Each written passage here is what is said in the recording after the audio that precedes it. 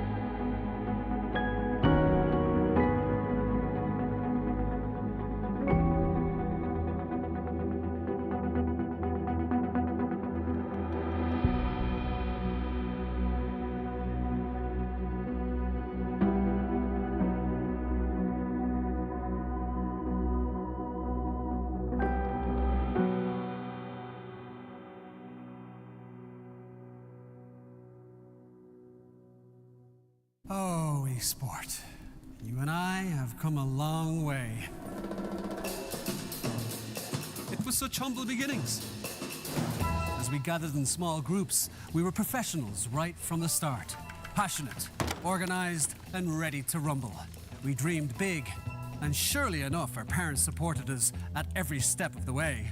Didn't they? Fired up by all this love, it wasn't long until we caught the scent of competition. To be honest with you, it wasn't always that easy. Joe here, he had to take on 2 side jobs to afford playing professionally. It's gonna get better, Joe. Fist bump. And some of you dared to not even call this a sport. And look where we are today. An endless stream of esports events every year. Bet you didn't see that coming, Mom and Dad. And you know what? We have been with you every single step of the way.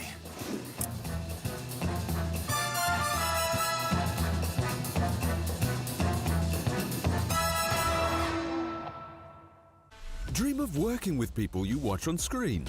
Exclusive esports opportunities handpicked just for you. Candidate profile to raise above competition. Let 10GG handle routines. Make a step towards your dream today.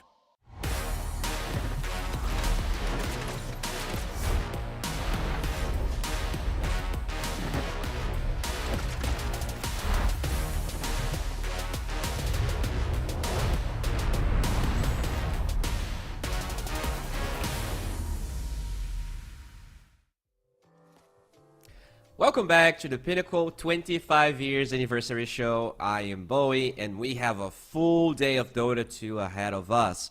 The first series we're going to be casting is Klania versus Namiga. So that's going to be a very interesting match. We can take a look on our schedule right now. Klania Sanya versus Namiga, followed by Boon Esports and Mars Bad Team. These are the 2 series of the day that I'm going to be casting. But after that, Ultimo will be carrying you guys through Tickles versus Navi Jr., as well as Yellow Submarine versus Atlas Burden. So a lot of Dota to be had. And the first one, as I said, Clean Sanya versus Namiga Gaming. Clean, we can even take a look on their groups right now. Not a team that's having the best results right now. They are they are struggling a little bit, and surprisingly so, because when we had our like favorites for each group, a lot of the casters actually had Klim as the top of the group, but instead is the Dudley boys 2-0 right now. They are the former D2 Hustlers, and they are 2-0 4 points. Alliance, they were also looking pretty hot, but dropped the game to Kid Stars. Not a lot of people were expecting that one. Namiga and Kid Stars tied in -1 points, but you gotta remember, Namiga, they have one less game, which means they might be able to still bounce back, as well as Klimsania in 5th place with -4 points. They can still recover, but they need to win this series. So for them, this is a do or die situation. They really need to step it up and take it to the Namiga, and I gotta say, Namiga is looking very strong. They're clearly going to be a very hard opponent here for Klimsania, and it would be awesome to see them tested. We have Munkuchi playing position 1, Kira Jr. playing position 2, Alberca in the offlane, Sweden Strong playing 4, and Respect in the 5 position. Now, on the side of Namiga, Violent as their carry, Einkrad being the mid laner, Very on the offlane, Force Major playing 4, and So Bad in the 5 position. Let's jump right into the draft because we are so on point today. Production smooth as ever, and we already get the big boys out of the equation here. Kunkka, Spirit Breaker, Lone Druid, and Invoker are all going to be denied here. What else is, super strong? I guess the Pugna is one that we see picked and banned very often, so I'm not surprised about that one. Tree and Protector also gets removed. And I gotta be honest, I expected Tree and SB to not be picked as much as they have. But, if these teams, they feel like they're good enough, I don't know, who am I to say anything about it? Tree and Protector definitely got a little bit less priority in pubs, but not enough to really say that the hero is not viable. The hero is still very good, as we do see Nature's Prophet being the first pick because Primal Beast got removed as the last ban for the Namiga in the first phase. Now Klimsania, looking at the options here, Grimstroke still available, Muerta still available, Weaver still available, all options that tend to show up relatively early into the draft. Weaver obviously being able to be flexed to the 4 position, and Muerta pretty much the same thing. If we do look at more obvious supports, then you have the Tusk that I think that shows up a lot, and there you go. Tusk is going to be picked here for Klimsania, and now it is time to ban a couple of extra heroes. Grimstroke still available as we talked about, the Muerta, the Spectre, the Weaver Void are all still open. We'll see exactly whether Namiga wants to remove those meta heroes, or they have a couple of more targeted style bans to be had against Klimsania. And it is the Muerta. Alright. Very often could be played as a 4, even if the Tusk being picked, since Tusk 5 is quite popular. And even the Tusk plus Muerta safe lane is a very common one. Having the shard block alongside the calling is strong, and the range carry plus melee plus 5 has been popular for so long. It is definitely just a very straightforward way to play game. Now for the Namiga, we still have that Weaver. I think it kind of serves the same purpose, right? The shard and the fact that Tusk is melee, but they do ban the Grimstroke instead. Another one that we did talk a little bit about. Grimstroke right now the second most picked hero in competitive. Now, what is it here for Klimsania? You see this Nature's Prophet, it's going to be a 4 or 5. You got to think of interesting combinations to have with the Sprout. So the Kunkka's already out of the equation here. Maybe something like a Lina isn't bad, but they actually removed the Naga instead, and they're going to pick up the Bird. Okay, so that's your I think I remember a team playing Core Phoenix. I do not remember if it was Klinsania. I'm not a big fan of the Core Phoenix, I think. I mean, it's not that I'm not a big fan. I just know that it's hard to execute and to make it work. But, yeah, we'll wait and see what's cooking here. As we do see Namiga taking their time. I did mention the Lina working with NP, and that I do kind of think of her just because of the egg on the side of Klinsania. So far though, they go for the Morphling. A lot of attack speed. Doesn't really care about shards. So I do like a lot what the Morphling does here is he pretty much ignores both Dusk and Phoenix. He's not afraid of those heroes. The Lion one is a very interesting adaptation. A lot of people were talking, about Lion being relatively good, and it seems like the Amiga feels the same way. They just grabbed the Lion. Now, for Klinsania, what are they going to respond this with? Because it is kind of a pretty unorthodox way of drafting here. Morphling's second pick is not common. Usually you see 4th to 5th pick. And the Lion, yeah, you can make an argument that here can be good. I'm not sure I'm convinced though. Obviously Namiga is the favorites here, so there's a fair chance that the Lion is gonna win. I'm just not sure I want to use this possible win as a real metric for how good Lion is. I gotta see the big boys picking this hero. Gotta wait for Falcons to win with Lion, and then I can give my fair thoughts. And I love this Lycan response. I think Lion is not equipped to deal with Lycan at all. Pretty much the same thing for Lion, for an NP. Eventually he's gonna get an eggs, and you get a little bit of that root going, but it might not be enough control anyways. As we do see Klinsania working through their next pick. So Phoenix is probably not gonna be a core. I'm assuming this is like an offlane. And because they know that Morphling plus NP or Morphling plus Lion is gonna be the safe lane here for the Amiga, they are happy with this early Lycan pick as well. They can just kind of greed this Lycan out a little bit. And now it's tough, right? Picking your carry without knowing the carry matchup is not good. For Klinsania, this is not easy. They're gonna have to either pick their carry or their mid without knowing any of the matchups. I feel like there are more. Maybe you can actually just.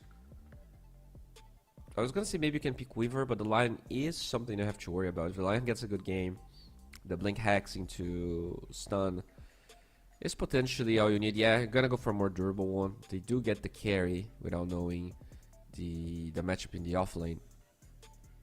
And on Amiga, they can probably go for their offlaner because they understand it's gonna be Spectre Phoenix, I think. So I guess Centaur can definitely win that lane. It also brings you a little bit of the AoE control against the Lycan. But not necessarily the best Zoo hero either. I wonder what exactly they're gonna try and pick to counter this Lycan. Just looking at straight up win rates against Lycan, I think the best matchups are what? So Lycan's really bad against Kunkka, that is bad. Really bad against Treant, that is bad. Really bad against Brewmaster. That is one that they could pick. Brewmaster is in the poll. You can just lift the big Lycan. You're pretty tanky, you have a lot of spells, you can deal with the garbage that the Lycan's gonna throw at you. But they go Tidehunter, very similar. Interesting because Brew and Tide are actually tied in win rate against Lycan. They're both very good. But Tide, maybe a little bit more straightforward. You get the Ravage. Arguably easier to play with. As we do see now an Amiga going for the bends. We're going to take away a TA. Alright. Interesting TA band.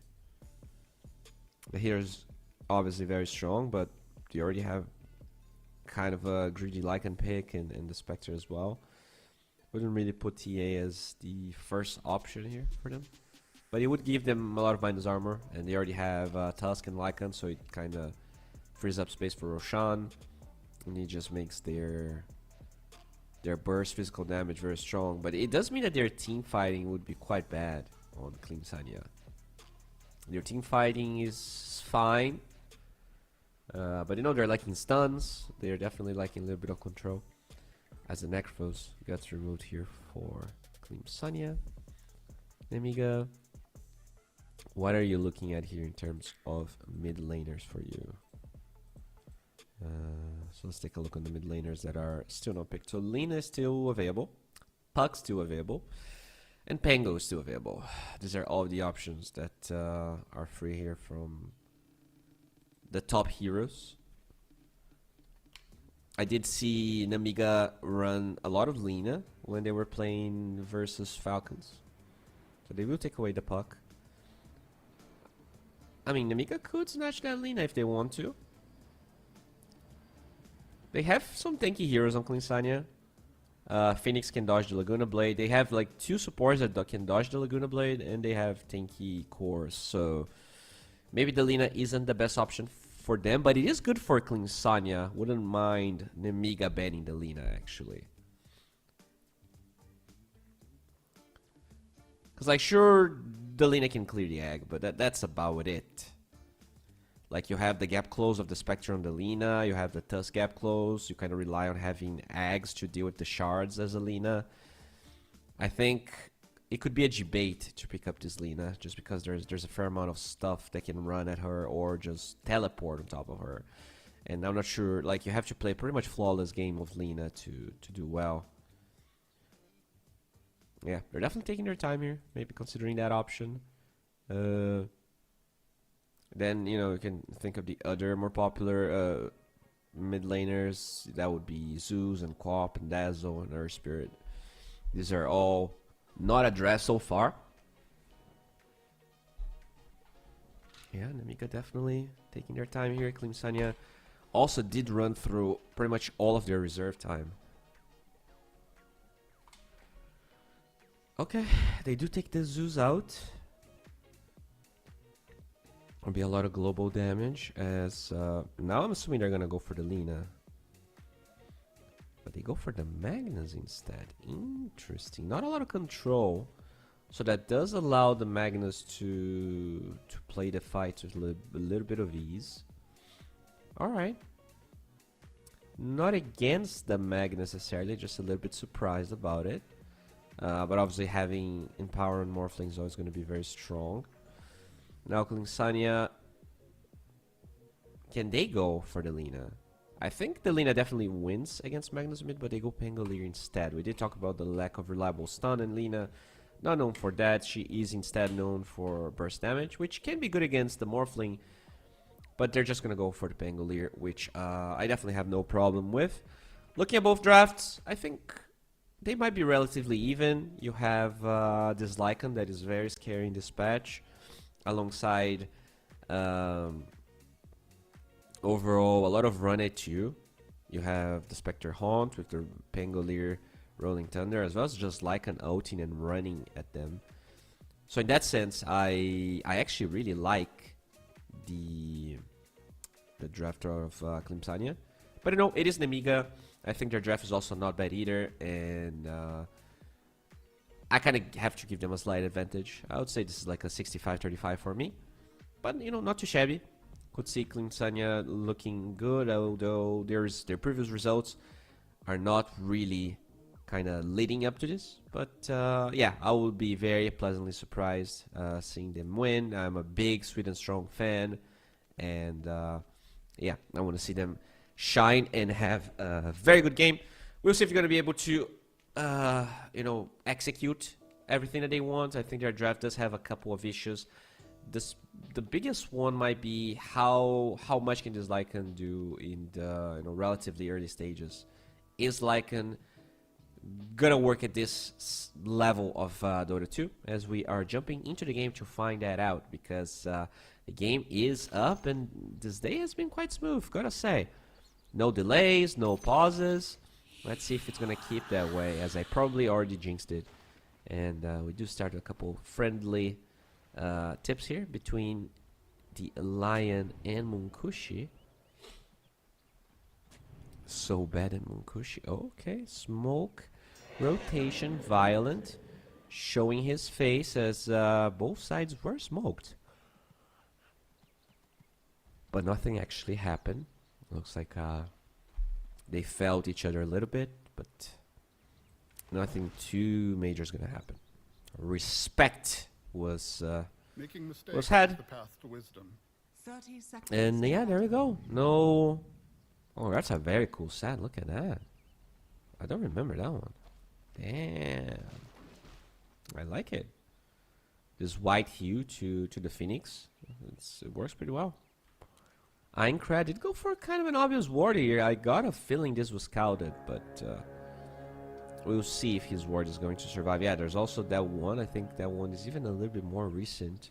That's now the fight for the rune. My brew, the Lion. Yeah, pretty sure Lycan doesn't want to walk up to a rune. Not the better equipped hero for that job, as we have a 2 for 2, right? Yeah, I think that was 2 for 2. Now this Pango versus Magnus lane. I expect the Magnus to destroy this lane, but at least from the builds I've seen recently, yeah, you go for the Shockwave level 1. You know, it's still very good against melee heroes, because you're usually going to be able to get the last hit and hurt the melee hero with the same spell. But yeah, I feel like the Odin power build is probably better at winning this lane, but you know, that's not all you care about. You also care about having damaging fights, and the power build kind of requires you to just like farm an Echo Saber, and that could be very problematic in some games, as the shard gets thrown out here by Sweden Strong. Making mistakes is the path to wisdom. Alright.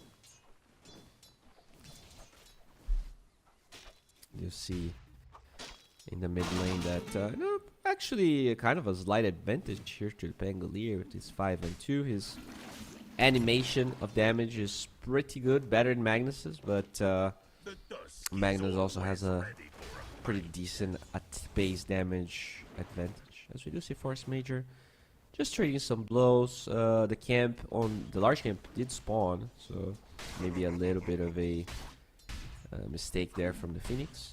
Don't want to have that happen, as the Penguin is very low here. Aincrad showcasing that yes, the Piengo can see yes, but the Magnus can definitely harass. Oh, yeah, they're gonna go for the Gush here. Level 2 was acquired, really good Icarus dive. Now a TP from this Nature's Prophet looking for the last hit, but he will respect the Phoenix. And that's already a pretty bad sign for Klimsania. 2 heroes in 2 different lanes actually not being able to withstand the harass that's coming from the Miga. Okay, they're gonna go for a slight skewer there, but I don't think that really stops the rune from being acquired. So Aincrad will just go for the other one, even drawing aggro here to try and not lose the experience. But yeah, that creep's definitely gonna be denied by the Bandolier. As Very having a very good time in this lane. And you know, we talked about the Tidehunter versus Brew, and sure, the Brew would be a decent pick, but the Tide actually not only is good versus Lycan, but he stomps the Spectre in lane. Like, look at the CS of Spectre right now, 7-0 against the 12-3 of Very. And yeah, that's what the Tide does much better than the Brew could, and I like it. It's not only the ease of execution that the Ravage allows you to have, but it's also this Spectre advantage. And you know, in a hero like Spectre that doesn't farm fast at all, I really like this. Ooh, Sprout being taunted. I'm sorry, teleportation being taunted, but not used. I am a bit sick today, guys, so I do apologize for that. Hopefully it's not going to be too much of a problem moving forward. Aincrad will be harassed a little bit. Had a window for the skewer there once the shield crash was used, but a little bit too late with his animation. Not too big of a problem just yet, as Very keeps on having a dandy old time here. A lot of harass here on the Phoenix. Gush, once again, just pressuring the Spectre as the Spectral Dagger did not get the CS the way Munkushi wanted. TP from the NP to try and secure the Water Rune. Very nicely done right there. Just wrecking the game of Kira Jr.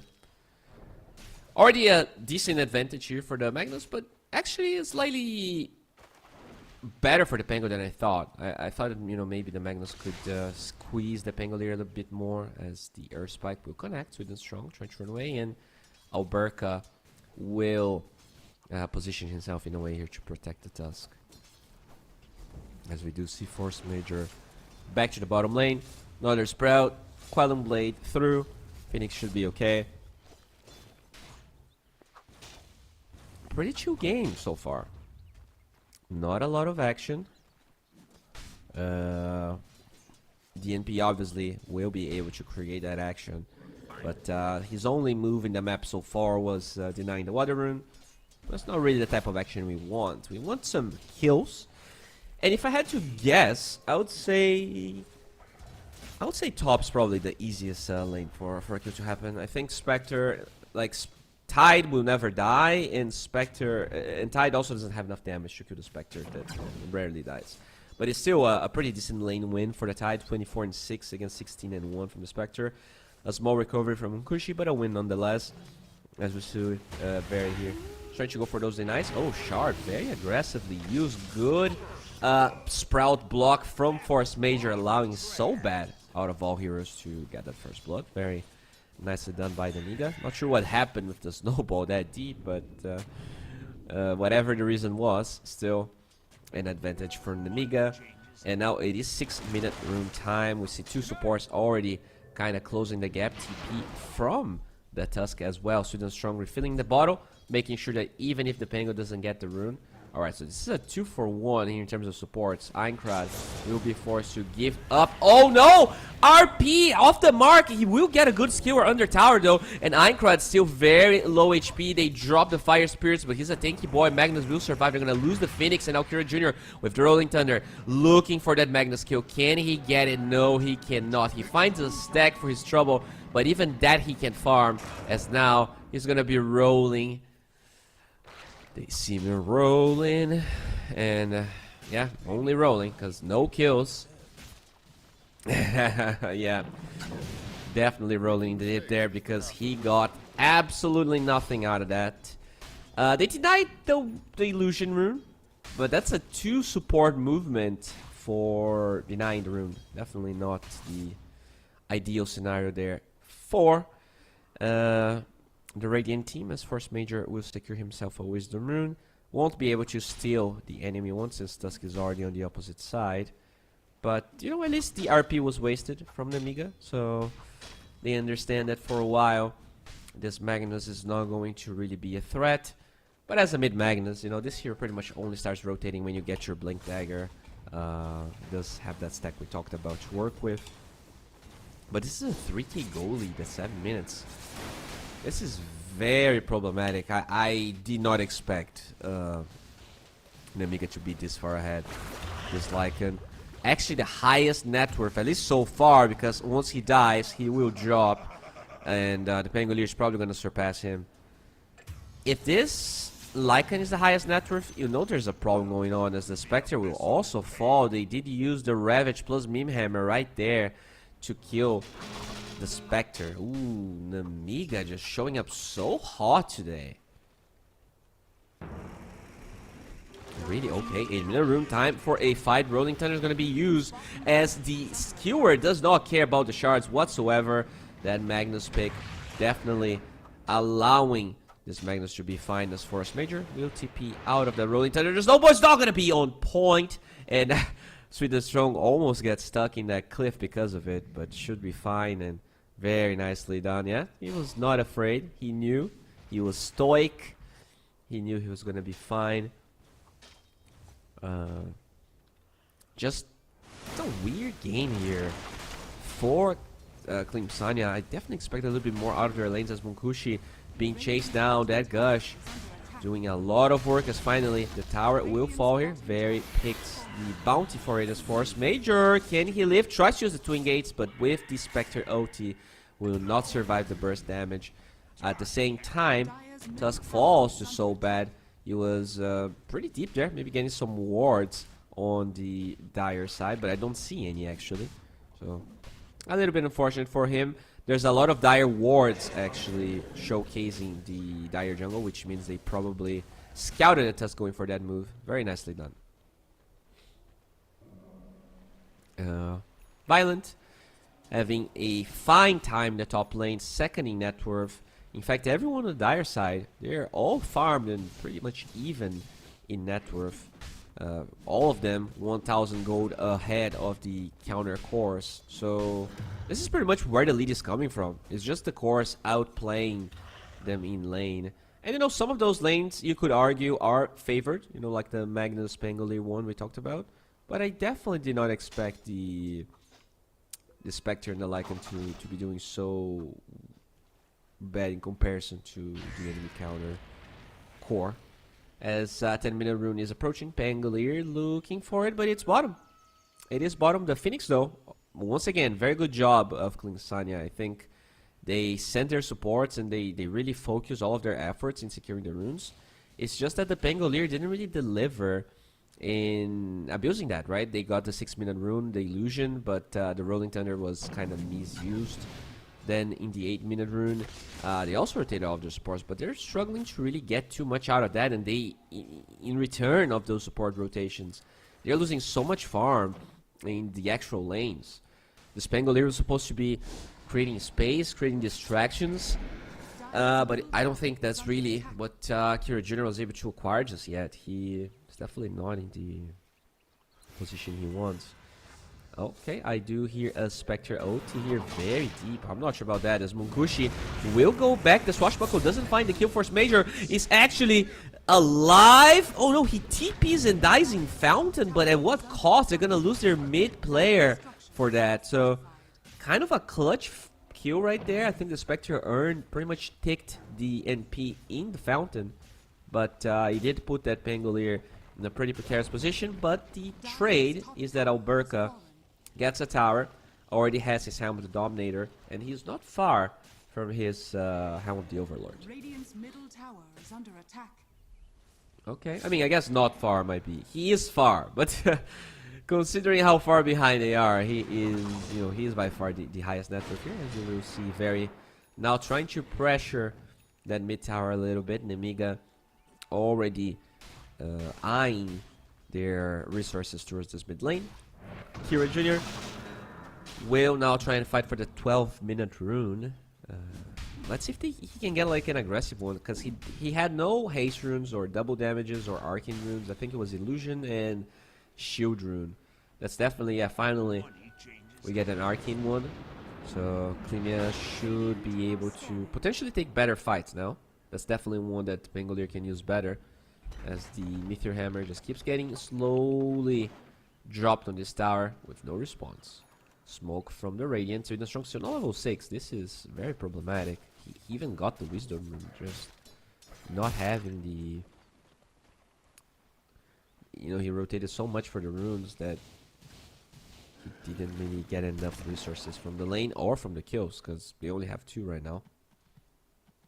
Alright, Aincrad did go for that Echo Saber, so only 1 point in Shockwave. Interesting build that he ended up going for. I expected a max Shockwave, max Skewer. I've seen a lot of that. He did go for the Empower instead, and we'll just get that Harpoon. That's, you know, very common build when Universal Heroes dropped, right? Magnus was definitely one of the best ones, but a fair amount of nerfs kind of stopped that from being true. As now we do see Force Major having his 6. Did go for that Medallion of Courage. The Solar Crest is going to be finished very soon, so that's a timing here for Nemiga to use. Lion level 7. I don't think I've seen a Finger of Death. The game definitely kind of slowed down once the level 6s were acquired here for Nemiga, as the Deny will be there. Nicely done by Kira Jr., expecting the Tidehunter move and at least getting something for his trouble. That said, though, he guessed his Arcane Rune, but didn't really use it. At least not for a kill. I guess they understand that they are behind, so they don't want to, you know, risk moves without this Tusk having level 6. But at the same time, it feels like they committed so many resources for the Pango, and he's never really gonna be able to produce them. At least with the way this game is going, I'm not that sure about Claim Sonya's chances here. We do see us stacking the left Ancient stack, and now Alberca 500 gold away from his Helm of the Overlord, so that's gonna be... Yeah, if he clears the stack, that's probably enough for him to finish his Helm of the Overlord. Oh, I did hear a shard somewhere, as Violence gonna be snowballed and punched. Higher Spirits will connect as Violence tries to stand his ground, but will not die for Sweden Strong, as he has that pick pole, but a smoke from Nemiga. Looking for a fight. They do not have Blink on the mag. Now there we go. They're gonna find that Phoenix RP on 2. No snowball dodge as the Finger of Death and the right click damage from Violent are gonna secure 2 kills. Rolling Thunder very underwhelming here. They will use that shield crash forward, looking for someone. Force Major is not the target Kira Jr. goes for, and no RP means Aincrad is gonna have no life. So it is a 2 for 2. But with the Magnus dying on the Nemiga side, not that bad of a trade as Violence out of mana, but should be able to live through. Has a Lotus in the backpack and just gets back to farming here as his Mint is his next priority.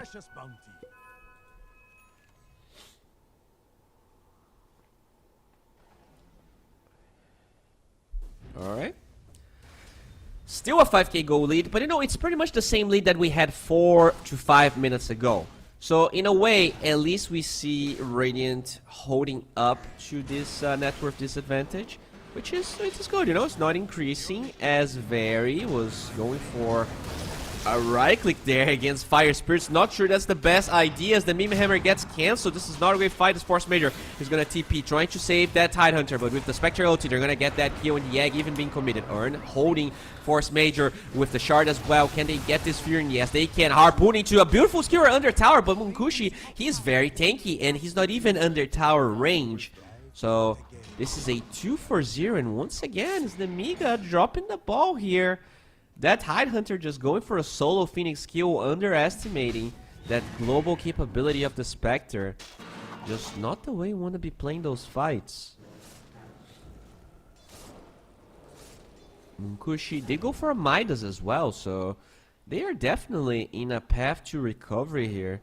And Amiga, I wonder if they're maybe regretting not going for the Blink Dagger on the Magnus. Obviously, you know, farming the mag is never a bad idea, but I feel like they had an advantage that they just stopped using after minute 10. They barely bothered with doing anything. Maybe they have their read that their draft is just superior. They are in no rush. But even if that's true, it feels like Sonya is just now allowed to have a game, whereas when you're 4k gold ahead in 9 minutes, you know, that's not really a game. That's very close to almost unrecoverable. We'll see. We'll see. As Aincrad working towards that Blink Dagger now. His Harpoon is finished for a while. I'm just working towards the Blink Dagger. Sweden Strong going for his own Blink, and he's somehow going to finish a Blink Dagger relatively soon. Obviously, not the best timing, but considering how bad of a start they had, this is still at least commendable. As now they're going to smoke up that Diffusal Blood. We saw how fast it can drain the Morse mana. We'll see if they're going to find another target as Munkushi keeps on jungling here. Dire's top tower is under attack. Radiant's Okay. bottom tower is under Very attack. just pressuring this tier 2 tower.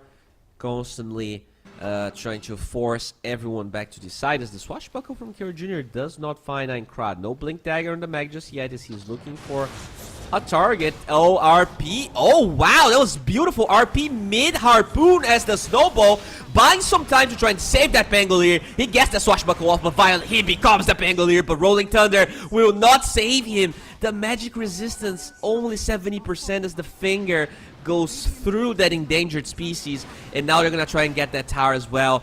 The Glyph is now out, and they get a tower for their trouble. Nemiga, they were dropping the ball, but they quickly get back into the game with a beautiful rotation.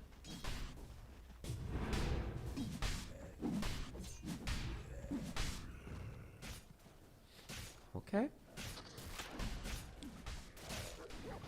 Yeah, the harpoon against the ancient creeps. That's actually very good. Dire's middle tower is under attack. That is a very easy way to deal with them. So I do like that aspect of Magnus harpoon this game as force major.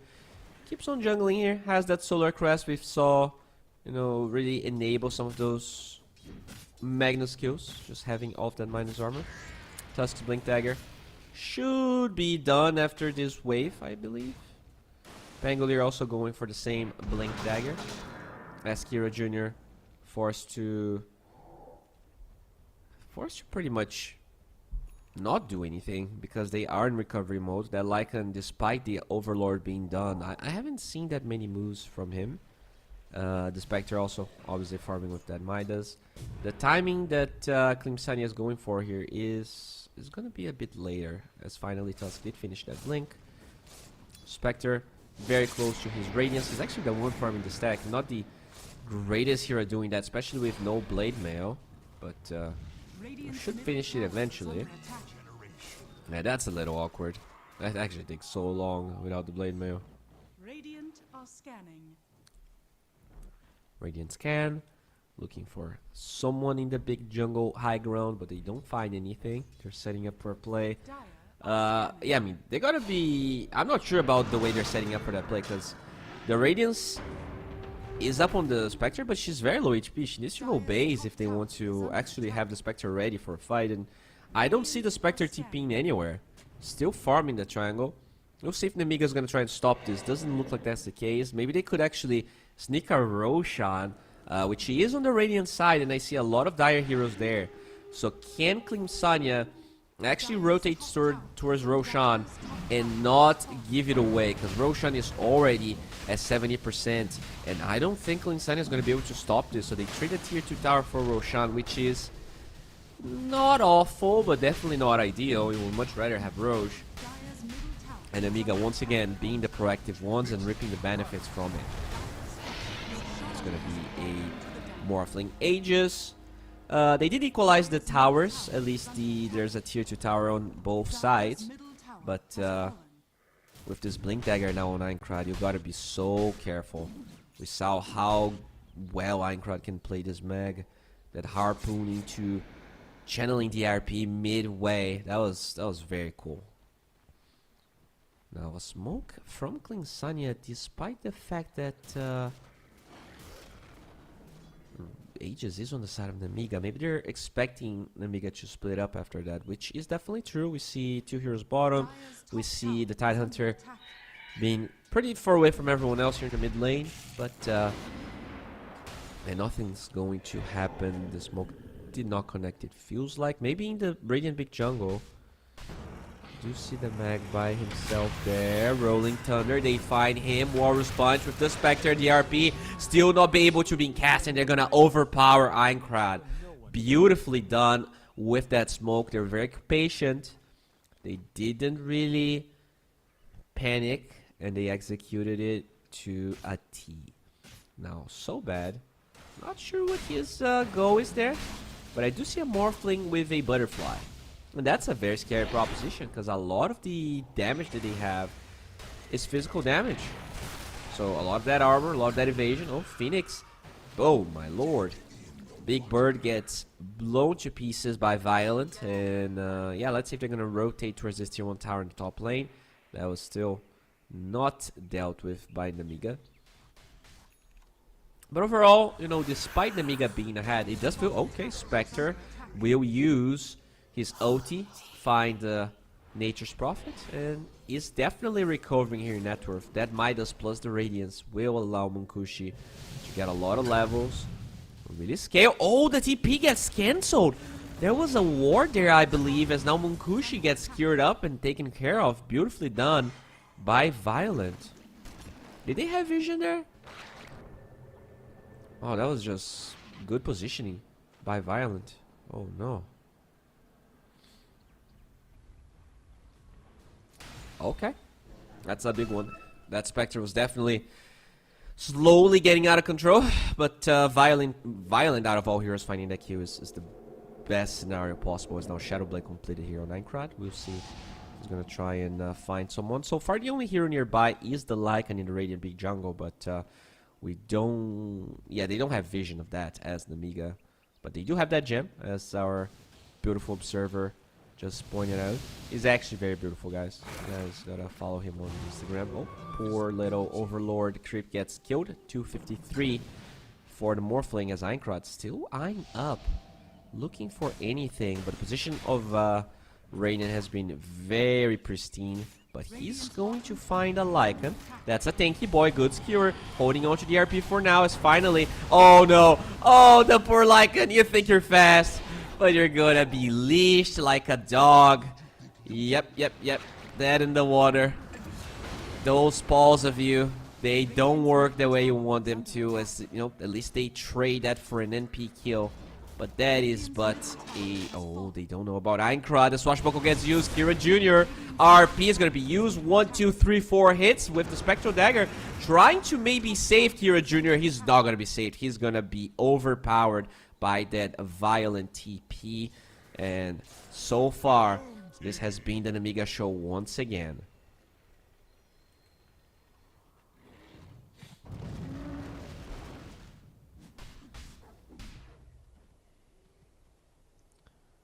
Alright. Okay, we do see that Radiant Ward. Maybe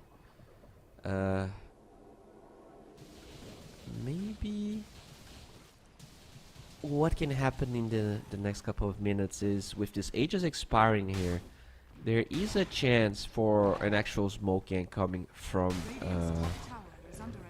Cleamy. At the end of the day, RP is on cooldown for a decent amount of time, and they have all their OTs here. Besides the Lycan OT. Yeah, still a minute for that RP to come back. Shapeshift should be up. I would love to see that. You know, Aegis is gonna expire in 15 minutes. There's a window they can try and use. I did hear that Haunt's being used. Not really Haunt. It changed the name, but it doesn't change the fact that Aincrad got killed again. Beautifully done by Cleamy. Trying their best here to... Yeah, that's the Shadow Step. Very cool name. That's we will try and fight once more. Very with Ravage finds that Husk, and that's a kill. So they're gonna trade 1 for 1. Very will be Shadow struck. Good anchor on the Pangolier. Is it enough to save his life? So far it is. Oh, that is a fried egg that you don't want to eat. That's a fried egg that makes you very ashamed. Well, they're gonna drop that like an OT. They're gonna try and pressure the tower, but there's a glyph on the dire side, so overall, just a little bit of a Pepega move here from Cleamy, and that could be punished since Violent has that silver edge. He might find this Lycan that has no OT. Okay, Violent. There you go. 1, 2, 3, 4, 5. The damage is there, and this Lycan, once again, is gonna be taken care of.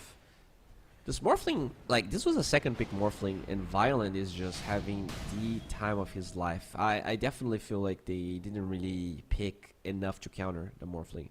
They ended up going for the Spectre, which I don't really think it's a counter to Morphling. Like, maybe it's a hero that doesn't care about Morphling that much, but definitely not a counter. And yeah, it's just giving Violent total freedom in this fight. The kills that they were able to find were pretty much only the Magnus. And I think that's partly due to the nature of their draft there, that Lycan pick. Alright, we're gonna go here for this Tusk. Sweet and Strong will be killed. And this is an unstoppable streak here for Morphling. I believe he has 0 deaths, yeah? 0, 6, 0, and 6 as Munkushi, just using the Spectral Dagger to hide himself. Yeah, that's he is very hidden right there, but he's also not doing anything. As the Radiant scan, very worried that he might have been chased. But no, they're all mid. They're all mid, about to break your tower here. They're gonna force a glyph with no creeps, which is never a good feeling, as Aincrad trying to use that ward to fish for someone. Alberca might be the target he wants, but doesn't see. Blink forward. They're gonna find Spangolier with the Lichen RP. That's more than enough to get that Pango. Poor Kira Jr. is going to be killed, and Amiga, they don't know this, but there is no buyback on that Pangolier. How much are they gonna force this game? was a pretty slow build-up up to a point where Namiga feels out of control. And we talked about this. The only reliable stun that they have on the side of Cleamy is that Rolling Thunder and a Walrus Punch, but that's not enough to really burst through this Violent Morphling. So at the end of the day, really poor addressing of this Morphling. I guess I didn't really talk about that too much during the draft, but yeah, they're gonna be forced to give away the barracks, and all they're gonna get for their trouble is a that's a roll-up shard on Pangolier. When your Pango is getting the shard from the first outpost, I'm sorry, for the first Tormentor, you know that something's not very right. Very.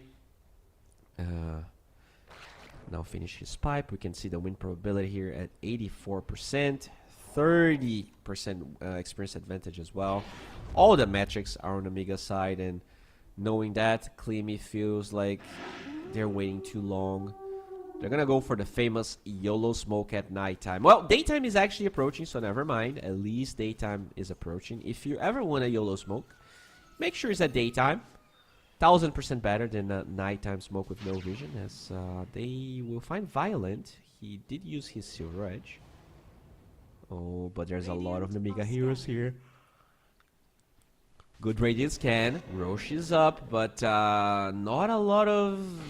No, there's no RP on the Radiant side. Walrus Punch, look for the line. That's a very important target, but 4 steps away. They're going to get a good Ravage. Finds 2 heroes so far, as the Spectre will be able to jaunt to the other side, but so low in HP, cannot join this fight, as the Rolling Thunder also used to disengage, even if they live with everyone on the side of Cleamy, and they're not, because that RP will land good Sun Ray damage coming from Violent. Anchor Smash with the Gush will allow them to get 1, and now 2 kills. Violent in a godlike streak, and Amiga, they just seize this game with their bare hands. Cleamy, that was a decent smoke, but you have no say in what happens next, as Namiga claims Roshan, and I think they're about to claim this game. Just yeah, let's rewatch this. They get the jump, but a 4-step on the Lion, showcasing like they have no burst damage and they have no stuns. At the end of the day, like the draft that they had, they needed to do so much better in lanes. They needed to increase the gold advantage. Like if maybe this game is even, you could see that work, but yeah, 13k gold lead, make it 20k once this replay is over. Just a much better showing here from the Amiga, as we are approaching the single digits win probability here for the Cleamy boys. Never feels good to have that happen.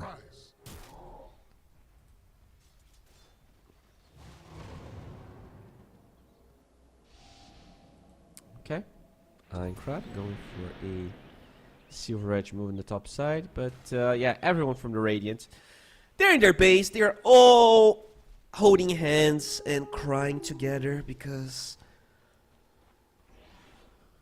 there's nothing for them outside the walls of that base. It's scary, it's cold, it's dangerous. And yeah, tier 2 tower is gonna fall top. That was the only tier 2 tower remaining here for the Radiant. And the Pangolier did finish his eggs, so that's a little bit of extra damage source. But you know, when the Amiga is together, like their team fight is just so much better. They're gonna have to bait so many spells as Amiga. They're gonna need like an RP dodge with a snowball. Okay, they're gonna fight Violent, and they all run away. Okay, waveform. They're gonna fight that poor bird, and she gets fried in no freaking time. Snowball. It's gonna be back to Force Major. No way Sweden Strong lives. And the supports are just dead. Time for a barracks, it seems like. There's gonna be a buyback. Oh, okay, the poor Lycan. Gonna be leashed up. Ravage. Oh, RP onto 2 with that beautiful harpoon play once again. Finger of Death, not enough to find Alberta, but the last right clicks and a Vice from Force Major. They're gonna get that kill, and honestly, this feels like GG, and he gets called instantly. This is the Namiga show after all, and they want a very fast day of Dota for themselves here. They want to solidify their position in this game, as we get a pause in between the GG. Top tier stuff right there, guys. 1-0 is the score of this series, and yeah, I mean, it is the result that I expected, but the way it happened, definitely a bit more decisive, a little bit more impressive than I expected. I thought that Clemsania could have done better, but that is not the case at all. they're going to have to get back to the drawing board, find a draft that works better, possibly get more control, get more proactive heroes, because in the end of the day, they were not good enough with that draft. Looking back at that game, there are definitely some cool plays here and there. I think the Tusk from Sweden Strong had a lot of potential in how he could play the fights. But when you have Shadow Blade, when you have Blink Dagger, very tough for the Tusk to be in position to go for those RP saves, especially because he got a very late Blink Dagger considering the dire situation of the entire game. Radiant just got overpowered in lanes and the entire game pretty much. So maybe you can actually keep the Tusk in the draft, but you're going to need different cores. I think just not enough control or burst, right? They have very beefy boys on the side of Dire and not enough ways to address that. The smokes were very awkward. Even when they found the support, the weakest link on the side of the Mega, they didn't really have enough damage to do anything about that. So guys, we're going to go on a break, but we're going to be back in about 7 minutes. So stay tuned. Just get a warm coffee for yourselves because the day is going to be full of Dota and this is just the beginning.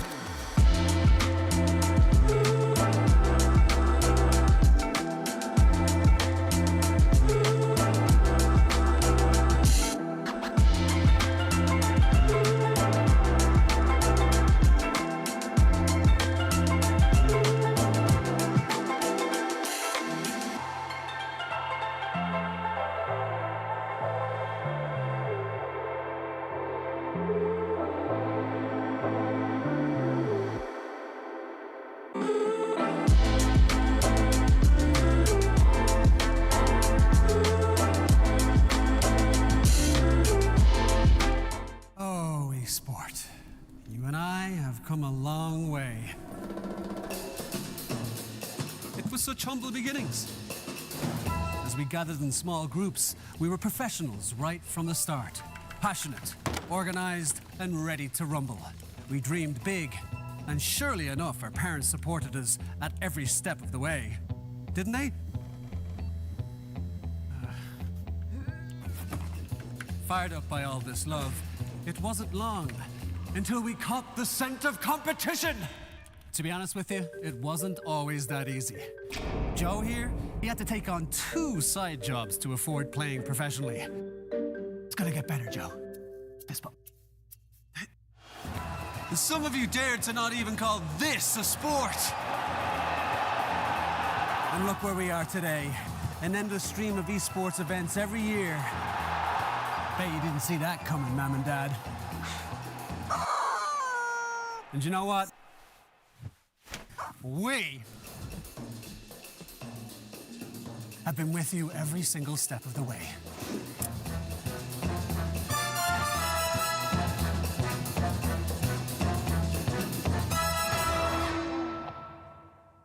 Dream of working with people you watch on screen. Exclusive esports opportunities handpicked just for you. Candidate profile to raise above competition. Let 10GG handle routines. Make a step towards your dream today.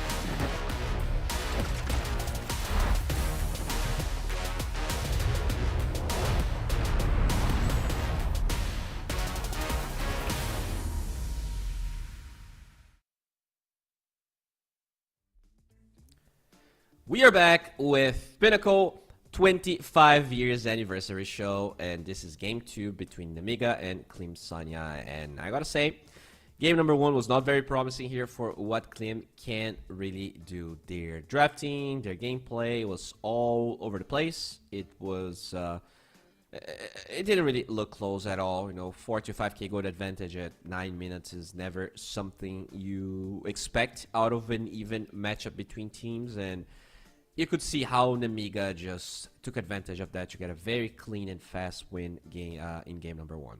I do hope that they are able to bounce back. I love 3-game series. I love to see all of that action and all of the build up towards even a small meta developing within a bo3. So far though, I'm not that confident we're gonna get that. So it is really up to Klim Sanya to clean their act and showcase why they are playing here in the tournament, because yeah, their results up to this series has not been good, and this game is no different. So hoping that they can find a draft that works for them. You know, people love to say that Zoo is back and, you know, that Lycan is here to stay, but then I watch games like this and I'm like, yeah, guys, maybe we should just tone that down. I feel like the sentiment that people are echoing, that Zoo is like incredibly strong. Definitely people overrating a little bit. Like that Lycan was the highest net worth in the game, and I really didn't see that much impact from it. But maybe it was not the Lycan, maybe it was the whole package, as the draft is available and we should jump right into it. There we go. Production is so smooth. They wait for my point to end. I just love that. As finally, it is Klim Sanya's time to draft, and TA ban once again. Looks like the Nemiga, they're gonna go for the same 3 bans. That's actually a different one. I don't think Weaver was the first phase ban, as they did ban LD and Primal. I think Razor was the other one, but I could be wrong of the other Nemiga ban in game number 1. Now, here for Klim Sanya, I remember Kanka being removed. I think Kanka Spirit Breaker, and there was maybe 3. Yeah, I think those were the bans that we saw in game number 1. We'll see what will change, because there's already 1. Yeah, Klim Sanya definitely taking their time here. Taking the Willow away. Okay, we're gonna see a very different game in terms of picks, because these bans are not at all what I was expecting, actually. Okay, the Breaker is going to be removed, as let's see if Kanka is going to be also a target here for Nemiga. Maybe they want to snatch that boy. But at the same time, I guess Kanka was probably something that Klimsania removed just because of the Lycan they wanted to play. And now, yeah, apparently, you know, they're not going to play Lycan again after those results. So maybe Kanka goes through. I don't know. I feel like the hero is still very strong though, so you got to be careful about giving it away, as the Pugna does get removed here for an Amiga. What is it going to be? You know, when you remove Dark Willow, I'm trying to get at you know, the root cause of why you would take away that hero, especially if you didn't think the hero was worthy of a ban in game number 1. Like, what exactly are you targeting, or what is it that you're trying to enable? I guess maybe a Kanka, as yeah, it did go through. Out of the other heroes, okay, Grimstroke was banned second phase, so it does go through here for Namiga. And now it is time for Klimsania to remove 2 other heroes. So some combinations here that maybe they feel like Grimstroke would be too good with. Usually those gap closing melee heroes are the ones that we see using Inkswell the most. I feel like the Soulbind combination isn't something that people care about at all. Like, it's really just about Inkswell being broken.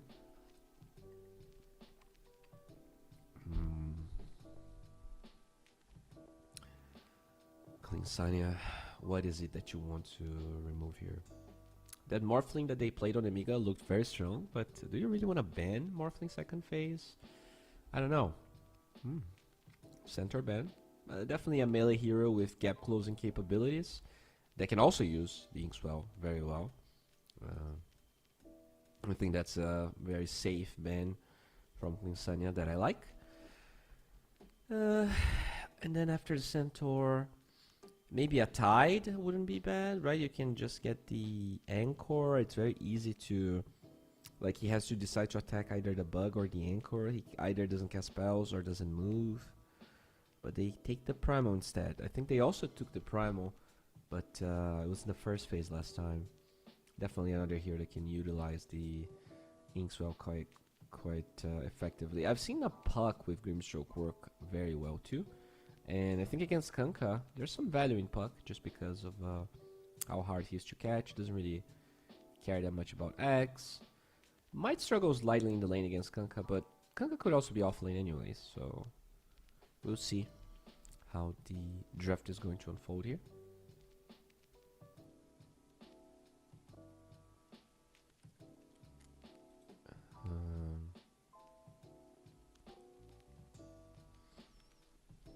Namiga, they will remove the Tusk from Sweden Strong, so that's not going to be an option, which means they might get a melee hero that's not very mobile for the mid lane.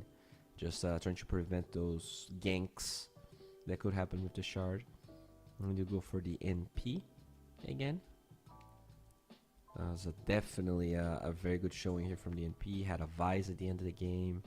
I think his rotations were pretty good. He didn't rotate that much in the early stages, but later on I think he created a lot of havoc. Did die a couple of times, but you know, he's just a support NP. You don't care that much. Klimsania, they tried to address that NP with the Spectre, and I don't think the Spectre was necessarily the problem, but yeah, I guess my point is you can still pick the Spectre this game if you want to, as they will go for this AA or the prepping for a possible Morphling that they didn't address in the draft. So I like it. At least they do something to cover their bases, although now I don't think that Morphling's going to be picked at all. So are you picking the Spectre here and trying to make a stance for your own strategy? Oh, okay. So they do have the flex of Muerta going right now, because A is most likely a 5. I don't even think you can say this is a flex, because if you're playing this Muerta as a carry, it would be a Muerta AA lane, and that sounds awful. I think this is pretty much, it has to be Muerta 4.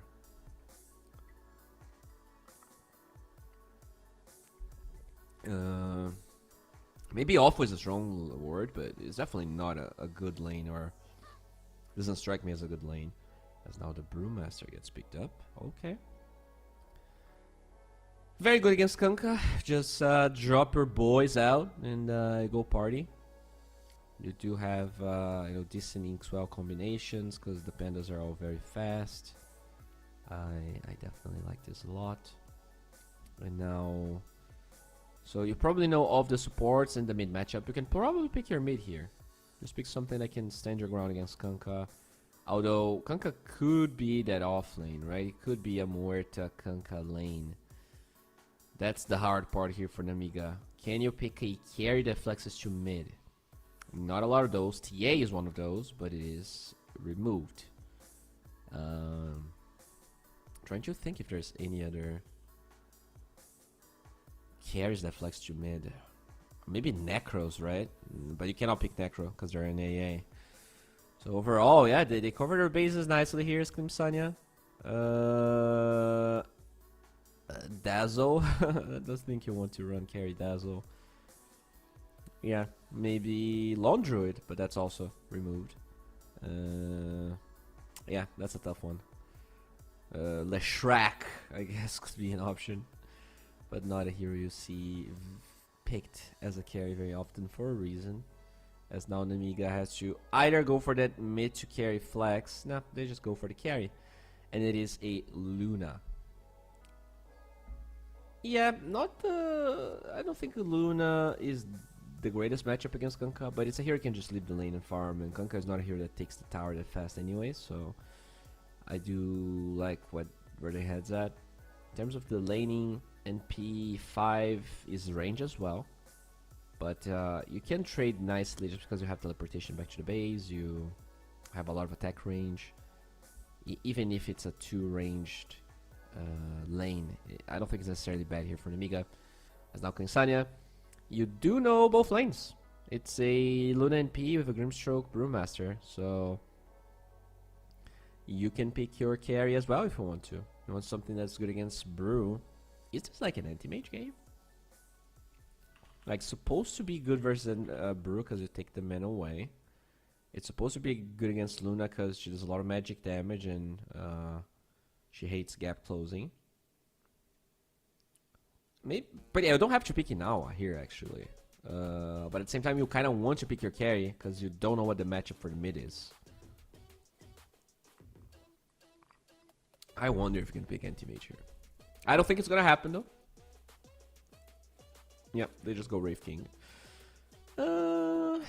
It's a fine hero, but I'm not sure I like it too much. Wait a minute, it could be offlane Wraith King with mid Kanka though, right? Yes. And in that case, I like it much more. Oh, really? Yeah. I like what they have here. Because you're flexing the Kanka and the Wraith King to 2 rolls. That's nice. That's very nice. You can still pick that anti-mage. You can still pick a kind of trump card carry that works like very well for this game. And now they're gonna ban mid heroes, obviously, for Namiga to pick. As now Namiga, they have a choice, right? Do we think this Wraith King is gonna be offlane, and we ban carry heroes, or do we think this Wraith King is gonna be carry and we ban mid heroes, or even offlane heroes? Because the Kanka could be mid with the Wraith King carry, and they pick an offlaner. So overall, Quinsania, I definitely like what they're doing here with the flexi flex, but yeah, Spectre ban. Namiga still wants to cover this Nature's Prophet button. We did talk about, you know, gap closing heroes against Luna, so Spectre definitely fits the bill right here. As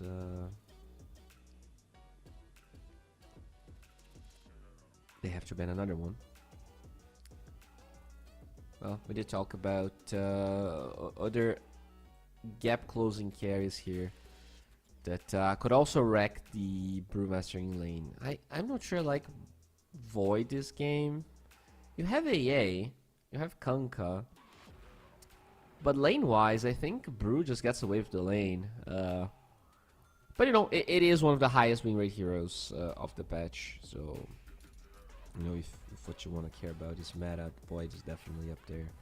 I just don't necessarily think it's the best game for it. As time for Sanya to ban other mid heroes, that could be a problem. Lina is in the pool, although against Wraith King and Kanka might struggle a little bit. Puck is available. I really like that because they have the Grimstroke. That silence with the Inkswell of the Grimstroke is nice, but they take away the Pango, another one that can use the Inkswell quite nicely. And I hear that they did play in game number 1. Yeah, like they played it on Amiga. As now, Klingsanya, are you going for that anti-mage? Are you going for carry here to surprise us all? Or are you going to pick a mid? Or are you going to pick an offlane? We have no idea. Which is why, honestly, I think this is a much better draft than what they had in game number 1. So they do go for a carry. It's not the anti-mage, but it's a life stealer. I honestly hate it. This hero has no way to deal with the Sprout. First of all, this hero doesn't buy Battle Fury. Later into the game, Sprout actually destroys you. Then, oh no. Okay, so it's gonna be a mid Razor. Yeah, that's a disaster. Yeah. Wait. Yeah. I don't like this. I really don't like this. It's gonna be a Razor versus Kanka. So already not an ideal lane here for the Kanka. I don't think this Lifestealer is good enough of a last pick. I think the hero can be good. I just do not like it against NP. I do not like it against Razor. So very nicely done as well in that regard. It not only wins the lane against the Kanka, but it's going to be very strong against Lifesteal in general. And I also I'm not sure it really beats the Brewmaster that well. Like, Brewmaster is kind of a insane laning hero, especially if you have a Grimstroke paired up with it. We'll see how it's going to unfold, but I don't think it's enough. Considering how game number 1 went, I think they needed a clear out draft here, and I don't see that coming from them. So it is time to move to game number 2 between our friends.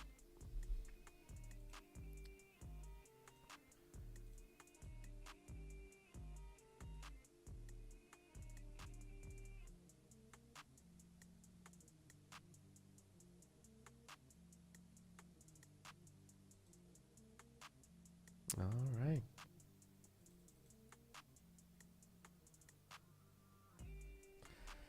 All right, my friends, let's get back with Dota 2. As I was saying, not the biggest fan of the last. I think like up until the last carry that they picked, I was kind of riding here with what Claim had, but unfortunately, I don't think they really got the best last pick carry for their draft. We'll see how things are gonna unfold as the game is upon us, and we're gonna jump right into it. Okay. Yeah, we'll see how this Lifestealer is gonna pan out. I'm also curious to see what the build he's gonna go for. Is this some Desolator Armlet sort of game, or is he gonna try to go for a Midas Radiant sort of thing? I do see a lot of scaling on their draft, so if somehow they can take this very late, I actually feel like they have the best late game. All of their heroes scale incredibly well on the side of Crimsania. But oh yeah, they try to go for a play there. They're gonna have to destroy their own ward, unfortunately. Oh, not necessarily. Yep, just take it away. He was trying to set up for a play there, but the Luna very nicely positioned, understands what's happening. But yeah, I feel like I'm not sure they're gonna be able to get to that late game. Game number 1 was a clear showing of how Namiga plays the map better, plays the lanes better, and Clean. They're gonna have to give me some reasons here to believe in them, as they're gonna get a very good slow with the Inkswell Blood Grenade and that static link. So Kira Jr., you're gonna be dying to very. So that lane that we were already a little bit worried about for the Lifestealer gets even harder since the Brew gets first blood for himself with the Sidern Brew level 1 play. Nicely done there by Namiga. Not only defusing the situation with the oh, looks like they were trying to go here for Violent, but so bad. Goes for a TP. We do see a lot of responses here for the aggression from Klinsania. Tower though will be hitting those creeps, which means the lane is gonna push, so not bad for Klinsania. Brave King is gonna be quite happy about that. As yeah. This is a nice position to be at. Radiant's courier has been killed. They're not gonna be able to block. No, I think they did block the small camp, or maybe it was blocked and now dewarded because they do see a sentry there. Hero Junior getting his damage drained a little bit, not that much, but still gonna be annoying here for the Kunkka as they trade blows. Mukushi having a fine time for now, but I do wonder how this lane looks like when he is level 4 or level 5. Even the bug from the Grimstroke could be problematic. It could be like what sets up the Inkswell with a lot of damage as Mukushi. See? This is not an easy lane for the Lifestealer. It really isn't. Like, oh no, this is a disaster. They have no salves. At least he's gonna be under tower now, but only level 1 just doesn't have enough sustain to really deal with the spells inside an Amiga. That Inkswell is super problematic. He's gonna need to get Rage level 2 possibly, and if he does that, he's just not gonna have enough damage to harass that Brewmaster whatsoever. He's holding on to a skill point, so might be forced to learn Rage if they go for him, but nonetheless, it means he doesn't have his point and go frenzy to do more damage. And yeah, I also expected maybe a pointing W from the AA just to allow the Lifestealer to disengage, but he did go for the cold feed instead to prevent, the targets to stay in the same places. As we do see a kill on So Bad. Alberca did claim that one. Nicely done. This is definitely the strongest lane, I think, for Klinsania. This Muerta Wraith King, you get the stun, you got to get the calling with a dead shot away from it. Definitely problematic for So Bad to handle. That's very good pull there from large camp. Time for the Lotuses. Already see Force Major in position, so that should be an Amiga Lotus, but Klinsania also seem to be positioned to get the bottom one at least. Mid lane. So far, it's actually better for Kira Jr. than I expected. He is 4 CS behind. I thought that maybe this could have been worse, especially considering that he had First Blood. But showcasing a lot of prowess here. Maybe even got an early boot to deal with the static link. So not the end of the world for him. Bottom lane, Violent having an amazing time. In fact, all 3 cores on the side of Amiga having really good time. Even the Brewmaster slightly only behind the Kunkka. Oh, stun with a couple of Skelly boys flying out, but not really sure what that's gonna accomplish. Okay. Aincrad. We will allow Kira Jr. to get a water rune. Okay. He doesn't get the water rune. Instead, he goes for a creep and gets 64 damage drained from him. So a little bit annoying as Munkushi forced to drop his stick there to live very low. One less right click should be the difference, and Very will get that one. The right clicks from the tower are going to be enough to pick that one up, but that's still the offlaner killing the carry, and we talked about it. Oh, yes, we did. The Grimstroke and the Panda die, so at least it is Respect getting a little bit out of that, but your Lifestealer is struggling. This is a last big carry that barely got to do anything. I think he's gonna have to be forced into Midas again.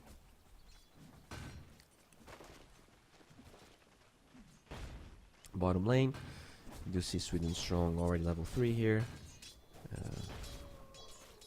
A little bit of a poke and prod from him. Not a lot of action in that bottom side of the map just yet. As Munkushi is just working towards his phase boost for now. Like, you really need that move speed to run away from the Inkswell, run away from the Cinder Brew. But that's fine. I just wonder if this lifestealer pick is going to be able to achieve what they, I guess, wanted, which I'm not even sure what it was, honestly. It's Sweden Strong rotating towards the 6 meter rune. They're going to drop a ward to get vision of the Dire jungle. Ironcrad gonna steal the bounty rune on the Dire side. It is there. We're now trying to set up for a rune here. A little bit of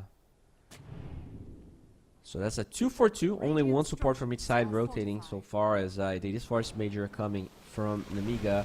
Oh, Torrent's gonna be on point with a bold timed Icarus up Kira Jr. Very nicely done. They had a ward to get the vision. And clean kill. Killing Icarus right there. So bad does steal the invisibility rune at least. So Namiga, they won't be able to profit off of that rune. Oh, great sprout. Great sprout, but not enough to really kill Sweden Strong, I believe. Yeah, that's gonna be fine. And now Violent, without his support here, being zoned by a horde of skeletons. But, you know, should be fine. Just have one point of those glaives and it's gonna be okay. Top lane though, it is very fighting Munkushi with the rotation of Aincrad. Lifestealer is gonna fall for nothing here. As time for the Wisdom runes and the AA. He's in a very good spot. I think he's gonna steal the Radiant one. Very nicely done by Respect, and the Dire one attempted to be taken from the Muerta. Can Respect TP out. Doesn't have mana actually. Will fall. Still. Very happy by stealing the Wisdom rune, and all the supports on the side of Clean. They're all level 5 at 7 minutes. This is a big win that they were not able to acquire in game number 1. Munkushi though, behind that brew, behind everyone else. Can he recover? At least that Wraith King in a way is a second carry-ish, but yeah, he's actually going.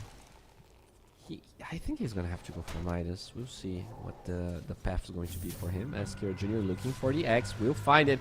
Good bug trying to. Oh no, the Inkswell. It is enough move speed for him to get out of the bolt range. The Torrent connects and he gets level 6, so you do not want to go for that kill anymore. Very smart of Klimsania to disengage as soon as the level 6 came by. Sweden Strong taking a lot of damage. Good dead shot TP from So Bad, looking for a Sprout, but the silence is perfectly guessed by Sweden Strong. Can the Razor find that kill? He's looking for a Plasma Field and he gets it. Aincrad, very nice engage right there as Force Major using the Inkswell to stun Respect. They're gonna lose the Grimstroke, but the exchange is gonna be an AA. Can they run away with the Kanka? He has no mana. I don't think he has any prospects, any business staying alive. Even his TP is on cooldown. He just buys his items out and he prays for the Moon God to survive. But the Moon God is ruthless and So Bad gets tipped by Force Major.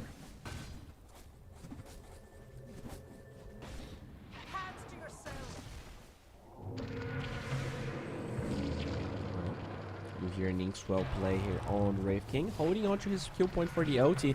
Will learn it now, but he's still alive. Sprout's gonna be used. The right click is not enough, and the glaive does not connect from the tower. So Alberca, he will live. He's forced to learn his OT, but at least not forced to use it.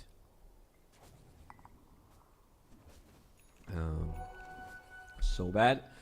Going for a drums this game. Interesting play, I guess. This definitely, you know, allows the Inkswell to work better, the Razor to close the gap. Interesting. You don't see the drums that often on a hero like NP. Kira Jr. just farming the mid lane here. Not looking that well in CS as well, just tied with the Lifestealer. As heroes like the Razor, not only ahead in CS, but very ahead in net worth, about 1,000 gold ahead from the Kunkka. But you know, that considering that it is a Kunkka versus Razor, in a way, you could say that Kira Jr. did a pretty good job. Surprisingly so, he is not that far away from for a matchup that can be quite hard in some games. You see Alberca here just blocking the small camp for now, trying to pressure this tower. The stun's gonna find out, going for So Bad, but committing slightly here since there's no allies. There is a rotation from the Muerta, but yeah, I don't think they really have the firepower needed to force this tower. Wraith King would have loved to do it, but doesn't have enough skeletons, doesn't have enough momentum here. Aincrad farming a big stack. Looks like Yasha into Manta is going to be the choice here for him. Not what I expected, actually. Not a lot of stuff to dispel besides the Calling Silence and a Cold Feet. Felt like BKB might have been a better choice, but he's just going for a very, let's say, greedy build to try and scale. There's a lot of dire heroes on the bottom side here. AA has his OT. One stun into that AA blast could be a kill, as Kira Jr. is also trying to pressure the mid tower. So a lot of pressure here coming from Klim. We'll see if they're going to be able to get at least one of those two towers, as Munkushi does work towards the Midas we talked about. Yeah, we'll be able to finish that one up, and he's going to need it, because he's already pretty far behind this offlane Brewmaster, as at least the tower will be claimed bottom here. That's the Midas for the lifesteal.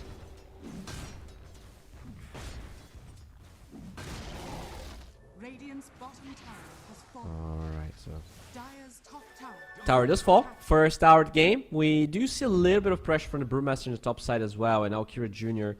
will get a double damage for himself, but it is the Mika instead that smokes towards the top side. They want to kill Munkushi. His Midas already flying out, so he's not that worried about it, as the smoke could potentially connect. Definitely taking their time there, Aincrad, but they're not gonna find the lifestealer for now.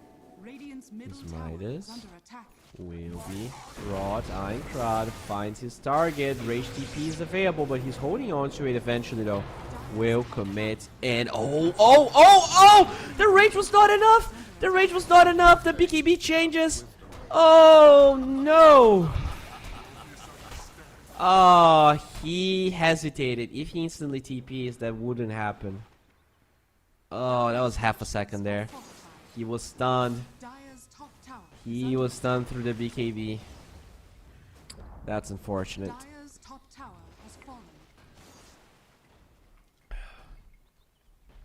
3k gold lead for an Amiga.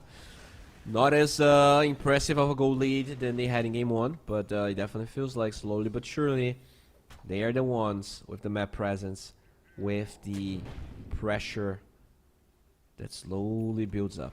Now they're wrapping around this Wraith King here. Wraith King that, by the way, is going straight up Radiance, which means Lifestealer's probably going to go for a right-click build. So bad with the Sprout.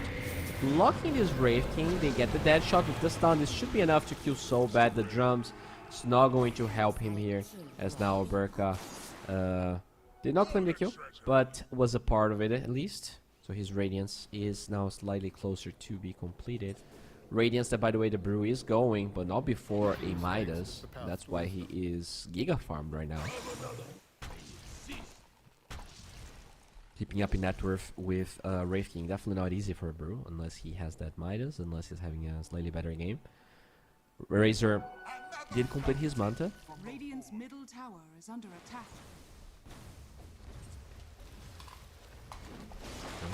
Kira TP in mid lane. Sprout finds Kira Jr. He has that Quelling Blade bow to mitigate the damage. Also has a shield rune. Very tanky boy. Torrent to pair that up with. And now AA Blast should be enough. Aincrad's going to be cold feeded up, but they do not have enough damage. He's going to be low, but not low enough to die, as he should survive even those raindrops, allowing him to tank through all that damage. Alright. Berka. Wait. He should have completed his Radiance already. I remember he had like 1,000 gold. Why is the life? Why did the Wraith King buy? Well, I don't know. Kira Jr. back to farming here. He's stealing some Radiant creeps from the other side of the map, so nicely done right there. Nemiga looking for maybe a ward in this location. They already have one on the left side, but that one was not scouting what Team Sanya was doing.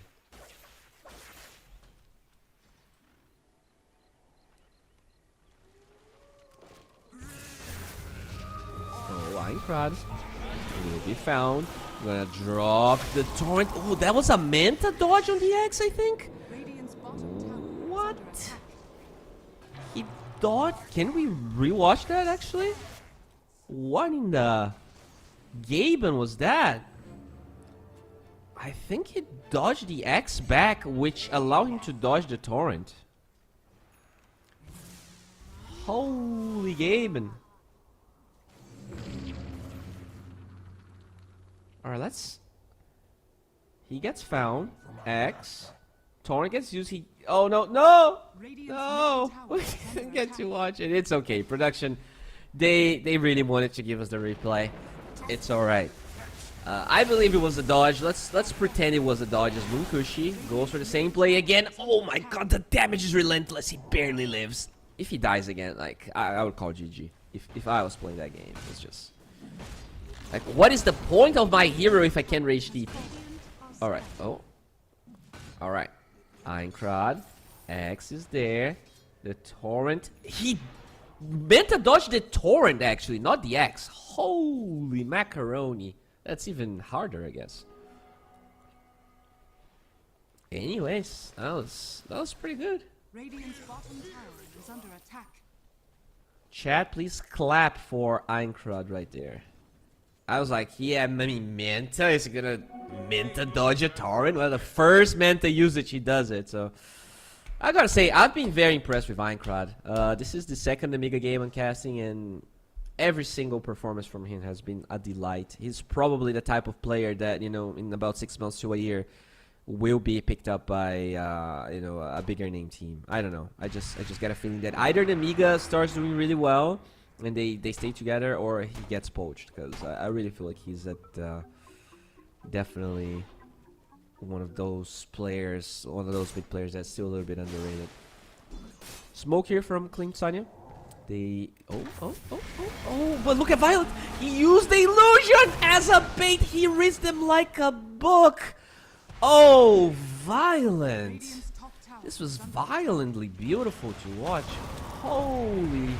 Alright, a blast with the Luna Oti, who's stronger. Definitely the Luna Oti, as Violet gets a double kill after baiting the hell out of them. Aincrad finding a third one. Oh no, this is a disaster. The Soulbind will connect those two boys together. Lucent being onto two. Torrent finds the Razor, so it does buy time for them to run away. And even that Inkswell on the Luna is not enough to give her the gap close. So they will leave with only 2 supports die, but still, the morale. Every single play that they do on the side of the Amiga is just so clean, so beautiful.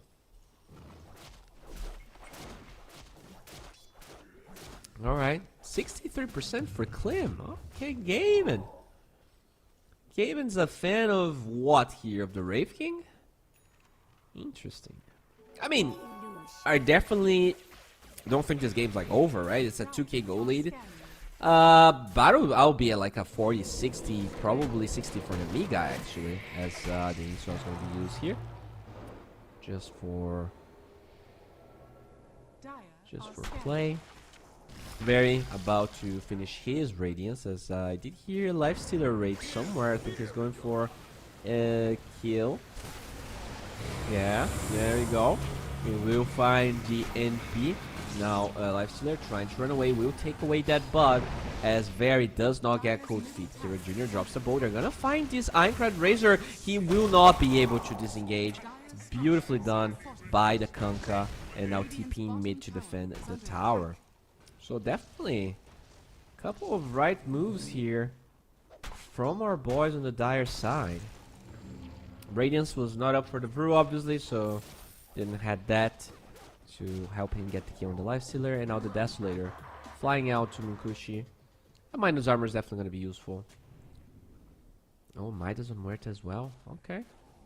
They have their own Midas to scale one of his supports. And we did talk about the late game. Maybe this is why Gaben's giving that much of an advantage. Like, there's no clear indication that Amiga is ending this game early.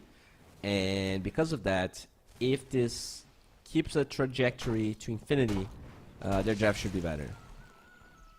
Which I can definitely understand.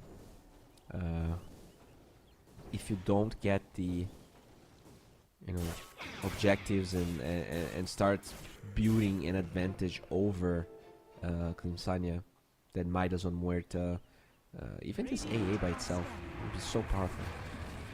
You don't really have a pipe on the side of the Amiga. Maybe the Brew's gonna pick it up after the Radiance is over.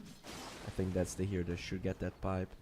But could even be the NP if he wants to. Usually, though, NPs get very greedy with their item builds. And the Brew, after the Radiance, doesn't really need anything because this is a game they're clearly playing from ahead. He doesn't need like an A on this. He can just buy the pipe and it should be just okay. Now, Radiance Golem just going for a little stroll here as the NP doesn't have a Sprout available. Cinder Brew gets used so bad blocking the path. They're gonna get Vision with a Butterfly's Vortex from Respect, and that is a dead NP. Nicely done. Can they get anything out of this? Roche is alive, but no indication that they want to do this right now. At least, oh no, they will. Yeah, they definitely will. You see Dire Heroes there. All right, Clean Sanya. They're gonna get Roshan. I don't see an Amiga fighting this. They're all in their tier 2 tower. The Luna is nowhere near. This should be X into Torn. They're sending a lot of heroes. Roshan was still not taken, by the way. They really want to punish this Aincrad Manta. Can he survive the damage? He will be AA blasted, and his TP is just not enough. Student Strongtoe falls as Violent is looking for more, and that Roshan is taking so long. Finally, the Lifestealer picks it up, but Kira Jr. is dying in the process, so they were maybe a bit greedy. They tried to punish the Razor, which they were able to. I mean, it's still fine, right? Like, you trade 1 for 2 and you get Aegis. It's fine. It's definitely not great, and, you know, kind of the summary of this game has been fine for Dire, but definitely not great yet. But we'll see if Munkushi is going to be able to recover here. Definitely slowly but surely gaining some ground. Still 4k gold behind the Luna, which is what's supposed to happen. Especially when you don't have the Radiance on the Lifestealer. You're not going to farm fast enough. It's the Wraith King ahead of the Lifestealer. That's probably going to continue for a while. By the way, though, this Grimstroke, if he ever gets an Aghanim Scepter, either a copy of the Wraith King or the Lifestealer, that would be very good. He is very poor right now. He needs the Aetherlands. There's a lot of items, but we kind of talked about the scaling on the Dire.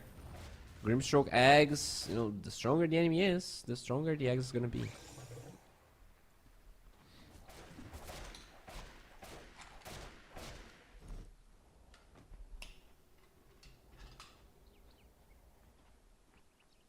Okay. Nature's Prophet now has a 4 staff. Did finish his drums. Go working towards a gem, it looks like. Very interesting build. Nature's Prophet very often go for, you know, Solar Crest or Vessel or Eggs, but he's definitely being a little bit selfless with his item build. As Luna and finish PTD and Manta. Oh, there we go. That's a quick kill on the NP. Huh. Well, not a great showing here from So Bad on the NP. So much gap close. He's definitely the one that's been dying the most, but it does mean that the cores inside of the Amiga not dying as much, as Muerta did finish his own Shadow Blade. Alright. Going for a Hurricane Pike now.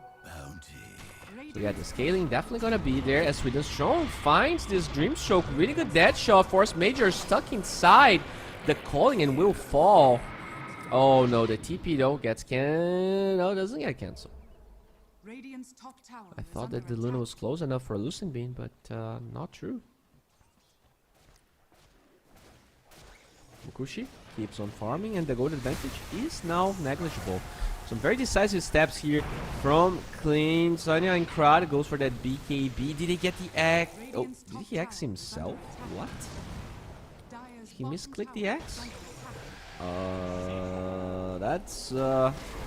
That's not great. Torrens is not going to connect. Very nice prediction by Very. And now he gets put into the low ground. Can he OT himself out of this? And he feels like he cannot. Oh my god. Gotta be careful, Klimstania.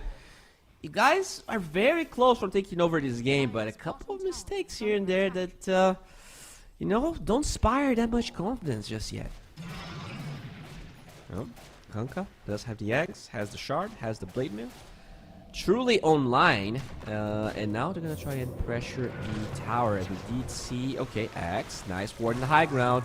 Grimstroke was not expecting that, and so Force Major will be killed because of it.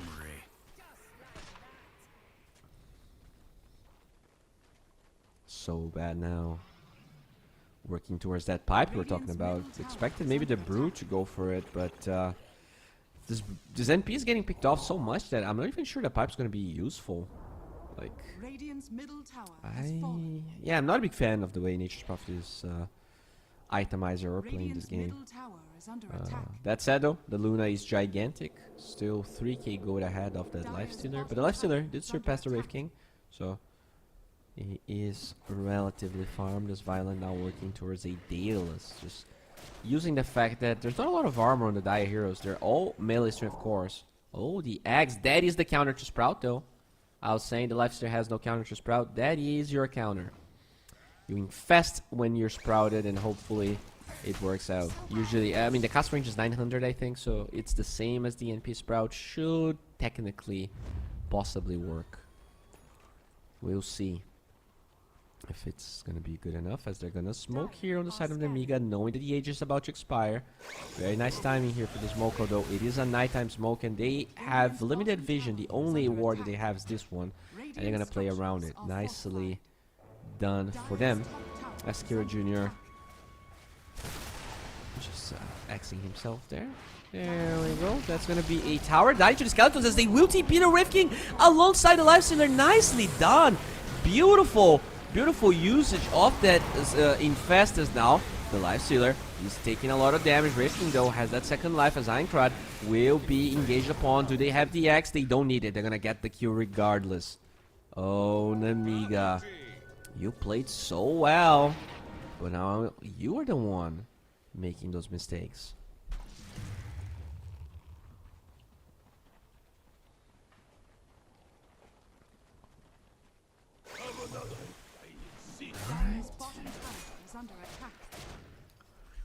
Now Munkushi goes back to the mid lane right here. Yeah, we can rewatch that. They get the infest. The Luna was pressuring the tower. Gets insta-stunned by the TP of the Wraith King. Very nicely done. Boat's gonna fly out. And Aincrad just takes way too much damage right there. I mean, they just got Barret's as Sanya out of nowhere. This is actually crazy. Like, they just hit a timing that Namiga is struggling a lot to deal with. Even with the BKB on Razor, it feels like when they group up, they're way too strong for Namiga to kill them. Like, they don't have burst damage, right? I guess the same problem that Sanya faced in game number 1. Huh. Alright. It felt though that with the advantage they got in the laning stage, Namiga was just able to maybe overpower them. The fact that they lost Roshan, oh, that was a big deal for Clemsonia. Oh, the smoke right in front of Sweden Strong, and he is now fighting against them by himself. He takes so many spells though, which means this Luna didn't get to pop the BKB. This is a disaster, and Aincrad here will soon pay a lot here. He's gonna pay with his blood, as finally those Wraith King skeletons slowing Aincrad down. Good Sprout holding the Wraith King in place. He has no Quelling Blade. Should maybe die. The Lifestealer ended up going for the other side and died. What in the Gaben just happened here? What? How did the Lifestealer, how did they lose 4 heroes? What? We were just watching the Wraith King. I was like, okay, the Lifestealer did go for the other target, so he's gonna kill them, and they're gonna lose only the Wraith King. But Kunkka and the Lifestealer die.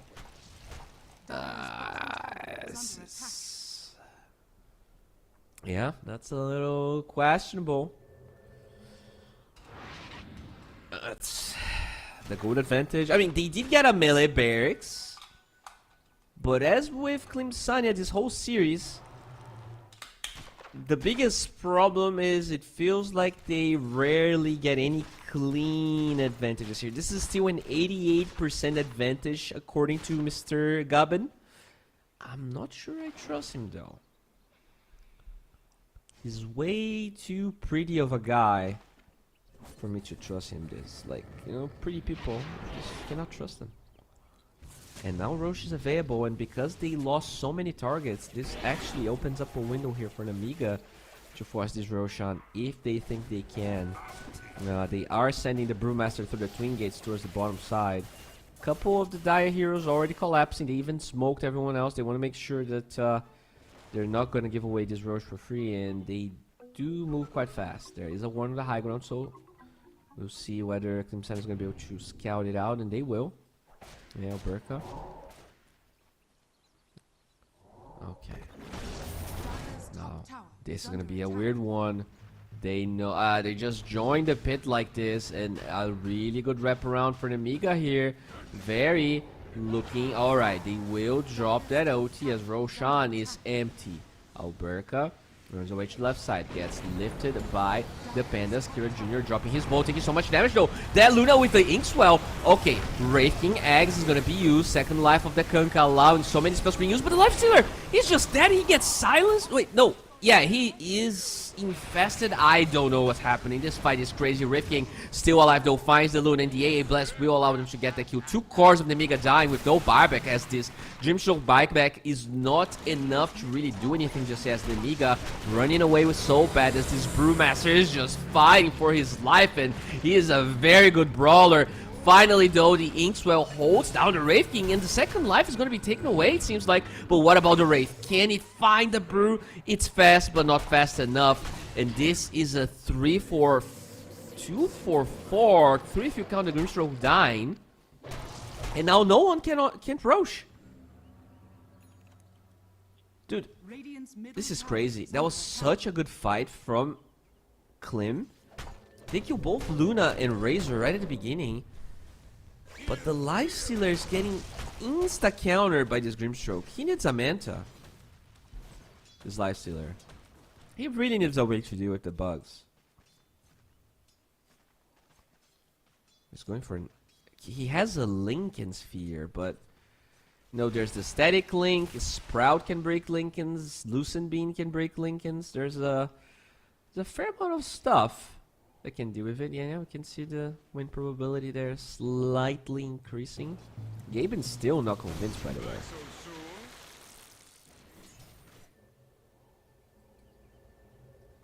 But yeah, it is Roche on the Radiant side, so they have that positioning advantage. Violent with that Daedalus completed, going for a Lincoln Sphere himself. Really struggling against the stun initiation of that Wraith King. Really hard to BKB if he jumps on top of you, and you don't want to BKB for that. Oh, okay, Violent baiting as an illusion there.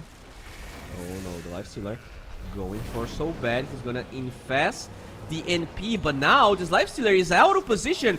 He's gonna be forced out in Munkuji. He's just gonna die. AA Blast finds 3, he's gonna stun them as now Force Major. This could be a dieback. Where's the hits though? They're not finding the Grimstroke. He's still alive. Finally, NP that dies, but this Lifestealer is dying so much. Munkushi Aincrado gets found and killed. This is a 2-for-1.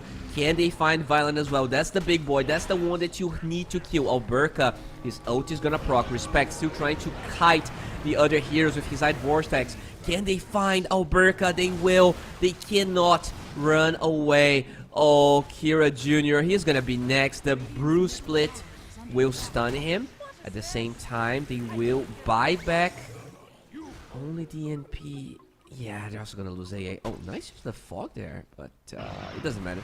They will be booped, and killed. I don't know. This Lifestealer. He's using his infest in a way that's putting him in a terrible spot in every fight. Like, he infested the NP, and NP just ran away towards the teammates, and there was nothing that he can do. Like, he come back from the infest and he had another rage ready. I actually like the eggs. I just feel like whatever they wanted to do with it. Yeah, so that's the second part of the fight here. The Kanka's trying to stand his ground, but with the BKB, they can't really save Violent and Kira Jr. I don't know. Free Roshan for an Amiga, and what seemed to be a pretty solid game from Klim is just slowly being chipped away every single time. Like, they're killing the Razor, they're very close from killing Violent multiple times, but this Lifestealer is really dying way too much in these fights. Very now, level 25 with a Manta, AC, Radiance, Midas. Holy moly. This Brewmaster is so farmed.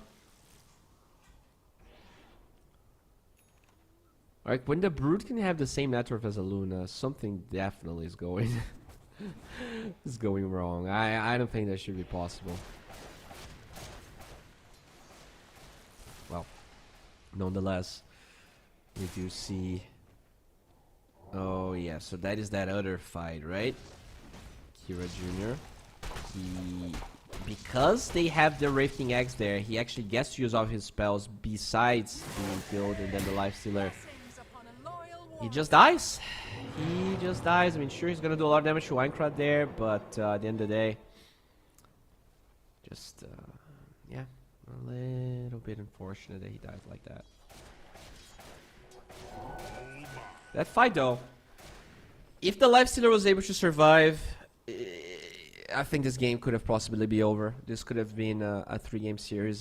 Slowly but surely, though, Namiga gaining ground, and we can see that they are the ones that do the right micro plays, that they are the ones that know how to utilize their ages. Even when Klim got their own ages, they were a little bit passive with it. They got that one lane of barracks, but maybe they could have gotten more as well. As Munkushi, just using that infest to deal with the Treants, you know. Time to hang on here. Violet relatively low in HP, so we'll see if this is gonna be a problem, as he will disjoint that torrent and doing a lot of damage to the barracks. Even the Earth Panda, very annoying to deal with. A lot of damage being done, and they will be forced out. The Luna, because she's a little bit low in HP, doesn't want to force this too much. They get a tier 3 tower, they still have a decent amount of time in the Aegis. The Luna will TP bottom. There's still tier 2 towers mid and bottom, and they're not in too much of a rush right now. Lincoln's now done on the Luna, way harder for the Wraith King to just get on top of her. Yeah, the Abyssal will also not be a thing, unless he's gonna need a shard as well as the Abyssal if he wants to get on top of the Luna. Yeah, the Refresher about to be finished here. Kanka did get a Vice, so that's another one that's going to be blocked by the Lincolns, but the X can always cancel the Lincolns if they think that they can get a kill. Muerta now working towards an MKB. Butterfly on the Luna, obviously the reason for it. As the Wraith King now going for a Vice himself. Not an item you see on Wraith King that often, but it is going to be that Lincoln's Breaker.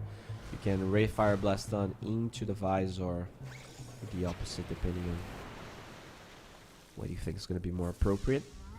Ancient Operation with a Blink. Interesting as well. But the Age is still available.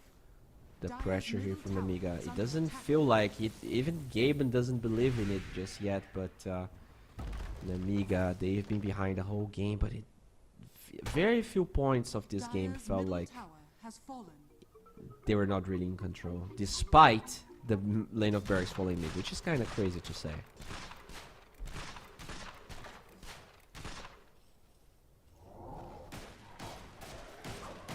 Alright, Kushi, level 22. Actually sold his Midas, huh? Very early time for him to sell the Midas, since he's dealing with levels a lot. He's behind his Wraith King by 2 levels. The top lane of barracks is gonna fall. They could go mid, but only 40 seconds on the Aegis, and the Brew being split means that they're going to be out of gas for that, so they're going to trade 1 lane of barracks here for that split, and they think this is okay. Good Ray Fire Blast stun, but the Glimmer Cape buying some time here for Force Major. There's no detection on the poor Alberca Wraith King. They will drop a torrent, finds Aincrad with the boat connecting as well. Violent unable to go up the high ground, so this is just a standoff. Lincoln's going to be broken by the X's. Munkushi with a double damage. That could be scary if he finds the jump, but that is the thing he's struggling with. If he goes aggressive with the infest, he's pretty much dying every single time. So this is just a weird place for this lifestealer right now.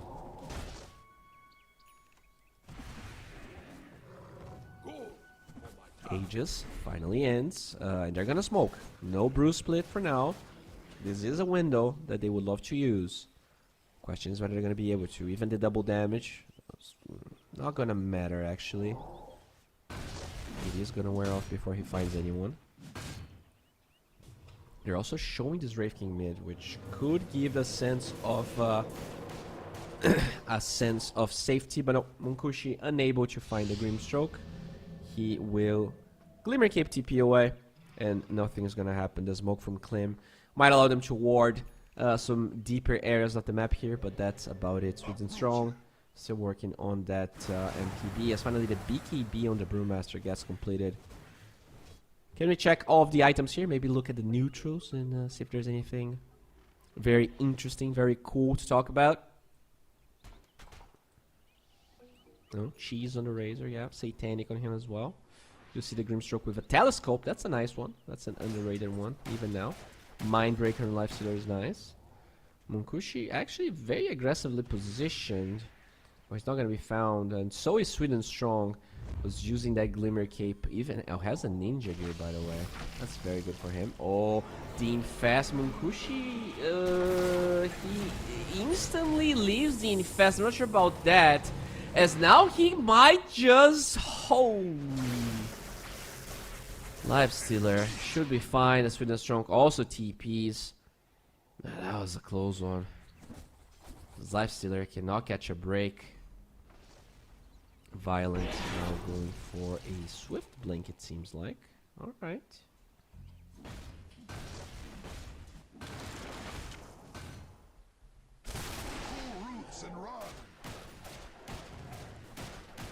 By the way, NP ended up going for a Lincoln Sphere. I'm assuming that's going to be another layer of Lincoln Sphere he's going to throw on the Luna. They're definitely scared of those single target spells. The Ray Fire Blast, the X, the Open Wounds when Lifestealer has that. So I can see why that is. We'll see if they're going to be able to execute though, because the NP needs to be in position.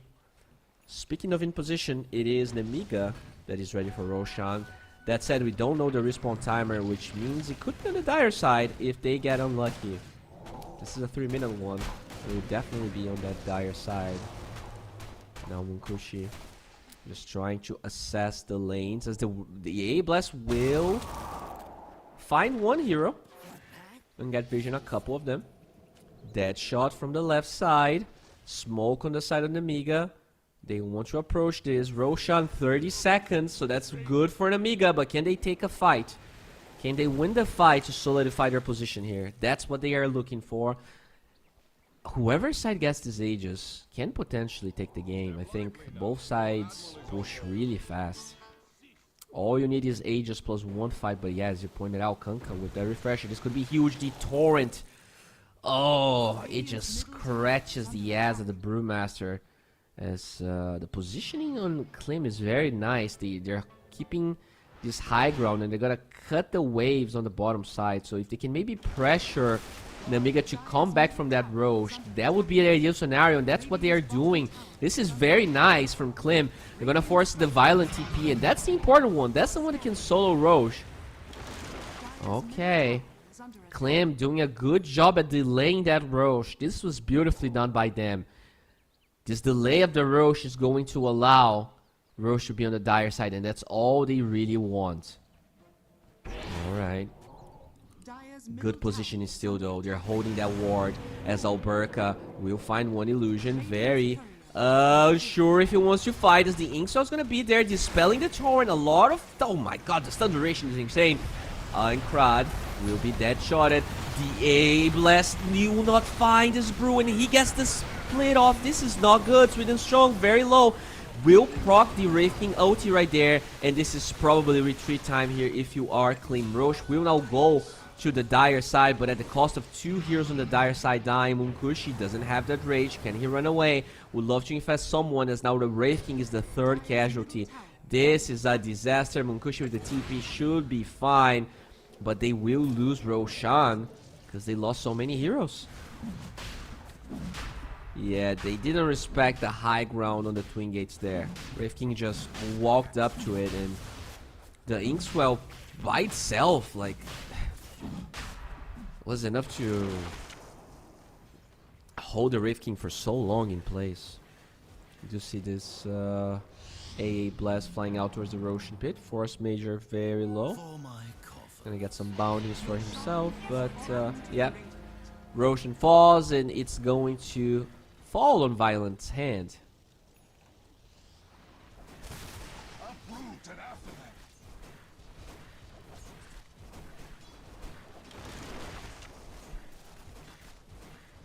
Alright, so this is definitely not what Klim wanted to happen. They had very good moments this game, much better than game number 1. They made this look competitive, but there was this over-aching feeling the entire time that Nemiga just had it. Like the way that they played the lanes, this Lifestealer just not really playing up to the degree I think he had to. And now it's high ground time. Never an easy task against the Kunkka. You can be okay. The Luna did blink aggressively there. With the second Lincoln, should be fine. Alright. Did blink high ground, but nothing to... Didn't really force this too much. And Gaben's still a believer. He's a big believer on the King, on the LS. But I'm not sure we all agree. This is definitely looking like a game Nemiga has a fair edge. A game that they played consistently throughout. And it's really gonna be on Klim to deliver the highest level of Dota possible here. Aincrad moves forward, has no egg, so his ulti does not do any damage to the high ground, to the structures. Okay, Violent with that Swift Blink. At the same time, on the left side, the Brewmaster trying to clear some buildings. Oh, there we go. Luna taking so much freaking damage when Kushi infested her and just dealt so much. Finally, it's that Muerta holding her ground with the ulti. They're gonna lose Aincrad. They're just throwing their bodies here, and it's not working. They lost a tier 3 tower in the mid lane, but not enough. They almost got the melee barracks, and now very forced to TP out, but with that X, is it gonna be enough? It's not. Yeah, game of back and forths, a game of T-words. The Luna Swift blink it in, and the Lifestealer just infested her, so she can't attack. Yeah, that is not the fight I was thinking of, but still, you could see, look at how much damage the Brewmaster did with the Inkswell stun. Like, he attacked 4 times and took half his HP away. Now we do see a very good bolt flying out, but yeah, at the end of the day, just the fact that they tried to go up that high ground with the ward. The positioning of the Niga was also great, right? It's a 2-layered error. You have the Niga doing the right thing, camping the ward, and Klim just walking up to it. As we do see a lot of heroes mid. The barracks are still up top and bottom, as now this Lifestealer gets stunned by the Inkswell. Will be lifted by the Panda. They do not have buyback on both Aincrad and Violent, but they're still a glyph, and they're trying their best to hold, to deflect. If they can waste time, they could possibly defend those barracks, but they're not going to be able to, which is why the glyph doesn't even get used. So Nemiga, you're going to be alive again. The barracks advantage growing on the side of Klim once again. Now it's time for the Lifestealer to try and see if he does have that X to go back to at any time. And they can slowly do this if they want to. Very hard for Nemiga to address this sort of move. The only thing that they have is the static link. Alright, so that's the fight. Luna's gonna jump at some point. Alright, so Luna goes in. Did we break the Lincolns? There you go. She goes in with her shard. But yeah, I think right here she gets infested. Yeah, there you... go and Mukushi just destroys her. Aincrad cannot stand his ground. The magic damage of that Muerta just going through even the BKB. Sweden Strong, I would love to see his damage at the end of this game, because I feel like the fact that he decided to go for that Midas Silver Edge build really allowed him to shine. Like, we already have so many tanky heroes on the side of Klim and 2 lives, which means that, okay, in fast from Sweden Strong, they're gonna find a very important target, being that NP. Can they get the kill? Oh my god, the Lifestealer dies as he tries to get that kill, and now Sweden Strong, he is not going to last for long enough. His ulti will eventually perish, and this is a 2-for-1 with buybacks on the side of Klim, but oh my god, this game is so back and forth. It's a nail biter. It feels like, doesn't matter how good of a position Klim is, or an Amiga, there has to be a full 8k gold swing at, like, every single time. I'm gonna buy back the Muerta, holding on to the left side of the buyback. I'm surprised they're even going bottom, by the way, since the barracks mid are...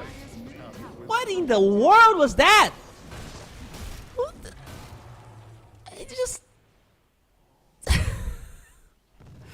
I'm sorry, this... How does that happen? The Brew Otis? And then he just dies to a Wraith King under tower? That was something. Yeah, well, my point being, this game is it's an infinite loop of someone getting an advantage and throwing it away. This game is entertaining, but in the most confusing way possible. That's how I could describe this game. Like, as entertained I am, I'm also very confused. Like, right, they go bottom instead of mid. Sure, it's the lane that they got the kill, but at the same time there's a tower there, and the glyph just dealt so much damage to the Broodlings. Well, you know, anyways, who am I to say anything here? As Roshan, 1 minute until we know the spawn time. Everyone's gonna be alive. Munkushi just... Gotta be careful about those open wounds usages. If someone appears here, you could potentially don't have the cooldown. And we know how many link instances they have on the side of Amiga, so definitely an important link ins breaker. The cast range, very strong ever since they increased the cast range insanely. Luna with the Mask of Madness, Swift Blink, Bonanza right there. And yeah. I'm not sure about Klim going high ground though. I think they are in a very good position to control Roshan. I really... They're gonna try and use this X shenanigan, and you gotta be very careful. Yeah, I mean, you're not gonna be able to do that. As, let's say, reliable this move is, they have so much physical damage on the Amiga that if you try to brute force this, you're either dying or you're pretty much doing nothing for the time that you're spending. And Amiga, they're gonna smoke. Roche will be on the dire side. 1 minute and 10 seconds. Roche is exactly how much time Klim needs for Roche to be on the dire side. There's a double damage though that they will be able to give to the Lifestealer, I hope. Yeah. Oh, they give it to them. Oh, they definitely wanted to bottle that one. A little bit of a little bit. I mean, this, if he could actually bottle that, that could have been a game-winning play right there. Especially because he has no buyback. But unfortunate, very unfortunate. The smoke on the side of the Amiga did wear off, so they're not gonna find anyone right now. So bad just keeps on jungling there as going up the high ground. Did you learn your lesson here, Klim? Did you learn your lesson about going up the high ground? Feels like they did. And they're gonna be showing the double damage Muerta because you know, it is actually wearing off anyways. And now Roche, 1 second from spawning, and ta-da! There we go. There we go. They will go for Roshan play here. Kira Jr. using his XTP to hold off this pressure on the bottom side. He's gonna be ready to attend. The Dire scan, the Radiant scan will connect, but it doesn't matter. They don't have the map pressure or the confidence, it seems like, to be here. Okay, refresher on the ground. Interesting. Okay. And we'll pick it up on the Rift King, but he has to give it to someone since he already has a refresher. Probably Muerta, I guess. That's not a bad one. You can backpack the Midas and keep the refresher on her. Always nice to have. I mean, it is a Muerta that has no BKB, so not sure how impactful that's gonna be. But I'm assuming the Kunkka already has a refresher, right? And the Rift King already has a refresher. So it's either the Kunkka or the Lifestealer if you want to have double rage. But the Lifestealer needs the Aegis to wear off for him to... Oh, the Aegis on the Muerta. Yeah, maybe Lifestealer should be the one carrying it, actually. But it is Alberta holding on it for now. As that Muerta very close to a Daedalus. Holy moly. Sweden Strong slowly becoming the carry here that Clean needed. We'll see if they're going to be able to close this one out. This one has been very close to comfort here. Even if Clem wins this game, I'm still not convinced they, you know, with another draft, they're going to be able to take it from Nemiga. This game has been very back and forth. You know, they definitely have a good draft. They're definitely tidying up, and Mr. Gaben, not a single time this game he thought there was even a chance for Nemiga to win. They were never the favorites according to Gaben, and he might be right. As clunky as this game has been, they are the ones with the barracks advantage. They are the ones with the Aegis advantage. All they need is a clean fight.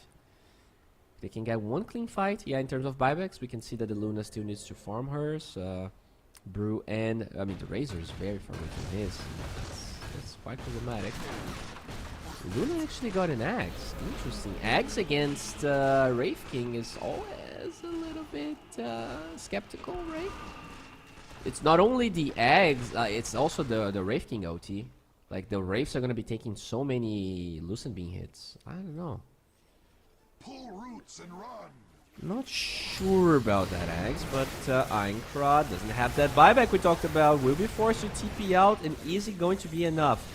He is not going to be fine. He gets dragged back. His BKB, he didn't refresh it in the base. I think that could have been a way out, but now, because he's here, they can fight, and they will be able, at least so far, to hold their ground. Violent force out the first casualties. Actually, on the Dire side, Klim will lose their Kunkka and their AA. The buyback is on the former one. Finally, it is also the Kunkka buying back Mukushi, will infest that Kunkka. The disarm is not going to suffice. Red King blinking in, and they're just gonna lose everyone.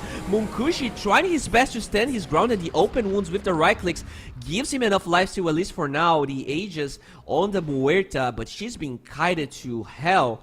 So they lose 2 for Nemiga, but 2 buybacks on the side of Clean means that Nemiga is kind of happy with it, especially because the fight was on the Dire side. So this is not a clean instant barracks situation here for Clean. Are they even able to go for that? It feels like they will try. Buyback on the Luna though. This could be the problematic part. They have those 2 buybacks. There's 2 cheese on the on the Razor. Alright, they're gonna buy back the Grimstroke, holding on to the Luna buyback so far. Do we have Ags on this Grimstroke, by the way? Can we check Grimstroke's items? He's going for a Vise instead, just to try and kill the LS. Alright. I think the Ags could also be very powerful, but in an ideal scenario, he gets it from Roche, although the third Roche was on the Dire side, so it was actually a refresher, and it was not Nemiga that picked it up. Aegis still up for about 49 seconds. They're going to try and go high ground. First tower will fall. They're holding on to that Luna buyback. They have Glyph as well, but can they hold it for long enough? Sweden Strong, slowly but surely, getting at the barracks. He will be engaged upon. They are dropping a torrent that will find this Razor. A blast will also connect to no one. Slowly falling. He will try and get on top of this Razor here. Aincrad with his BKB trying to stand his ground, but he's taking so much damage. Won't be able to do much. He does have a buyback, and he will be forced to use it as now the Luna is also here. Moonkushi taking so much damage. The Sprout plus the ulti of the Luna is an insane amount of damage, and he will die.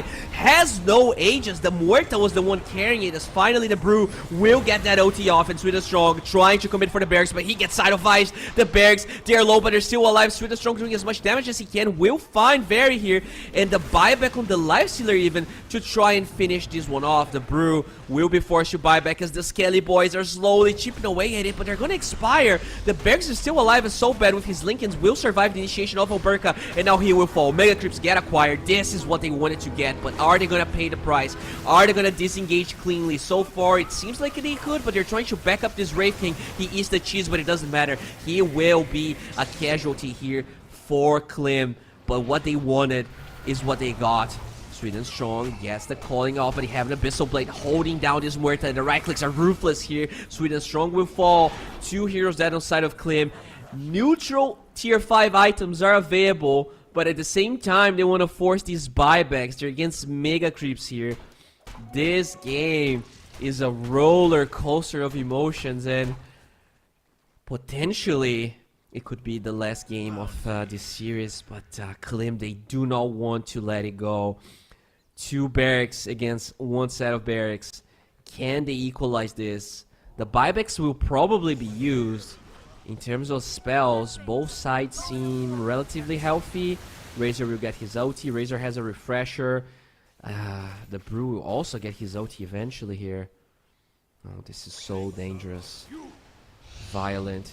How willing are you? They're gonna use that Inkswell combination, a Sprout, TP, look at that, the AA just gets destroyed, he has no buyback, and those Glaze will secure Mega Creeps on both sides. This game is a nail biter if I've ever seen one. 4-step out of that Torrent, but now they're going in, buyback on both sides, Raking and the Muerta going for this Aincrad. You have to disengage, the BKB will prevent the stun from the Rayfire Blast, but the Axe will bring him back. Can he live?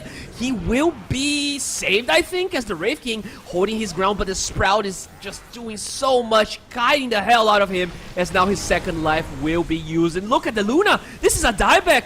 Poor Violent has no buyback. Now Very trying to disengage, very good dead shot, the Torrent zoning him out, and this Kanka with his Wind Waker will be able to survive.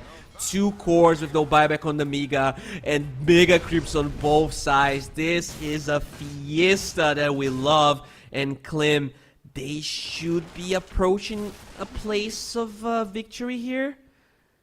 I mean, you are against an NP, so you have to be very careful. I think we have... Okay, this might be the first neutral tier 5 that we get. The Pyro Head on the Razor, which is very good. Okay, and the problem is, the Pyro Head gold is usually very healthy to aid those buybacks, but the buybacks are lacking because of cooldown, I believe. So the Luna was able to hold on to... Wait, I think the Pyro Head actually gave Luna buyback. I thought she buyback, but it was actually the Brew that did. Luna held her buyback in the last fight. Maybe that Pyro Head actually did this. This game is so crazy, guys. Alright, so 60 seconds, no Brewmaster, no Glyph on the side of the Mega, and they have those freaking, oh no, those Necro units. They are doing so much right here. Those auras is finally gonna try and engage Aincrad with his BKB, holding his ground.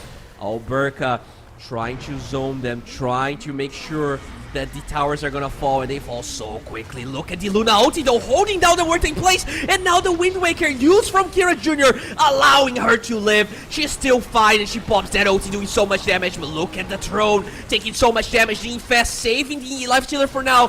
Half HP, quarter HP, this should be it, and they're gonna take it. Somehow, in a 60-minute fiesta, they are able to claim game number 1. It was not easy, but Klim, they take this to a game number 3. This was as sloppy as you can get, but they were victorious after all. Gaben was on their side, and it shows. Oh man, that was I don't even know what happened. This is one of the craziest games I've cast in a long time. Like, so many things happening in Fez, the 3 live Wraith Kings, and Skelly boys everywhere. But this was a delight to watch, and I hope you guys had fun as well. You know, looking back to Namiga, there were definitely, like, it's crazy because when I look at the draft of Klim, I didn't felt the advantage Dota Plus gave them, but at the same time, Klim seemed to be playing better, but every fight didn't work out for them. So something inherently in the way the team fights work there wasn't easy for them to execute, and so, you know, mistakes were forced, and they also didn't do a good job of controlling the Aegises, right? The first one was nicked by Klim, and I think that was kind of sloppy off them. But yeah, after that Aegis and the fact that they were able to kind of bounce back from a shaky laning stage, it felt like Klim, despite a fair amount of mistakes, just had a better draft, just played better. And I think the left stealer also kind of improved a lot through the game. I think the first 20 minutes of the life stealer gameplay was mediocre, to say the least. But I think he got his act together. He definitely played much better towards the later portion of the game. And yeah. Just showcasing that Kanka is still just as strong as he was. And you know what's going to be a very strong showing from both sides? Game number 3, so stay tuned. We're going to be back in about 7 minutes. Don't go anywhere.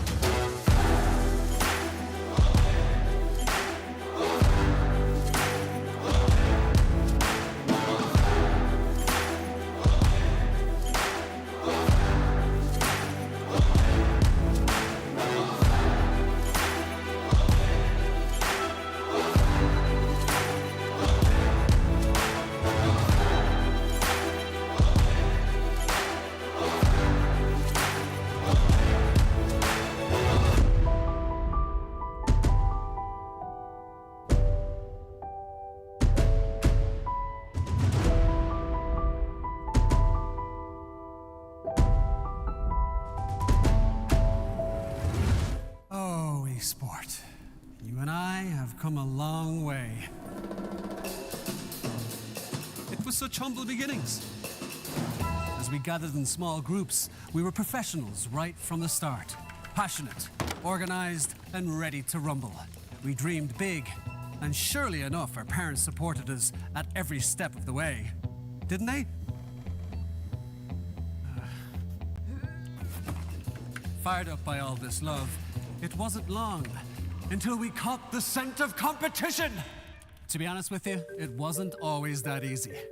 Joe here, he had to take on 2 side jobs to afford playing professionally. It's gonna get better, Joe. Fist bump. Some of you dared to not even call this a sport. And look where we are today. An endless stream of esports events every year. Bet you didn't see that coming, Mom and Dad. And you know what? We have been with you every single step of the way.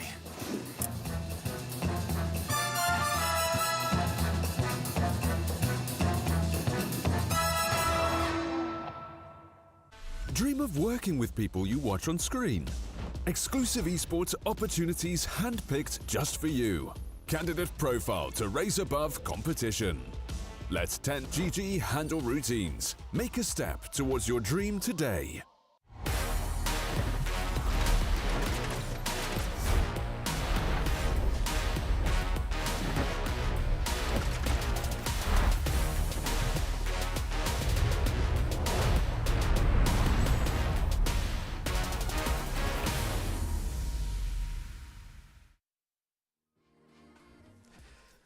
We are back with Pinnacle 25 years anniversary show, and what a show was game number 2. I didn't really have that many hopes for Klim, but they clawed their way back from their constant back and forth, and yeah, I mean, I don't want to sugarcoat it. I think they won that game, but I don't think they played as well as the Mega did, but somehow along the way, their draft just seemed to be easier to execute. I think the Kunkka specifically is much powerful here in team fights than the Razor, and that played a big role. I think iCrud played nicely, but in terms of actual team fighting and the way that the heroes on the side of Klim were able to outlast the ones on the side of the Mega because of the Wraith King OT, it just made those fights really hard for them to take. So nicely done in the drafting part of the game.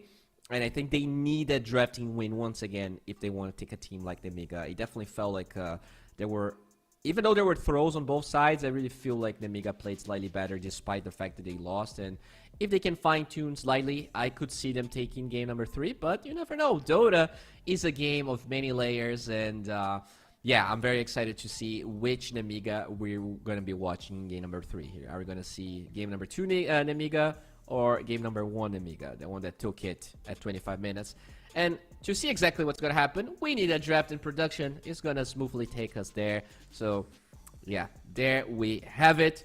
Game number 3 of this very important series, by the way, Klimsania. If they lose here, they are 100% out of the tournament. There's no way for them to, fight for that 3rd place. But there could be hope, especially because Nemiga, they're gonna lose points if they lose here, right? And the way this tournament works, it actually makes comebacks very spicy and interesting, because it's even if you win a series, if it's a 2-1, you're not gonna get that many points. Even if you lose a series, if you win a game, it's a little bit less worse than if you have lost 2-0. I'm really starting to like the way Pinnacle does the group stages for their tournaments, and maybe it can be adopted by other TOs as well. Looks like in terms of bans, the LD first ban did not change, but the Breaker Pugna was not the same order here for Klimsania. So they're definitely going a bit more for different bans depending on what they want to play, whereas for Nemiga, they have the heroes they want to deny from Klimsania, and that's it. It doesn't feel like they are swapping their bans all that much. The Primal, yep, it definitely got banned. I think in game number 2 it was banned 2nd phase. This game, like game number 1, they take it 1st phase.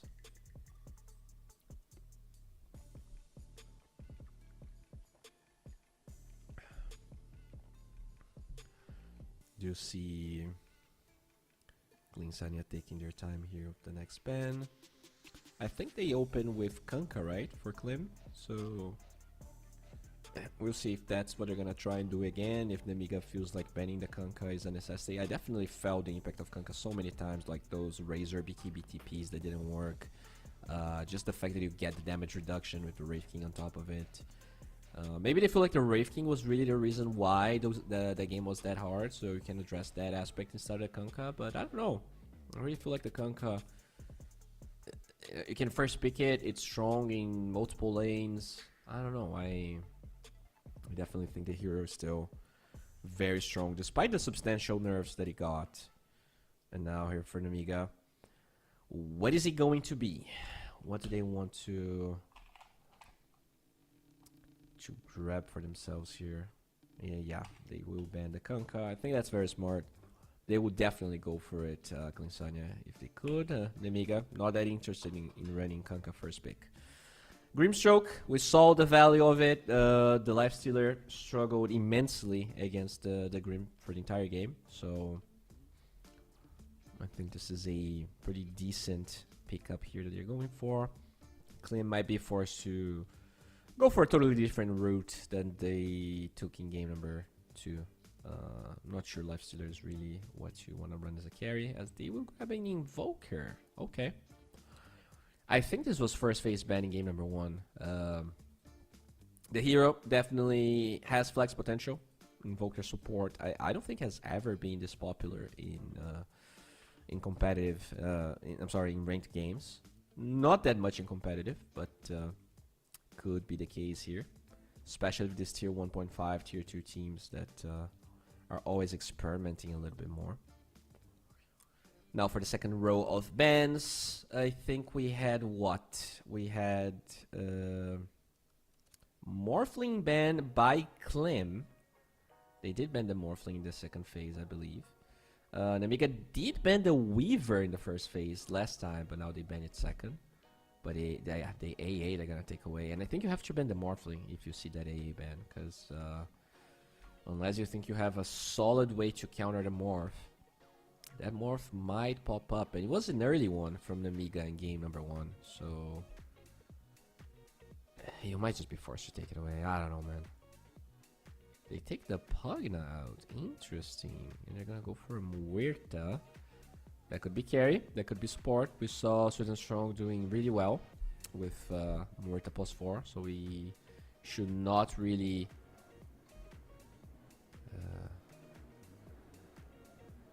expect, you know, any one or the other. I think both are viable. As Nemiga now have the choice of going for the Morphling +1 that they tried in game number 1. Tusk still available, by the way, which is very good with the Muerta. So if the Nemiga don't pick Tusk, I can see Glinsania getting Tusk 5 with a carry Muerta, or even just Tusk 5 in general. Okay, so they will go for that Lion we saw. They also played that Lion game 1. And they get a Pangolier instead. Okay. Interesting approach. Maybe expecting that Tusk and already having a way out of the shards, but if you do get the combo right at the calling, Pango might not have enough time to really get out of it. And that's the same thing for Morphling. So I kind of like that Tusk plus Muerta, even if the Muerta is a +4, just because you're going to get that silence. Maybe Invoker Sunstrike with the shard as well is a great easy way to make sure that he lands. So yeah, to me, that seems like a fair route here for Klim, but they might have other plans. Let's see exactly here what they're gonna try and do, as they are taking their sweet time. Reserve time here being burned through.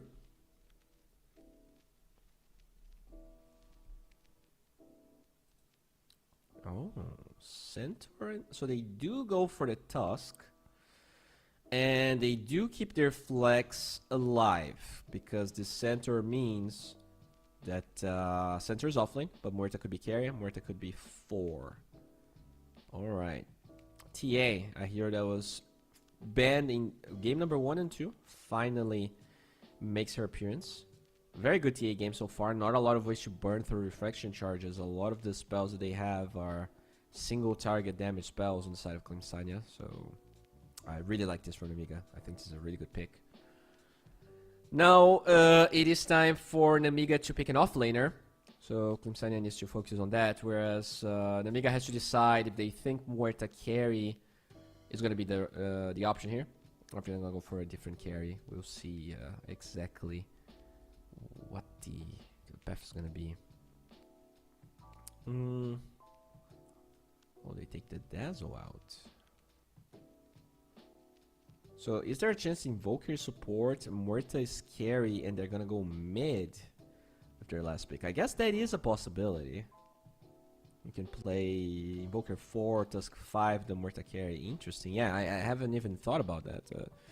It is true. I talked about Invoker support at the beginning, but you know, very often, at least every time that I cast Pinnacle after the patch, I haven't seen Invoker support, and I kind of just didn't really expect that to happen. They will take away the Brew. That was definitely a very good showing from the Brew on the Namiga. And you can ban the Tidehunter if you think you lack Lockdown.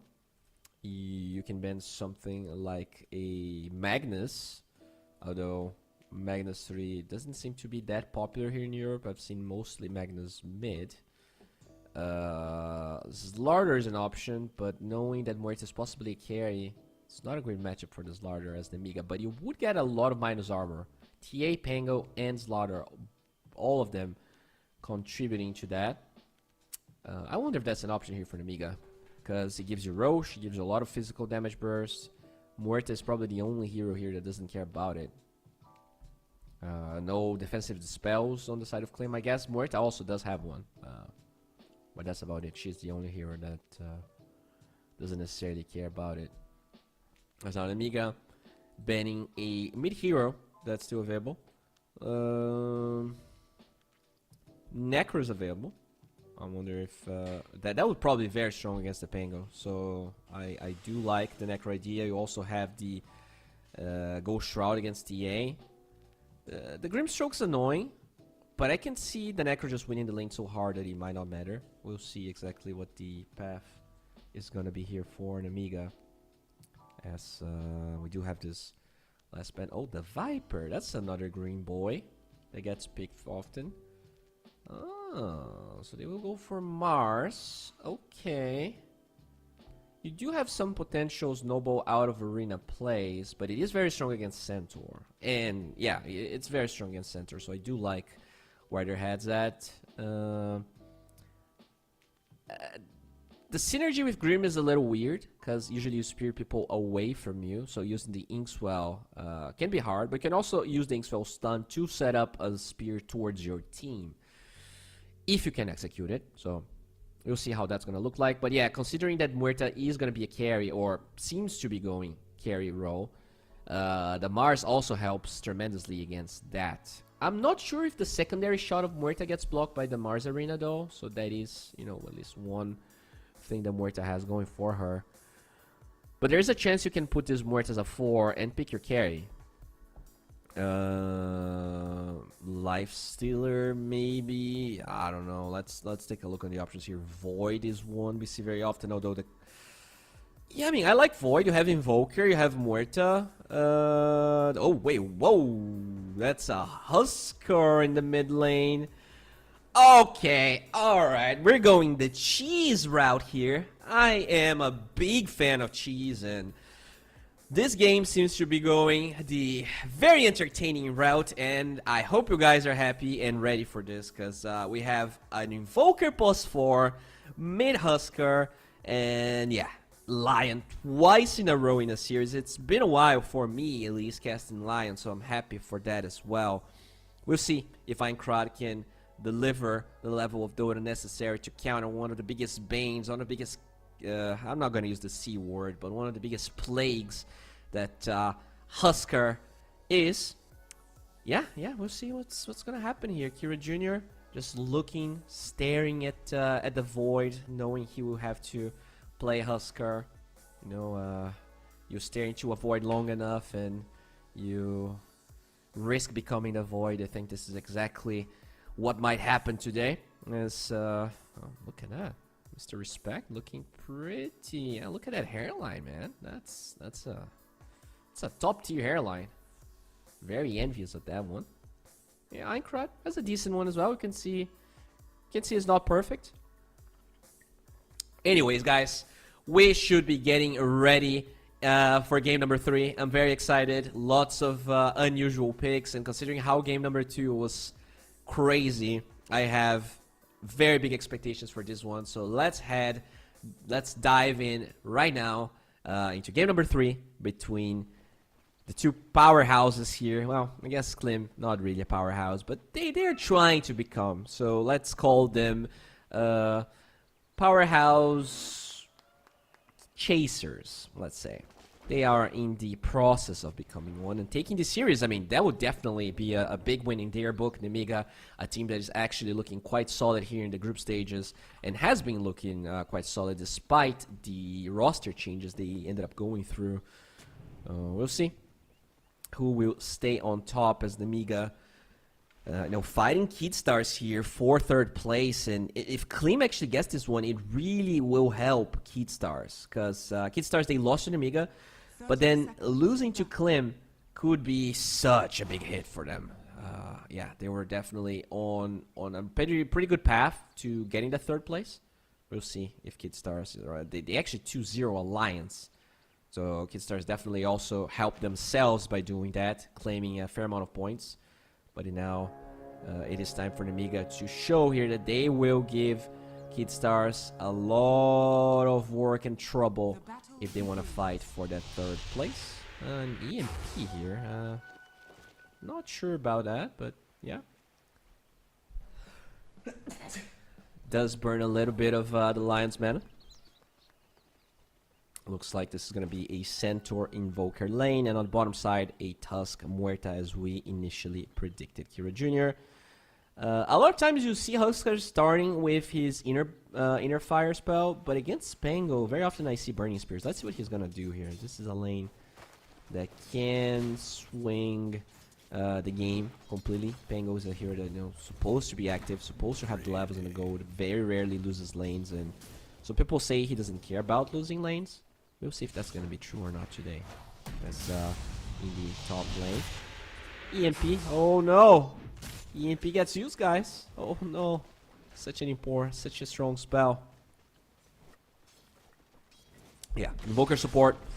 Not really known for being impactful level 1. Speaking of impactfulness, they're gonna get a really good block grenade with the melt hit, and Alberca just late with his hoof stop will allow Violent to get first blood, not the star they were looking for. And now with a second melt, Alberca could be in trouble. They have the body blocks, they have the right clicks, one more is what they need, but they don't get it.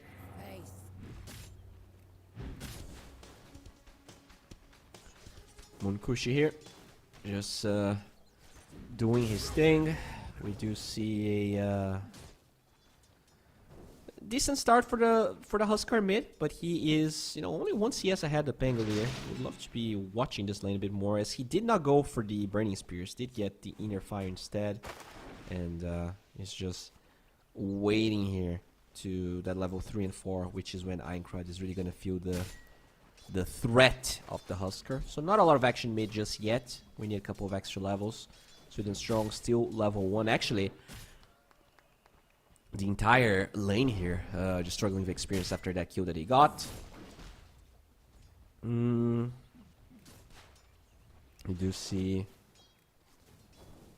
Respect here just chilling in the bottom side. But yeah, nothing major happening here in terms of CS. Mars, I guess, has lower CS than you would expect, but that's the only, like, let's say, memorable thing happening in any lanes, I think, in general. That and the fact that the Pangolier has a decent amount of CS is surprising, but as we said, no Burning Spears at level 1 means that not enough harass here for the Huskar to really pressure the Pango. Oh! Speaking of that though, Kira Jr. will get 1 Water Rune, as now he's taking a lot of creeps here. Gotta be very careful, and Ikra kinda blocked by those lane creeps. Boots on Kira Jr. could be enough. 1 hits, 2 hits. Where's the third one? With the shoot crash towards that side and the Inner Fire missing. it means Aincrad will be fine. But being fine doesn't necessarily mean he's having a good game, as now he's kind of alone there. I could probably go for a bounty rune, since there's so many creeps under Huskar's tower. But yeah, in the top lane, we do see some fights happening. Respect just hiding under a tree here. Some dead shots, but nothing major, as Huskar forced to less hit on the tower. Sometimes that can be a problem, right? Because you can miss a couple of those. Huskar not known for his high attack damage, but he is actually now getting some distance here from the Pangolier, going the full 7 creeps ahead of Aincrad. Does get a bounty now though, and we'll see if he's going to be able to also get himself a water rune as Sweden Strong. Gets his mana drained. That Lion definitely being a problem here, because Invokers are here that needs a lot of spells. Really good shard block with the calling. That's exactly the combo we were talking about. One hit is what they need. Can they get it? Respect and looking for it. Dodges the spear, but also doesn't get the kill. Still, very good showing there as Huskar. Oh, he dies for rotation. They're so bad. As well as the Pangolier getting that kill. Ooh, that hurts. That last pick should be looking a bit better. I'll say that. We'll see. Sometimes Huskars can, you know, kind of drop the ball in the laning stage and it doesn't matter. But sometimes it can matter a lot. It's so bad. Just sucking the hell out of that Invoker. Sucking his will of life as he dances on the tears of that guy. Hero Jr. still, you know, doing well here in CS, but oh, look at that Force Major. So many close calls in the bottom side, but no kills happening here for Klim just yet. Very, still having kind of a tough time, but I know he's 6 CS way behind, so it's not the end of the world. And we see a really good block this time. Where's the call? And they're holding on to it. The Inkswell will connect, but doesn't get the kill. Force Major very low. They don't have any spells. The calling damage. Oh, that was so close. But it's not enough. Still, they are definitely dominating that lane. So despite, let's say, the droppage of the ball in the mid lane, we do see Klim doing pretty well, both bottom and top. The center 24 and 5 CS is pretty decent. Does have Vanguard close, so should be fine against TA. Obviously, it still hurts because this hero has no armor, but it should be fine. Time for the rune here, and we see a lot of heroes.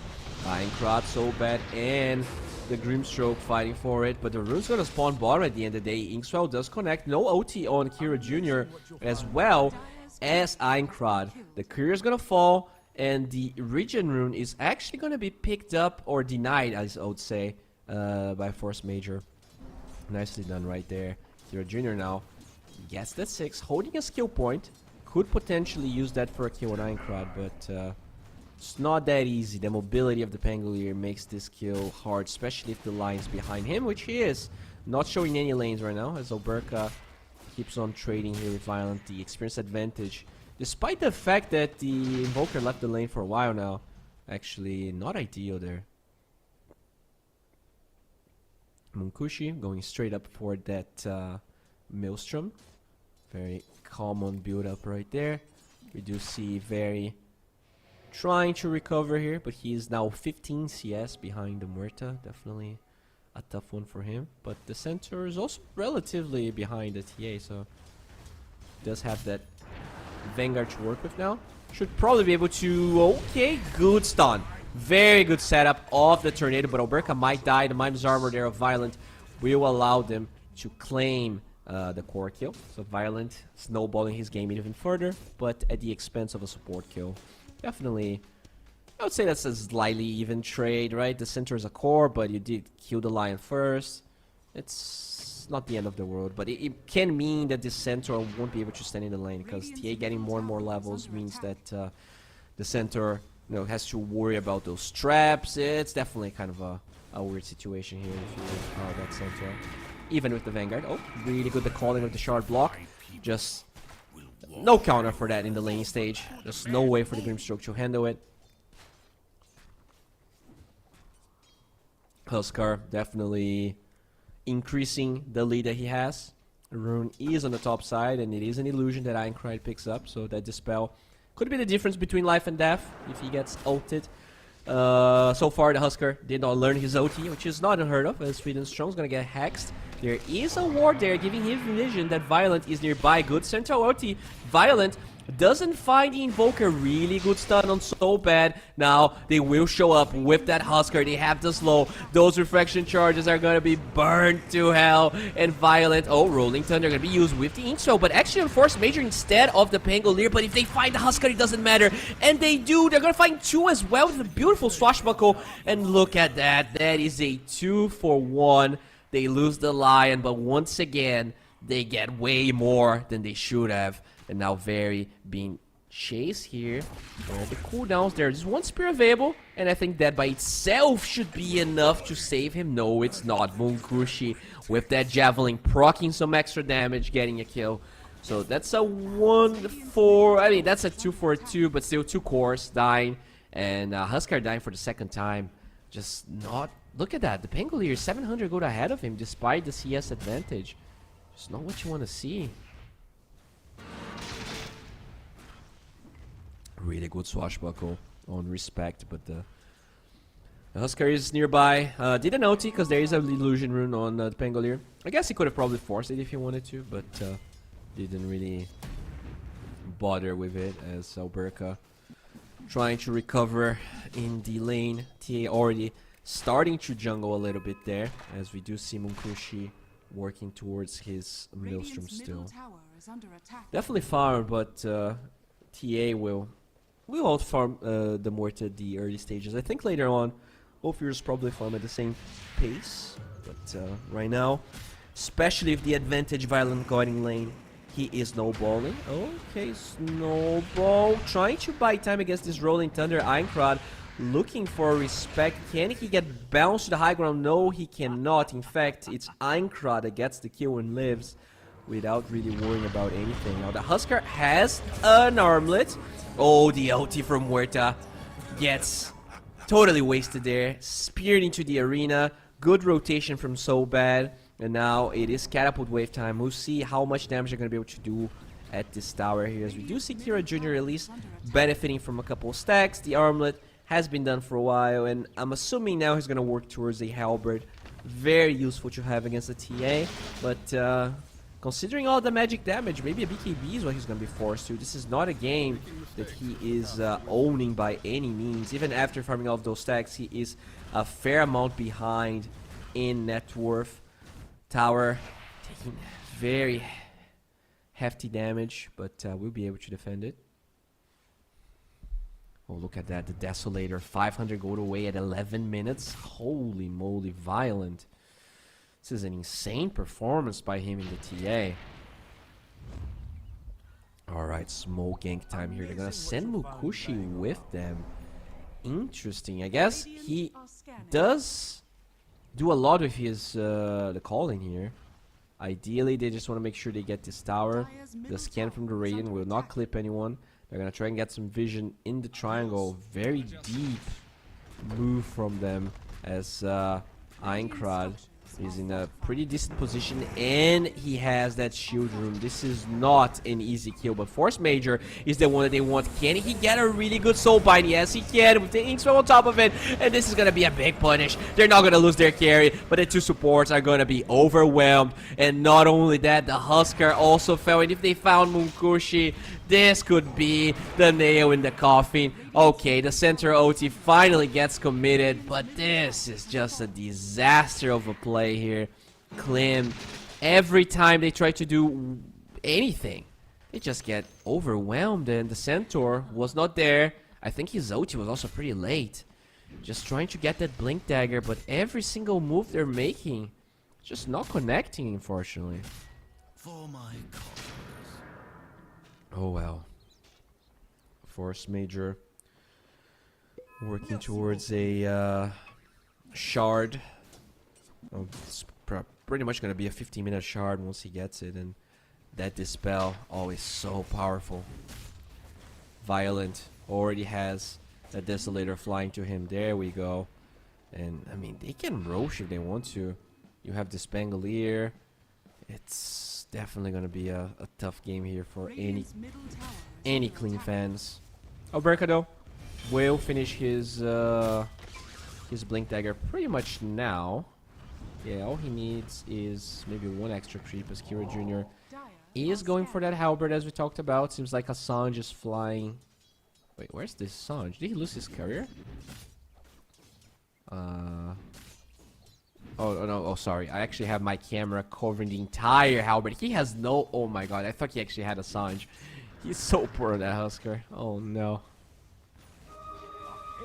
Anyways, Sweet and Strong does have an urn, and he also has a spear in his face and a death timer right below his portrait, because he just got very much solo kill here. Maelstrom is ready for Munkushi, so he's going to be accelerating a little bit. Einkrad looking for a kill. They will go forward. They actually cancel the roll into the root. Horse Punch as well. Can they get this kill? Yes, they can, but the finger from so bad hits Husker right in the face. Double damage rune will be zoned here as Force Major trying to use that Inkswell. Good stun duration. Hex is there, but no gas in the tank.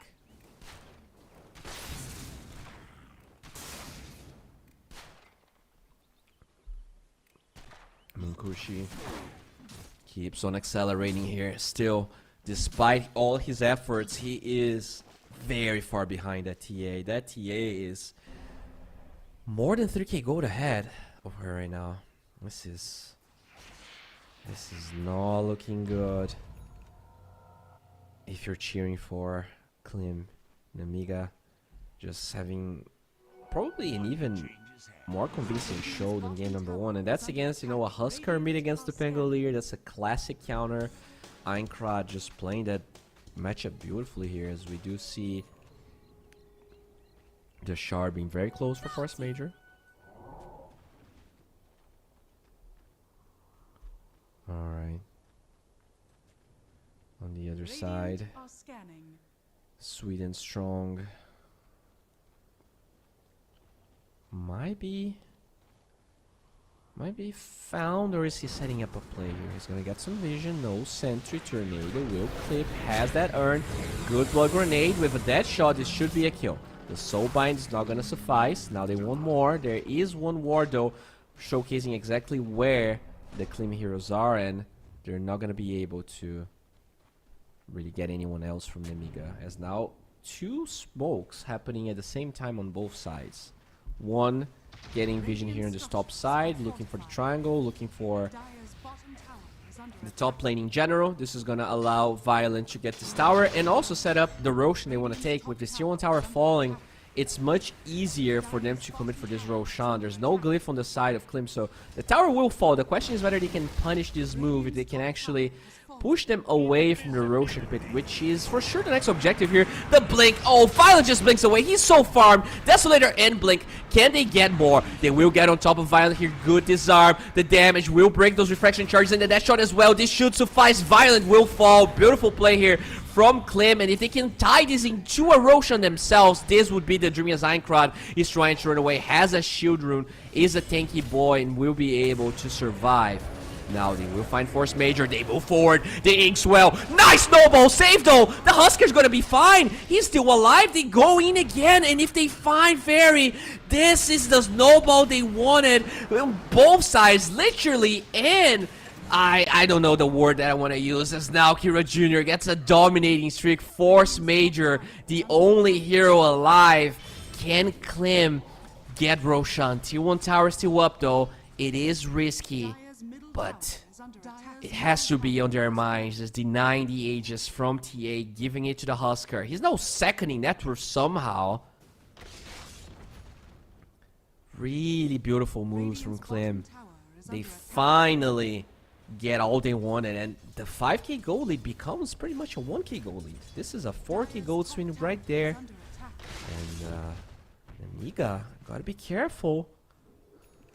Klim definitely showcasing that they came to play ball, and play ball they will, because this tower is falling. There's no heals from the Amiga on this side. Roche though still not being taken. So I wonder if the play here is, I mean, they even have a BKB on Kira Jr.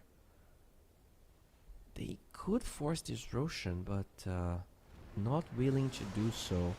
As Sweet Strong will find the Lion. They get the urn, they get the snowball. Mega kill streak here for Kira Jr.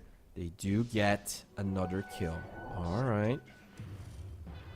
I do like the Husker build as well with the phase boots. You don't see that very often, but against heavy physical damage, the likes of Pango and TA,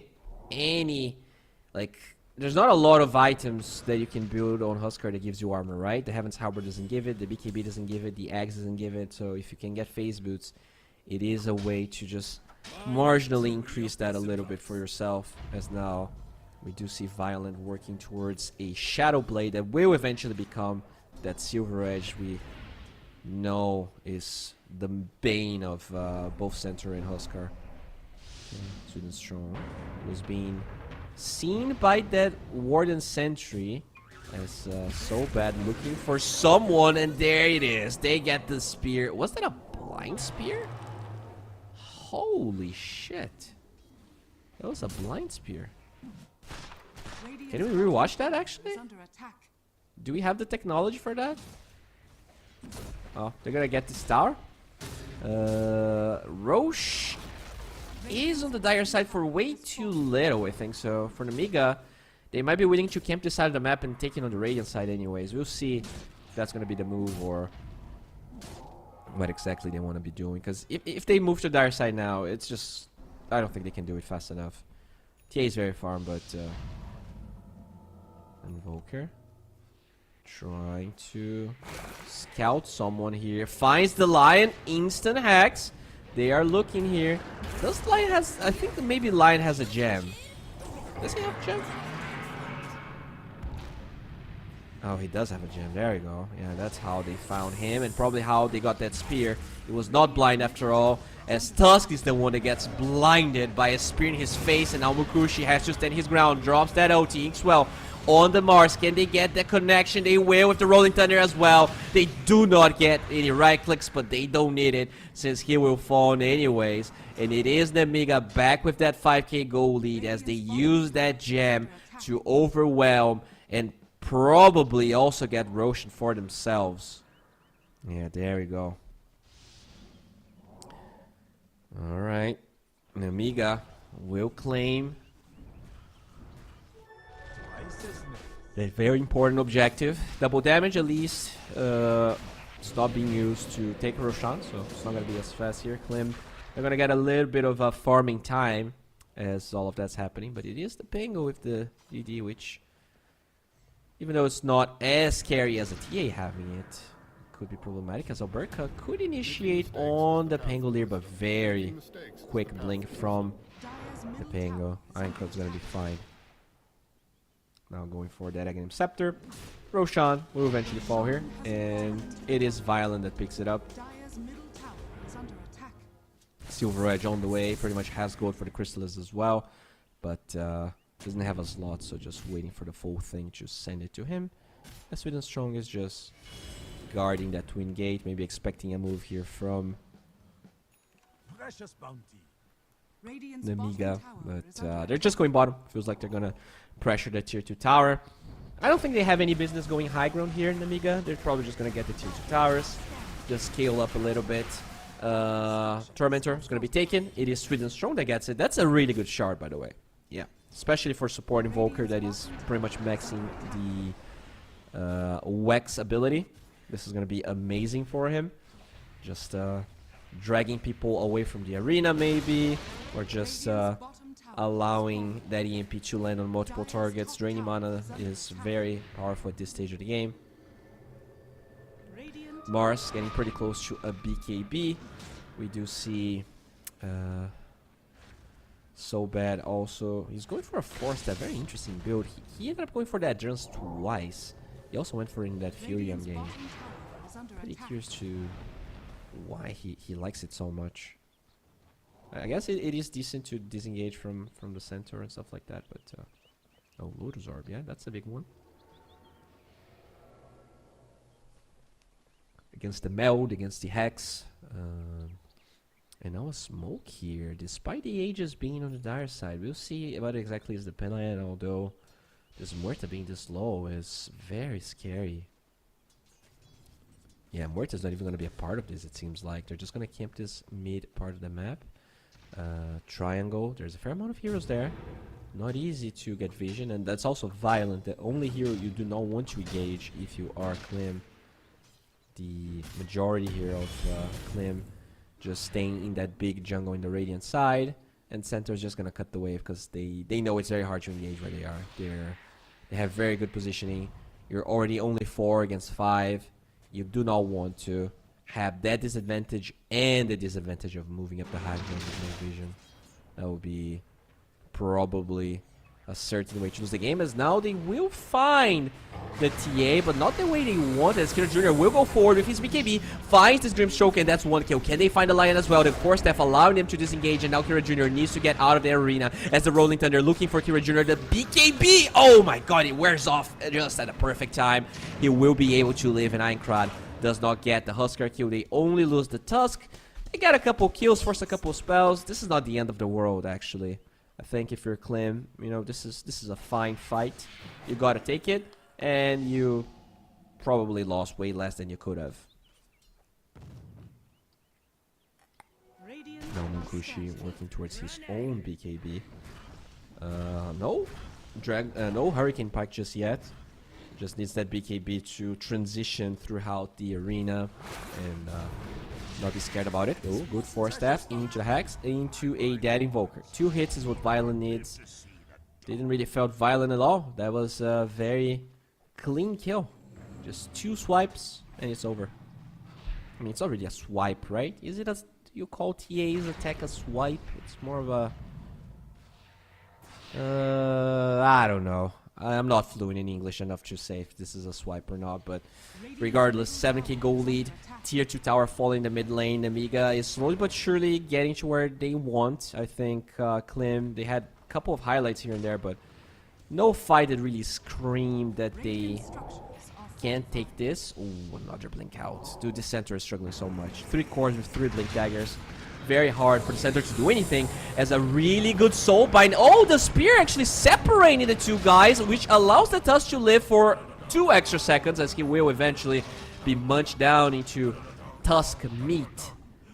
I'm not sure if Tusk meat is delicious, but if it is, that was a feast for sure, as the Amiga do get another one. Just a support, with a fair amount of spells being used, but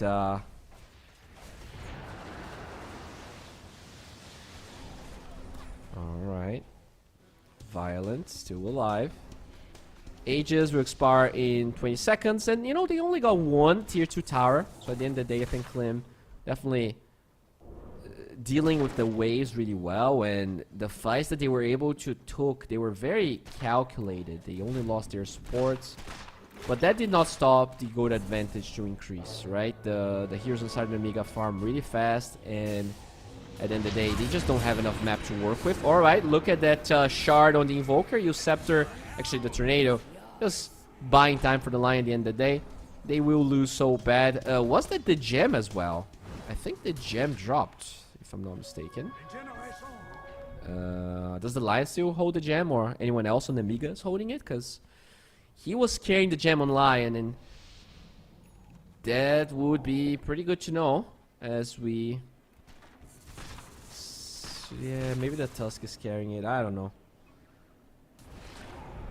Okay, nice. Spear, Walrus Punch, locking down the Mars. Where's the shards? It is used now, but also useless. The Tusk will once again be killed. Invoker is going to be next, as now Huskar probably forced to BKB TP here, and that's exactly what he's going to try and do. The damage from the meld is not going to suffice. And yeah, another move that they try to make and just backfires. Okay.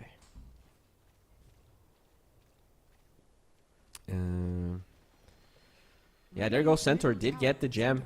Alberca was able to snatch that one once the Lion was dead, and because he's holding it, they didn't lose it again for an Amiga. So nicely done there by Klim. At least they do hold this map control tool, especially against the TA. If it's gonna be super good for them to deal with that. Wards being dropped here to get some vision. Time for the Wisdom Rune, ideally. Okay. Instant initiation. They had that ward showing exactly where the Invoker was. He thought he was safe, but he just gets mashed down to smithereens. And that is also a tier 3 neutral item. Okay. Minicator's Axe. Pretty good, pretty good. Fair amount of stuns there, and the attack speed by itself is always going to be useful if you are TA. And Violent, despite the center's presence here, just making sure to crash down at tier 2. BKB now available for Murta, going for a Silver Edge as well.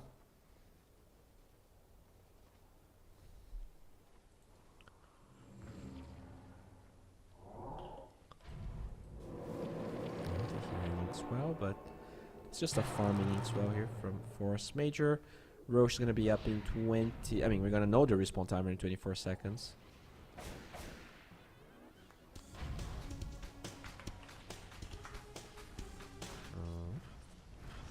They want to find that Huskar here. They don't know exactly where he is, but now they drop a ward. They have a fair idea of where he is. Kira Jr. might have slightly showed in lane, but not enough for Nemiga to really go for it. So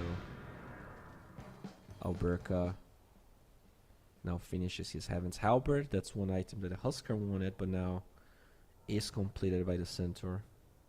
You do see the Refresher being built on Mars. Gonna struggle to have mana for everything though. He needs a tier 3 item that gives mana. Gem's gonna be used here. Now a scan, as well as a scan. Both understanding that there's gonna be a lot of emphasis in that area of the map. But look at the Miga. They're fighting around that ward. The ward that matters. The ward that Klim cannot deward. As the Inkswell gets used here in Very, will not find the engaging that he needs. Another smoke, this time on the side of Nemiga. Kira though holding the high ground, breaks the smoke. Initiation, blind, speared against the Huskar, but he has the Lotus Orb holding him in places. Now the OT finds so bad, and they will be able to get that kill. Good Finger of Death, not enough to get that kill, but Huskar will eventually perish. No, he's able to stay alive for so long, and at the same time they get the TA. That's the target that is important. Aincrad with the Rolling Thunder looking for Alberca, but he has that Dandelion Amulet. That damage being mitigated. He's still alive finally with the Swashbuckle. Gets one, gets two. That's a triple kill for Aincrad, and he wants more, but can he get him? Munkushi with that Alacrity. He's doing so much damage. It will be enough to overpower Aincrad, but he gets an Ultra kill before he dies, and it's Invoker against the world. Buyback on Tusk though, buying time for this Walrus Punch, and the final right click from Sweden Strong means that I think this was a team wipe on one side and four kills on the side of Klim.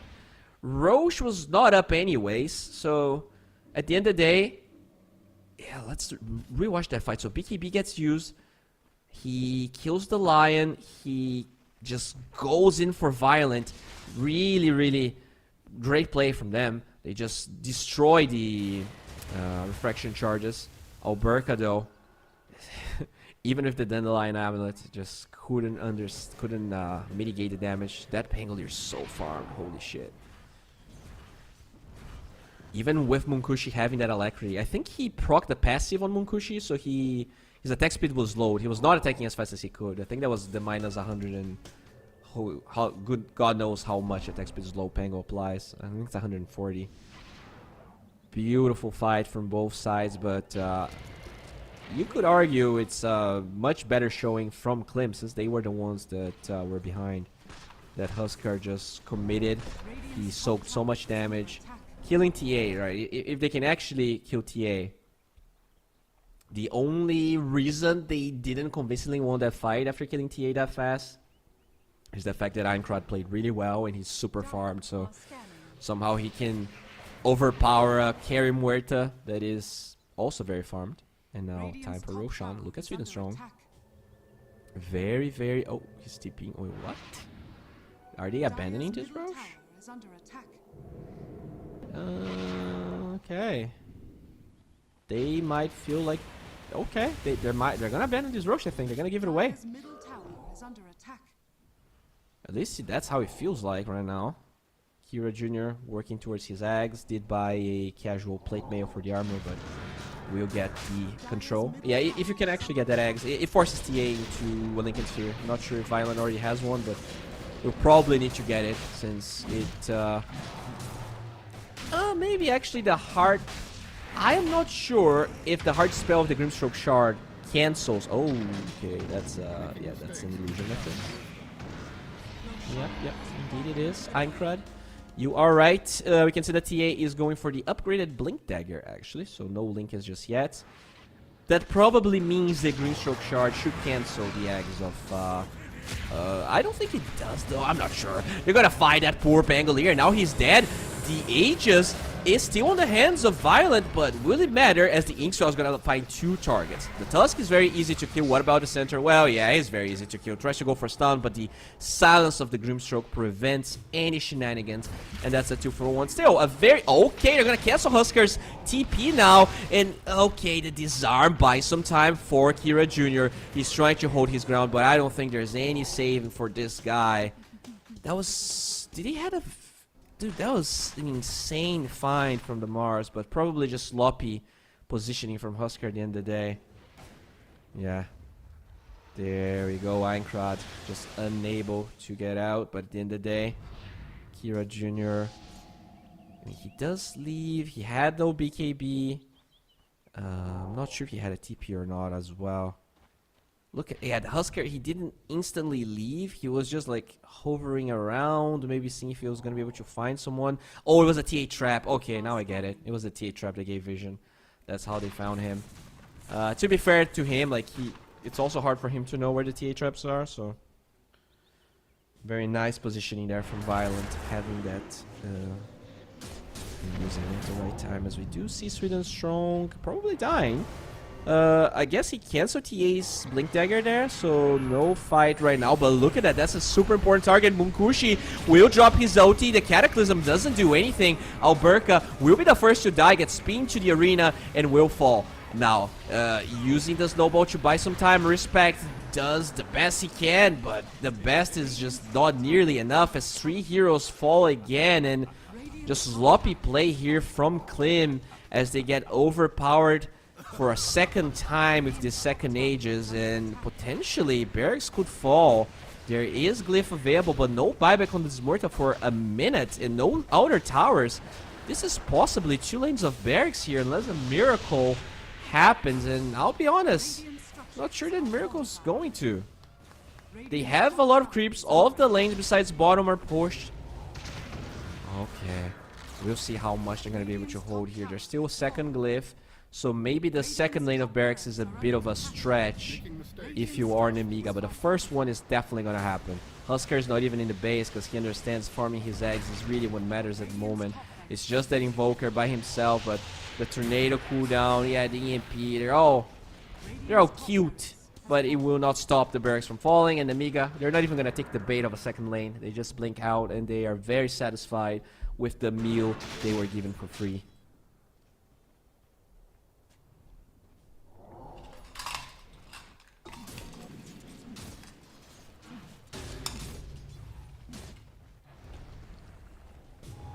Okay. Violent, working with that shard now, having the silence against the Tusk and against the Invoker. It's definitely very powerful. Could even force the Husker to BKB. And now a smoke here. A smoke against an Aegis. Still a minute and 20 for the Aegis to expire. And a 15k goal lead. I am not very confident about this smoke. But they do have the eggs on Invoker. They're gonna try and get a good Cataclysm combination. But you gotta be so careful. Refresher on Mars. The Grimstroke has that shard as we talked about. There's a lot of possible outplays that can happen. As Sweden Strong just stays in the base. The real carry, waiting for the Cataclysm situation. Waiting for that opening. But it's just not being given to him. Does get a Spell Prism. That's very nice. We can maybe check all the neutrals here through the tab. That's Morta. Now Stormcrafter for TA, very nice. Spell Prism on the Pangolier. Mana Region on TA is definitely good to have. As well as the move speed to not be kited. Okay, so they will go high ground here. 20 seconds on the Aegis. No glyph, so they do know that. Tornado, not gonna find Violent. Radiant's He bottom tower is under attack. makes sure people come back, but he's not necessarily that interested in going high ground. It's just about Our scanning. sending a message, denying farm, getting map control. All of those things are being acquired here. And look at TA going for a kind of a unorthodox item. Oh, I heard a spear, but Munkushi is a tanky gal. Should be able to walk it off here. Yeah, Revenant's Brooch on the TA. Going for that magic damage situation so he can attack through Muerta's OT. You don't see that very often, but it's definitely a decent time to buy it now. Alright, look at Amiga though. Radiant's bottom tower Still is under forcing attack. them to come back, not allowing the Radiant team to... Oh my god. Rolling Thunder constantly baited. Finally goes in, has that Arcane Rune. Okay, the taunt of the eggs is working, but the Pangolier still alive. 25, super tanky. They blink out of the arena. So 2 OTs being used on the Amiga. They lose a support that has buyback, not the end of the world. But yeah, that Rolling Thunder pretty much has no cooldown. Will be up before this Tusk is alive. Yeah, and Amiga just trying to slow siege this. Eventually though, feels like they will give up. No, they still have the refresher as production is showcasing. Alright, just making sure that Klim is inside their base. That's the plan. Tornado, I'm sorry, Meteor flies out. I heard another Husker OT on this Rolling Thunder, but it lasts for long enough that it doesn't matter. As now, they will try and disengage. Good pin on the Muerta. If she dies, this is so problematic. And it feels like even with the Cataclysm, there's not going to be a way out. This Muerta dies with no buyback. Alberca now has his own BKB, but the physical damage is through the roof. Aincrad very low. Can they save him? It looks like both Violent and him are going to be alive. And all the damage dealers are dead. Both the Muerta and the Huskar. It's the supports and the offlaner against the world. And I don't think they have what it takes. So many tips on him. He definitely, considering how hard of a lane he had, he's showcasing here how good of a Mars player he is. Now looking for that initiation. Good hoof stomp. But the Inkswell Dispel is there, allowing Very to be just fine. Good spear. Locks down one of the targets, and now look at Aincrad. Such a nuisance. Just slowing everyone down. The Tusk is dead, no buy. And this game is looking like a GG. Alberca is gonna follow suit. It's just the Invoker against the 5 heroes. They don't even need the third Aegis. Finally, somehow Aincrad even gets really strong. Yeah.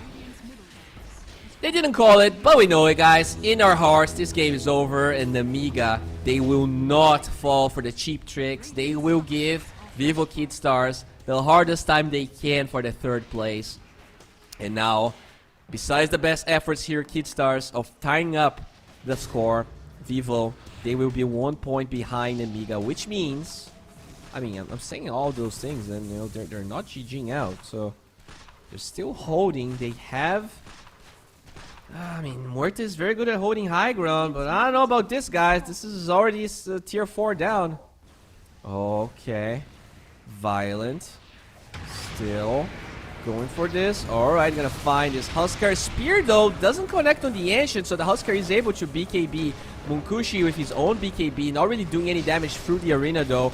The good dead shot forcing Violent away as Kira Jr. will find the Lion. That's the kill that he gets. But what about the other ones? Violent still alive and will just move forward very deep. Now the spear connects onto the Muerta. Warrior's Punch looking for the TA. Will have so my lord, Alberca gets just tramples all of them. Oh, that shot doesn't get Aincrad. I mean, gets it, but kills him.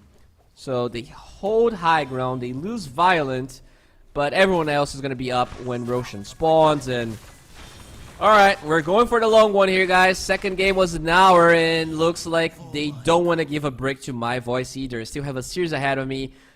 2% is what they get. 2%. 3% actually. It did grew there. Alright, so let's see how Violent died. They go in. Yeah, the spear missing there. If they land that spear, the game's over, actually. Really good OT here from Munkushi. Arena will stop him from getting any kills, but the death shot buys some time. Violent is disarmed, so can't really go for Kira. The Lion dying. And then eventually, yeah, the reason he dies is why he... the reason Huskar dies is why TA dies. Ends up diving a little bit too deep there. And, you know, it's not the end of the world. Aincrad does live. And at the end of the day, the Mega Creeps were acquired. But slight sloppy play there from the Amiga. We'll see if that's going to matter or not.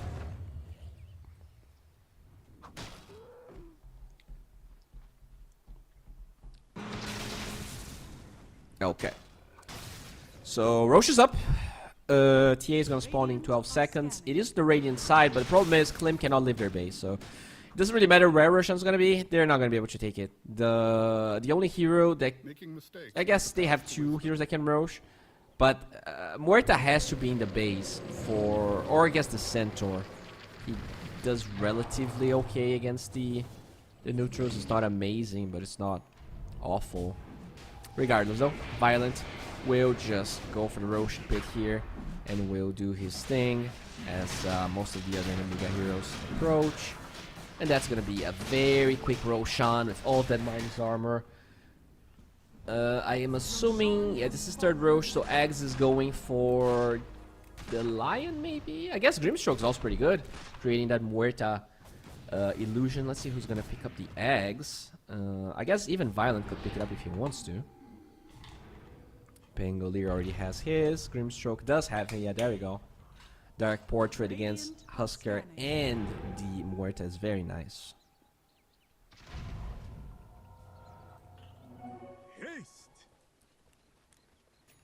Okay. Time for the high ground defense here in terms of buybacks. No buyback on Tusk. No buyback on Invoker. No buyback on the Centaur, Muerta, and... only Huskar has his, so he will probably try to front line here for his team.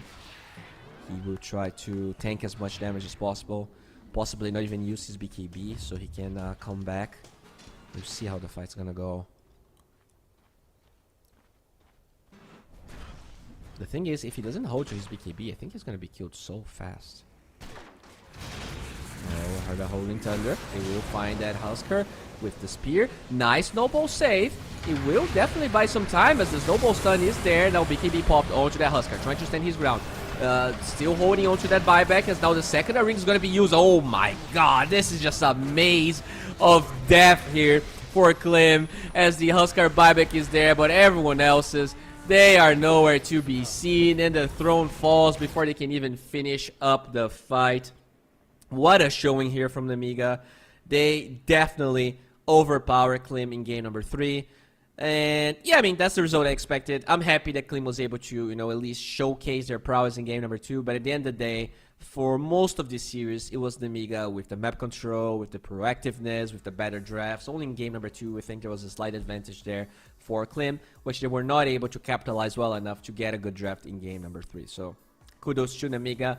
We can take a look on the groups and see exactly what this changed in the whole situation. As you can see, Amiga now ahead of Keystars by a point. They were tied after Keystars beat Alliance 2-0. And yeah, this is gonna be a spicy one. Keystars needs possibly a 2-0 victory, or then Amiga loses the next series 2-0. We'll see exactly what's gonna happen, as we are actually quite late. We're 30 minutes late, which means the next series is gonna start at around 15 minutes, I think, is the time that we get in between series. And the match is no one other than our boys from Boom versus Mars Bet. Boom, a team that had a lot of promise, didn't really get to deliver yet, but maybe this is the time for them, as they will be facing a Mars Bet team that is doing, you know, okay. They are 4th in their group. They lost to Klee and Sibe, so a team that could potentially be at the same level as Boom. We'll see who is going to take that one, as I'm going on a break, and stay tuned because a lot of Dota is still in RA. Oh, esport. You and I have come a long way. It was such humble beginnings. As we We gathered in small groups. We were professionals right from the start. Passionate, organized, and ready to rumble. We dreamed big, and surely enough, our parents supported us at every step of the way. Didn't they? Fired up by all this love, it wasn't long until we caught the scent of competition. To be honest with you, it wasn't always that easy.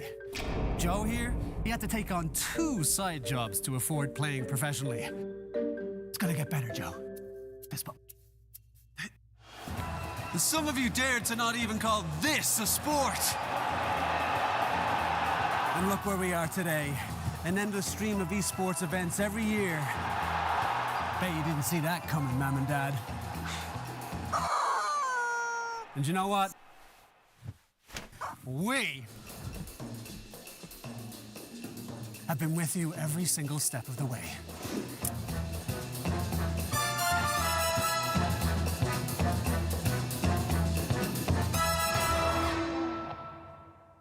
Dream of working with people you watch on screen. Exclusive esports opportunities handpicked just for you. Candidate profile to raise above competition. Let 10GG handle routines. Make a step towards your dream today.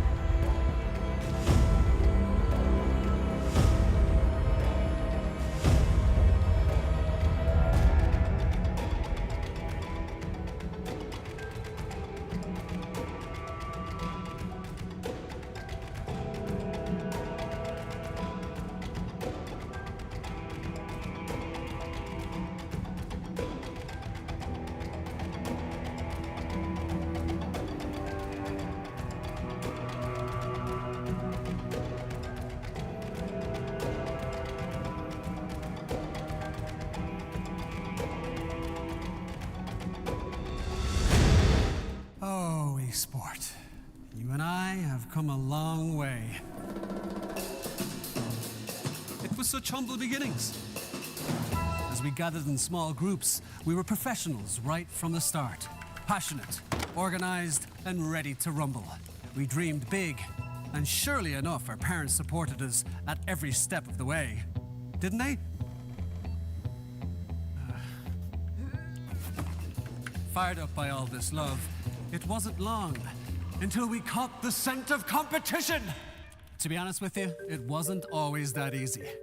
Joe here, he had to take on 2 side jobs to afford playing professionally. It's gonna get better, Joe. Fist bump. Some of you dared to not even call this a sport. And look where we are today. An endless stream of esports events every year. Bet you didn't see that coming, Mom and Dad. And you know what? We have been with you every single step of the way.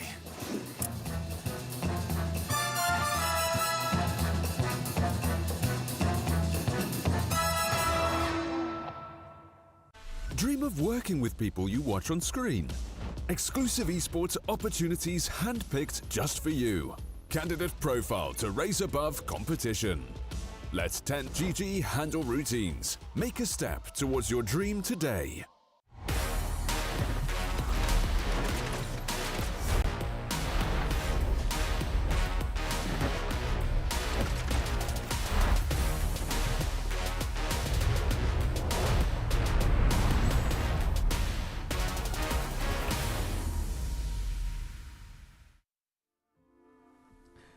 We are back with Pinnacle 25 anniversary show, and now the second game, the second series of the day is upon us. This is going to be an amazing show between Marsbet team and Boom Sports, and yeah, this is what the schedule looks like. Boom Esports being against Marsbet team being our first series, followed by Team Tickles and Navi Jr., followed by Atlas Burden versus Yellow Submarines. I'm only going to be covering the second series of the day and the first one that I already did, because Ultimo, the beautiful and brilliant Ultimo, is going to be covering match 3 and 4. Now let's take a look on the groups and understand, what exactly this this series is going to entail. So we kind of have a toilet bowl situation here. Both Marsbet and Boom looking a bit down. They are definitely not the brightest stars of this group, but winning here could potentially allow them to get out of the situation. It's not going to be easy because, as you can see, even Klee already has +2 points, and I guess they need to lose their next series as 2-0 to even give any of these teams a chance. But we'll have to wait and see as, let's check the players of each team and, maybe understand exactly what Boom looks like and what Marsbet looks like. You might even be confused because, what is an SEA team doing here? But no, this is an SA team, Boom Esports. They are now in South America, if you've been living under a rock, and they have Pacas, Slatoms, Sacred.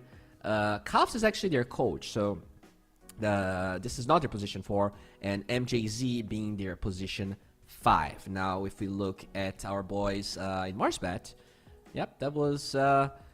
we can take a look on Ottaker. I think this guy has a lot of potential. He is being definitely on the look, on the up and up for a while. We have Vozlibink in the mid position. Mr. Luck is the offlaner. Valier being there 4. As well as... okay. Yeah, we do have Mitch in place of him. And then Lebron Douda being position 5. That is a name that a lot of people know. Had a brilliant career. Now, he's been out of the circuit for a while. Out of the, let's say, Tier 1 circuit. We'll see if LeBron and Marsbet can kind of get out of the position they are in right now, which is definitely not the ideal one. And yeah, that's the series we have for now. Yesterday, Marsbet played a very long series. 2 games going the distance. I think like those 2 games by themselves were 2 hours and a half. And there was a third game. So that series is probably, a normal 2 series duration.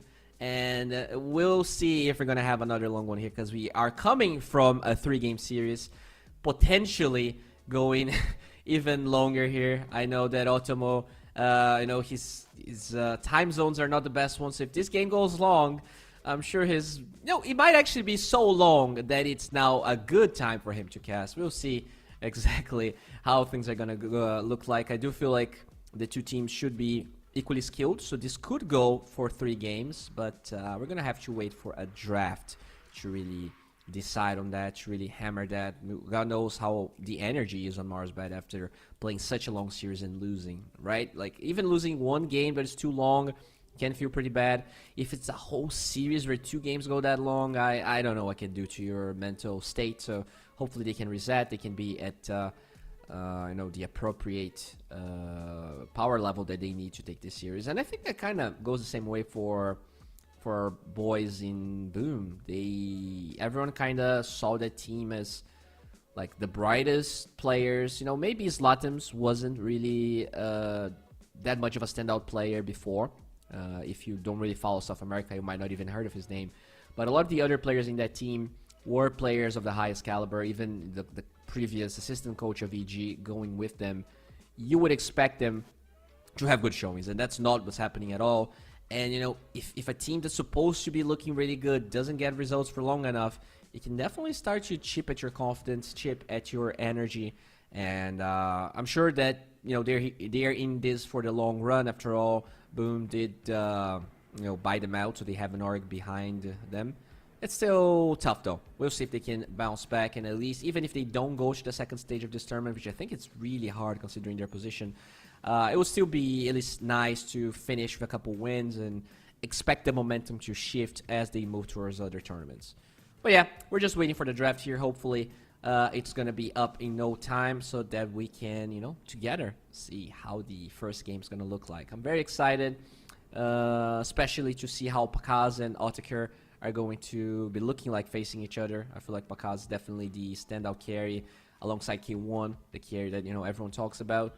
But then we look at Otakar, and he might not be as known in the tier 1 scene as Pakaz, but he is definitely really, really good, and I wouldn't be surprised to see him even taking the whole series just because he's just a really good carry. I think, let me double check his leaderboard right now, but I believe he's like in the top 10 for a while.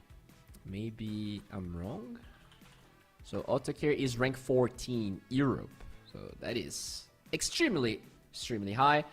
And let's get going with the draft, guys. Enough of talking about carries. Let's talk about heroes. The draft is ready here for game number 1. Marsbed versus Boom, and we start with a Chen ban. Okay, Mr. LeBron. Yeah, we get you. Yeah, you want to play that Chen.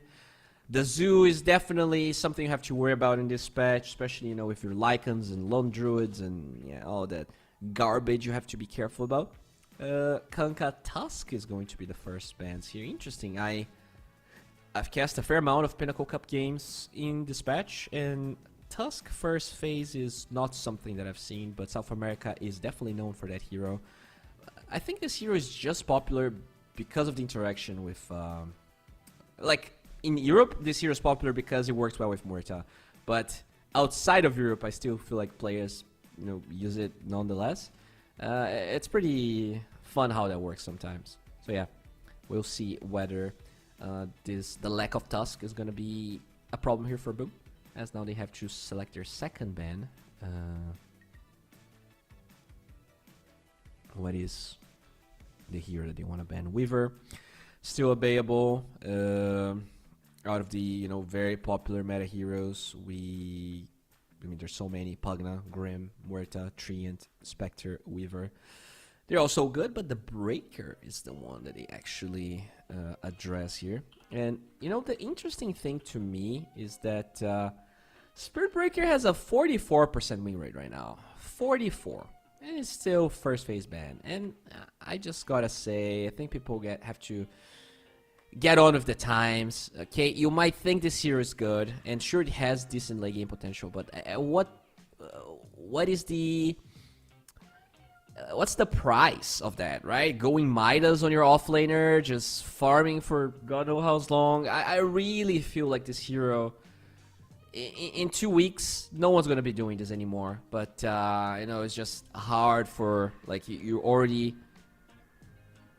had everything kind of like mapped out on what's the heroes you want, what's the heroes you don't want, and it's hard to change that. I think it definitely takes some time. It takes a fair amount of scrims, and then you're gonna look at the win rate and gonna be like, wait, what? This hero is 44% win rate in pubs. Why are we even banning this? But yeah, it might take a little bit, as we do see the Centaur ban here coming from Boom Esports. Interesting, you don't see that ban in the first phase very often. So maybe that is a hero that Mr. Luck, the offlaner of Marsbet, really likes running.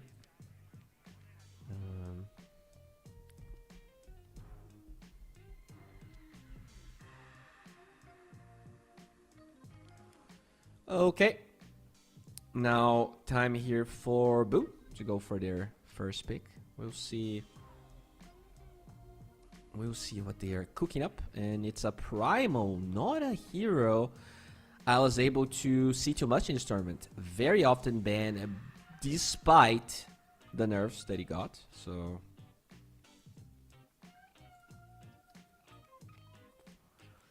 interesting pick, and they're gonna respond that with a Pugna. Alright. The hero is definitely very popular, despite the fact that he's not a butler anymore, or just a shadow of the butler he used to be. He's still good. I think he enables the mid-game sort of push that not a lot of other supports can really do. Chan being one of the other ones. I guess Enchantress to some degree, but not nearly the same. So yeah, I do like this Pugna. I've seen many teams just grouping up with it, getting safe lane tower, mid lane tower, off lane tower at 15 minutes, and it's so easy for them to control the map afterwards.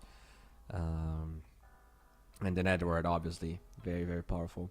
As we do see a Void ban and Weaver being taken away on the side of Marsbat. Well, even with the Pugna, they're not really willing to really have that going against them. As now Boom, they have to ban something else. Muerta, still available as we talked about. The Grimstroke, the Treant, the Spectre, NP, still a possibility. Although NP is probably going to be better for Marsbat, for Boom than Marsbat, just because you don't want to play NP into Primal. So Boom, they don't have to ban it, but they could pick it, I think.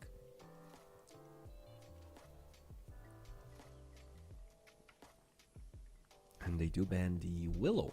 Okay. A hero that we see here and there.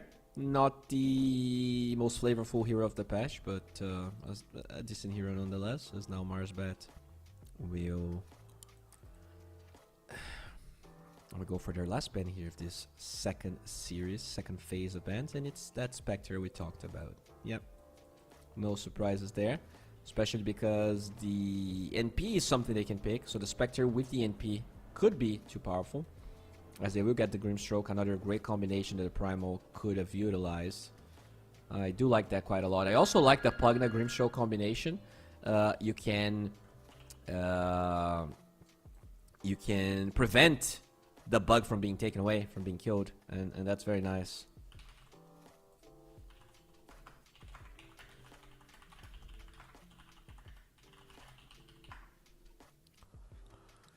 Oracle. Okay, now that is not a hero we see very often. I have not seen this hero in ages. Even at TI, this hero barely showed up, and okay. Oh yeah, that's a total curveball for me. I'm not even sure I understand why the Oracle's here, because you cannot dispel the bug of Grimstroke. You can spell the Decrepify. Well, that's okay. That's a thing that they're doing, and now the Snapfire alongside it. I mean, they have to be predicting a pick that I'm just unaware of here. Maybe is this like a Muerta pick that they're predicting?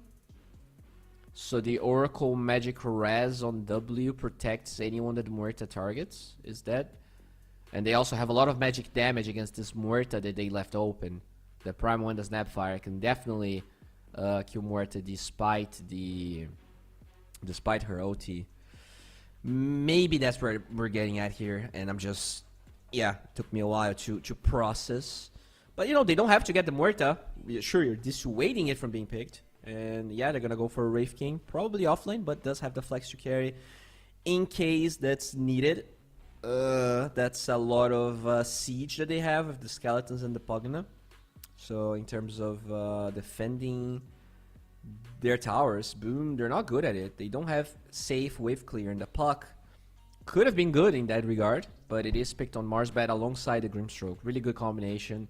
I really like what Marsbat has here. I think this is a solid meta draft that also just has a lot of cohesion between the heroes they picked.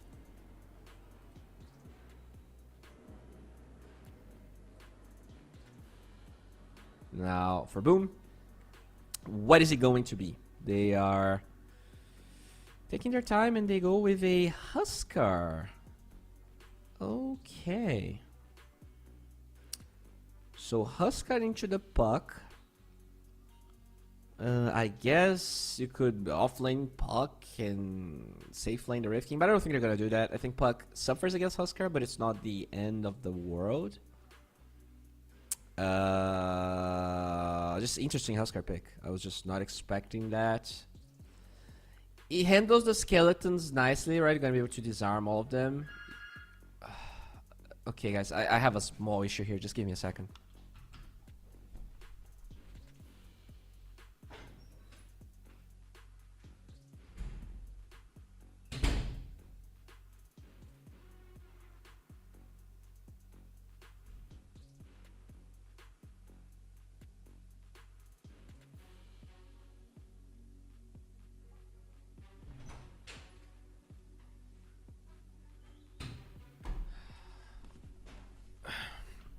Alright, I'm really sorry.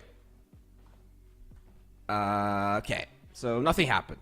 Literally nothing happened. Reserve time is being burned through here. They need a carry technically. But Wraith King could be the carry as we said, so they ban Axe instead as a means to protect the Huskar. That is definitely something that the Oracle cannot dispel with his ulti. And they also showcase that the Primal is offlane. So whatever carry here that Marsbat wants to pick for themselves is gonna have to deal with this Primal. Oh, they removed the Muerta themselves here, Marsbat. Interesting. Very interesting. I guess the combo is that you can also have the Muerta, and once you Oracle W the Muerta, she cannot be attacked and she takes no magic damage, right? Maybe that's the combo they're going for. It gets very obvious in this patch because Oracle is such a bad hero. Not a bad hero, but not a common hero at all, that you have to be thinking what you're gonna try and do with the Oracle. So it does make a lot of sense. They also take away the CK.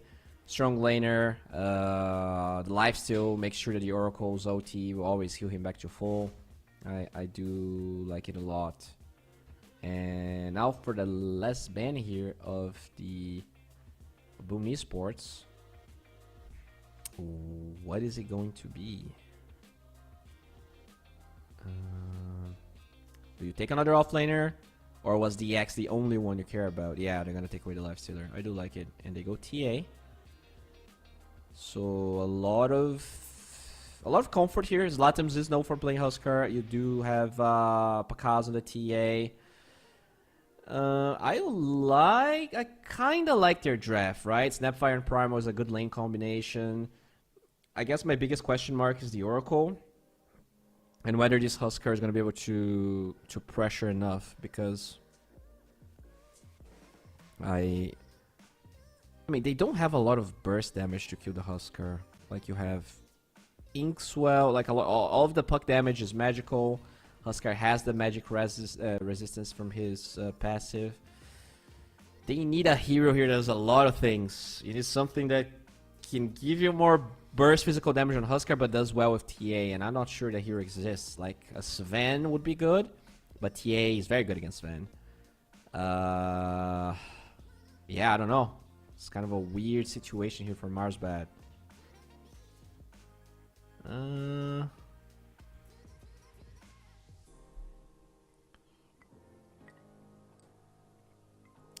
yeah, what is the hero for them? No Weaver, no Spectre.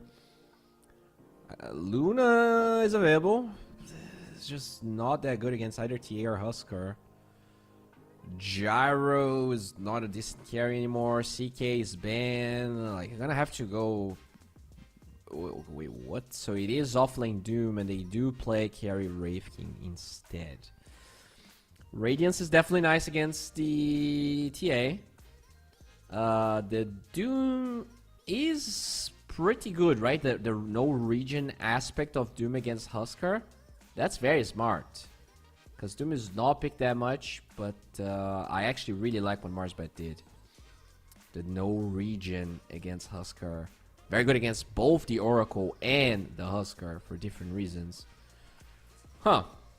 Yeah, I like what they're doing. The lane, though, could be problematic. I think Doom wait, is so Kafs is... Okay, Kafs is playing. Interesting. Well, regardless, this is going to be a very interesting game here. The Doom, even though has potential, could be... could suffer in lane against TA and Oracle. There's a lot of control for the physical damage of TA. Doom, not known for his high armor, not known for his high HP region. Could be a problematic game for him. We'll see how things are going to pan out. I do still like what bo3 Sports has, but Marsbat, they might be onto something with this Doom, and if they can delay the game, if they can get the eggs, this could be a very hard game. It's going to be a spicy one, a very interesting one that I want to watch, and hopefully you guys are excited as well for the first game of Boom versus Marsbat. As usual with South American teams playing European teams, we might get a little bit of a pause here and there and some calls and pings and stuff like that because they are playing with a ping disadvantage, but right now we're going in and hopefully there's not going to be a lot of pauses. So pray to the Gaben Lord as game number 1 is about to start here, and we have a fair amount of unorthodox heroes once again. The Oracle, the Snapfire without a Phoenix, right? Usually when you see Snapfire, you're expecting a Phoenix to be on the other side, and now this warding here, I'm pretty sure it was scouted by the Autocure Wraith King. So a little bit too deep, and Huskar not known for his move speed. So you have to expect that someone's going to be in the position there to break your smoke. A little bit obvious from Boom as Marsbat just take control over this left side of the map altogether. 30 seconds to battle. Nope, Cavs here is going to be found. But you know, because it is their coach playing, I'm assuming this could be, you know, the Snapfire has more to do with comfort than necessarily feeling like this is like a really good Snapfire game, right? It's a decent combo with the Primal, and it might be comfort for him, which is probably why he decided to go for this Autocare, just zoning Sacred here, just running at the Primal fearlessly. The battle begins.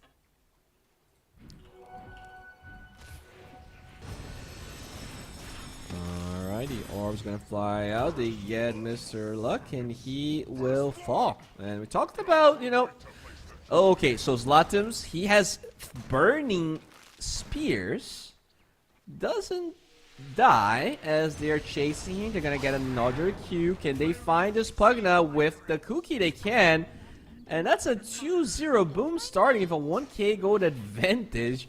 Despite Zlatims leaving the lane with this W. Not very common. I think he can actually be punished here. We'll see. He got so much experience from those kills that it might not matter. But a lot of the times, the Huskars, they struggle. Because you don't have the base damage to get the range creep. And you lose so much damage. Like, you don't really do that much damage with level 1 Burning Spears. You know, I say that as a Huskar spammer. So, we'll see if the Huskars gonna struggle or not. Regardless, though, they got so many kills that it might not matter. As now Kafs is, yeah, we're starting to get the courier. Has a cookie, but doesn't get to use it in time. Can he... Oh, just dies. Interesting. Very interesting. Know your place. Huh. Now MJZ just chilling here in the top lane. Does have a 6-stick charge. TA also has 5. So not only they got all of those fights, but all of those kills in the early stages, they have this pretty decently sized sticks in case another one breaks out. Pakas just securing the range creep with his meld there, and the level advantage here. Very powerful in multiple lanes, as we do see the Husker being 11-6, so he is actually just stomping the puck, dude. 3-1? Holy moly. Okay, that's yeah, there's not gonna be any troubles for this Husker just yet. They're gonna need some rotations here. They're gonna need some miracles to happen if you want to save this puck's life, because he is 4 times less CS than the Husker. So obviously gonna equalize, but right now 3-1 is not what you expect out of your mid here at 2 minutes.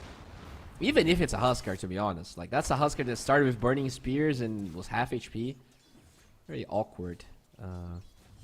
Yeah, Zlatan's just controlling the wave perfectly here. Does get 1 CS for his trouble, but he's also gonna get a volley of spears, and this one with the Fairy Fire, 4 spears should be enough. Oh, it should be enough, and they will. Yeah, they will. Be so sad for Marsbet. Every single teammate, like, wait, what? Husker is owning our puck?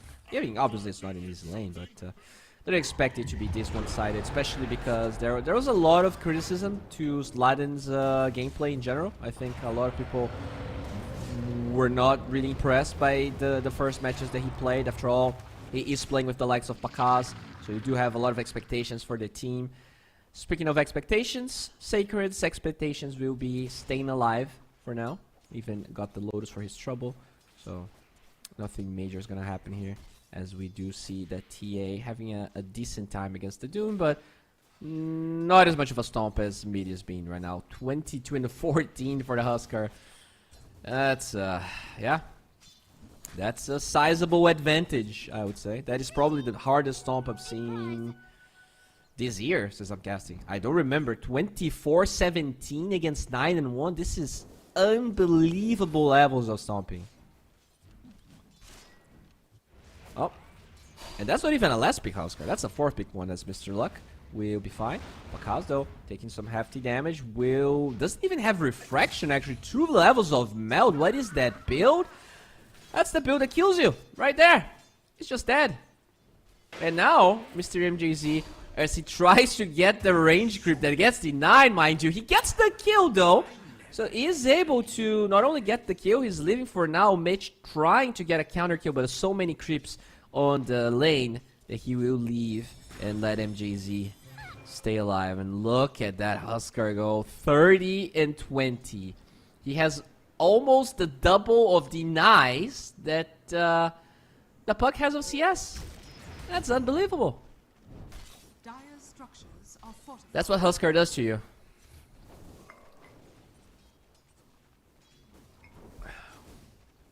Alright. Sacred having a fight time here, as Latums is doing a fair amount of damage for the burning spears. Volshnik trying to live, and he will be ulted and slowed down. Oh, good signs to the high ground, but Latums has the inner fire available and will get that kill. Even tips him back with the num. Alright, yeah. A lot of tipping there. LeBron's like, bro, relax, we got this. It doesn't matter, man. I know Pugna getting closer to you in CS, but it doesn't matter. Alright, just breathe, and we're gonna be okay. That's probably what he should be telling him anyways. As we do see in the top lane, Pakaz actually losing in CS compared to the Doom. Not what I expected. The double meld build. Yeah, we'll see if that's going to be a problem or not. As Kafs, ooh, is going to be found. He was going towards the rune, but instead that into combination locking him down. They're lacking the damage, as finally Zlatans will go for LeBron. They do cancel the TP. Nicely done. Kafs holding on to it for so long as LeBron. Can he even get a counter kill? He will not get it. Oh, maybe he will.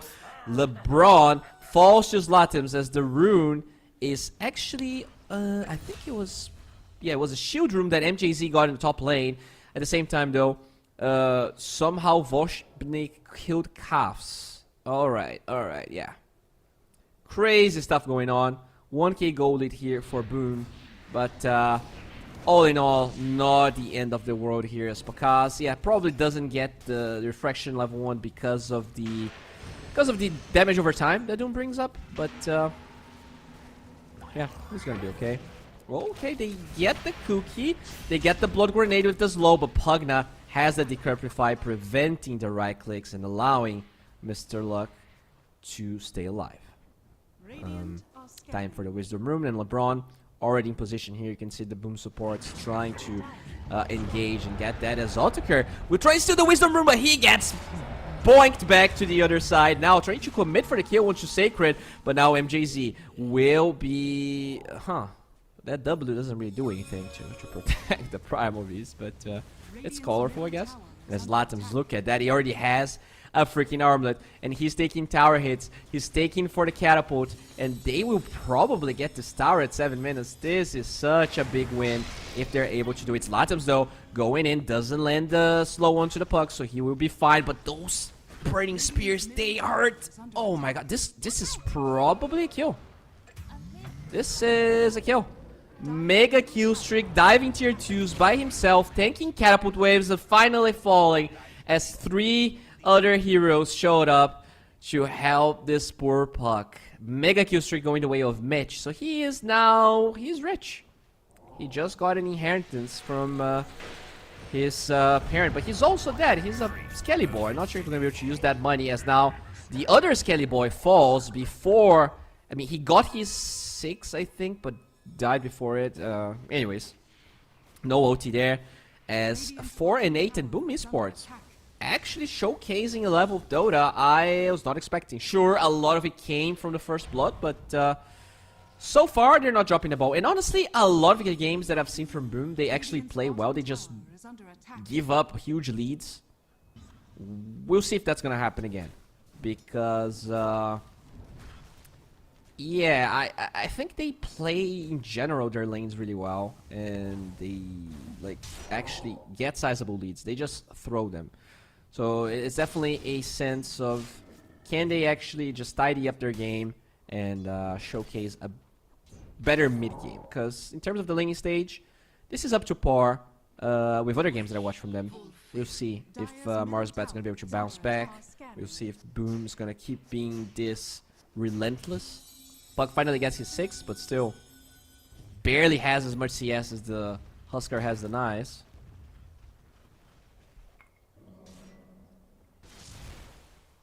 Sacred getting another Lotus for himself. We do see his Latums going back here to the mid lane. Even gets himself a... Oh, he has a Blink Dagger queued up. What in the world am I watching? Well, I'm watching Sacred being engaged upon, as they have 3 heroes here. A lot of damage flying out. He cannot cast his spells. And finally will be taken down. That little freaking bug preventing the poor Primal from screaming. Gets silenced and dies. Is Latums going for this Blink Dagger, man? That to me... I get it. I get why he's going Blink. You get False Promise and you blink out of anything, right? Okay, speaking of... oh my... Yeah.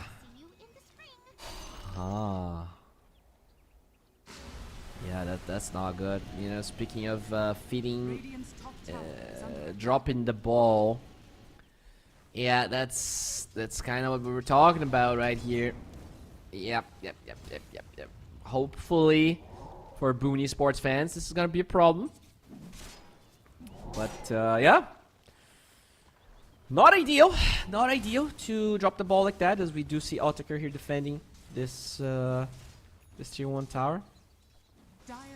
And you know, talking about the advantage, we saw Husker going for that tier 2 tower kill. He gets it, but he dies.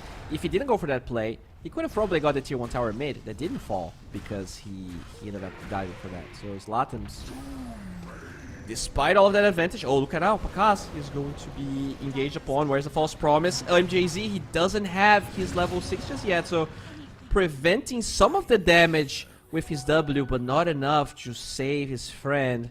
And now Pakaz is the one that falls, and the lead is just slowly dropping, and now they're gonna lose Caps as well.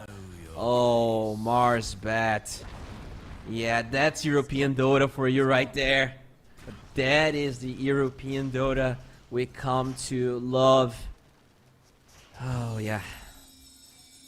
All of that momentum. Boom Esports just overplaying their hands, not taking sticking to the basics here. We'll see if this is gonna become a problem or not. It might just be a bump along the road, but pretty much all of the advantage that Boom acquired is now gone. Roshan is on the Radiant side. You know, usually if they didn't drop that much of a lead, I think they could have Rosh super early. But now they have to wait for 15 minutes. I think, yeah, especially because this tower is still alive. Zlatums, though, looking relatively healthy here. Finally, MJZ gets his 6. So we'll be able to protect either the TA or even the Huskar.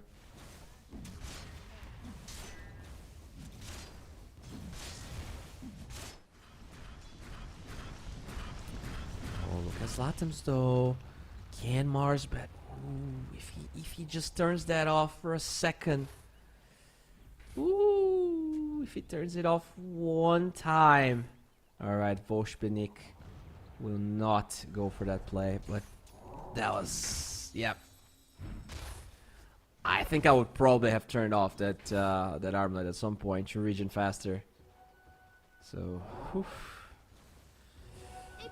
Alright, so now they're gonna group up for this tower. Ideally, if you can get this tower, you can probably force Roshan. Marsbat are gonna glyph. They do not have a lot of heroes nearby. 3 heroes are in the mid area.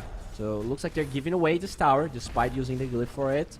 And now the question is whether they're gonna give away Roshan as well.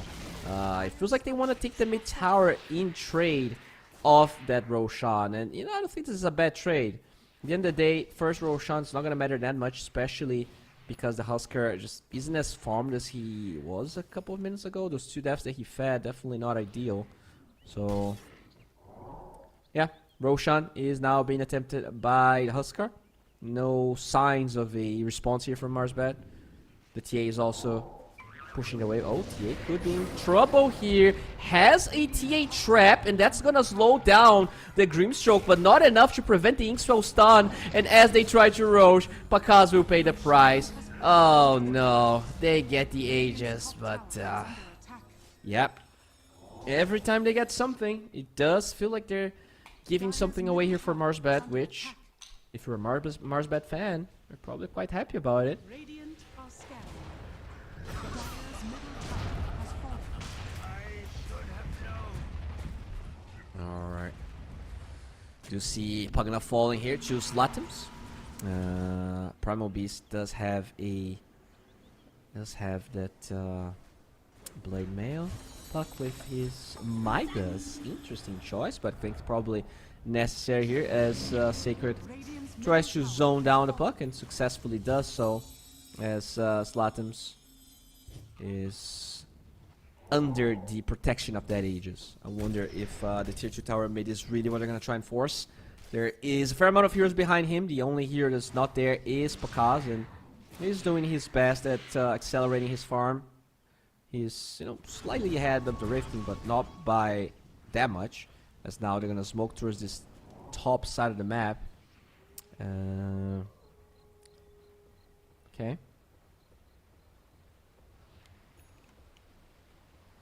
We'll see what's going to happen. Oh, Mr. Luck, you're going to be found. Are you out of luck, though? No, he's not. Yep, they jumped the gun. Cuffs, trusting that the connection was going to happen, but unfortunately it did not. Now they're out of that OT. That's a pretty big one. I wonder if this is going to be enough an incentive here for Marsbat to try and fight Latums with his Aegis. Probably not the brightest idea, especially considering they have the Oracle OT on top of it. Alright, so all tier 1 towers are down. We do see a couple of heroes TPing to the mid lane here. Pakaz will defend as Volshibnik trying to secure his rune. Huskar pretty much doing the same, but it's an Arcane rune on the top side. Pluck, can he get it? That's a big one if Pluck can get it. Oh, Zlatum's got it. Is that a blink? Did Huskar finish his blink? Yeah, he did finish the blink. Alright. This is gonna be cool, guys. Okay, false promise into blinking Huskar. That's a new one. It's either gonna be amazing or it's gonna be awful. We'll see. We'll see if this is gonna work the way they want to. Because after all, the Doom doesn't cancel your items anymore. And the False Promise doesn't allow you to take damage. So even though you're not healing, you can still blink out of the damage you would be taking instead. Yeah. Let's see what's gonna happen here. Very interested about this Huskar blink. This is... I have to ask Knoxville later. Is this the first second item blink on Huskar ever? It probably is.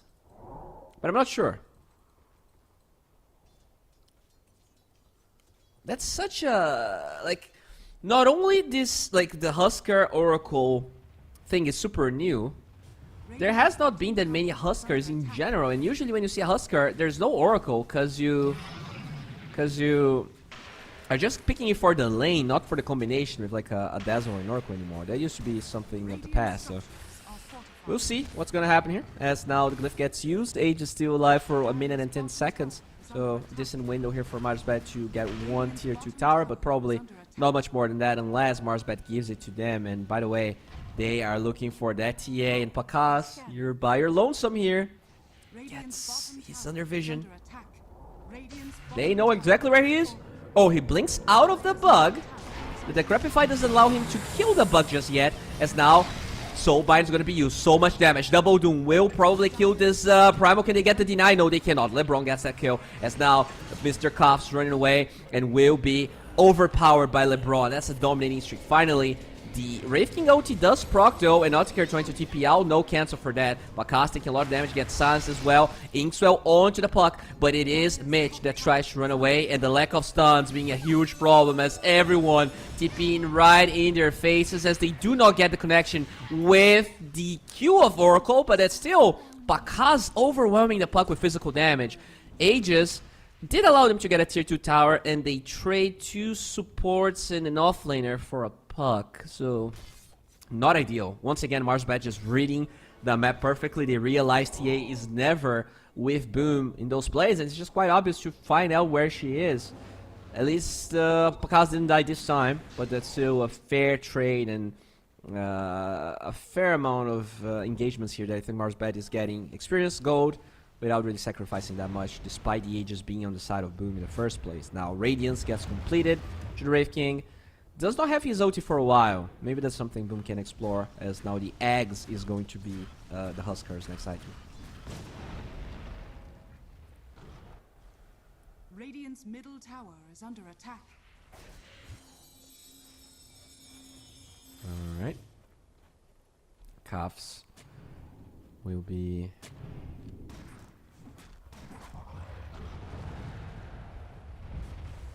dewarding the triangle here, as we do see Volshmik with his Midas now going for the shard. Having a decent time, all things considered, still pretty far behind the Huskar, but the Midas will definitely give him the levels and the gold that he needs, as now Slatum's going for a second tower. They didn't have to use the False Promise for that fight, so even without the Aegis, they feel like they have the power to force these towers, and Slatum's deservingly so, doing a lot here. Now Doom using the Twin Gates, and Pakaz is farming under tower, but they don't seem to feel confident going for that play. Wisdom Room time. I wonder if Boom's gonna try and take the enemy one. They only have the Primal and Huskar here.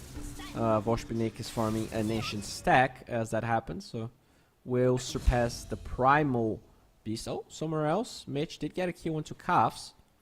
Yep. That just happened. And the Pugna is just fine.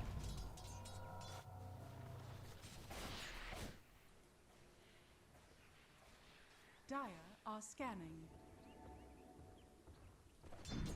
Dire scan. Looking for a move in the Twin Gates, but they're not gonna find anyone there.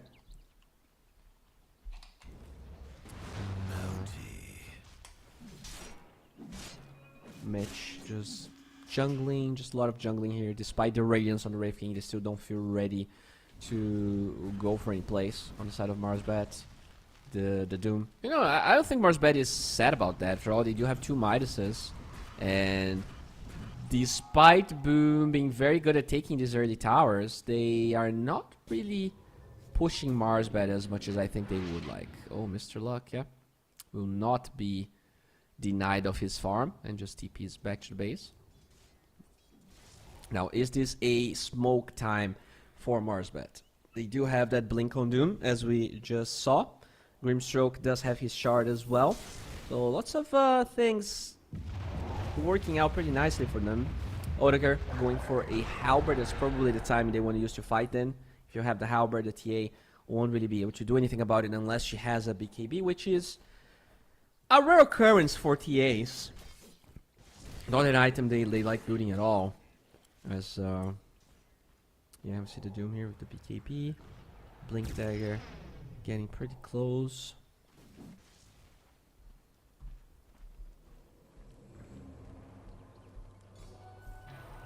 Alright. Still a pretty decent show here in terms of net worth for the TA and Husker, but Primal Beast a little bit behind. Calf's quite under farm, but you know, the Solar Crest might be all he needs, although Autocare. There's a lot of vision here from Boom in the Radiant Jungle, and that's important because Roshan is alive. So they want to be ready. There's 4 wards in this Radiant side of the map. One on the bottom side, the one that we were watching, the one on the left side, and one close to the river. So they understand what the next objective is going to look like.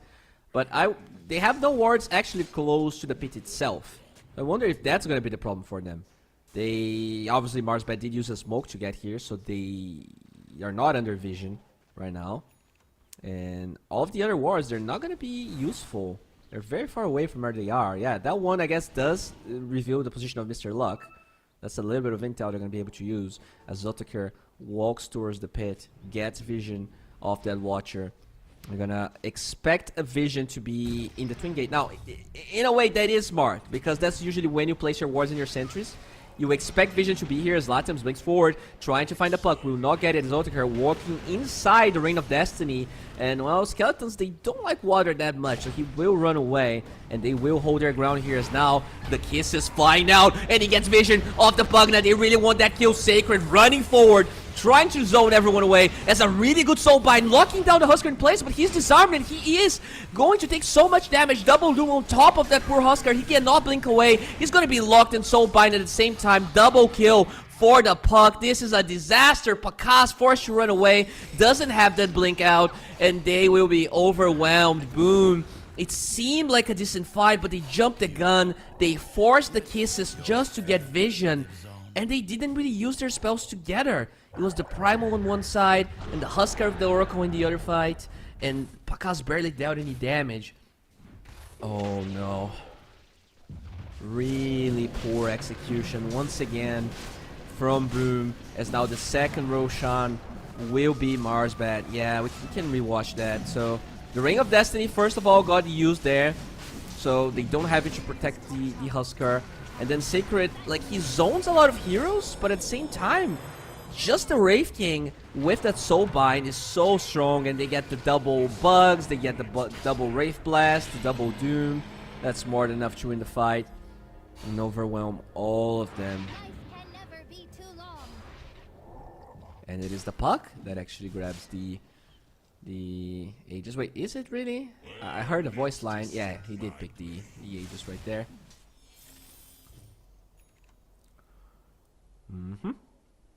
He's going to be just fine. Autocare does have the Halberd as well. I think that is a big reason why Husker couldn't hold his ground. The Heaven's Halberd got used once he initiated. He had no dispel for that. He didn't need the BTB for it, and he did buy an Aegis instead. Now there's a cheese on the Doom, Aegis on the Puck, and the Tormentor is also going to be taken here. Mr. Luck gets his shard. It's not bad actually. I mean, it's worse than the other one for sure, but no, it's okay. Oh, hello. They do find the Puck with the kisses. Alright. Aegis will expire. Do they have any other form of lockdown? They use the Oracle's Q. Okay. That's a big blunder. Scatter Blast. Oh, I see. Yeah. That was the shard. And now, interesting, and they lose the plugin as well. Alright, yeah, this is gonna be, I think this is gonna be similar to the first series we cast, alright? This is gonna be back and forth. This is gonna be entertaining, guys. Hope you guys are ready for the fiesta, because this game seems to be going the entertaining path right now. Both sides with some small mistakes here and there, and I am hoping for a very long and very entertaining series. It feels like this is not going to be easy for either side, and you know, that's when the best Dota is played. That's when legends are born and memes are lived. We'll see. As Otakar is going for that Silver Edge, very, very powerful against the Husker. But you know, not bad against TA either, as now they will smoke. Only Kisses on cooldown here for Boom, so not necessarily the greatest window, but if they understand something about the map position here that I don't, they might be able to find an isolated target. It has been Pakaz for the most part, but they are not going Pakaz's way. He is all the way on the top side, and instead Marsbat, they're in the mid lane area pretty much.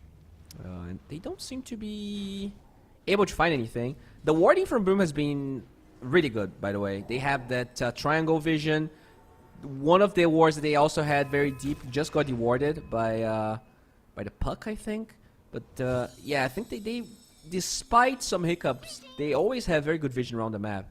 We'll see if it's gonna keep that way. There's now Kaf's going for Nags.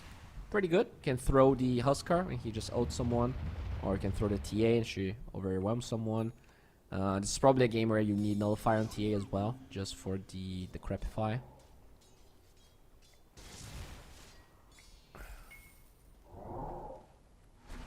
Fuck though. Slowly but surely closing the gap on the Huskar. Huskar now behind the Doom, behind the Wraith King, and Huskar is not a hero that reforms very fast, so he is not gonna keep that throne for long. And it just goes to show that this TA, as farmed as she is, might be in for a game where there's 3 actual cores on the side of Marsbat, whereas, you know, Primal Beast, he can be a strong core, but he's definitely struggling with damage, as we do see Pakaz items there. Finally got the BKB, so he's going to be able to dispel the Heaven's Halberd, an interaction that isn't used to be that popular. Also, the Shard Silence, very good against Puck, very good to cancel Pugna's Sucky Suck. We'll see what's going to happen here, as the game definitely took a turn to a slower, more chill pace. Not a lot of action. Roshan seems to be the name of the game, which also means this can be a pretty long one. Like, we're heading towards third Roshan at about 30-ish minutes. This is not gonna be an easy one. Now, it is going to be probably, but not necessarily, a Radiant Roche. And if it's a Radiant Roche, and you get an Ags for Boom, who benefits from it? The Stepfire is already going for one. Oh, wait a second here, as they're gonna get really good kisses with Sacred. I think that's a combination they really struggle to utilize this game. I think this is probably like the first one that I've seen work out flawlessly for the most part. Okay, they fight the TA, they break the Linkers, the Doom is there, many TPs coming in. Where is the False Promise? They did it fast, but I think the TP from the Primal, all TPs are so, no, the silence! Perfect silence on the Oracle being held by the Puck. Just beautifully done. They're gonna get Pakaz. The price, though, might be higher than they expected. They will lock down Otakar. He's trying his best to do damage, but look at Volshnebenik. This is a double kill for Otakar. Zlatims is forced to disengage. They're gonna lose the Wraith King, but can they get more? Now they find the Doom. Really good ulti here on top of Mr. Lucky. They cancel the TP. They can, and Zlatims gets a double kill in Marsbat. Yep. Not respecting the response, even though they canceled the False Promise. So TA dies. They were still so deep. Yeah, oh, we didn't really get it, but like the Puck was holding the silence right on top of MJZ. MJZ TP'd in vision. I think if he TP'd behind the tree, he was probably able to catch his False Promise. So that could have been even better for Boom. They saved the TA. They get even more kills because they would have more DPS. But still. on the favor of Boom, just not as much as they would have probably hoped, which is kind of the summary of this game. Every time one of these two teams does something, the other one punishes it, and goes to show that the teams are relatively equally skilled, which leads to entertaining Dota, which we all love. Now Husker did finish his Halberd. Sacred, I think this is his eggs completed, as well as a Kaya that he's working on. Very nice.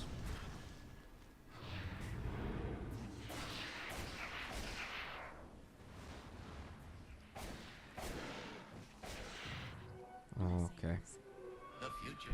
Pugna working on a Lincoln Sphere right now. Interesting. Doesn't want to be ulted by the Primal Beast, and yeah, I guess that's probably the right idea. Puck going for his Mjolnir. Very good with the eggs and the shard and the TA refraction taken. They're gonna, I guess, Doom already kind of does well against that. The Inkswell is good, but the Puck doesn't help. Doesn't. It also works as Roshan. 30 seconds until we know where it's going to be Radiant or Dire. If it is the Dire side, definitely an advantage here for Boom. As Lattims, he's being run at. His Blink is on cooldown. Soulbind finds Caps. He's now forced to BKB. Now look at that coil. That's a lot of damage flying out. The silence onto the Oracle, preventing any false promise shenanigans from being used. As Sacred now forced out. He has that X doing a lot of damage. Can they actually lock down this Puck? Yes, they can. He cannot phase shift the Husker ulti. Volshbenek just overextending, but look at the Roche timer. That is the worst one Boom could have gotten. Not only Eggs is not going to be at their disposal, it means this death means very little. It's just a little bit of extra gold. They're not going to be able to get Roshan, and it is the longest one possible. Yeah, this is tough, right? Because they're probably going to invest a lot of time in being around Roshan and making sure that they get it. But at the end of the day, this also means they're going to be farming last. We'll see if they're going to lose a little bit of gold advantage just because they're going to... when you have a Husker, that's pretty much what you want to be doing. You want to be... you want to make sure that Roshan is your next objective. Yeah, slight win probability here for Boom. That's one of the first times they even were ahead, according to Gaben. In terms of gold, they've been ahead a couple of times, but Gaben does believe in Marsbat draft a little bit more. And we talked about the scaling, we talked about the Midases. That is definitely going to be a problem. This Puck, he should be much harder to kill than effectively is what's happening. But I think once he gets the Lincolns, once the Pugna also has his, it should definitely become harder to kill this Puck. Like, they don't have any instant disables. Even the Primal one has a cast point. Eventually, though, they're going to get a side of eyes in someone. Whether that's the Primal Beast or even the TA remains to be seen. Right now, TA going for the Swift Blink. A lot of TAs usually like getting the purple Blink. So, yeah, I don't know exactly why it would go for each one. But now, Boom, they're going to be TPing everyone to the top side. All of them are together. As there's a smoke from Marsbat in the same area. In terms of vision, both sides are struggling here as the Inkswell, unfortunately, will be wasted. Cookie finds Otakar, but I think the dispel of that Inkswell actually canceled the stun. There's no Sacred. Yet your failure lives on. Alright, the smoke about to wear off here on the side of Marsbat. Can they find the angle that they need? Another Inkswell initiation with the Wraith King. That is the best engaged tool that they have. The Wraith King gets the vision, and then the Doom gets the target. That's how you want to play. You don't want to initiate with the Doom when you have no vision like that. There is one decent ward from Boom on the left side, but now they're leaving the ward, and they are going to a different location. So the only vision they're working with here is the TA traps, which is not bad, but could have been better. Like, they placed that ward on close to the Lotus Flowers, but now they don't have one here. Sacred will be showing. Now the trap gets Dewarded. Okay, Wraith King moving forward. BKB onto Mr. Luck, but they're gonna actually get the Doom. Can they stop him with the Huskar ulti? This could be enough, and they will kill him before the Doom gets used. Buyback's gonna be there, but there is no tower. In fact, he's TPing to a tier 3 tower. This is gonna take a long time. Zlatims will eventually fall. Cannot take away that freaking bug. Look at the Primal, though, getting on top of both supports. Still being silenced. Buyback on the Huskar as well. 2 cores buying back in the fighting reset. The action is not yet over, but look at that! This Wraith King has no OT, but they do use Doom in a Huskar that's not really being engaged right now. A Grimstroke gets found, boom, they are slowly but surely taking everything away here from Marsbat. The TP of this Pugna is not gonna suffice. And finally, it's Boom taking a convincing fight here with a pause. Ooh, that's a spicy little pause right there. Right after a lost fight. Okay. Alright, alright, alright.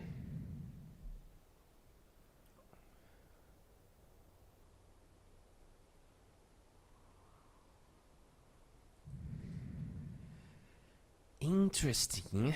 I do see the TA. Yeah, that's pretty cool, actually. Very cartoonish. That's Buck. No, not a lot of swag on that Buck. All right, sorry, go. Looks like we are back in action. Now, there's 2 options here for Boom. They can force high ground.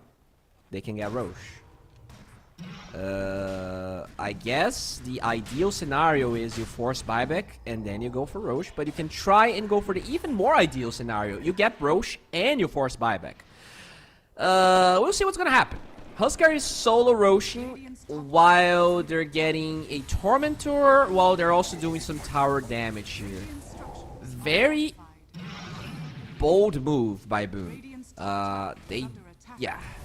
Alright, Huskar has the shard as showcase right there. Roche will fall. Aegis on Zlatims. They're going for the melee barracks. No buybacks being used. In fact, the Wraith King had buyback and he bought out his items.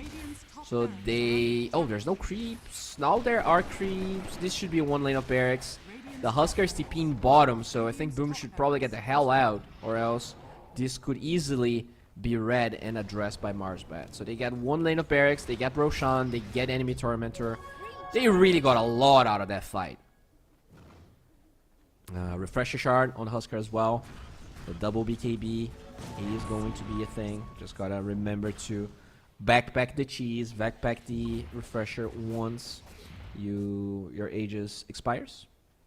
No tier 2 towers up, so Boom, despite a monumental amount of hiccups, finally looking like they're in the driver's seat. 69 nice percent win probability here for Boom. 1 lane of barracks down. The the buybacks, I think only Huskar ended up using his buyback and he's holding Aegis. So yeah, I wonder exactly what the plan's gonna be. Like, they still have every tier 2 tower, so even if the worst case scenario here, they go for a YOLO play, Huskar dies twice, I don't think there's a chance for Marsbat to actually get barracks, because they're gonna have to go through tier 2s and 2 sets of glyphs and, you know, kisses and the primal beast. Even TA cutting waves with traps and stuff like that, so I think Boom can potentially go for more with this Aegis here. Whether they're going to be able to close the game out is a different thing, and we've seen them dive a lot. So I'm expecting a 70-minute game, especially because Marsbat, as we already talked about, did play 2 70-minute games yesterday. So they seem to be a magnet of those types of games, as entertainment is never ending when they play.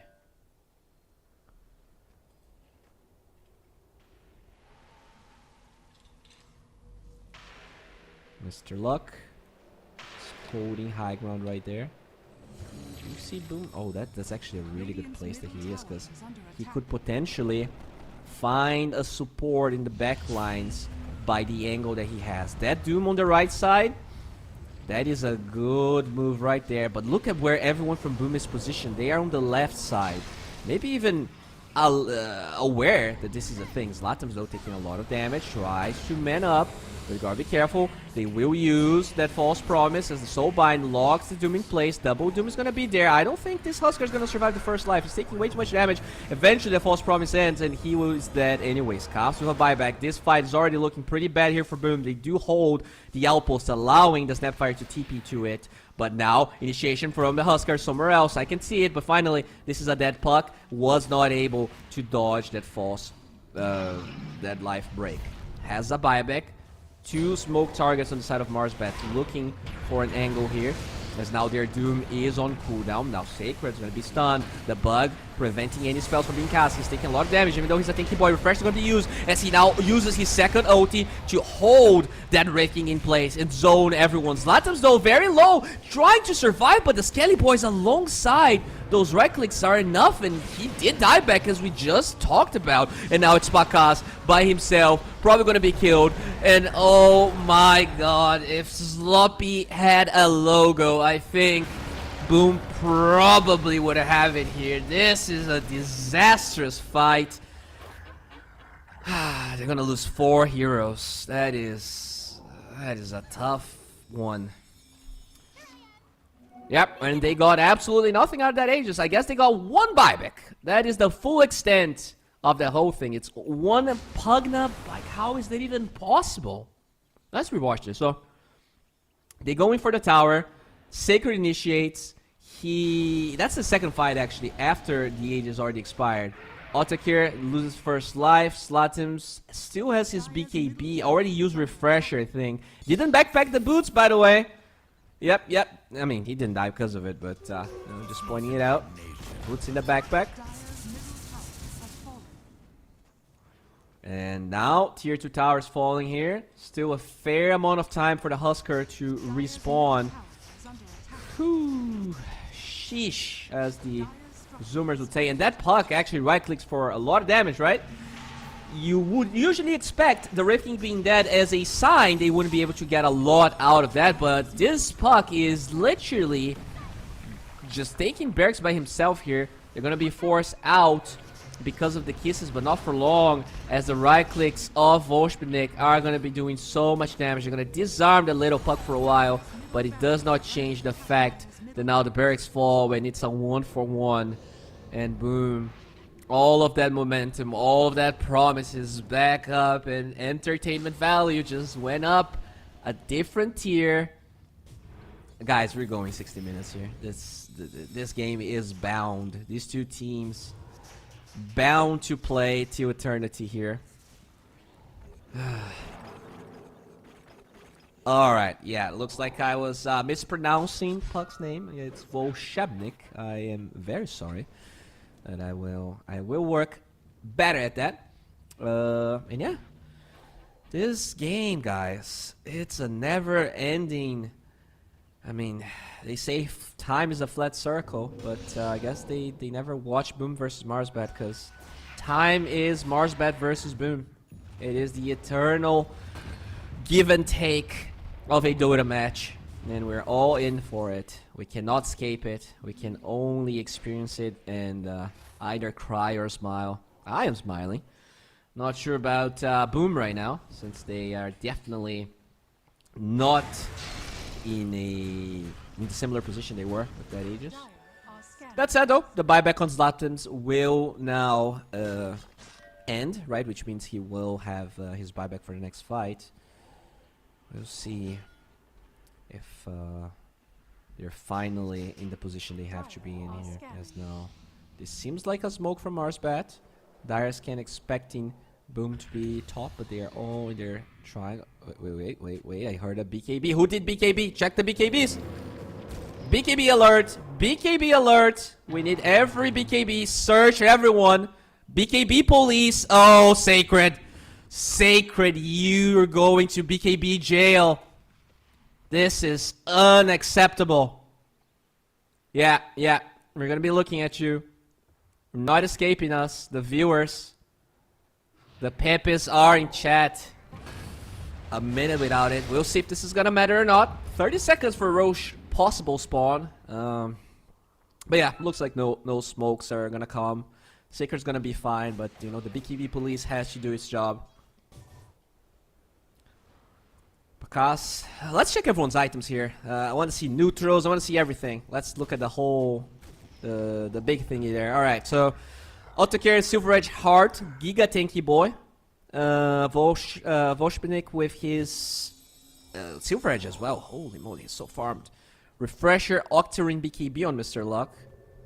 All right, okay. Then Aeon Disc on MJZ. This is important, but might not be enough against the Doom in the first place. And there's a lot of... Okay, let's stop looking at this, because in the mid lane, there's a lot of Boom heroes as they smoke. Are they trying to force Mars Bet back to the base? They do force everyone but the Puck. And Roche will spawn in 1 minute. So it's going to be top lane. Yeah, that's the move for Boom. They want to force everyone back to the base and now control the Roche for themselves. There is one Radiant Ward in the Twin Gates Cliff that has to be addressed here by MJZ. But Marsbat quickly smoking. In fact, the Boom heroes are a little bit late. TA is very far away. And yeah, we'll see if that's going to become a problem or not. If it's a feature, not a bug. Azotaker will take one of those. Oh, and they didn't deward that one. That ward's still alive. It's going to be problematic. I heard a Snapfire ads thingy, but I don't think it landed on anyone. Finally a smoke. Pakas will now join the smoke himself. Roche up in 10. This is a tense moment. When it mattered, Boom definitely took those big fights. Okay, they actually... I think that gives vision of Mr. Luck, as they will find a really good primal ulti. Level 26 with those kisses. That's more than enough to take the Grimstroke's life. And now his buyback and TP are gonna be there. That is finally one Doom that is only on one target. They've been doing so well with those soul binds. Finally, the second one. Mr. Luck looking for Pakas, but he will finally chill. They are not going through that Reign of Destiny, but now the Grimstroke rejoins the fight. The silence is going to be on Zlatom's here, the Cookie, allowing him to disengage lightly, as finally False Promise is going to be there alongside the Doom. So can this Husker survive? Oh, the save from Snapfire should allow this Husker to survive. Both supports already dying here, Sacred and Pakas in the backlines. Infiltrating the room of the supports is now, look at that break, just doing so much freaking damage. Pakas jumps forward, they find the Doom, he's out of ultis now, and he will be found. Great play from Boom, and it seems like when they're not in the enemy base, they are able to take these fights. Otaker, your second life is meaningless. You're just a dead skelly boy. And this is Roche for them. No buybacks, I believe, were used. Oh, okay. Lincoln's gets broken. The silence, but he's invisible. And they have no detection. Okay. Sacred TP'd somewhere. So wait a second. Are they going high ground instead of going for Roche here? This is a Galaxy Brain play. I am not sure how I feel about this. Okay, let's rewatch, because I think this could be a mistake. Yeah, the fact that they killed the Grimstroke, that was huge. Every single Doom, I think for 3 or 4 fights in a row, had Soul Bite on it. When they killed the Grimstroke, they forced Mr. Luck to use 2 pretty underwhelming Dooms, right? Instead of hitting 4 people, you get 2 clutch save from Caps as well. This, one save right there, boop, that's enough. That's the Husker surviving. That's all the supports dying because they all dove to try and get the Husker instead. Just really good gameplay. I do hear some fortify, so I'm assuming they're going for the mid barracks here. I hear a buyback as well. And I think this game, yeah, we have to get back production because some buybacks are happening here, and Boom is ready to give away the advantage they acquire. I'm joking, but not really. They lost the Husker. They lost the Husker. Possibly they lost the Roche as well, my friends. Yeah, I was not kidding. They could have just got Roche. And yep. Yep. This I don't know, man. This oh, this game is grinding my gears right now. Like, it's just impossible for someone to do 2 things right in a row. Like, if you actually win a fight, the next move needs to be underwhelming. And now, guess what? Roche is on the Radiant side. We could potentially be looking at a Grimstroke eggs, a Wraith King eggs being gifted just right into Otaker's mouth. Like, okay, 16 seconds for the Huskar. They're gonna lose Caps on the other side. Yeah, this is it. They're gonna lose Roshan. Holy moly, this is yeah, today's gonna be a long day, my friends. I thought I was gonna get lunch early, but I gave up. I gave up any semblance of eating early today, as now the Aegis is going to be on the Doom. Mr. Luck actually carrying it. Who got the eggs, by the way? Is it the Rift King? Did the Rift King get the eggs from Roche? Yeah, okay. He did get it. Very, very important. These long fights were a little bit hard for Mars Bat to navigate, but if they get those second lives, all of the spells are always going to be cast. Can definitely be problematic here for Boom in the future. Even if they just want to throw their bodies at the barracks. I mean, this is still a 50-50. See, guys, this is inevitably going to be a 1-hour game, and I'm all in for it. All in for it. Sacred does have a Vise now, as well as his Lincolns. Let me check the other items. Okay, the tunic for the Oracle. Not the tunic, the cloak. Slatim's carrying a Mindbreaker. Pretty good, pretty good. Because he is going to get on top of people. Otaker. Break is there, but the Lincolns will nullify the Rayfire Blast. So Sacred is going to be just fine. Just, there you go. Gets the charges, clears the Skelly Boys, and now Otaker. Yeah, just wants that Illusion Rune. Grimstroke doesn't really have that much. Pretty poor guy. Has been the target of a lot of hate this game, as MJZ just using that Reign of Destiny to clear up the wave. Puck with his gem now. Very farmed. Did sell the Midas, going for either a Nullifier or upgraded Blink. Let's see what's going to be. TA with another Vise as well, so they have a lot of... They definitely have a lot of ways to isolate targets. Both the Huskar OT and the two Vises. If one of the supports is by himself, they will definitely fall. Not that many saves besides the Decrepify. I'm sure they have a Nullifier on the side of Boom, actually. Does TA have Nullifier? I'm surprised that TA doesn't have it yet. Against the hero. Well, Mindbreaker on the puck as well. Tier 2 tower is gonna fall. Roche still up for 2 minutes 30.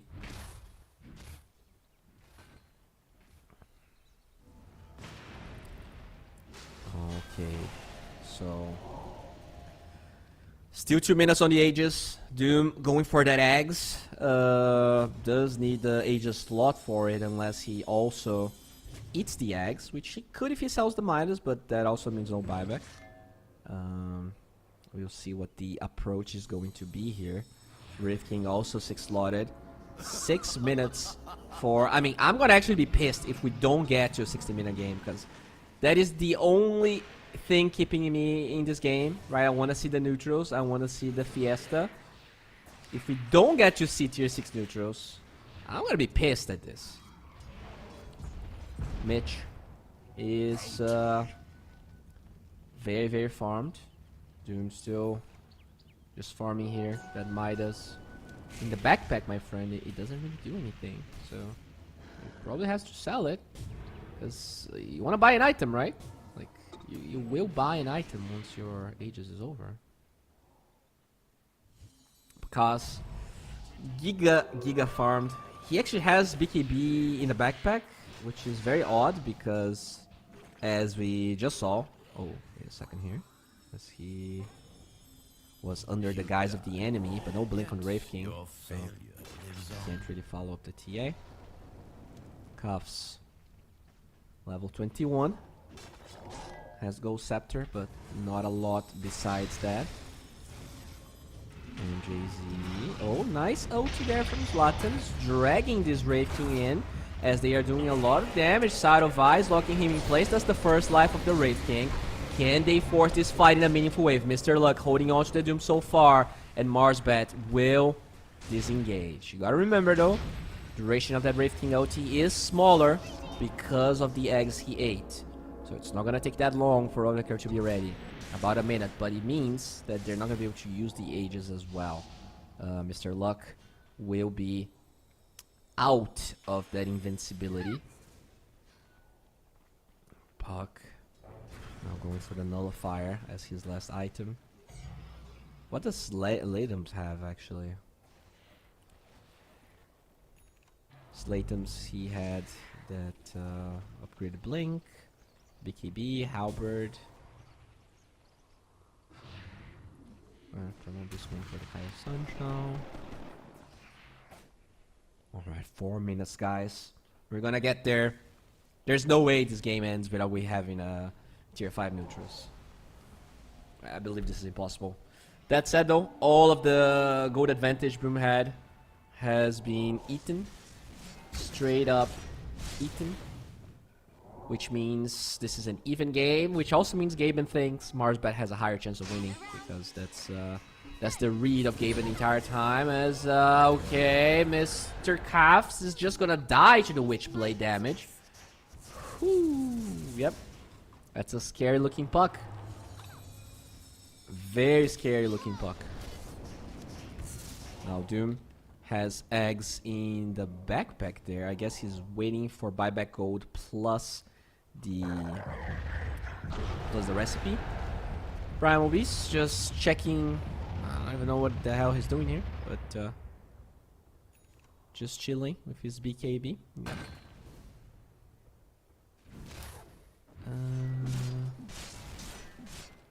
Very slow game here. Is Marsbat gonna try and force something, knowing that the buyback on Calves is possibly available? Mitch just moving forward. Yeah, they will try and force that buyback. There's no creeps in the top lane, but there are creeps in the mid lane as they're holding down this puck for so long with the damage. This could be it, and it is. The Wraith King eggs finally procs, but it doesn't matter. Puck did die, but can they actually get a kill? With Slatims, he's actually invisible. He's trying to fight, but he cannot reach, and if he's inside that Doom, why was he hitting? I don't know, but he will fall. And now it is Mr. Luck out of luck. 2 cores that instead of Marsbat, and they're gonna trade that for 1 Husker kill, and they might lose more. Grimstroke using that invincibility to his... Oh my god, he actually lives. Goes all the way to the left side, and this is a 2-4-2, but 2 cores dying, obviously going to be slightly better here for Boom. Okay, now it's the scary part. You want to force something, but now you don't have your Husker or your Oracle. If you try to force high ground, which, let's be honest, every time Boom tried to do it, it backfired immensely. The hidden ones have Okay. So, yeah, look at that. He breaks the Lincolns with the Vise, and he gets a full duration OT on top of that puck. Just beautiful stuff right there. Yeah, that's it. There's no saves. The Crepify would have actually hurt the puck there. And disastrous. Very nicely done by Secret. Clutch play. That was probably one of the best plays. Okay, I'm listening. Yep, there we go. The buybacks we were talking about. Pakas. I mean, I told you so. Like, that was very obviously gonna happen.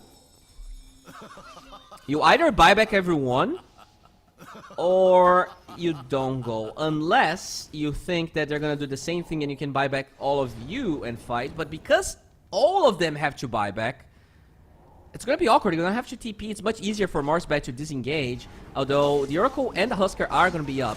Everyone else has buyback. They have Glyph as well. Now Zlatims goes in with his BKB. Lincoln's was applied on top of it, so it broke. And now Sacred with his own ulti. But look at that. The suck from the Pugna, allowing everyone to live. 3 buybacks on Boom. And this might be one of the last fights of this game. The Wraith King is kind of left behind, and he should fall. Even his second life might not matter. As now finally the Doom's going to be used, getting on top of them. The second Doom gets applied. I'm not even sure where. Did he Doom himself twice? As Sacred still fighting here. This Wraith King is not going going to be able to disengage. Pakaz looking for another one, but it means this Wraith King is still going. Finally, the ulti from Zlatandos alongside that inner fire should kill the Wraith King for good, and they also lost the Pugna.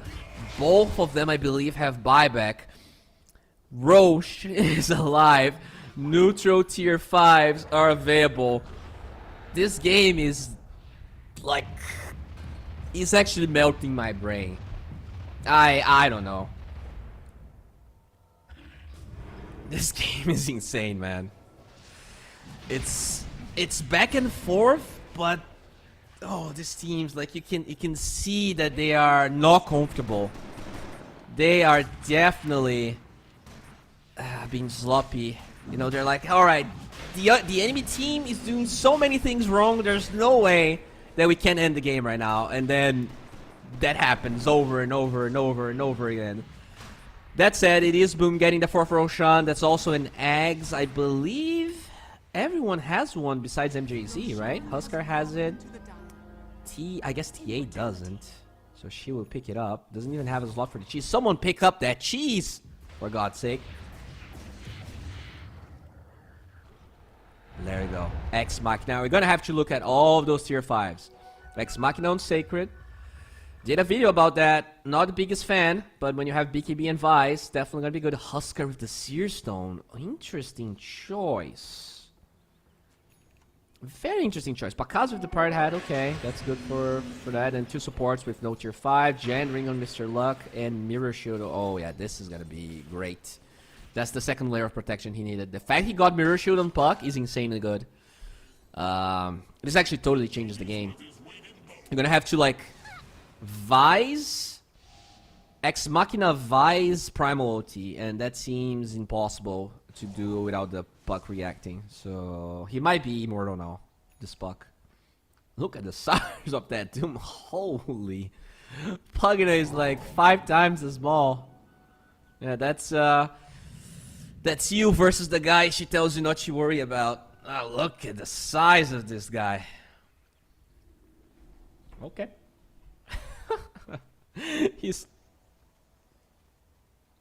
Yep, he is bigger than the Ancient. He clearly is. I think his shoulder is bigger than Pugna. His actual shoulder is bigger than the Skelly Boy. Alright, smoke from Boom. Time to siege high ground. I hope that they chill and they take this a little bit slower. Because they just, like, they're not really getting any kills outside of base. They're just, oh my god, Huskar's by himself. His BKB is going to be stunned through it. He's dead with no buyback. Everyone's on the left side. Speaking of taking this chill and doing it carefully, there's no buy on Calves. So that is a window that they can use. Refresher still available here for Mars Bet. So yeah.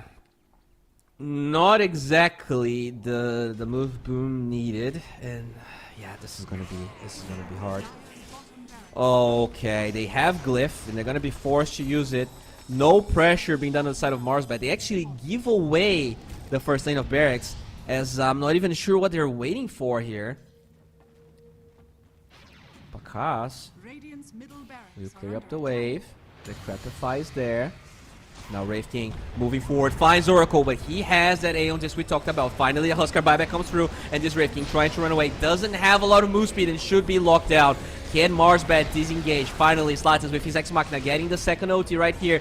Can they kill Wraith King? They can. Now the question is whether they can leave as Marsbat without any casualties. Okay, they cancel the Grim Stroke, so that is 1. Alright. 2 heroes that have buyback. I've seen, I mean, this played exactly the same way 5 times.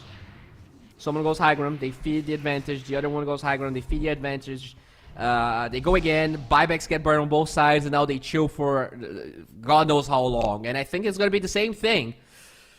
The ideal move here is you wait for Calves to spawn, you take the Ancient outpost. Alright. And you wait. You can still go high ground and force that buyback. They're not doing that though. Wraith King does have buyback, and there is Doom available for Doom.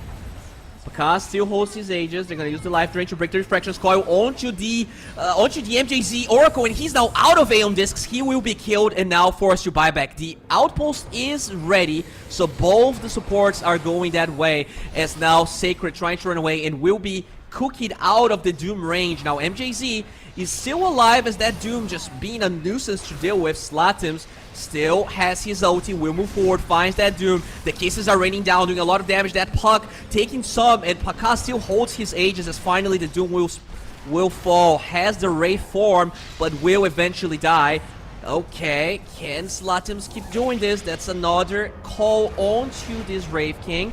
And he's still going for it, has no buyback, gotta be so careful. Slatims moving even further into that Pugna, but he will not have a way out, so the Pugna will become a Wraith. The buyback not available for the Doom, as MJZ will probably fall. The Puck is really trying his hardest to get that kill, but now the magic resistance is going to be applied on top of him, so the Puck doesn't get the kill. The third life of the Wraith King finally goes through, as MJZ locking down the Wraith form of Puck, and somehow, someway, after 66 minutes of the hardest fiesta I've ever seen in my life, it feels like Boom might end the game.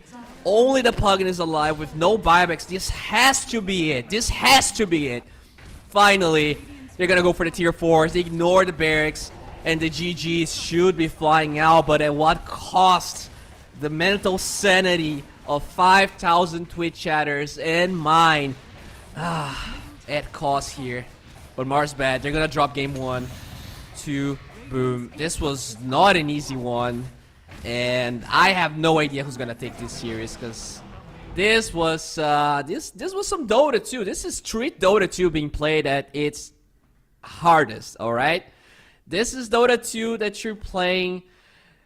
No shoes on, no gloves. It's just mud and tears and blood, and it lasted a long time. But Boom, they do take game 1. I don't want to say convincingly. I am not convinced by the Dota 2 of any of these two teams right now.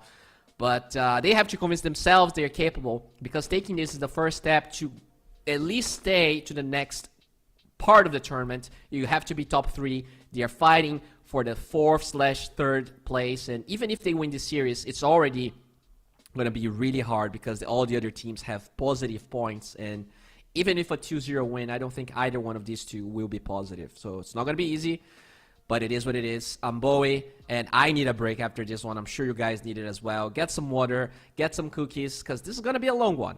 I'm back in about 7 minutes. See ya.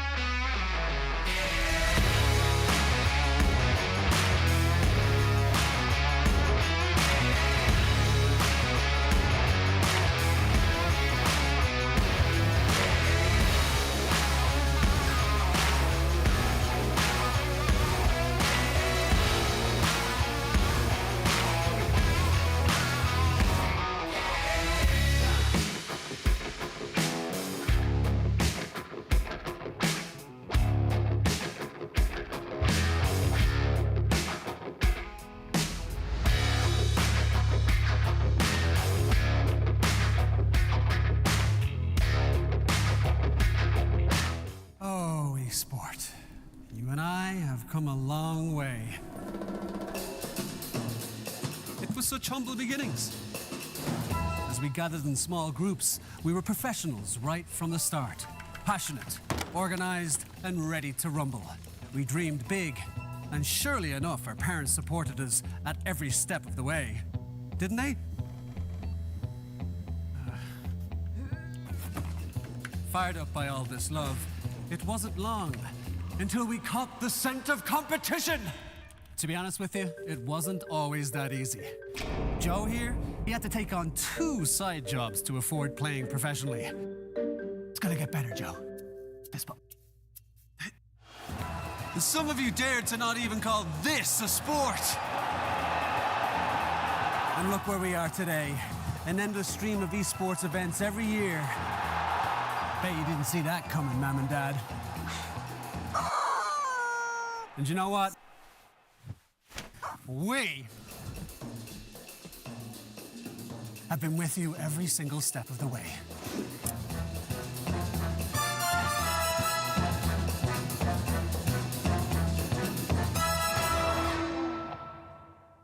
Dream of working with people you watch on screen.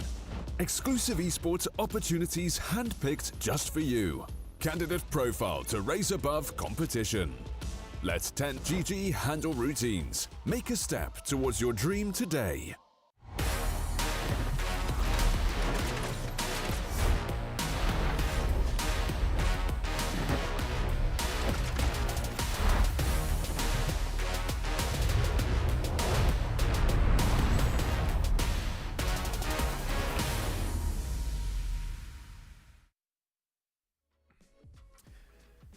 Hello, we are back with Pinnacle Cup 25 years anniversary show.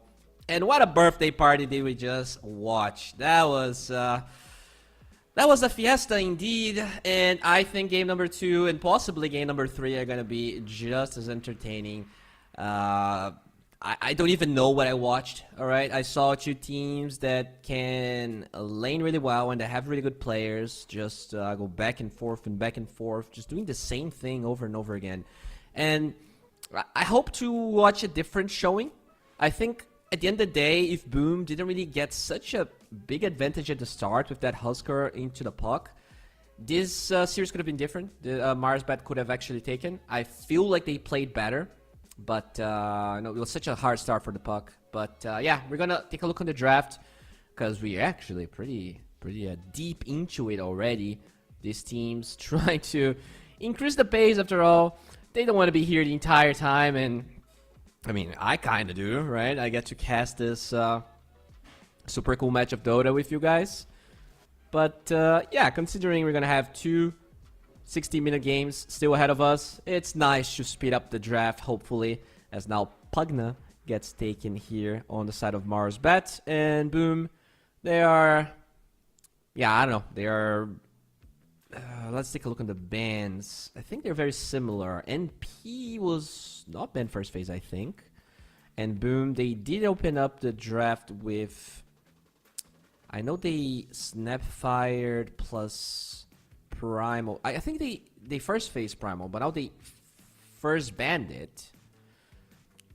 I would love to see the Grimstroke being picked. I think the Pugna Grimstroke combination is pretty annoying to deal with, and I think Marsbat is just gonna take it. You can also pick something else and ban the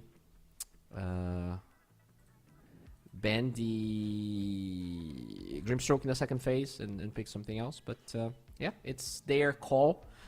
Cav seems to really like that Snapfire, so maybe you can just, if you're sure that's what you want to play, you can just pick the Snapfire for yourself, right? Like, I'm assuming he's a standing instead of they actually swapping Matthew here, which means that, you know, just give your coach a hero he feels safe playing. I mean, actually, when you think about it, the fact that Boom won game 1 against Marsbat with a standing is actually quite impressive. Sure, there were a lot of hiccups, but you know, it is a standing nonetheless. He is one of those high mark coaches, but he's still a coach at the end of the day. So, very impressive by him, as I don't even remember the last time he played competitively. It must have been a pretty long time ago, as now Muerta is picked up. I do like it. It's a solid carry. As a support, it can cancel the life drain. It's a hero that just scales naturally. I just don't like it too much because it's a South American team playing Muerta. You know, that shot feels like a pretty hard to land skill when you're playing on ping.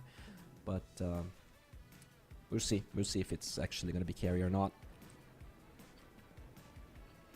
Now, finally, the Treant Protector gets banned. Weaver still in the pool. I think that was banned very early in the other series as well. Spectre, same thing. The Grimstroke we talked about. I believe Marsbat might just want to pick that up again. So Boom Esports, they have to either prepare for that in some way, or they have to ban it here. And if Muerta is going to be carry, I would love to see the Grimstroke being banned. I think it would be nice.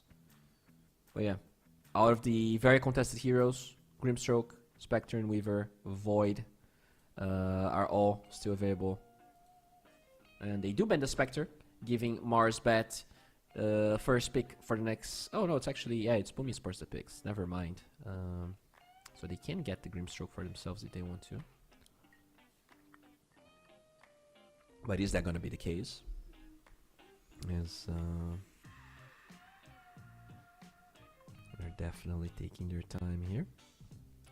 If Muerta is scary, I don't like the Grimstroke pick that much. Oh, the Clockerino boy. Okay. Now that is not a hero we see very often. And usually a hero that I see against Spirit Breaker. It's, you know, decent versus Shaker. It's okay versus Plugna as well.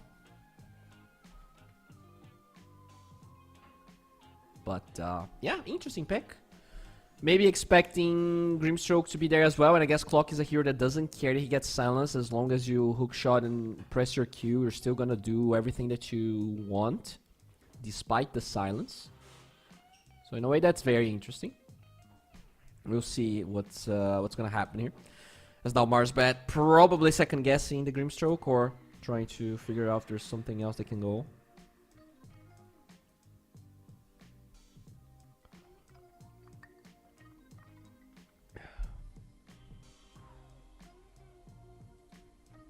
Brewmaster. Interesting. What's the cast point on his OT? I feel like if you get the cogs going, he cannot OT, right? Did they change the cast point of Brew? Let me check on the wiki here. Cause his OT is 0.55, and I think battery assault is 0.6, right? So 0.55 and Clockwork is 0.7. Yeah. So he's not gonna be able to. You can prevent a couple of times, but eventually the Brew will be able to OT. So yeah, I'm okay with this. I think it's a good hero. What are they gonna try and pair this Brewmaster with? Oh, the Gyro, possibly a support. This is definitely becoming a thing in the highest of MMRs. Gyro support, alright. It's a good one. The shard is very strong. The battery assault buff is nice. It's a hero you can also trade against Clockwork, right? Clock wants to close the gap and do battery assault damage, but that might be hard against the Gyrocopter. Clock is a little bit more tanky, but I don't know who actually wins the fight if you're just like both attacking and using your stuff, no stop. I have a feeling Gyro might even win just because he does so much damage, but I'm not sure. Now, Boom. What do you want to... I mean, Oracle that they picked in game number 1 still seems decent, although you are now against a Brew, which is a bit more annoying. Yeah, they're gonna go Snapfire anyways. It's a good combo with the Clock, and either they're playing mid-clock here, or they are pretty much giving away the fact that Muerta is a carry, and that can be a problem. We'll see if it will be or not.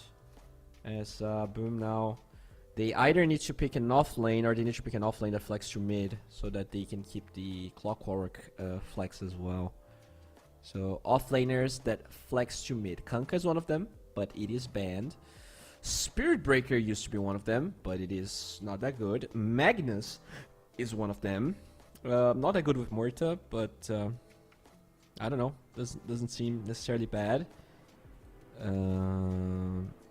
I guess Mag is probably the one that jumps to mind the most. But he actually picked the Grimstroke. Pretty much. Alright, so maybe it's a Snapfire for Sacred, right? Because he does play that off lane. Maybe it is support Snapfire and they have a clock mid. Who knows what's happening here? As now Marsbat. Okay.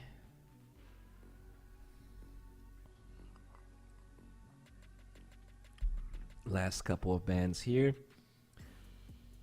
Yes, you ban mid heroes, but there is a chance clocks mid. I know for a fact that this is a thing people do in the highest of MMRs. It is. I'm not sure how popular it is, but it's definitely something that people do. Let me check here. So yeah, it's done a couple of times, but honestly, the win rate doesn't really seem that impressive. I'll probably just ban mid heroes that I think are good. It's looking. It's weird because Marsbat should have the best team fighting, but at the same time, if Boom Esports gets enough disengage, it could be tough for them to take their fights. Because Jared and Pugna, they want to fight in the same place, and Brewmaster and Void they want to chase. And if you can make them chase you after Nether Ward gets used and the Jara stuff gets used, I can definitely see Boom Esports taking this fight. So we'll see what's gonna happen here. As now Boom has to ban for mid unless Pugna is mid. Also not that popular, but it is something that people do. I don't know enough about Marsbat's mid player to fully give a diagnosis here, but yeah, it's actually very rare, like extremely rare. The one player that I did found here, Sab played a game of mid Pugna, KXY played a game, but it is extremely rare. Analog actually plays mid Pugna, but there's a paparazzi game. Anyways, Puck gets removed. Would be pretty good on side of Boom, just because you have that Inkswell. We saw how powerful it can be. But I guess Inkswell with the Clockwork already is pretty good.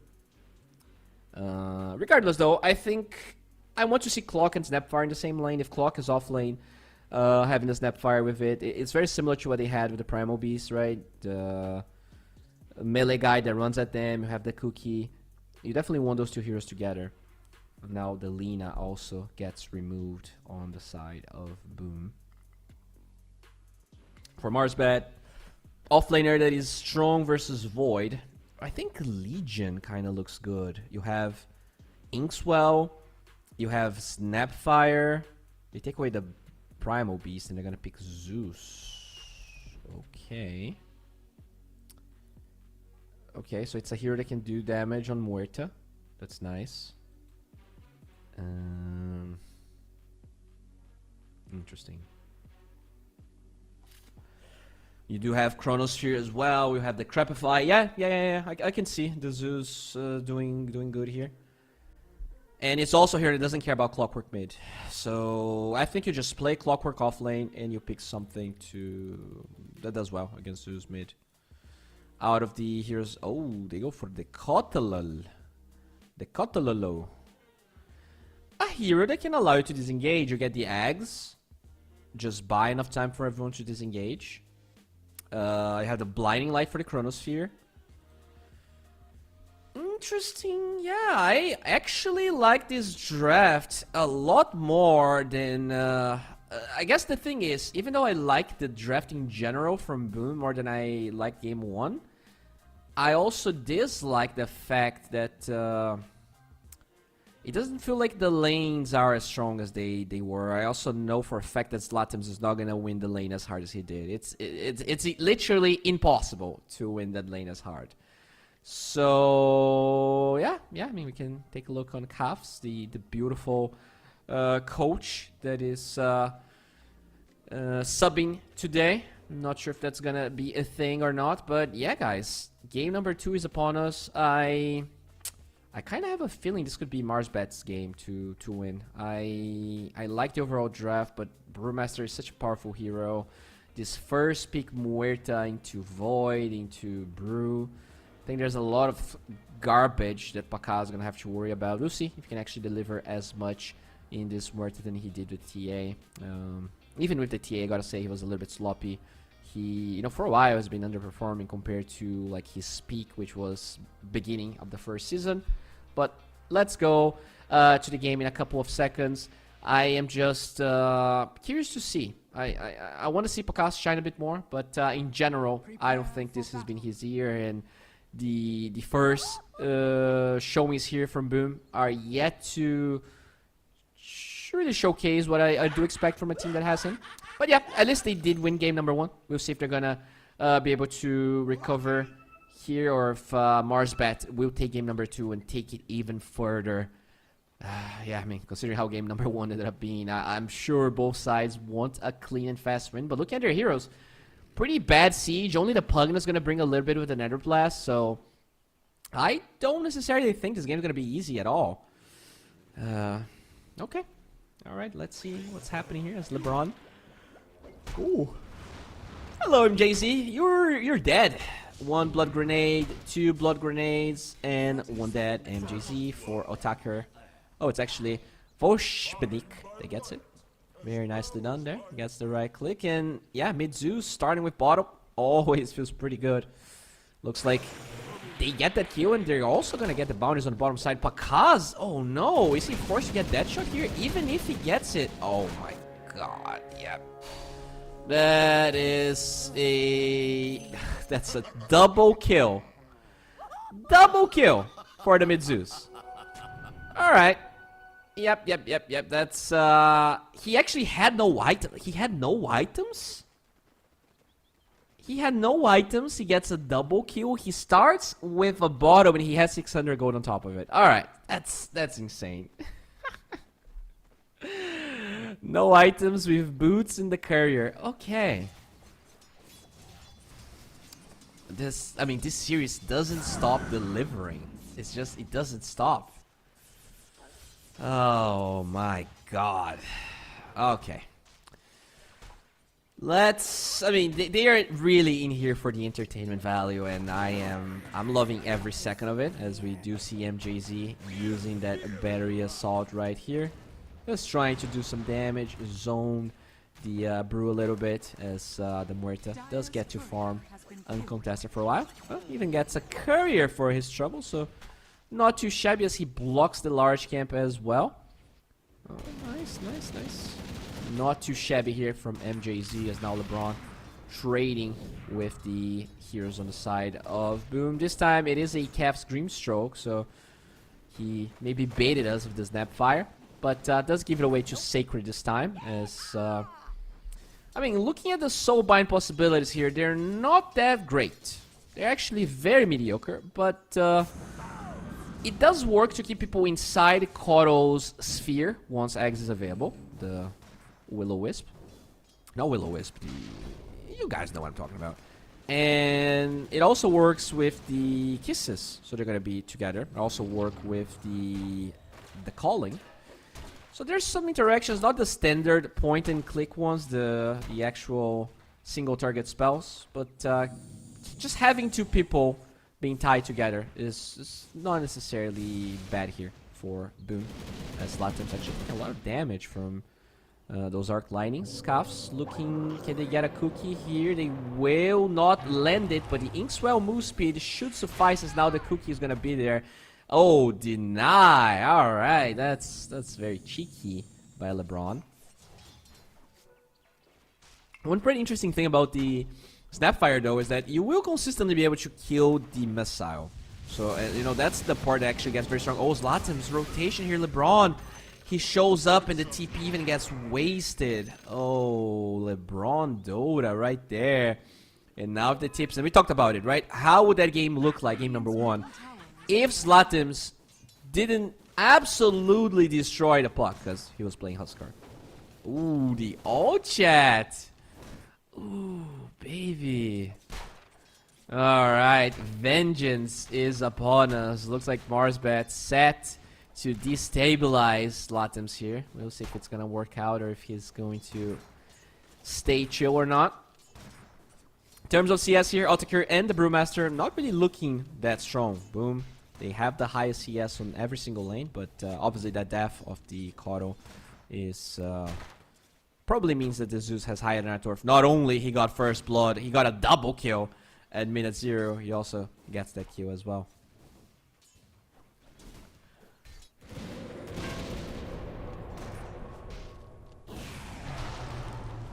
Okay. Time dilation is going to be used here.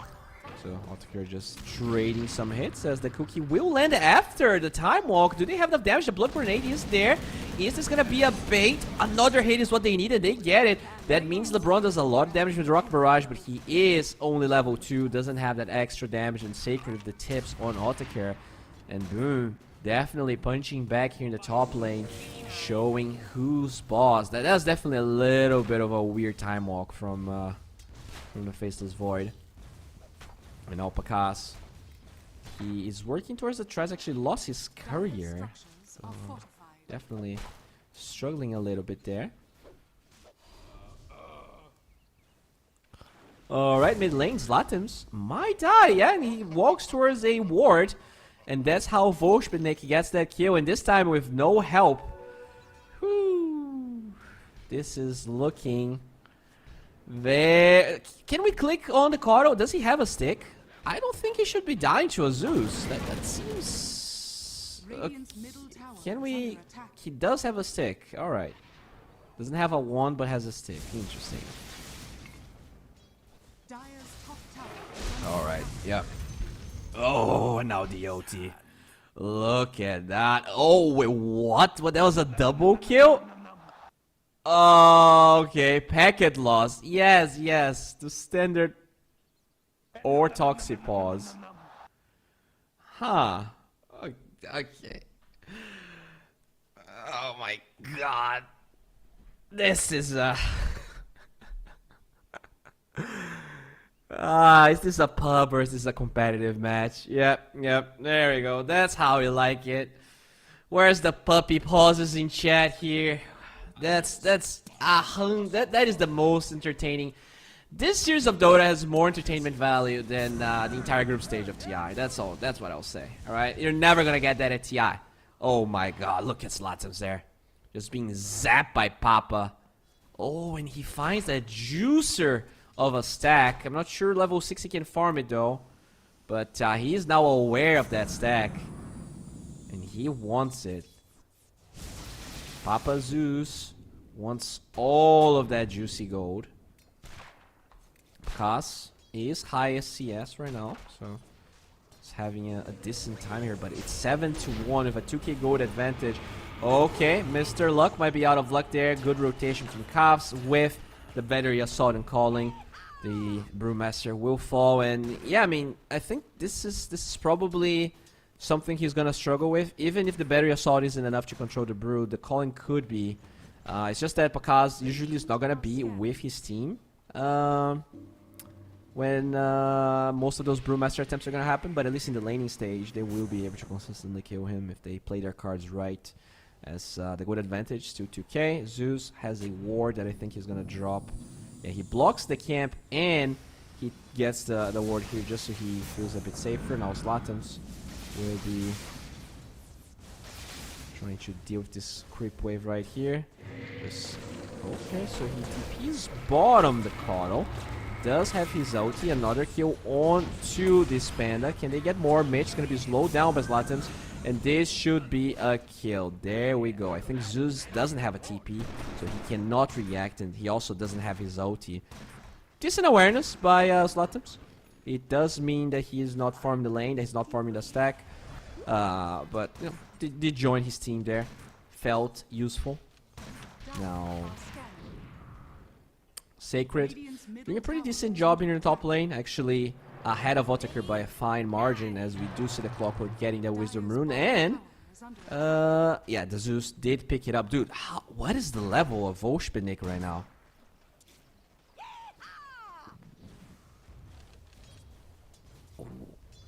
Level 8 at 7 minutes. He got so many kills. He gets the wisdom rune on top of it. Like, I don't think I've seen a hero being level 8 at 7 minutes. That's very rare. That's a stomp level game. And remember, same thing happened with Slatums.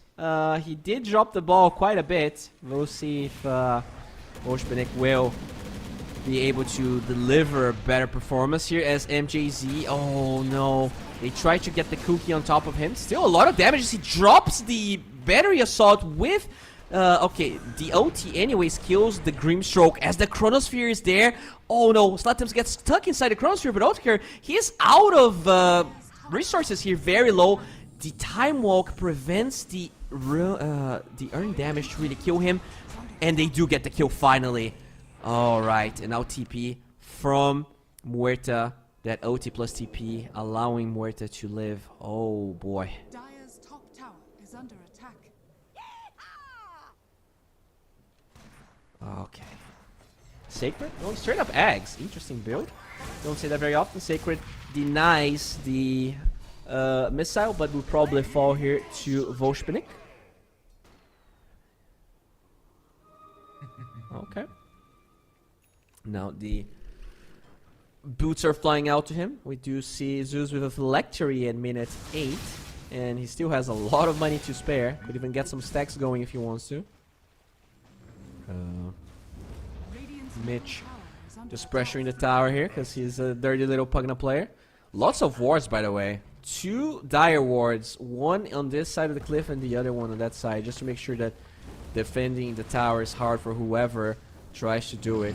Kafs is in defense duty right now, as there's an K rune here on Voshpinik. Gotta be very careful about that. Pakas going for the Mjolnir. Did start with the Mithril Hammer instead of the Javelin this time. I wonder why. Okay.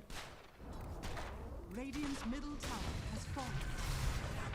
Alright, MJZ looking for an engage. Does have Inkswell as well as those cogs, and finally they will get the Voshpinik kill. Sure, they lose the clock, but that is 1,000 gold pretty much going the way of Kafs. So he's gonna get an Aetherlands very, very soon, and now Mitch is gonna be slowed down by that Kato. The life drain slowing and zoning Zlatums away, but the tower did get acquired, and the rune is going to be an invis on the bottom side that will be controlled by Marsbat. It is actually Mitch that picks it up. This though opens up some space here for Pakas to farm. You can see that the Void is having a pretty bad game, but definitely gets compensated by the Zeus that, despite the death, is still gigantically farmed compared to everyone else. Midas on the way for Otakar. Zeus going for his standard Kaya there. I wonder if he's going to go for the right-click Zeus or not this game. I think it's not a right-click Zeus game. Yeah, Kato does have travels and earn. TP bottom is trying to help. OT from the Zeus, not enough to find anyone. Both the Grimstroke as well as Pakas alive, at least for now. Eventually though, Mr. Luck will find a kill. Smoke from the gyrocopter, gonna lift Pakas to the ground. And finally, okay, the kisses, nice get out of jail from Zeus. Uses his little jumpy. MJZ trying to go for a chase. Doesn't have battery assault for 8 seconds. This might not be what they're trying to achieve, but with a very good Chronosphere, they're not going to save Zeus, but at least... No, yeah, they're not going to get anything out of it. Hookshot now available for MJZ, and the Time Walk is not ready for the Void. So what seemed like a decent chrono turns out to be a disaster. The card was already charging and Illuminate, and Otakar took so much damage. Oh my god. And that's the second death of Zeus, and this game is playing itself out again, but now we just swap sides. One of the mid-heroes just starts with the best game of their life and slowly but surely bleeds kills to the other one. Okay, so far the script seems to be very much on point. Mr. Luck did get a Midas though, so the Brewmaster is very farmed. Way more than the Void. And they are going at least 2 Midases on the side of Marsbat in the first place, since the Void is... Yep, trying to finish his. They died there, so this slows down the timing quite a bit. Now Kaya should be ready for the Zeus. Jara going for the shard.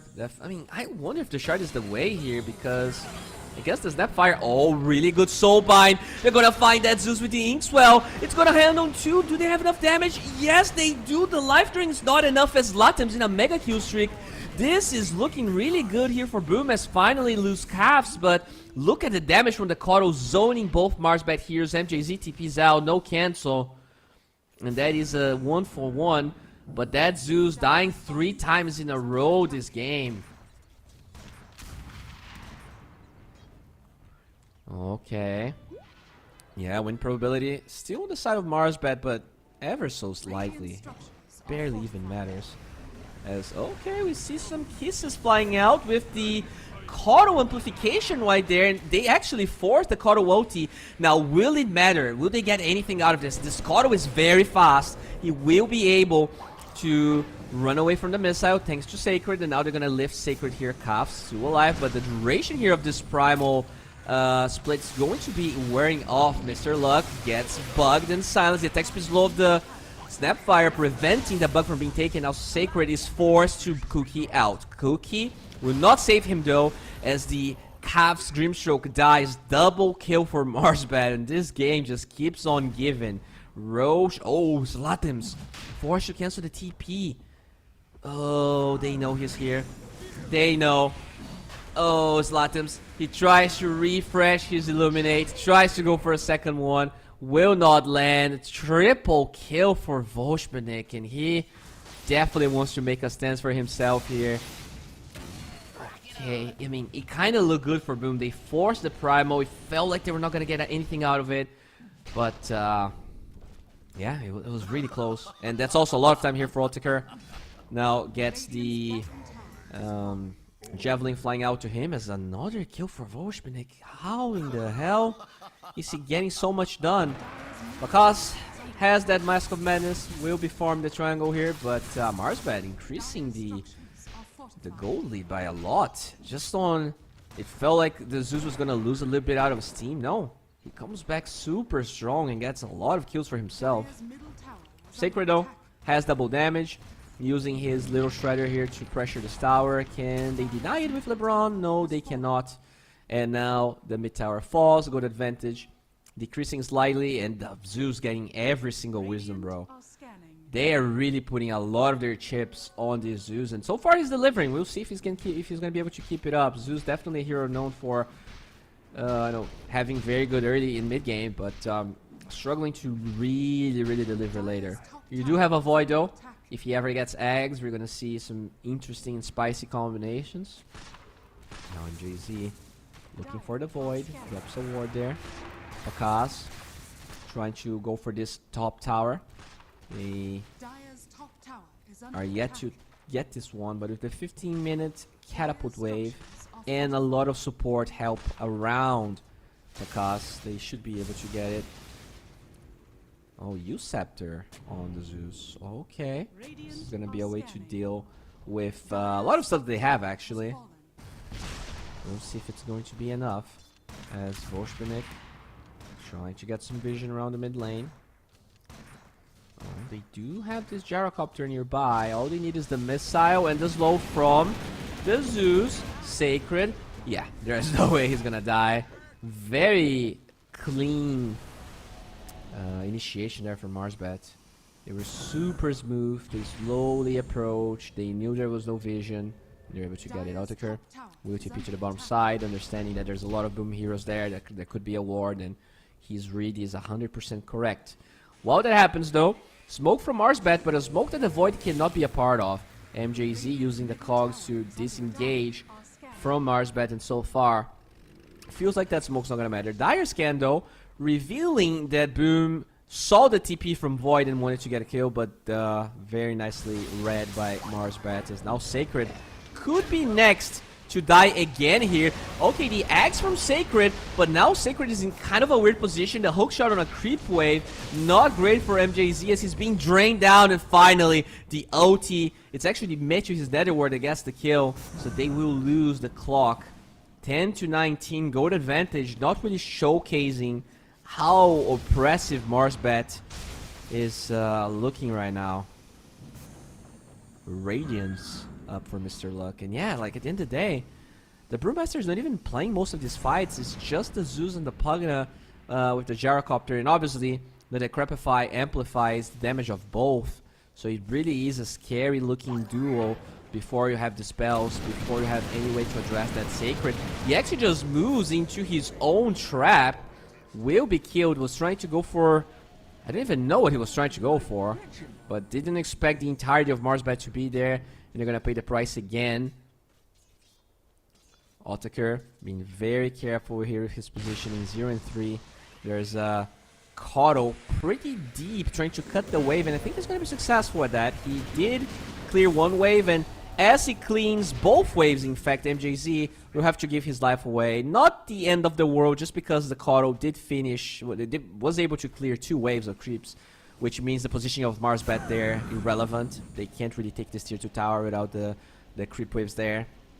So it's not the end of the world. This is kind of a decent move by Boom, honestly. Just giving away your clock to clear 2 waves the Cotto. He's actually going to clear another one, Mr. Zlatums. So the entire positioning of Marsbet here, not really doing much. They're here, but it's kind of like they... Oh no. That is a miss. Good Soulbind locking the Void. They do have the silence as well, and Otakar just dies. The damage of Sacred is insane. I mean, he's just gonna fall, but I don't think they care about that at all. And now Mr. Luck just leaves his Earth Panda as they try to disengage. Marsbet, gotta be careful. Even though they saw all the creep waves being cut, they still try to stay in that area. Dodge on the dead shot, but it doesn't matter. Sacred and Calves will make sure to clean up the Pugna. And this Void just not having a game, despite Zeus' best efforts, he's still in struggle town. Whereas Pakas, he's having a much better game than the last one. He is very farmed. He died a couple of times. I think he died one time. But yeah, he is level 16 right now. Was able to pretty much farm non-stop, and all of the pressure from Marsbet was always in a lane that he wasn't really present. Zlatums now with his E-Blade, very good against the Chrono, but not against Zeus. So I wonder if this is actually the right play, as the E-Blade is gonna slow down the Zeus right here, illuminate off the mark. They're still chasing. Can Zlatums TP out? Feels like he will be successful at that. TPs towards the mid lane, and he's gonna be okay. Not going for an Octarine here. Yeah, looking at the items, there's a... Okay, Philosopher's Stone only on Zlatums. We have 2 Bullwhips on both Calves and MJZ. Very good to close the gap and get that Ink Swell damage going. Pakas with the Vampire Fangs. Not a very common neutral item, but pretty good at a hero like Morta. Otakar just trying to tank up with his Popul's Gift. That's nice. Alright. Cotto here just working towards the Octarine core. Sacred already has the eggs, getting a shard and a blink, and in terms of win probability, we are still pretty much 50-50. A negligible amount here for Marsbet. And this game, I mean, this game might be even slower than the first one, because, as we said, Siege is not something they do well. Roshan is also not something both sides do that well, especially when this Void is so underfarmed. Like, he is very underfarmed. It's been a while since I've seen Otakar look this weak at this stage of the game, so he's gonna need way more time to recover. And while that happens, it is farm fast for Pakas, and same thing can be said about Zlatums. He is incredibly farmed. Blink Dagger is going to be Zeus' next item, so he's probably going to go Wind Waker afterwards. He just wants to have a way to disengage from the cogs from all the garbage here that Boom has. I'm also surprised that Cotto's not going for eggs and is going Octarine before it.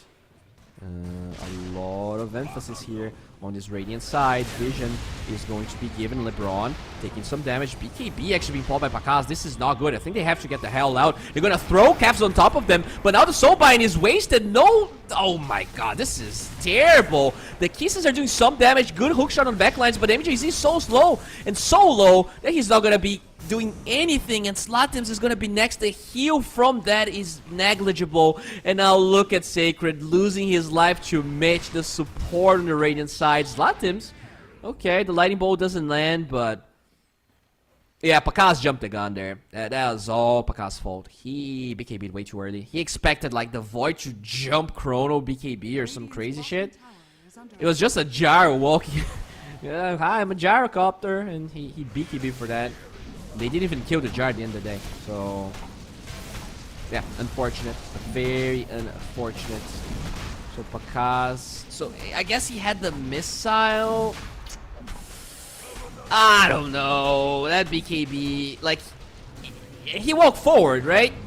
He walked forward. I don't know what they expected to happen there. Just not the cleanest fight from Broom, and they're gonna pay a big price.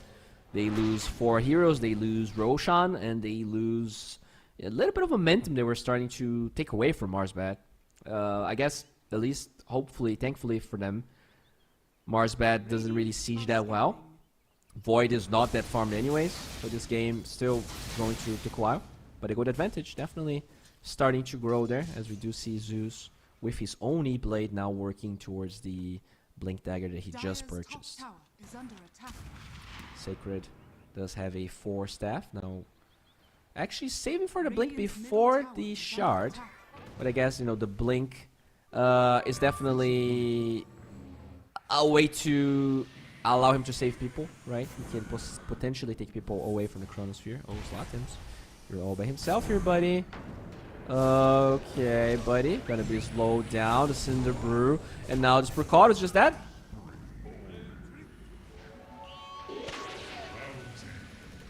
Huh. Yeah, that's not great, as now MJZ gets stunned.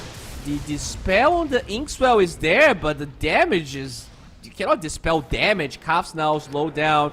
Doesn't really have any way out of the hands of Volshbenik.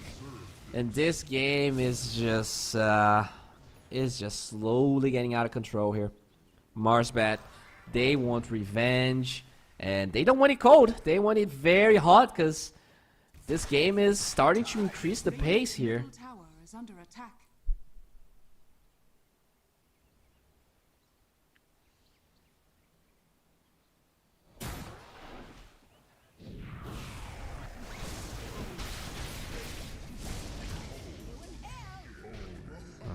Okay, that is a dead Snapfire. Dude, I'm so impressed by Eastern European Zeus, because I've seen another one. I remember, I think it was Kid Stars versus Falcons, maybe? And there was a Zeus in a game that I cast that was, I don't know, 26-0 or something like that. And this is also, it seems to be just an amazing Zeus performance right there. Because working towards his Silver Edge now.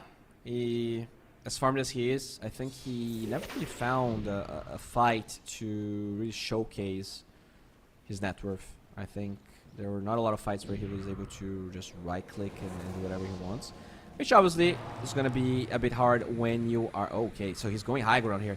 No, Pakaz, he went in, he's super deep. Pakaz is... Okay, he's gonna find Mitch, and that should be a kill right there. He has that Glimmer Cape, but it doesn't matter. That said, Zeus is still nearby. Kaf's trying to help Pakaz disengage and should be successful at that. The Lightning Bolt not giving vision as Kaf's with the Inkswell trying to gain some speed. Does have a Dispel for the slow, but actually saves it, which means he will die anyways. And now Voshbenik looking for someone that doesn't get it. Has that blink, as we said. So super... Oh, okay, Sacred has that 4-step we talked about. His Cookie's on cooldown, finally ready, goes to the other side, but they get vision of him just a little bit too quick with the Cookie, and he gets killed instead. Good attempt, good attempt. If you waited him to go high ground, that would have been the play. Okay, no, Zlatan's finds the Zeus, or who found who actually. Oh my god, the damage is honestly insane. The heal from the Illuminate allowing Zlatan to keep himself alive, and finally they're gonna get a 10x kill streak for Pakas. That's almost 2,000 gold for him, and finally the tips fly out. 7k golded for Marsbat, could have been much more, and boom, at least holding up, buying time. The age is going to expire in 40 seconds, and Pakas, do you really want to be showing here? Will instantly TP. Oh boy, that was a close one. Should be just fine. As Zlatan is now working towards the Vice instead of that eggs we talked about. Okay. No interest in the eggs, as MJZ will be stunned by the missile.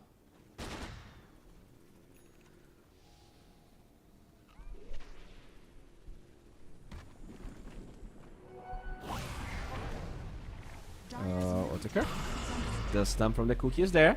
Pipe's going to be applied. Otakar is very tanky. Does have that Chronosphere. Time Walk was on cooldown. Now Soulbind with the bugs will prevent the advances here from Marsbat. The age is going to expire, but they did use a fair amount of spells, specifically that Soulbind.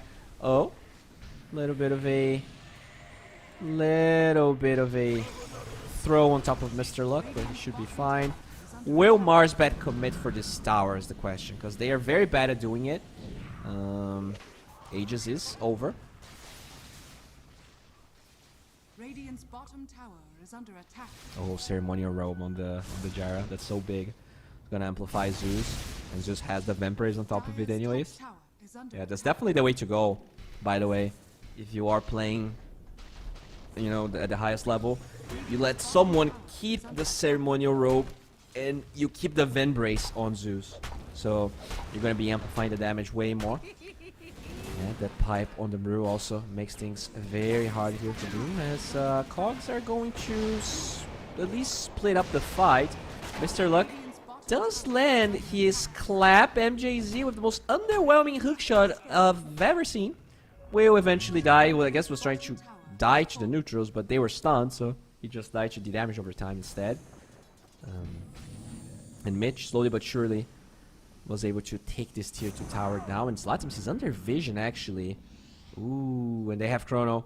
Zlatims, he runs to the other side, but they know he's there. Zlatims is about to die. They get vision with the OT, and Void still looking here for this Kato as he tries to clear up the wave and survive. Can he TP away? He is... Oh, no. He is about to die, I think. Yeah, he waited way too long. He waited way too long. It's going to be cancelled, and they don't even need the Chrono now. You might have probably died to the Chrono, so at least you knew it would be on cooldown.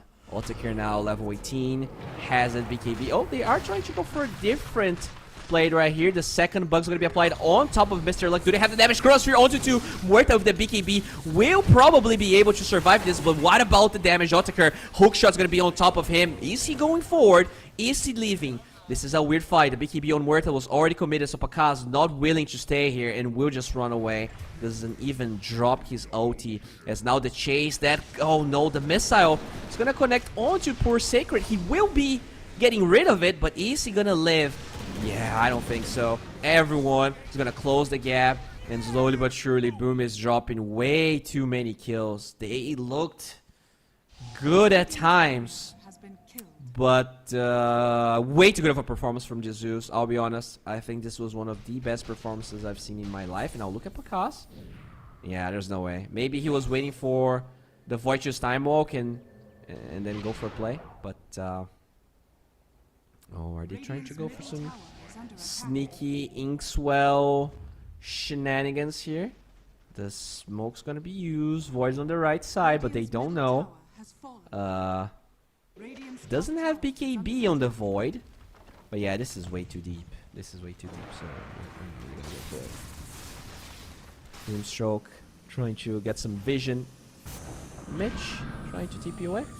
No Vice on the Kato. Actually doesn't have a courier as well. It's gonna take a while until that's available. So yeah, as farm this Pakas is, you know, he either gets unlucky being chronoed with BKB on, or he just uses BKB in an underwhelming way. He's very formed, but I don't think he really contributed that much this game. I've seen very little impact from his Muerta. And, you know, as much as Latums has died, I think he actually did a lot. He rotated. We saw his impact and even Sacreds to some degree. Oh, OT here from Zeus. Gonna be used. They get some vision around the map. Still a minute and 30 for... okay, MJZ. Once again forced your hookshot defensively. Not really what you want as the missile. We'll give vision of Oshpinik. Bakas. Under vision, gets the Crepify. The Klep's gonna be there, holding on to his BKB. Otaker has a Chronosphere in Bakas. Still trying to hold his own. Doesn't use the Force Step though. And now he's gonna be found. Can they somehow save him? They cannot. And he has no buyback. This is a disaster. Held so much on it. Oh, Bakas. Definitely not the Bakas we're used to see.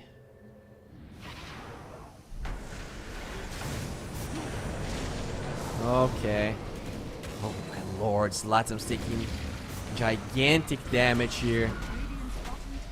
I'm gonna drop the pipe on the side of Marsbat. Both the heroes and the creeps are not gonna be taking damage. The glyph's finally gonna be used. There's still a second one.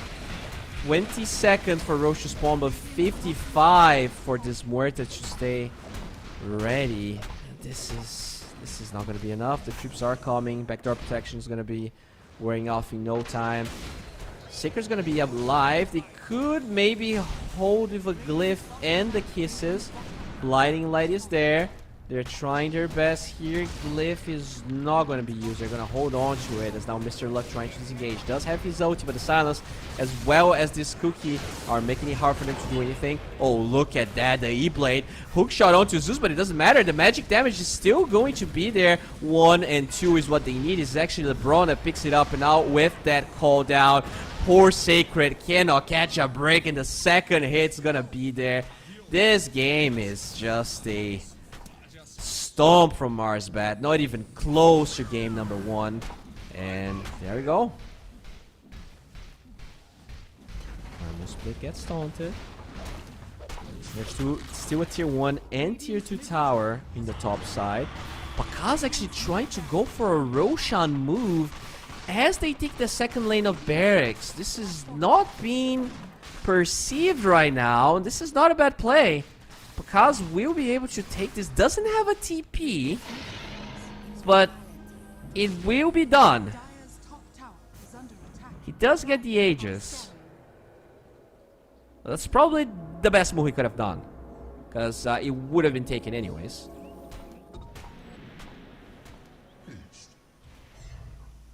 Okay. Interesting move. Bakas working towards the level 25. His Mjolnir's on the way. Vi's very close for Slatums, and now they're gonna smoke on the side of Marsbat. Ideally, oh no. Oh, the Cotto buys his Void Stone, but no, now he doesn't have buyback. He did finish his side of Vi's. A good Inkswell could be the difference maker here. As Latums, the smoke's gonna break. It's actually Caps, he blinks away. MJZ will be the first point of contact, which is not bad. He's the hero you probably want to give away if something happens. And look at that, Bakas trying to get something done. Pops that BKB, and the Primal Split is not gonna be used. Force Step though, buying some time, allowing finally the Brewmaster to use it. LeBron taking so much damage. The Chronosphere is alive. Otaker though, still just going for some hits as the Muerta is alive. 4 step away. LeBron will be able to tank through all the damage, and boom.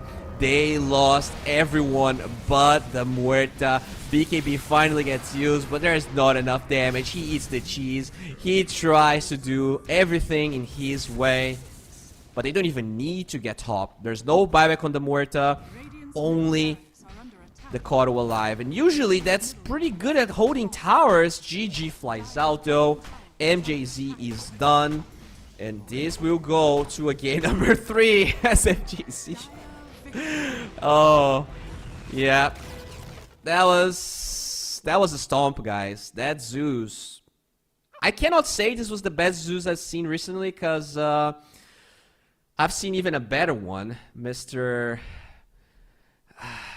Falcon's mid player. He had an amazing performance with Zeus, 26-0 or something like that. But I don't think this one was was bad by any means. He destroyed the laning stage, and yeah, sure, had a couple of deaths here and there, but he was also against a lot of decent counters, the Grimstroke being the biggest one of them. And I don't think Boom was able to really enable that Kotl as much as maybe they wanted to. And also, I definitely felt like Pakaz didn't deliver this game. But I'll be honest, at the same time, he was a first pick hero. The Kotl was the last pick one. And when you put it that way, I definitely felt like the Kotl could have done a bit more too. Sacred had a decent performance, not amazing, but definitely not great. Whereas everyone on the side of Marsbat had a decent game. The Void really struggled, and I think that's where they put a lot of the effort, trying to shut down Marsbat, but the other cores picked up the pace. The Brewmaster was gigantically farmed. They struggled a lot to stop his ulti from going through, and I think that's a hero they have to ban in Game 3, Boom, if they want to actually win the series. We're going to go on a break. Thank you so much for watching, and yeah, in about 7 minutes, we're going to be back with even more Dota 2.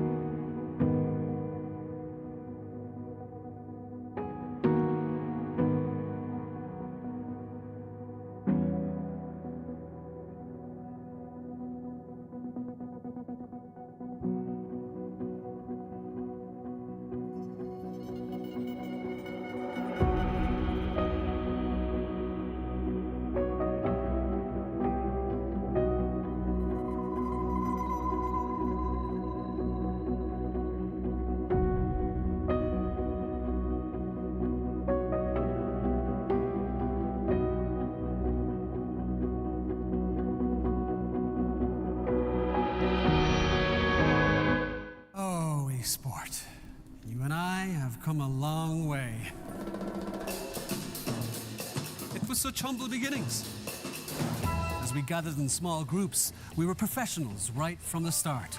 Passionate, organized, and ready to rumble. We dreamed big, and surely enough, our parents supported us at every step of the way. Didn't they? Fired up by all this love, it wasn't long until we caught the scent of competition. To be honest with you, it wasn't always that easy. Joe here, he had to take on 2 side jobs to afford playing professionally. It's gonna get better, Joe. Fist bump. Some of you dared to not even call this a sport. And look where we are today. An endless stream of esports events every year. Bet you didn't see that coming, Mom and Dad. And you know what? We have been with you every single step of the way.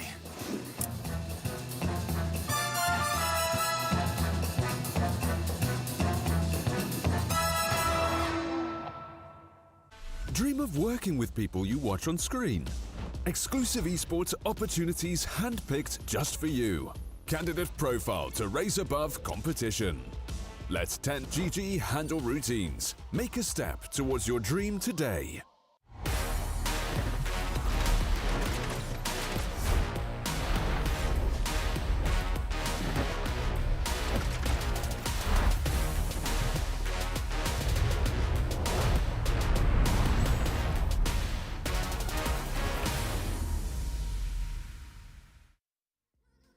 We are back with Pinnacle Cup 25 years anniversary, and it has been a party indeed.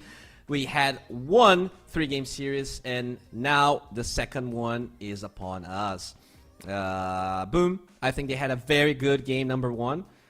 Marsbet definitely came back screaming game number 2 with way more decisive and I think more impressive game number 2 than Boom did in game number 1, and that's why I kind of want to be with them as favorites for game number 3. It really is going to require a better draft for Boom, because it feels like if Zlatas doesn't have that mid matchup advantage, it just doesn't feel like enough. The Cotto had a decent performance. I don't think Slidems necessarily played bad, but the extent at which the Zeus was important to the win is tenfold than what they were able to do with the Cotto.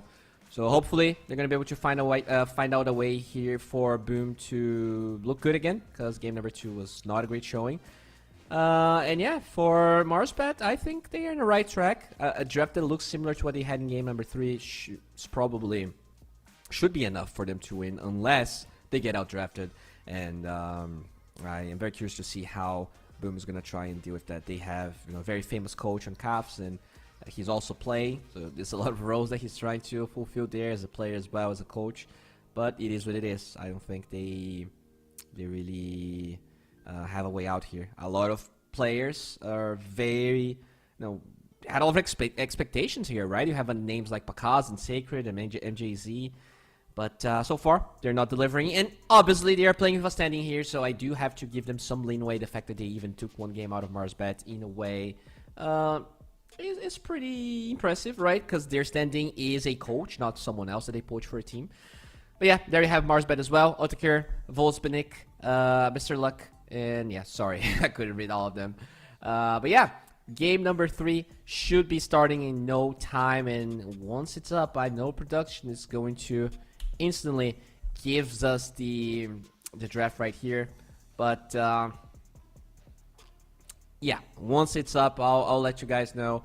But in terms of my predictions, that's how I feel. I feel like Marsbet, when they have a good draft, they just look more decisive. Even when Boom won, it was very sloppy, took a long time. Yeah, let's check the draft.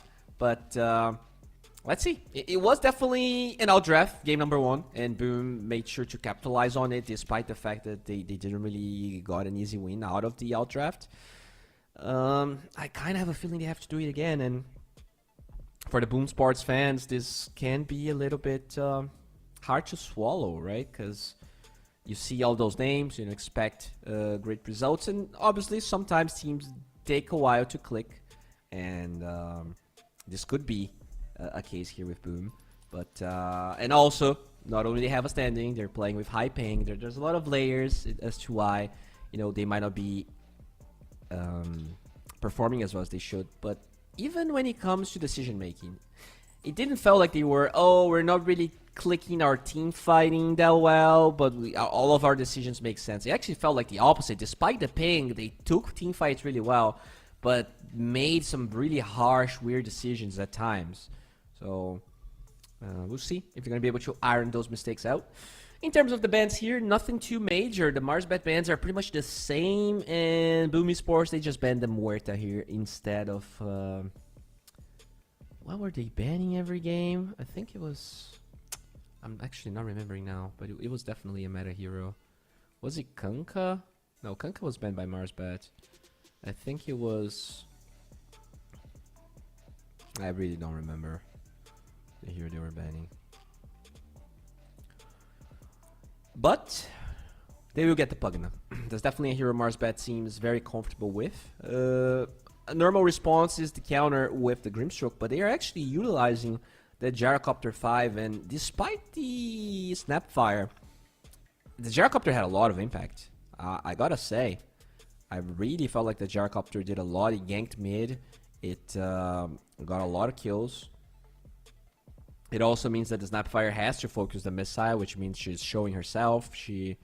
I feel like it was probably a better game to have the Snapfire as a support again, rather than as a core.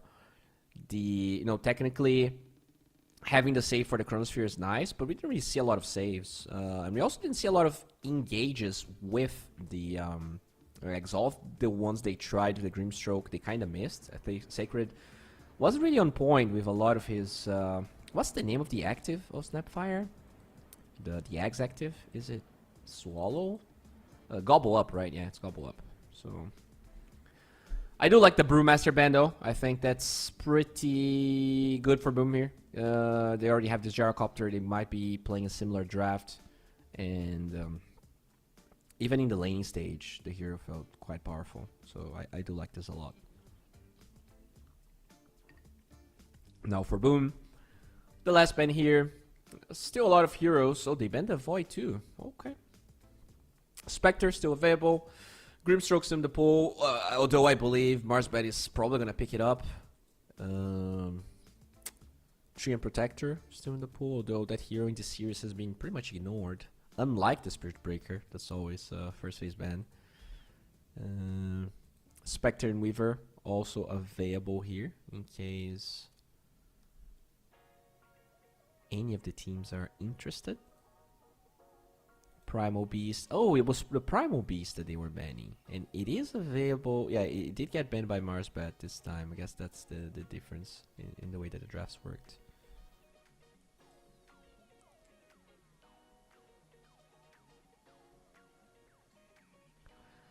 Okay.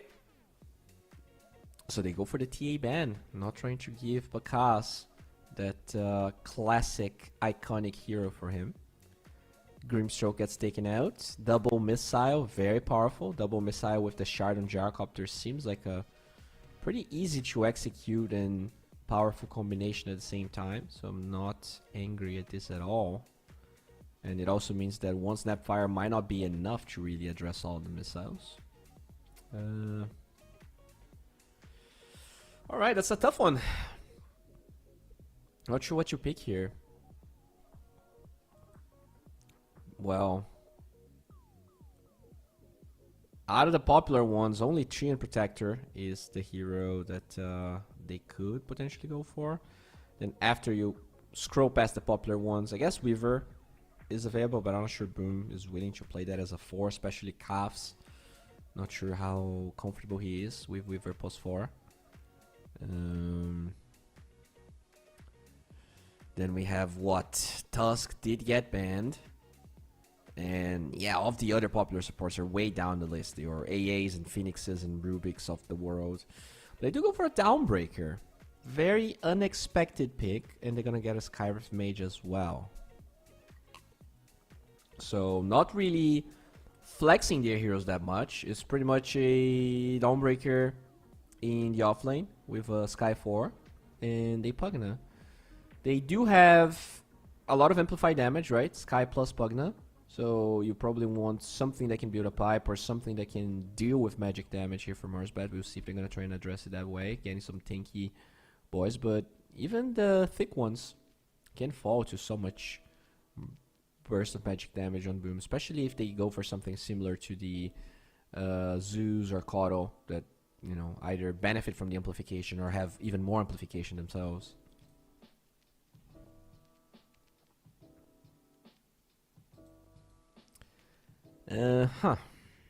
Taking their time. Spectre is still available, as we talked. Same for Weaver. Magnus seems pretty decent against both Sky and Pugna, actually. I'm not sure if that's something that Marsbad likes running, but they do have 2 range support, so having 2 melee cores doesn't seem... Yeah, they're gonna go for the Spectre. Blade Mail against the burst damage as well as being tanky, even though not necessarily considered a thick boy. Eventually Spectre does gets beefier over time, as now Mars. They need an offlaner or a mid hero. You do know what your offlane looks like, which is why they picked carry, but you don't know how the enemy safe lane is gonna look like. So picking offlane might be hard. Maybe you get mid hero that flexes to the offlane. That seems like the best approach here. No, they just pick Wraith King. They're not gonna flex anything. Just go for... They really don't have a lot of control for the Skelly boys besides the Dawnbreaker. And it's also another hero that is not only tanky, but has 2 lives. And will be able to deal with this Scarif Mage Pugna cheese that they're trying to throw at them. Very good adaptation, actually, from Marsbad. Like, it doesn't matter what you're gonna flex. You know exactly what they want to do when you know they're gonna try and pick some even more bursty mid-hero. So just pick beefy boys on every lane. And yeah, I kind of like this Wraith King pick. Actually makes a lot of sense. For Boom now, what do you go for? You can pick your carry, because you do know all the side lanes. It's Gyro... It's Gyro Spectre, Grimstroke, Wraith King. I think that's how it's going to be looking like. So you're against this Grim Wraith King. You do have a Pugna 5. Oh. Interesting. Naga. Okay, guys. We are going for a 200-hour game right now. Naga Siren for Pakas. Okay. I don't remember seeing a lot of Naga. And they will actually take away the Zoo. So it's a really good 18 Naga pick. In the sense that you're going to be able to take away some of those counters you're used to. Sure, they're going to have Radiance on the Wraith King, but in the day, they don't really have a lot of burst damage for the Naga itself. You can dodge the missile with the Naga Q. Wraith King and Spectre, they don't really do a lot of burst damage. Naga has a lot of armor anyways. I kind of like the approach, although I'm not sure Naga by herself wins this game though. I think they need more scaling on their mid-hero. I also feel like Boom is probably going to ban Puck. They do have 1 silence, but they might struggle to lock him down anyways. And also the Puck has a lot of... Not only has the wave clear for the Naga Illusions in the early game, the Grim enables the Puck a lot to kill those supports. You're going to take away the Caudle. Do you take away the Husker? Is the question. Because Husker is definitely here that can play with Sky, Dawn, and Pugna. The Dawnbreaker and the Husker is an interesting combination. It's going to give him that little bit of hump that he needs to stay alive in the fights. I would probably take it away. That was, you know, the way that Boom felt most comfortable, the way they won game 1. I don't necessarily see a different meta hero that they could remove, right? Lina is awful here for Boom. They have way too many beefy boys. Even if all the amplification, I don't think the way winning this game is getting more amplification. I think it's getting different ways to take fights. Invoker's still alive. Yeah, that's a good ban actually. I don't think I said it faster than Marsbat, but it's still a hero that was available. Necrophos is available, and I think for Marsbat, it's awful, but could be decent for Boom. Not sure Slatims likes it, or if Boom even thinks it's a good hero. But no, Spectre and Wraith King, they don't necessarily do that well against Necro. And Necro is a hero that's very good against high HP pool heroes. So we'll see if that's something they're gonna try and do. As now Boom. Oh, they take the Necro themselves, so at least they had that in their radar. As the Penguin gets picked up, can they Huskar? I think Marsbat could Huskar if they want to. Oh, and they go for the Lina instead. Alright. I really prefer Marsbat's draft. Once again, I think they got the draft, and I wouldn't be surprised to see them take this game. The Naga seemed decent when he picked it, but I'm not that confident in the draft of Boom. I think they can win this game, but just like game number 2, I would give a sizable advantage. I think this is like a 30-70 probably for Marsbat, according to my own opinion. Yeah, I don't know, that Pangolier just felt very underwhelming. Obviously it is a 23rd pick, so you don't have intel on the enemy mid hero, and it feels like this mid to mid matchup is very important to the momentum of this game. Two mid players that are quite explosive, that want to be tipping the other one, that want to play this like high tempo sort of game, and I just feel like Lina is supposed to do really well. Probably just destroy the Pangolier depending on a lot of things, but ping being one of the most important ones. So you're a Pango with high ping against Lina. I would not like to be that Pango. Maybe Slatims can surprise us. Maybe he can get out of this of the second game curse that he just had. But regardless though, I am favoring the Marsbat players a little bit, and it's very important to remember, whoever loses here pretty much is out of going to the second stage of the tournament. You're probably way too deep to do anything about it. And even if Boom wins, I believe they were already 1 point behind Marsbat, so they're not even going to be that close from really crawling back. They're going to have to win 2-0 and depend on other results. So yeah, for Boom, it's not going to be easy to take this one, and even harder to go to the second stage of the tournament. I would love to see them try and succeed, because they are a lot of big names that unfortunately didn't really get a lot of success. But speaking of success, we have a game in our hands, so let's get going. This is going to be the last game I'm casting today, and thankfully, my voice is dying right now. This has been an extremely long day for me. I've been casting for God knows how many hours, but production is saying that I can do it, so I can do anything. I believe in production with my life, and I would jump off a cliff if they told me. So let's get going here, as they do drop a little bit of a ward there. Oh yeah, I love it too, production. I say production, it's just one very talented man doing everything here for us, and for you as well watching. So you better be very, very invested in this game, because I am, and I don't know, man. Naga, I just don't like that hero. Even when I see it winning, it just leaves that sour taste in your mouth. It's a hero that plays, it is a hero that kind of plays how Pakas has been playing the series, away from everyone. Like, they're really trying to 4 versus 1 their way here with Boom. But so yeah, in that sense I like the Naga, but I'm not sure I believe in that style of Dota too much, especially when a team is already underperforming with other types of heroes. But we'll see, we'll see. Okay, 3 bounties here for Boom. Decent start for them, as we do see Mitch running away from. So it is actually going to be a Gyro against the Naga instead of the Gyro 5 that we saw in game number 1. LeBron is now playing the Grimstroke. Oh, never mind. Yeah, the Gyro is bottom. It's just that the LeBron is playing Grimstroke and not Gyro. Yeah, my bad. Mr. Luck on that Wraith King. I guess this is a fine lane for the Wraith King. Like, even though he's melee, He does have that life steal. He has, you know, a fair amount of damage. Even though Naga has high armor, I think it's not really gonna be too much of a problem. Nice concussive shot there, securing the range creep, harassing Ottaker.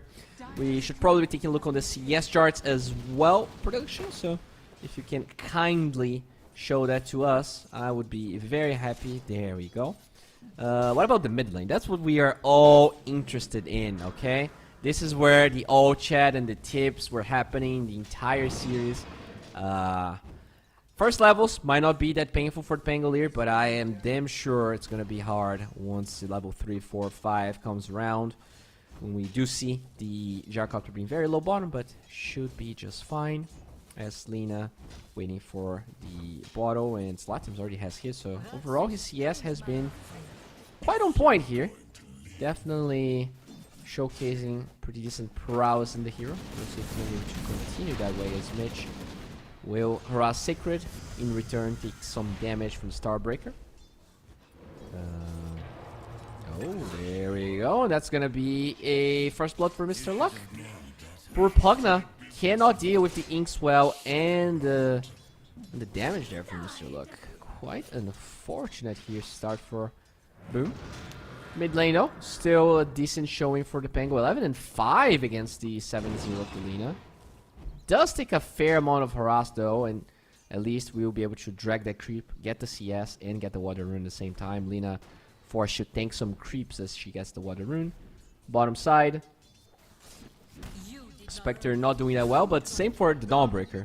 Both of them not really less hitting as well as they would have liked.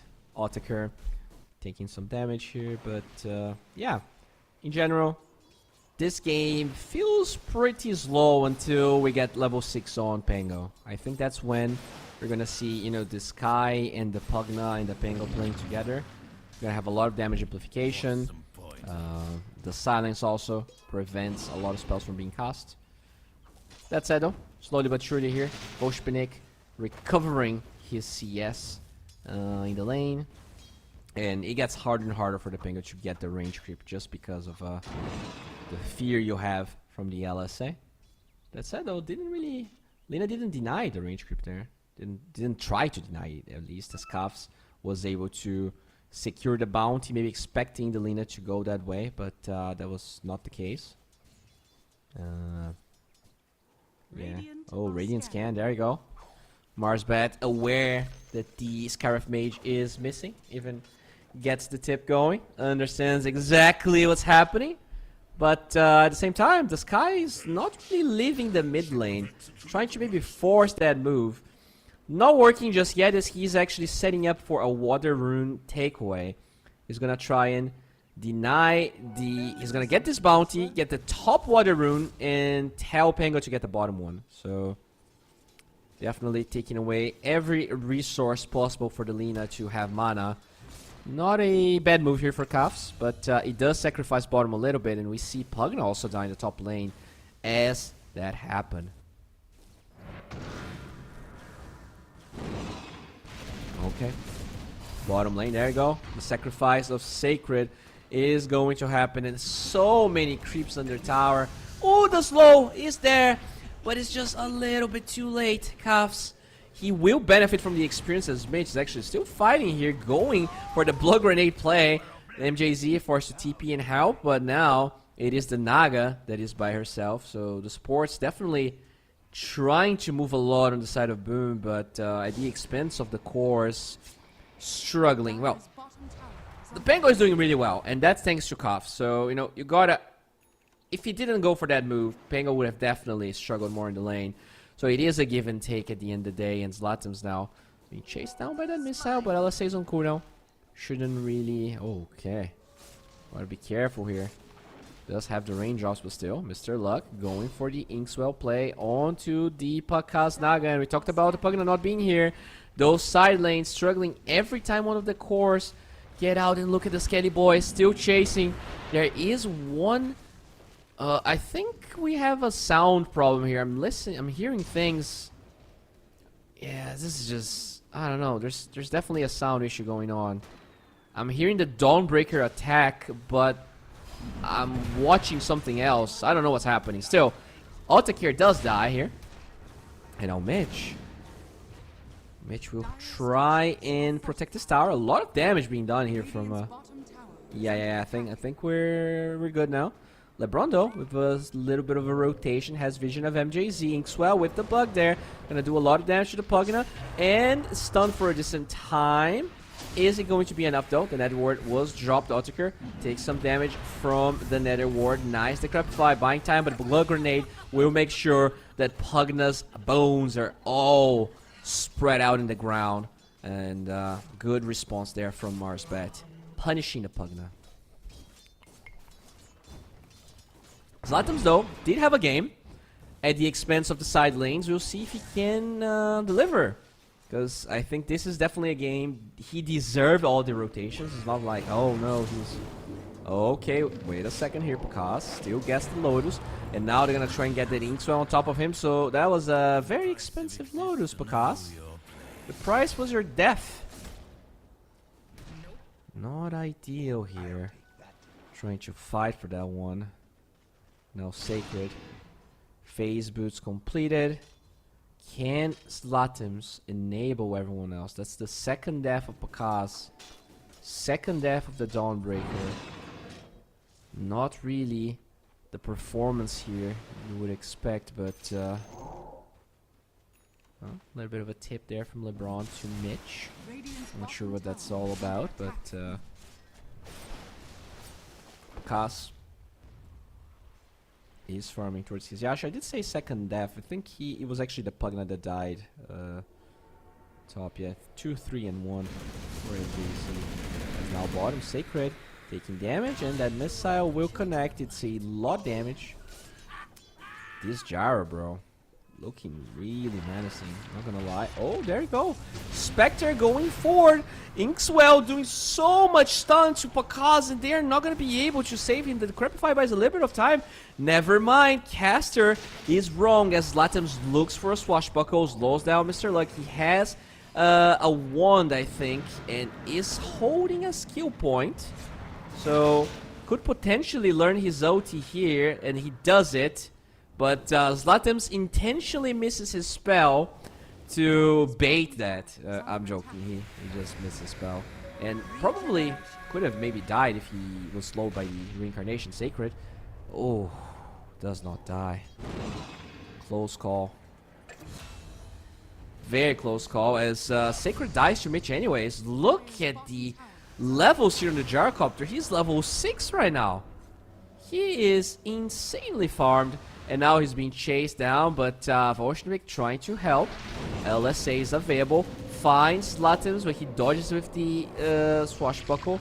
Good Inkswell looking for a target. MJZ will be silenced. Tries to deny himself for a tomato, but doesn't actually accomplish it. And once again, it's Marsbat with full control of the early game. All of those support rotations made their lane so weak. And I mean, so far, the help of the Pangolier hasn't really been on point, right? It's definitely a hero that's hard to play with high ping, but I've seen a fair amount of missed swashbuckles so far. He is going for an Arcane Boots now. After all of those mana nerfs, the hero felt like in the past it could get away with treads, but Arcane Boots has been the way to go for a while now, as I do hear a Shadow Step. Sacred will be able to dodge the missile. I mean, he didn't actually dodge it. It's still going to chase him to the ends of the earth. Yeah, can we get a missile cam? Oh, look at that. It's going in. And boink. Okay. They find Alina with the silence, rolling thunder on top of the Lina. Nether Ward trying to buy some time. Lina should be falling here. Swashbuckle from Zlatums finally gets an important kill. Now the Crepify buys some time as MJZ tries to get out, but will pay with his life. Mr. Luck on a killing streak. Going straight up for that Radiance. So right now he's the highest net worth here in the game. Holy moly. And that Lina behind the Pango, not something you see very often, despite the fact that we saw a lot of kills everywhere. The Lina's not having the happiest game at the moment. Might be able to recover eventually as now Pango gets his neutral, and it is... Well, oh yeah, it's an arcane ring, as you can see on the right side. Sacred now working towards his blade mail.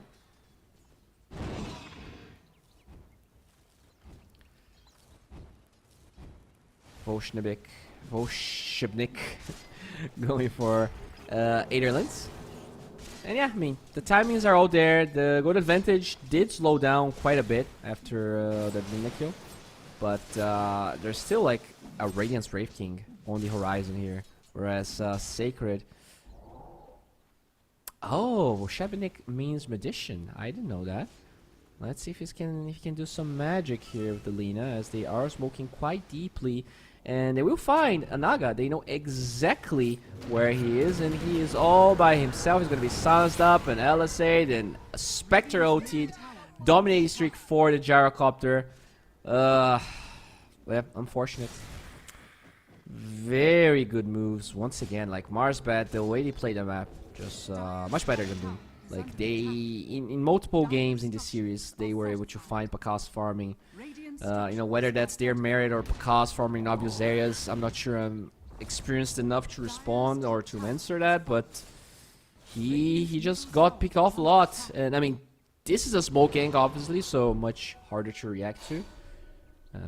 Kudos to Marsbat, as we do see MJZ trying to use his last ounce of mana to get the tower, but still needs probably 2 or 3 of those to finish it off.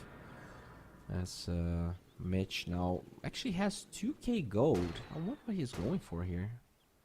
Is this some Blink Dagger? Gyro support? Not sure what's the plan here, but he does have a lot of money. Oh, I did hear a shadow step somewhere. Poor Dawnbreaker is dying very low, and once again it is Sacred will fall. He tries to deal with the bug, but the last right click from Otker gets that kill, as they will at least punish Mitch, it feels like, or will they? Yeah, Slatims will smash this robot man to the ground, but at the expense of the offlaner dying again. Not the serious Sacred wanted. And you know, this is a Spectre plus... This is not to be a strong lane. Dawnbreaker is supposed to be super good, but obviously Calf did rotate a lot and opened up windows that in general you wouldn't really expect the Dawnbreaker to have to suffer against. So Calf's now level 6. Oh, you see a stack here being farmed by both Sacred and Slatins. Not too shabby, as now the Blink Dagger is going to be the next item here to Pangolier. Not sure what the Dawn is going for though. And yeah, Jajaro just going for the standard missile there. Dawn going for death, so huh. I mean, the minus armor is great, but considering how much he's dying, like his death dwarf doesn't reflect those deaths, but I do feel like the momentum. Okay, LSA will find it, and that's a beautiful Inkswell. How they were prepared for that? Yeah. Oh my god. That's just unfortunate for Boom, and honestly beautifully. Like it definitely felt like they were like, okay, if Pango shows up, we are going. And LeBron was just following Otakir to make sure that the Inkswell is gonna be there. I'm not even sure they needed Inkswell, to be honest, but it's just a nice touch. Just goes to show how in tune they are, which doesn't seem to be the case here for Boom, as Sacred with his Blade Mail will prevent any further engaging to happen. After all, Spectre OT is on cooldown, but Otakir feeling very present, right, with the Spectre, whereas not the same thing can be said here for Kaz. He barely even showed in the lane in the last 10 minutes, as now poor Sacred, he will be killed, but at the expense of okay, Slatim's canceling the Rolling Thunder. Didn't actually get to use it, as now Otakir will fall. So Slatims is actually getting a fair amount of kills, but did also feed a fair amount, as we do see the Radiance here on Mr. Luck being up. This is probably a game he has to go Shivas, right? I've seen Shivas on Wraith King a fair amount, and against an Illusion Hero. It's going to be very, very impactful to have that. The Naga is farming a lot, but this Dawnbreaker, 1-5-5. Tough game here for Sacred. being sacrificed a lot. We'll see if Paka's going to be able to pick up those legs. Latim's also getting a fair amount of kills, but it's mostly counter kills rather than proactive ones. And I thought that with the Skyref Pugna Pango, they would have enough to get pickoffs, but they're definitely struggling at that.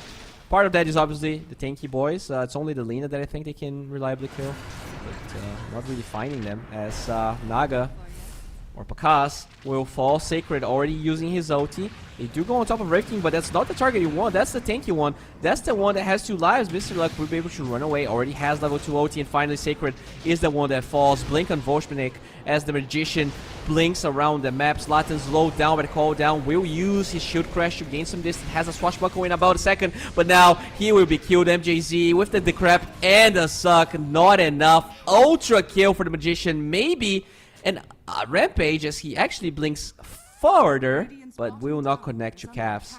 He will walk all the way around.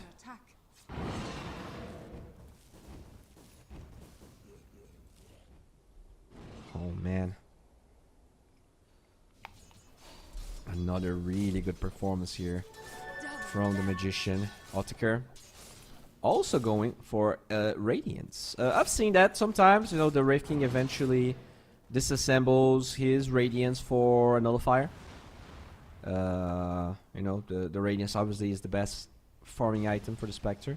So even if you have to, it's better than if the Spectre is farming too slowly. After all, they're definitely on a roll right now. They have some momentum going. You don't want to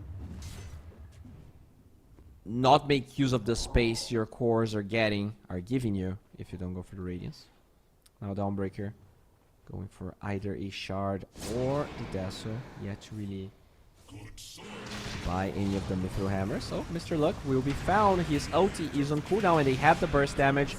Slatims and the boys will pick up that kill. It's actually MJZ that gets it. As Pakas still trying to farm. Second in the net worth behind the Wraith King. But, oh, okay, Sacred dying again. Not something new this game. As, yeah, this Mage Gyrocopter is just doing so much. Yeah, 1 and 7. And the Gyrocopter, 8 and 4. This has been the Gyrocopter show. You really need shard on this Dawnbreaker. I don't think you can go for the Desolator. You need to be able to deal with the missile. If you cannot deal with it, you're just gonna keep feeding. Inkswell with okay, good force there from MJZ. Finally, Inkswell is still a decent duration of a stun. Dawnbreaker though, healing Pugna just enough. They will be able to deal with the bugs, it looks like, but the cooldown is gonna be there, and the Pugna, oh no, will eventually fall. Decrepify, dealing with the illusion. Nicely done by MJZ, but now the missile going on Sacred. Do they have a protection? No, they don't. Not against the Magician. Voshmanik gets that kill with his Laguna Blade, and now it is probably going to be a tower here, but in mid lane, they find a Wraith King. Can they get the second kill? He is very, very farmed. They don't have that many slows, and Pakas still trying to get that kill. The missile one to the right, Naga Illusion. Now Zlatan blinks forward. We'll find not 1, but 2 if that Mystic Flare connects, which it does. Zlatan's on a 2-fer, and Boom Esports somehow finding ways to come back from this game. They will be able to get this Grimstroke. The Inkswell is buying some time. He has that Dispel on the Isnare. And finally, the Spugna is probably going to die. Forced after the low ground. He's still alive, MJZ. He might be the Magician himself. And look at that. The life drain never got cancelled. So Otakar will trade his life for the Pugna at the end of the day. And somehow, that's a team wipe for Boom Esports. I mean, I forgot game number 1. I forgot how back and forth this can get. And, I mean, Boom is back. That was a succession of insane plays from the Pugna. MJZ, total MVP. I mean, look at that. So, here he already did a lot. But then he TPs to the mid lane, I believe. They dive pretty deep here for Mr. Luck. No, I think he actually walks. I'm not sure. But Latims with his Blink Dagger, Diffusal slows him down. They get the Gyro. Really good song from the Naga, finding the Grimstroke by himself. Naga was out of juice, right? Was forced to use Laguna to kill the very low HP Dawnbreaker. MJZ healing this Naga for so long. lives to force death down. Just so much being done here. There we go. Gets the Decrepify. Surviving through it all. Eventually. Otakir did get the kill before Pugna died, but it's still amazing here for Boom Esports. And they're not going to steal this Tormentor. It is actually Marsbat that picks it up, and they're also going to get the Wisdom. But overall, not a bad game, as we do see Mr. Luck with the Shard. Has to pick it up because there's Diffusal Blade on 2 heroes of Boom.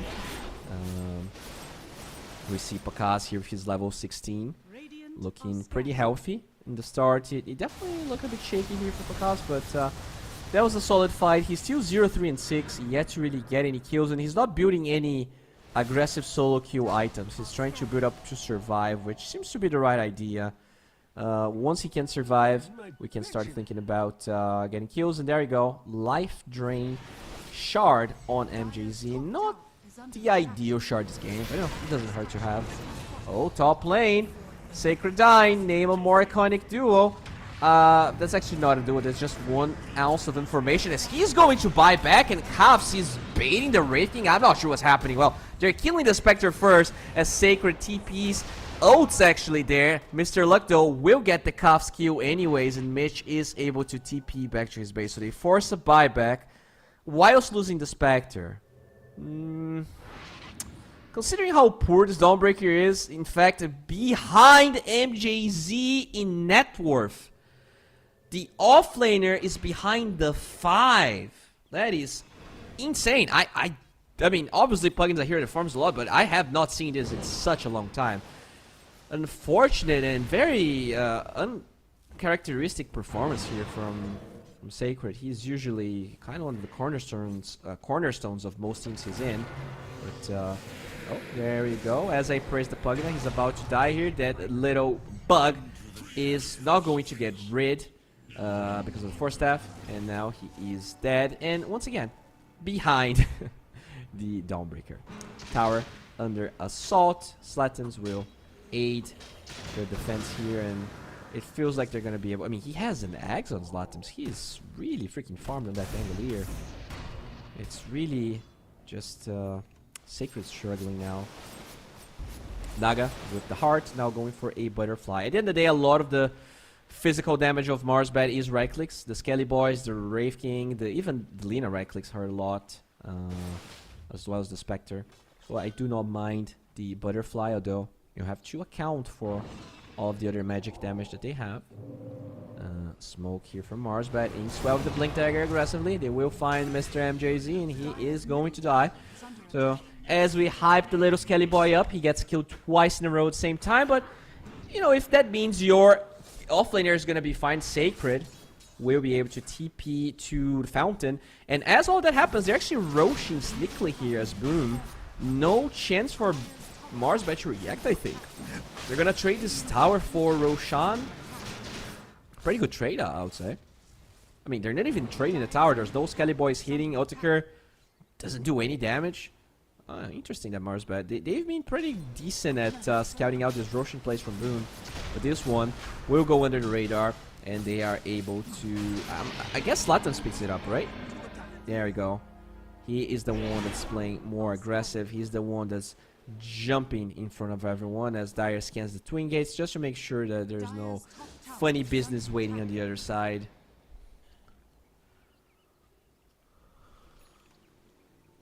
Alright. Mitch just chilling here. Going for the Aether Lance. Oh, jump on the Lina. Lina's just dead. Dawnbreaker OT giving that extra ounce of damage as the Rolling Thunder gets used. They might lose Caps, but that's an Aegis on Pangolier. I don't think he cares, and he gets a big barrier with that shield crash despite the fact he did not move. Eventually he's going to be silenced up, and now this could be a very hard fight. Pakaz has Song of the Siren, still holding on to it as they jump forward, getting Mr. Luck and finding the first life. Can they get more? Mitch and Otakir being zoned down by the Naga Illusions, unable to really help, as now Mitch might die to the engage of the Dawnbreaker. Somehow Boom is coming back into this game, and I cannot explain exactly what's happening. Slatons with a beautiful swashbuckle from behind. It feels like whoever gets trashed in the early game in the mid lane is the one that wins. The Huskar was supposed to be a last pick, got trashed in lane with some rotations, wins. Then the Zeus got killed twice and comes back and does really well. And also Zlatan, he was not having the greatest early game performance, but he now just did so much in those early fights. Yeah, very unfortunate here, as unfortunately for Marsbat, I mean, because they were able to kill Mr. Luck twice, and just those illusions zoning everyone. It's very hard for Marsbat to really assist when you have to go through 7 Nagas just right-clicking non-stop.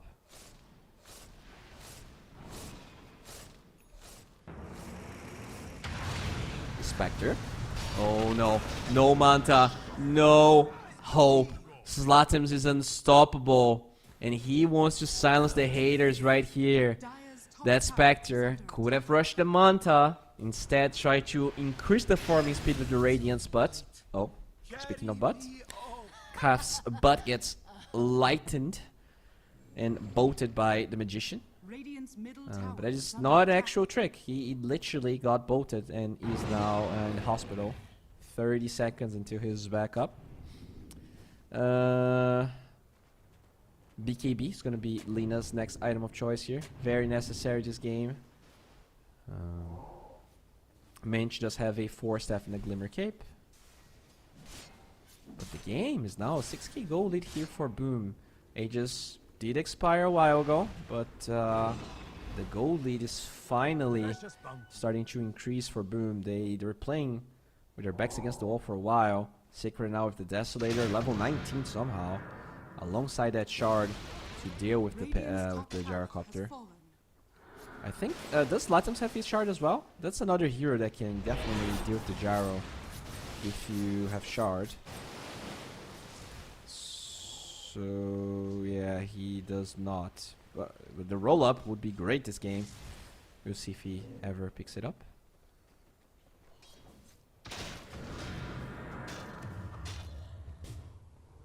He's going for a Linken's though, so I guess it kind of works the same way. It also prevents the bug or the soulbind from the green structure to be cast, which is really what's... Ooh, no fire on that siren. Very early one. Okay. Missile is going to be used here. Hits the Pugna. Looks like Boom slowly getting control of the triangle here. In terms of Naga control, the Lina is probably the strongest hero that they have. If you have the shard on the Lina as well as the LSA talent. Oh, I did here. Dawnbreaker OT that instantly gets cancelled as they kill Otakar. This is a big kill. Otakar not having a great game 3 kinda reminds me of game number 2, but that Void seemed to have, like, the Void pick in itself felt better that game than the Spectre pick feels this game. Like, the Spectre is never killing the Naga by herself, whereas the Void in that game could have definitely killed the Morta. Okay. Nullifier is going to be used onto Mr. Luck. The 4 staffs allowing Zlatims to be out of range. Oh, they're going to move forward here. Good swashbuckle, they Crepify, buying time. The Wraith King first life will fall as Sacred gets a dominating streak fighting the Grimstroke in the backlines, and they're going to find this Gyrocopter as well. Boom just playing really well as the Guna Blade almost kills Sacred. Finally it does, but at the expense of probably the Lina dying. Okay, a lot of buybacks. The TP from Pakaz is going to be cancelled half a second late, and I mean, it is a costly kill. But it's still so... Wait, what is Zlatan even doing here? Get the hell out, buddy. Before your OTs... Oh my god. Oh god. I mean... It's a double buyback. Roche... There's no fear of Roche spawning. So it's not that big of a deal that Pakaz died. But it's still, like, so close. Zlatans. Good swashbuckle. Yeah, it was really good. The 4 staffs, the kiting here, they try to go for the Pangolier, but he gets the swashbuckle perfectly. And I think they four-stepped the Wraith King as well. So he's just totally out of position. At the same time, they killed the Gyro. It's just that I think the snare was on cooldown for Pakas. And so he couldn't cancel the song and kill the Lina instantly. But I guess even if he did, the buybacks would have come through anyways and he would have died. So just way too much. He didn't have to play that aggressively, basically. Money to burn.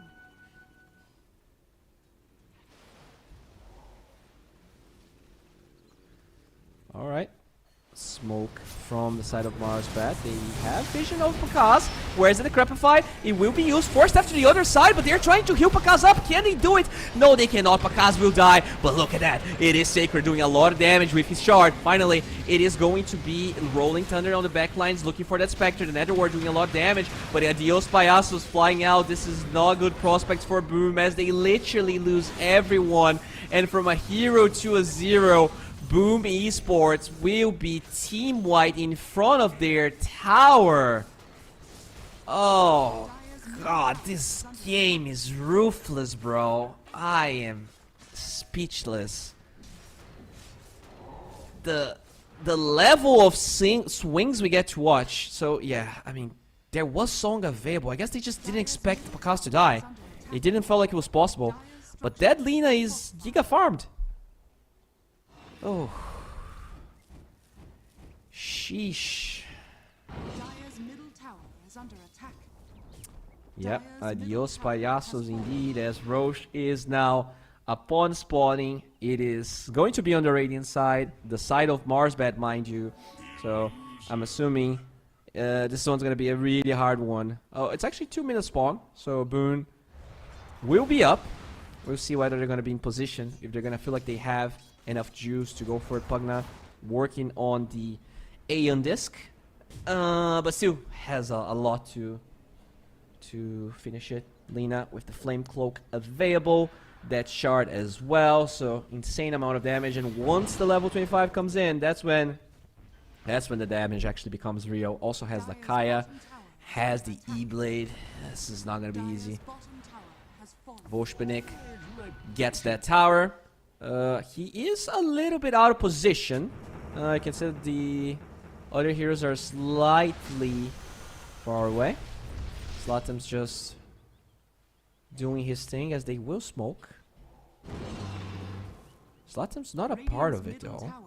Good positioning from Mr. Luck, just camping the cliff as MJZ tries to go around. Rolling Thunder's gonna be there. If they can find this Gyrocopter, it would be amazing. And Sacred will try, actually reaching so much for that one Starbreaker. The Illusion plus the other hero. He will be fine as they find the Grimstroke in the back lines. The Laguna Blade did not find a single target, as now finally they will lose Calves. Good OT from Sacred as he heals so freaking much with those swing of those arms. Finally though, will fall to the Wraith of the Wraith King. Triple kill for Woshbenik as he tries to use his BKB to disengage and will be successful at that, unless there's a bash in Zlatan's. I don't think he actually owns a basher. With that said, 20 seconds for Aegis. Will Boom be patient? Will they wait? Alright, let's rewatch as Zlatans just goes in. That's a really good engage on the backlines. Look at that heal from Sacred. Holy moly. He actually lives just because of it. The Pugna life during as well. On the backlines, they find both supports. No buyback on them. I think they did buyback in that other engagement we saw from the Naga.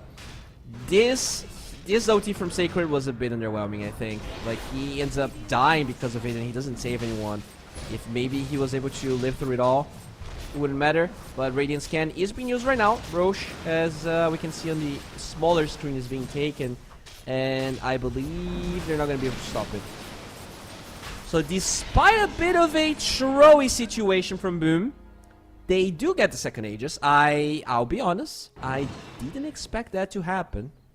I was not confident they're going to get that Aegis. And even after all of that, Mr. Gaben giving them a 20% chance of winning. Like, that's how little he trusts Boom right now. Yeah, we'll see. We'll see if Gaben's wishes are gonna come through or not. Looks like the disperser is gonna be the next item for Pakas. Very good item to have. Well, looking for Zlatums. The Lincoln is gonna break with a shard.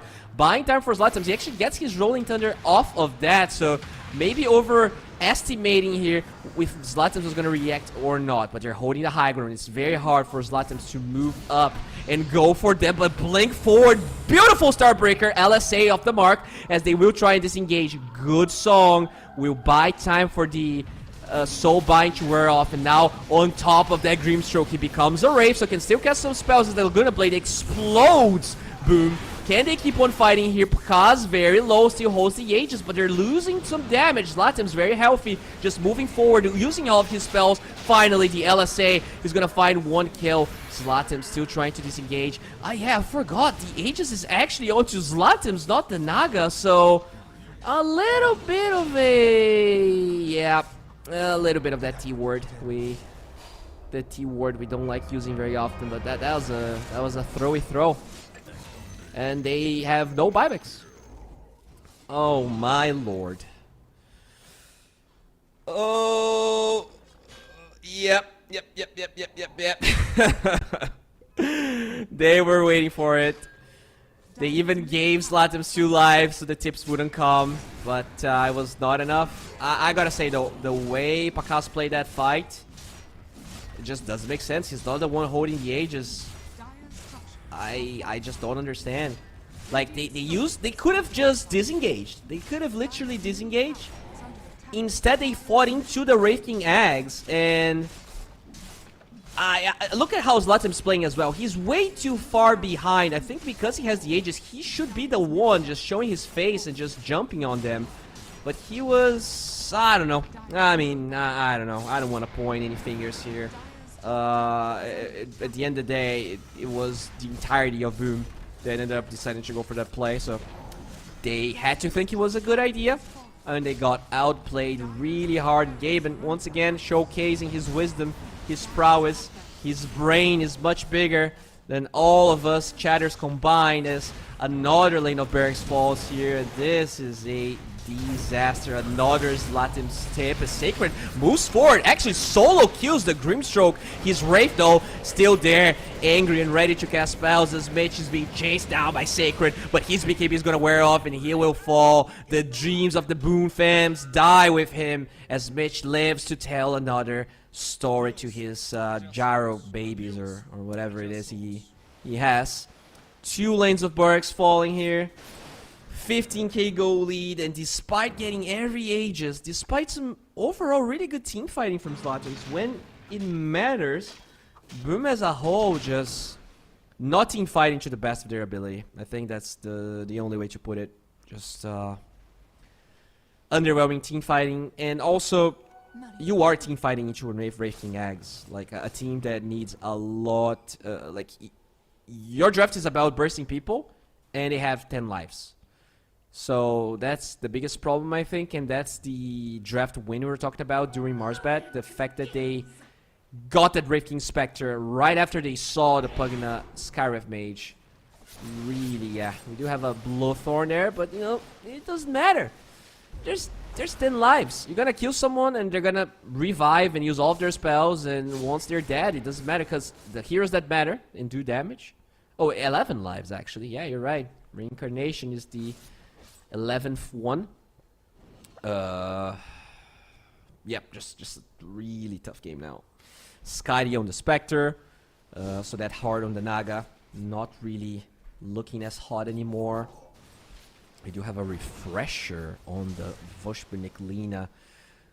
Oh my goodness gracious. Okay, they're engaging on the Wraith King, the tankiest of them all, but they learned their lesson. They're not gonna be baited. Because if the script is right, it is time for Marsbat to feed a little bit of golden kills.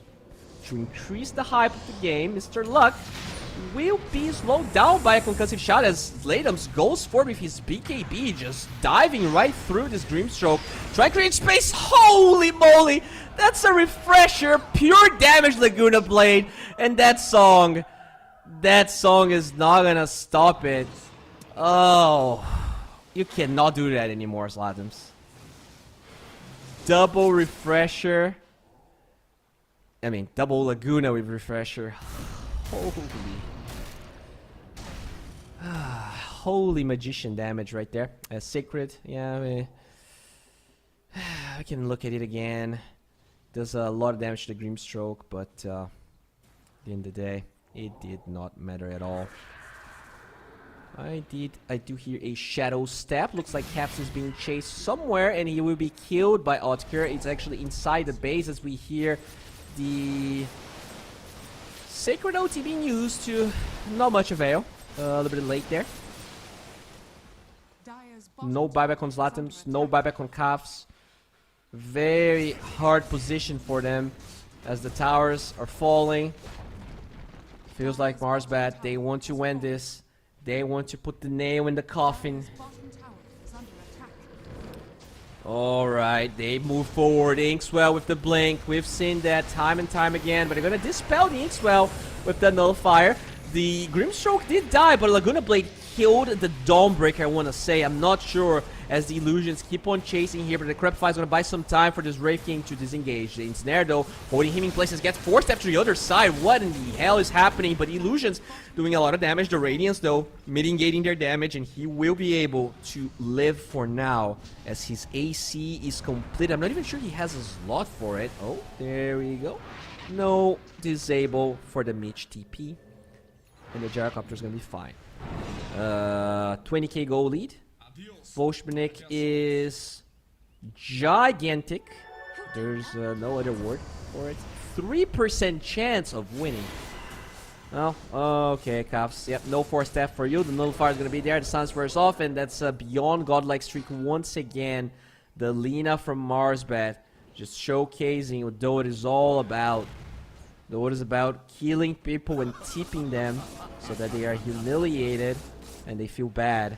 And you only feel good because you are humiliating someone. And there we go. They're going to initiate 4-step onto the Naga. Good zoning with the call down, but the missile is going to find Pakaz at the same time. Zlatim's trying to boink everyone. And one Laguna Blade is there. Can they get the second one? So far, they don't. So the Naga will sing, and the region will keep Pakaz alive. They are holding on to Sacred's buyback. This is actually some pretty cold-blooded gameplay from Boom, but is it gonna work as the Gyrocopter will fall to the swarm and sprawl of Naga Illusions? The half Scarif Mage falls as, look at that, they're gonna use the Travels number 2 into the skelly form of the Gyrocopter, but oh no, the Inkswell canceling the stun of the Dawnbreaker, allowing Lina to survive. That beyond godlike streak is gonna be fine. Pakaz, it's a cheese from someone. This fight is crazy, crazy. MJZ, Alice is gonna be there. Refresher doesn't buy enough time for the Lina to survive, and they will lose a very important target. And now it's Lina with the buyback. The Travels level 2 is there, and they get 1, 2, 3, and 4 now with the double kill. This should be the nail in the coffin. Only one buyback left, and Boom, they want to take it. The tips, they don't have any tips left. The XDs are flying, and the game is over. And that's the type of game we love. There we go. I don't have a voice anymore, but who does after watching 7 hours of Dota here?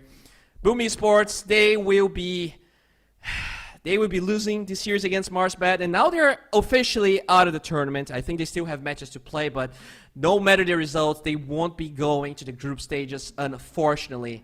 This was a decent showing from them, as most games they played. I don't think in any of the series they played they looked awful, but they looked very inconsistent, and when it matters, it feels like some of those plays are just not clicking. Let's check the groups just so you understand exactly what the outcome of this series means to the tournament. Yeah, this is Boom. They are -5 and they are officially out. Marsbat still in a pretty rough position, but maybe if they get a 2-0 win and Klee gets a 2-0 loss, they possibly could tie, and I have no idea what happens, and that is not up to me.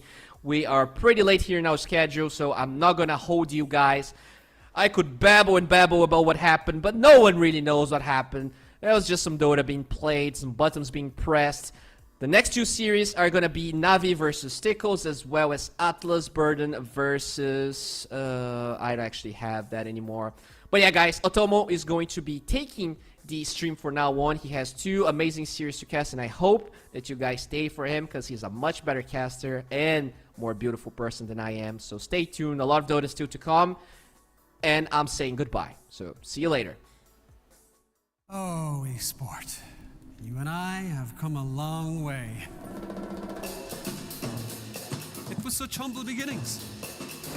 As we gathered in small groups, we were professionals right from the start. Passionate, organized, and ready to rumble. We dreamed big, and surely enough, our parents supported us at every step of the way. Didn't they? Fired up by all this love, it wasn't long until we caught the scent of competition. To be honest with you, it wasn't always that easy. Joe here, he had to take on 2 side jobs to afford playing professionally. It's gonna get better, Joe. Fist bump. Some of you dared to not even call this a sport. And look where we are today. An endless stream of esports events every year. Bet you didn't see that coming, Mom and Dad. And you know what? We have been with you every single step of the way.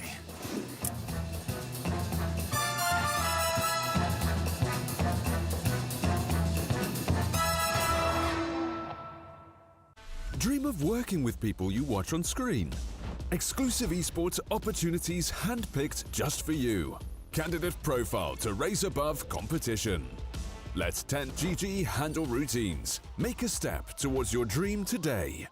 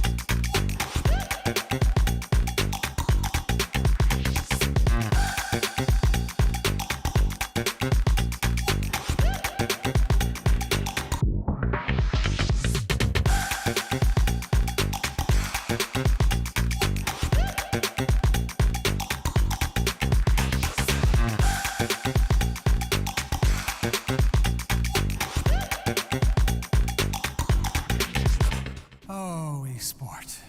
You and I have come a long way. It was such humble beginnings. As we gathered in small groups, we were professionals right from the start. Passionate, organized, and ready to rumble. We dreamed big, and surely enough, our parents supported us at every step of the way. Didn't they? Fired up by all this love, it wasn't long until we caught the scent of competition. To be honest with you, it wasn't always that easy. Joe here, he had to take on 2 side jobs to afford playing professionally. It's gonna get better, Joe. Fist bump. And some of you dared to not even call this a sport. And look where we are today. An endless stream of esports events every year. Bet you didn't see that coming, Mom and Dad. And you know what? We have been with you every single step of the way.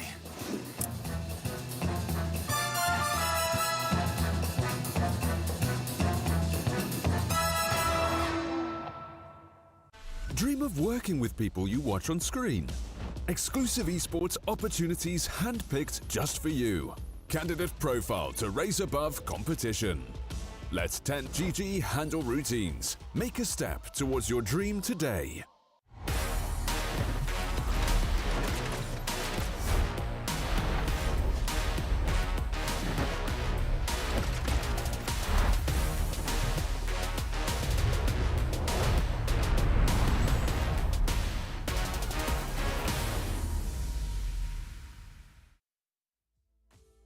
Hello and welcome to the Pinnacle Cup 25-year anniversary, and what better way to celebrate it than with a Dota 2 tournament. I'm Matomo, I'm taking over from Bowie, who did an absolutely fantastic job, but he had a birthday party to go to, you know. He's like, I don't want more Dota, I want to go to the birthday party. I could never do that. It's 2 a.m. and I'd rather be here than sleeping. Actually, the schedule was inflexible, so I had to be here, but I'm still very grateful to be here. And it is a $100,000 tournament where we have some of the biggest teams. We have Verse Pro, we have Alliance, we have Team Falcons, and Team Tickles as well. So we have big teams in every group. And right now we are still in the group stage, but we are, we're almost past the halfway mark, where we are seeing some teams sort of come into that stage where it's like they kind of need to win or they're going to go home. In fact, we do have the group stage. It says Wait, it says Bowie? That's not my name. I'm the other guy. All right, so this is Group A, where we are going to be watching the next match. It's going to be between Team Tickles and Navi Junior. Team Tickles has already secured themselves a spot in the playoffs. I believe they already secured a spot in the upper bracket. So how does it go? Top 2 teams go to the upper bracket. Third team goes to the lower bracket. Bottom 2 get eliminated. And you want to make it to that top 8, because that's when you make it into the money. So if you guys don't make top 8, if you get eliminated early, you're out. KZ team and Level Up, they still, I believe, have a chance to actually make it, because each team plays 4 matches. So KZ team could go 2-2. Same thing with Level Up. But overall time Tickles is fine. Navi Junior, they need about 1 more victory to secure themselves a good spot. So it's still a pretty open group, apart from the fact that, you know, one spot in the upper bracket is taken. That is going to be, in fact, our next match, which is Team Tickles and Navi Jr. Gotta say, between the two teams, Tickles has looked pretty damn strong. I believe, like we just saw, they're 3-0. I think they may have dropped 1 or 2 games, but not like a whole match. Navi Jr. has also been pretty surprising, actually. This is a team that's made out of relative newcomers. They're like, the team players are all, this is their first official big team that they signed into. And yeah, they've looked pretty decent, although it looks like they might be playing in with a couple of standards. Yeah, it is going to be... yeah, I think they are... No, Daniel's not actually playing today, so they have a couple of... He's going to be standing in here, but everyone else is the same. You know, Got the Juice, Nico, PMA, as well as Ridies. But yeah, Daniel, someone will be standing in here. We did not update the graphics, but you guys will know. It's a little scary, though. Because, yeah, as we said, Navi doesn't look that strong, and having a stand in this stage of the game, so I've determined it's pretty tough. Team Tickles, I believe they're playing with their whole roster, sorry. Unit, Lorna, Force, Narman as Ducalis. They've looked really good. You know, sometimes they lose the game too, but overall, Team Tickles has looked very strong. Their players are all just, I mean, I don't know what to tell you. They've just been playing pretty good. Trine Protector on Ducalis has looked pretty good. Force has been doing a good job in the off lane. And overall, I'm really looking forward to... I mean, I'm not looking forward, but I do expect this to go relatively 2-0. It is Tickles. It's hard to root against them.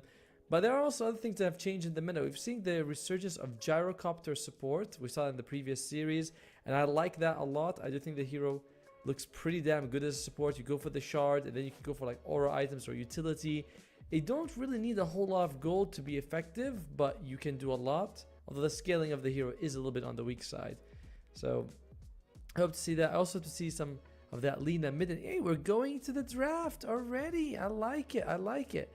So Navi Jr., they get rid of Templar Assassin. This hero has really surged up in popularity ever since, you know, we entered the patch. Heart got nerfed. A lot of the strength cores were less viable. Hand of Mice is less useful. Suddenly TA looks a little bit better. You know, refraction is always good. Her damage seems a little bit better. Not that she got buffed, but better in the situation that the patch is in. Enchantress gets banned by Navi Jr. As for Tickles, they get rid of Morta, Dazzle, Primal Beast, and Weaver. Weaver is an interesting hero. I believe Crit from Team Falcons has said this is a very good position for that players should be checking out, and also a good carry, of course. Lots of damage. Swarm gives you vision. The Shard gives you a good amount of flexibility. You know, you can Shikuchi in, come out, do a decent amount of damage. So I'm liking Weaver. Of course, Spirit Breaker gets banned. Pugna is the first pick for Navi Jr. So they have ways to mitigate physical damage, especially because with Morta out, Decrepify becomes a little bit better. She's kind of like the best anti-Decrepify hero. And you have a good way of pushing. Alright, interesting opening pick by Navi. Tickles goes for Nature's Prophet. So good global presence. Navi needs to worry about Dawnbreaker and Spectre, because we see a lot of this like global strats with the Nature's Prophet. It can be pretty powerful.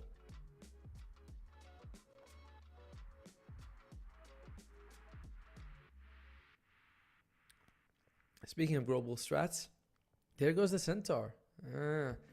He's still good, you know. He's still good even with the heart being nerfed.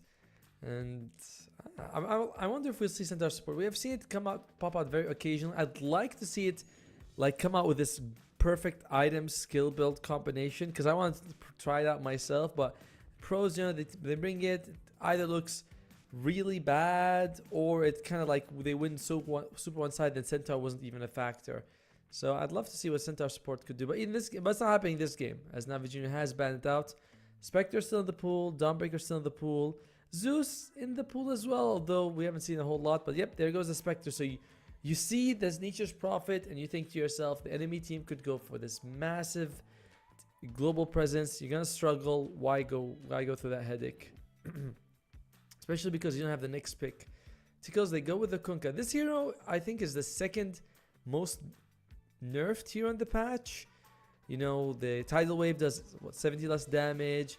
Torrid Storm was second less, has 10 seconds cooldown more. Ghost Ship, or was it 5 seconds? I don't know. Ghost Ship went from 45 damage reduction to 35. So there's a lot of nerfs coming into Kunkka. And he doesn't feel as oppressive. He was a bit too strong. But, yeah. Well, it feels like he got hit by a nerf stick. Alright, Navi Jr., you got 2 picks coming out here. I wonder if they're going to go for a very fast push try. That might be a good way for you to sort of win the game. Is say, let's play very fast, try to get them in the back foot and hope for the best. But they had the Grimstroke. That's another Dispel and sort of a way to mitigate damage. You have Decrepify for physical, you have Grimstroke, Inkswell. So once he has the shard to dispel a spell. So it's nice. Solid control. There'll be double Decrepify, double life drain as well with the Grimstroke. So at least you have some combinations. And in general, people say Grimstroke is a very strong hero. I think he's fine. I mean, obviously the pros know what they're doing, but yeah, he did get nerfed this patch, but I feel it's a very insignificant nerf, which is Inkswell gives you a little bit less healing from creeps. You know, it's like you usually use it on a person to chase heroes. Creeps are rarely a factor in that situation.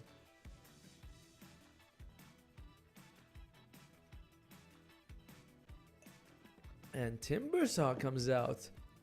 I like it. I feel like Timbersaw was slightly underlooked in the previous patch. I mean, he was great against strength heroes, but no one wants him. Problem was his damage was a little too... It was just not enough. Sure, you can reduce their strength, but you're not dealing a whole lot of damage yourself. But now, the stats reduction is 13%. It's pretty damn crazy that you can do that. So, makes sense that they'd want. But Tickles, they go for a nice counter and a global presence as well. With the AA position 5. So this is going to be Nature's Prophet 4 with the Tidal. It's a pretty damn powerful combination. You get a Blight Stone with Gush. That's going to be fun.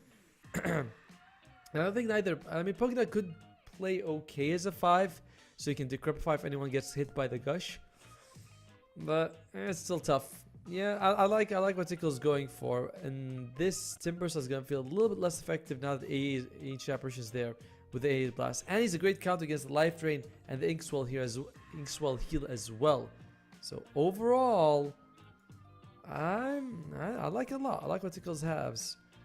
Now Navi Juniors, they've got to find a way to kill this AA quickly in these fights. I'm liking the Storm Spirit to jump on, but you don't want to play Storm Spirit against the Kunkka. That's always very awkward when you get X marked. And wow, look at that! Sven is here to pump you up, ladies and gentlemen.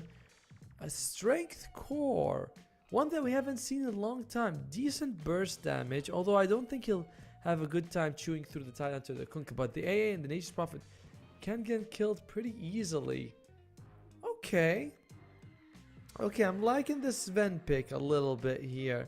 Although he still needs like a Blink Dagger, a Silver Edge, or God forbid, an Aghanim Scepter to get next to people. So it's good, but it's a little iffy. You know, something like an AA might have been better, and we'll see.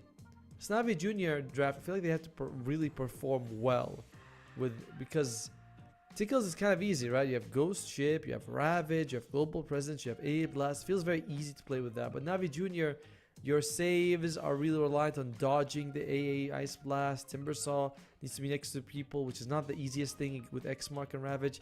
It's very performative, you know what I mean? Like, they all have to be playing on their very best to get something done. Alright, so Tickles, they need to carry. Navi Junior, they need... I was gonna say they need a mid, but they ban out the Brewmaster and the Wraith King from Tickles' side, which are more classic offlaners. Timbersaw obviously can go mid. You don't mind putting him against the Kunkka. It's not that bad. You go in, you have a point Warlike Death.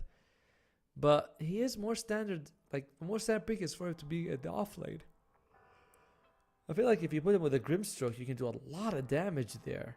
And we wouldn't mind putting Pokemon in the top lane either, so we'll see. I'm not sure. Again, I just don't see this Timbersaw. He obviously can go mid, just expecting it to go off. Navi Junior, they get rid of the Faceless Void and the Chaos Knight. Chaos Knight actually has the biggest win rate loss this patch. He got nerfed to the ground, basically. Alright, maybe not to the ground. He still gets banned in the competitive match, but he got nerfed quite a bit. 5 less base damage. You crit a lot less. You heal a lot less from creeps now, and Phantasm mana cost just shot up, so you can't really spam it like before. Alright, Navi Junior, what you got for us? Is it gonna be mid or is it gonna be an offlaner here? Is Puck in the pool? Puck is in the pool. kind of solid. I wouldn't mind seeing a puck, honestly. Could jump on the supports relatively, although his damage does fall off a little bit. I don't think you want something melee. You know, you don't want something. You already have 2 melee cores. You don't want to add another one. So who'd they go? They go Pango. All right. Okay, he's not. He's like half melee core. All right, let's be honest. Well, the guy swashbuckles from a mile away. Doesn't really count. A Bloodseeker comes out for Tickles at the end. Oh my, oh my. Damn, what an old like counter. All right. So who's going to be playing the Timber Saw? All right, so obviously he's got the juice on the Nico. So it is going to be the mid Timber Saw. It's going to be off lane. Pangolin. And yeah, Daze is standing in here instead of Daniel for Navi Jr. And that's going to be unit from Team Tickles. How do they all play with the dark? Do you guys play with with the lights off? Like, I know I have like an RGB screen and all that and colors like that, but I still need lights to feel more comfortable with the keyboard. Everyone's playing in the dark, which by the way is not good for your eyes. And no, not Ducalis though. He is like, no, I want more lights. I think he was a member of Alliance, wasn't he? He came to ESL Kuala Malaysia last year. Nice guy. That's going to be PMA on Navi, Nico as well. And will we see Daze? He's there standing. Oh, I gotta say that chandelier thing at the top, beautiful. We have something like look at that. It's dark. It's so dark. Who can play in that in the dark? I mean, they can obviously. All right. So looking at the 2 drafts, it's hard to really root against Team Tickles with what they have. Firstly, it's a great team fight. They have the Bloodseeker against the Pangolier matchup. They have 3. The enemy has 3 melee cores. You have AA Blast, which is super good against that. You already counter a lot of their healing, and apart from like Pugna, or however you want to pronounce it, I don't think Navi Jr. has sort of the push to take those early towers, try to end the game. So Team Tickles draft, better team fight, some direct counters coming out like A versus Timbersaw. It's gonna be very hard. I do think this is going to go to Tickles. I'd love to be surprised. I do like that Navi is trying things a little bit more out of the box, bringing that mid Timbersaw, bringing back the carry Sven. I think these things can work, but it's like 90% for Team Tickles. Don't put your house on it and then blame me though. You know, I'm just saying here. It does. Tickles they've gone undefeated in the tournament. They have the better draft. We'll go in the game and see what's gonna happen. Navi Jr. though, they've got the work cut out with it, especially with the stand-in. So yeah, let's look at the game. See how many people are smoked up. Is it 10? Is it 5? It's 10. Yeah, that's what I want to see. Our producer also loves it. He's like, yes, 10-man smoking. It is the best. If Navi Jr. gets the jump, I do think their team fight level 1 is actually better. You know, you got Swashbuckle, you have Timber Chain, you have stuns, you can even have whatever you get from the Grimstock's a good ability. Pugna with the Necro, like all really good spells, and looks like Daze is just gonna deny his award. That he realized that there's something there. It's down to 1 hit, by the way. So if the enemy comes in, he'll know to remove it. Smoke breaks on all. Everyone sees everyone else, and they're like, "Yeah, we're not gonna go for that one." 30 seconds to battle. Will they deny their award on Navi Jr. or will they bait it? You know, both teams they know that's there. And looks like Team Tickles, I doubt they're gonna go for this big fight here. Probably feeling like it's just not worth their time. And yep, the deny comes out from Daze. Unfortunate, but you'd rather do that than give the enemy golden experience. Denying wards actually counts as a deny, like an actual creep deny. Huh. Got the juice, not gonna be there in time. It's going to be 2 for 2 in terms of bounty runes here. So bottom lane, Pugna and Pango against the Bloodseeker as well as the AA. I do think that there's not going to be a whole lot of kill potential unless the Pangos ruins his Swashbuckle. Because, you know, you cold feed them or you Bloods Ride, and Pango should most of the time just be able to Swashbuckle bait. Daze is also a very high movement speed hero on the Pugna. I think it's something like 320, 330, one of the fastest in the game. So it should be fine. Mid lane, I'm gonna be favoring 330. Holy moly, that's as fast as Coddle. I believe Coddle's like 330, 335. Anyway, yeah, Pugna's damn fast. Mid lane is going to be Nico versus Lorinov here. I do think Nico should have a decent time here just because every time Kunkka walks in, Whirling Death, you take a bit of damage, you're not going to be liking that at all. So I favor the Timber Saw mid quite a bit actually. And so far he is 5-2 to the 2-0, but again, this is literally a minute in, so it's way too early to be looking at it and be like, oh, he's won it. Top lane. This could go either way. You have 2 stuns on Navi's side with the Inkswell as well as the Storm Bolt, Storm Hammer. Yeah, the Sven spell. What's it called? Is it Storm Hammer or Storm Bolt? What is it? No, the stun. I'm supposed to guess. I think it's Storm Hammer. Ah, yay! Whew. I know. I get a cookie for that one. All right. So on the other side, though, you have a decent slow. Sprout is kind of pseudo stun. It's not really as good once the enemy, because enemy teams usually have Quelling Blade, but still fairly effective if they waste it. So both sides can get kills. And the physical damage, I like it more from Team Tickles. Anchor Smash, Gush, and the Blightstone on Narman. Riddies can just lose his life. So top lane can go either way. Oh, no Blightstone yet. He's actually rushing Urn. He's walking around. Hey, Narman, get back here. Narman.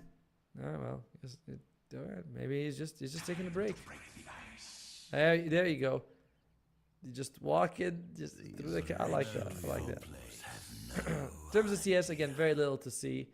You know, everyone's either, all the cores have got either 4 or 6 CS, so no advantage here. I will carry this game.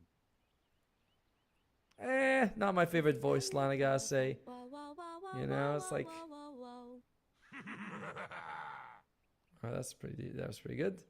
Alright, come on, sit down. Is maybe the camera's in a weird angle. Anyway, so no, nothing crazy in terms of CS just yet.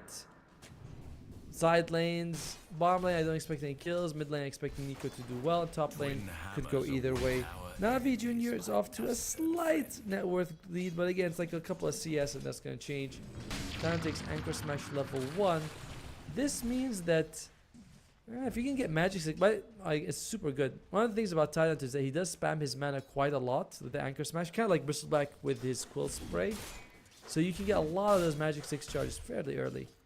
And yeah, Lorinov just goes in, takes a few hits, and he is not liking life right now. Well, not that bad, but still pretty annoying. Riddies needs to be careful. I feel like he's the most vulnerable person in this lane. And oh, nice use of the Stroke of Fate, getting the range creep like that. Well done. I don't think he even hit anyone else. He just got a sniper. Damn. Well, the bottom lane, Daze taking a bit of damage. Blood's right, not gonna land on anyone. PMA is gonna be generally fine. Yeah, Daze. Oh, Daze is gonna be losing out. See, one factor we definitely forgot to talk about is that there's gonna be a pretty massive move with global presence coming out from Narman. And while bottom lane, I didn't expect anyone to really die. That doesn't count when Narman shows up. PMA takes a lot of damage here, including a chilling touch to the butt as he walks away. And just like that, what does Narman do? Just TPs back to base. This is what Nature's Prophet gives you. This is why players are batting him out so much. Is that he just, this show up 300-400 damage gets you a kill. It's super annoying, and he's just gonna lose his life. They're just gonna get Riddies as well. And now Team Tickles, they are definitely feeling like they can exert a little bit of control. It's only 3 minutes in though. We talked about the pushing power of Navi thanks to the Pugna, but with the Tidelander going for Meteor Hammer, Navi could be losing their towers fairly early as well. It's like, got the juice, gets the boots, as well as the tangos from his friend Riddies. It's nice. And he is farming pretty damn well, actually. Although, the same can't be said for PMA. And I gotta say, ultra late game, I do like the Navi cores a little bit more than the Tickles cores, you know?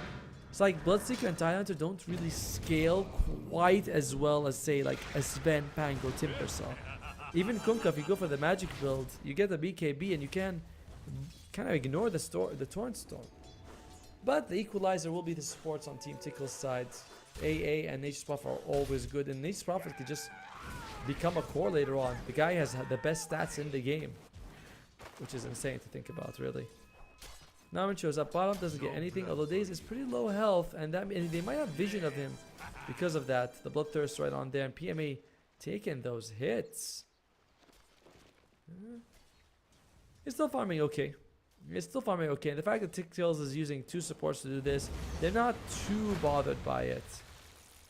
Narman, he's got 2 stat items. Oh, Daze takes a hit. And yeah, the Blood's Right, though, is very annoying. And does, in the end, they do get a kill top lane here. You can't leave the Tidehunter too long. We did say these guys have got 2 stuns. They've got decent damage between them. They got slow as well. So, and they leave him alone. He's going to die. They lose Daze on the other side for Na'Vi. But it's a trade they're happy with. Especially when it does force 2 supports on the enemy side. The seeds of fortune. I don't think there's going to be a whole lot of stacks from the Na'Vi side. Although they'd love to get some because they have the Sven. Tickles, they got Tidehunter. He can take stacks as well. So stacking for either side is going to be a bit of a risk if the enemy walks into it. Tidehunter getting very close to that Meteor Hammer. Already has the Perseverance. Forgot the name of the item for a second. But I believe it's Perseverance. Tidehunter also has a point in Gush, so he can set up for those kills as well. What are we looking for Sven? Mask of Madness. Just wants to accelerate his farm. Lornoff, he's only level 5 to level 6 of Nico, but X marks the stop pot as a great equalizer. Once Nico does anything aggressive, you X mark him, he goes back. Can't really timber chain in. Oh, and there you go. That's one way. That's another way of handling it, just to make sure you get the ruin. And oh, Daze gets the regen, but he might pay for it with his life here. They try to cut the trees, but he doesn't cut the trees that you kind of want. They do lose Daze, and now he's gonna go for Lornoff. Gets the ghost ship in time, but not enough to save his life here. Hits level 6 after killing Daze, but still loses life. And if you're Na'Vi, you take that. You're very happy with Lornoff going down. Yeah, sure, you lose your Pugna, but firstly, he's a stand-in, so it's not that important anyway. How's PMA doing? Very tough situation when you're Pango versus Bloodseekers. You always have to think, should I get Lincolns? I might need the Lincolns. And unlike before, when you could Lincolns, when you can just roll and have a Lincolns, it's not as good because you can still be hit by like a Cold Feet or a Sprout or an X-Mark or a Gush, and that breaks the Lincolns because Lincolns got heavily nerfed with BKB getting worse. You know, now that BKB doesn't block spells. Double bounty runes, wisdom runes for Na'Vi there. That's an extreme win for them. Look at that. Riddies is level 5 and Dukal's Snarmer level 3. That is a huge swing for them. Yeah, look at the supports. 4 and 5 to the 3 and 3. Insane. I don't actually know how to read that 4 levels. What does that mean? They have 4 levels more, I think. It's very confusing, actually. Meanwhile, Niku, what's he got? Maxing out Whirling Death. We don't see that very often. A lot of times people prefer to max out the Timber Chain, but he went mid, and Whirling Death in the lane against Akunka was extremely valuable for him. It does give you decent damage as well. Either way, though, Niku, I think he wants to rotate. They put the Pugna mid so he can get level 6 faster. You know, max out another blast, start pushing those towers a little bit here.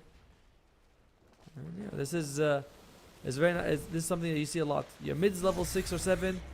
What are you going to do with him? Shield Ruin is picked up on the Kunkka, so it's unlikely they'll be able to bring him down all days. Takes a little bit of damage, takes a blood grenade, loses his life. And Lornoff takes the views, but he's fine. But they do kill Force on the other side. So Na'Vi again happy with this trade. 3 members to kill their position 4, and it only takes them 2 to kill the enemy offlaner in return. And where's Sven? Top of the net worth, very happy with life right now. Although, you know who's not as happy? PMA. No, nice deny. Nice deny. Yeah, he's not really got what he wants so far. He's going to go for that early Orb of Corrosion. I like it. And then he might have to really think about getting... And you would still probably want Diffusal, right? You just get so much damage, but then Lincolns might just be the best item you can get for yourself. Alright, how's Unit? Wants to get that Maelstrom just to farm up a little bit faster. And it's going to be Yule Scepter for the Timber Saw. They definitely like that, a bit of extra control. Because you look at it, they don't really have, like, instant stuns. Sven won't be around early. Rolling Thunder might take time to wind up. Inkswell, sure, you can dispel it, but then you get like millisecond. Pugnut gives you only slow. So you definitely would like a little bit more control. And there's a TP here. It's like he just wanted to push out the lane as much as possible. Riddies, he's wise to the fact that something's going on. Alright, so what do we have double spells off with the Soap Eye? Double Storm Hammer, very nice. Decrepify and Life Drain, very good. I believe that's it. I guess you can get double use later on, but you generally don't want to double use people. It's like, yeah, you guys ever get used on Ogre Magi and you use 3 people and you're like, crap, but they all are gonna drop at the same time. That's not at all ideal. We just give them a chance to replenish their cooldowns of their spells. Timbersaw wants to go for the Sanji Kaya after. He sees Lornoff, misses the Timber Chain. Slow is there.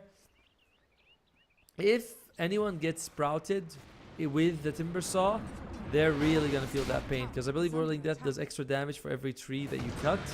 So you get like an extra 8 trees or something. It's all pure damage as well.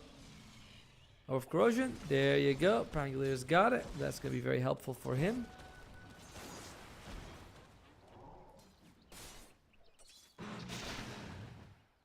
And just a bit of a farm fest. 8 kills in 10 minutes, so not a whole lot of action here. But in terms of net worth, also relatively even across the board. Tickles supports. They've got a decent advantage though. About, what, 1,500 gold coming out from them. Navi cores, yeah, sure, Sven's a little bit ahead, but PMA as well as got the juicing. But talking about a little bit behind here. Looks like a solid Soulbound 2, but the Ice Blast lands. And PMA, he's going to be rolling in, but we don't really know if he's going to be able to get too much. Narman could be losing his life, but oh dear, look at that. Beautiful Ravage. It prevents the TP from coming out, and they are going to be getting, oh my lord, 4 are down for Navi and Tickles. They get a nice wipe here. Pugna wasn't there, but he's probably glad he wasn't.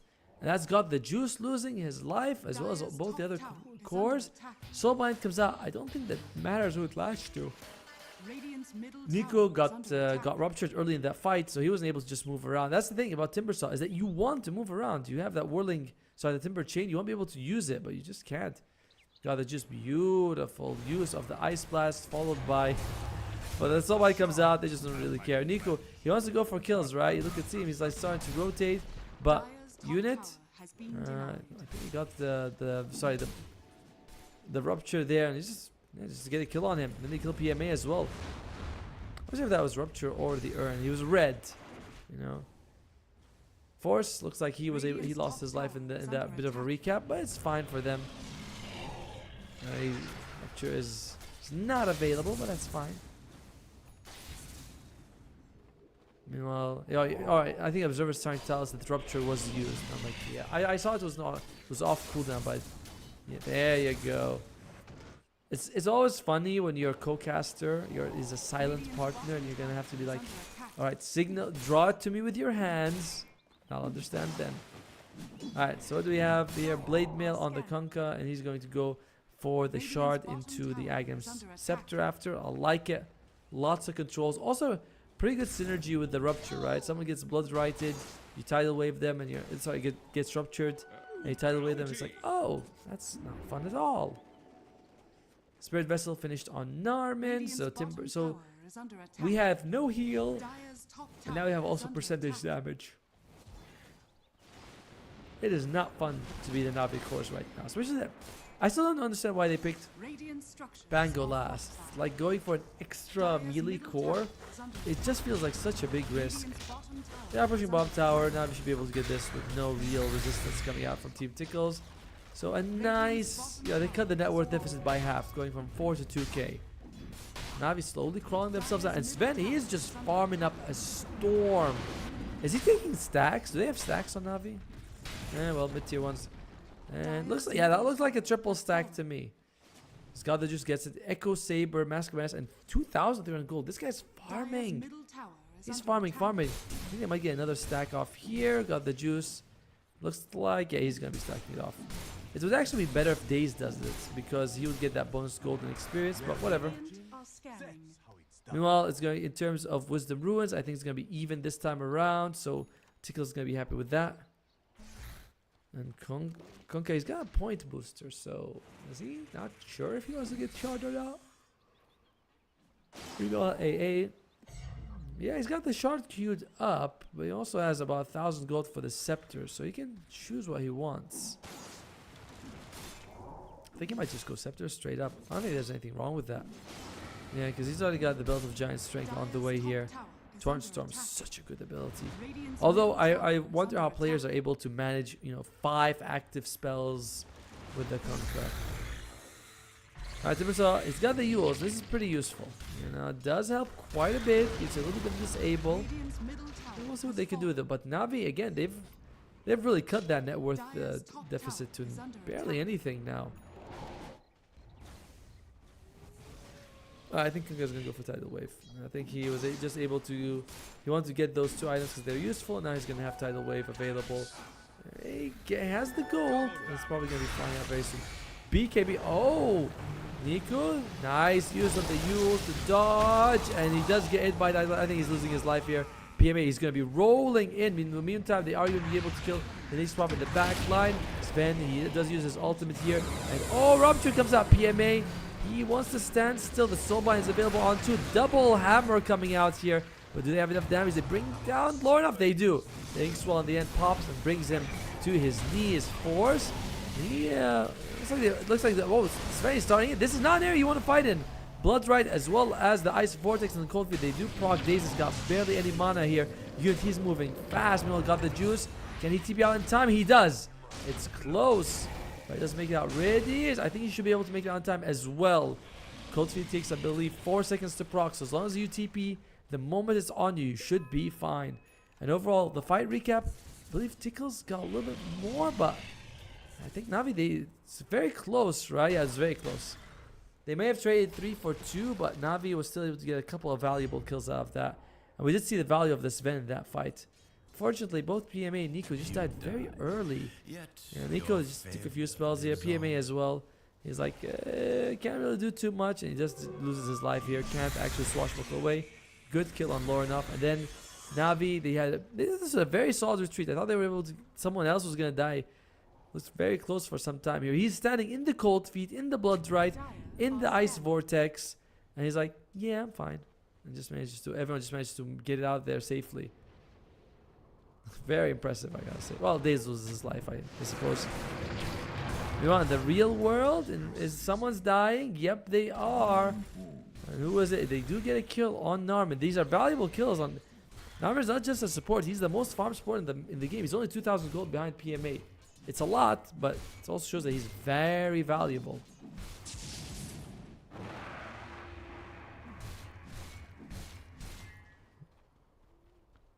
Alright. Scanning. Now we're looking at Mage Slayer for the Sven. Huh. Radiant's bottom tower Okay. is under attack. That's it's fairly useful for sure. There's a good amount of magic damage on the other team. Okay. This is just a solid item anyway. He wants to go after for the Silver Edge. Make sure you break the Tide Hunter. Meanwhile, to Kalos, he's gonna lose his life. There's an Ice Blast at the last second, but it doesn't really do too much. No one's gonna be able to follow up. Very even game right now. Sven farming away. Nico's also kind of in there. PMA a little bit further behind, but it's not too bad for Navi here. The only problem though is that Lornoff is kind of farming a little bit more than you'd expect. He's gonna have the Torrent Storm probably by the end of, well, not this creep wave, but he's gonna need about 1 more and he should be fine. Okay, so 2 more.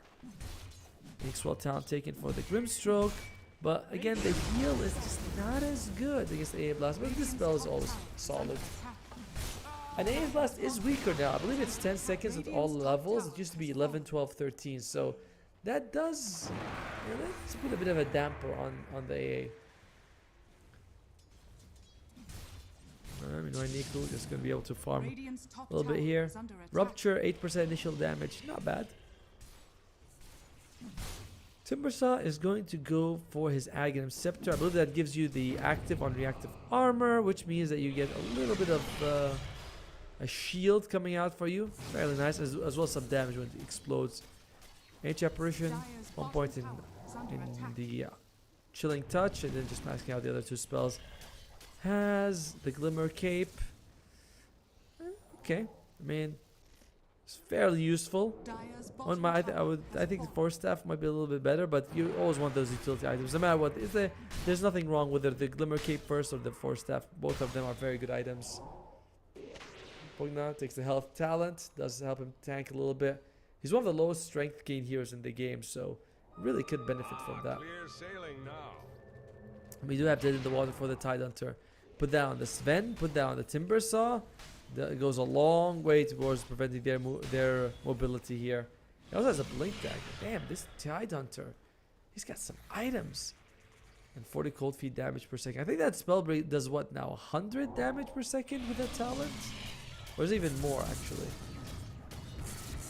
You know what, Bloodseeker, he's got the BKB, and you look at Na'Vi, they've got nothing apart from the Soulbind to sort of latch him on. You'd love to Soulbind the Bloodseeker, just because when he's Soulbind, he's like, he wants to move, he moves around really fast, and no one will be able to sort of match him. Now they might be getting ready for a smoke here. They're all grouped up. The Fusel Blade finished up on the Pango along with the Blink Dagger, so he's gonna try to wait until Rupture comes out, or at least to sort of roll Blink in on the Bloodseeker himself. Alright. 8-man smoke. Got the juice. They breaks it. But they can't actually go. Oh! The Rupture comes out. Will they be able to? They do it with the Ice Blast. So got the juice. He's got no healing. He's probably going to be losing his life. He does deal decent damage before he loses it. But in the end, he's just there. Looks like Team Tickles is going to be ending this fight fairly fine here. They get PMA as well. And Unit, he wants to go for more here. Nico's trying to get to chase people, but he can't find anyone. Force is kind of, he's almost baiting him with it. He was got the Glimmer Cape on, and Nico can they catch him in time? No, he makes it out, but a huge victory for Tickles yet again. I believe there was a cliff ward there by Tickles, so when Na'Vi broke the smoke, they could see everything here. Now they're just gonna go for Roshan. We kind of talked about these counters on counters. You have big team fight from Tickles, you have anti-regeneration with the AA, and Na'Vi, those are two weaknesses. Their team fight is not really as impressive, and they have melee cores. Who's gonna be taking the Aegis? They give it to Lorinov, okay. I guess they feel like Unit is gonna regenerate enough in these fights anyway. One person dies, he goes back to full health. He's got BKB. Might as well give it to Lorinov so he gets his spells off, at least one round of it. Got the juice. Was he 4, 2, and 3? Despite that, it does feel like it's very hard for him to take these fights, you know. Battles begin, he gets focused down, there's a lot of control from the other side, and he's just like, it feels very hard for him to have the impact that he wants. His two cores are falling further and further behind. And it feels like more and more often than not, more and more likely that Narman is going to be overtaking at least the Pangolier. Timbersaw does have the Aegis though. Sorry, the Aghanim Scepter. So he is going to be fairly durable. Got the juice, finds Ducals, a nice easy kill for them. Glimmer Cape comes out, but nowhere near enough. Much needed for Na'Vi here, but you gotta do that at least like, I don't know, 5 times more before the status quo of the game changes. They'd love to take a fight here for Na'Vi. They might be able to find force here. Or no, they're going to go for Lorinov instead. Lorinov, he does use the Torrent Storm and makes out alive. Ducal's still down for 20 seconds. Na'Vi, they do decide that they just want to go back and farm. God's Strength is going to be timing out as well. So in the end, yeah, they killed Ducalis, but you know, if you're Team Tickles, you're like, okay, that doesn't really matter to us in any way, shape, or form. Pognat's got the Philosopher's Stone. That's nice for him. Hey, wait, did he just? I saw a Hand of Midas. Is that really Pognat's item? Wait. Can we stay on Pognat for just a little bit longer? Thank you very much.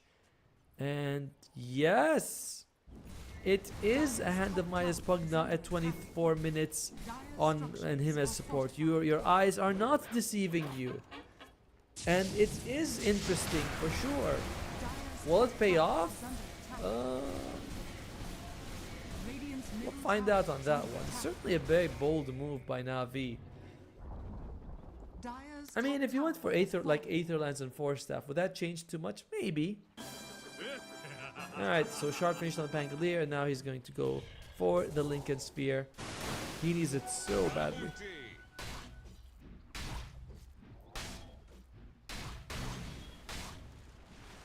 What's the win percentage? What are we looking at here? Because Team Tickles, all right. Wow, 92%? Really? It's only 5,000 gold advantage. I think it was 90. You know, like, does this strike you as a 9% kind of game for Team Tickles, guys? I mean, like, we think that they're, they got a better draft. They're certainly the better team, right, a better draft right now. But 90% at only 5,000 gold ahead. I think the AI be smoking something. Titan might be going for a Yule Scepter himself. He's got Windlace. Looks like he's going to go for the Void Stone. So I think he might be going for Yule Scepter. I don't think there's anything wrong with it. More control is always good. The Meteor Hammer, man.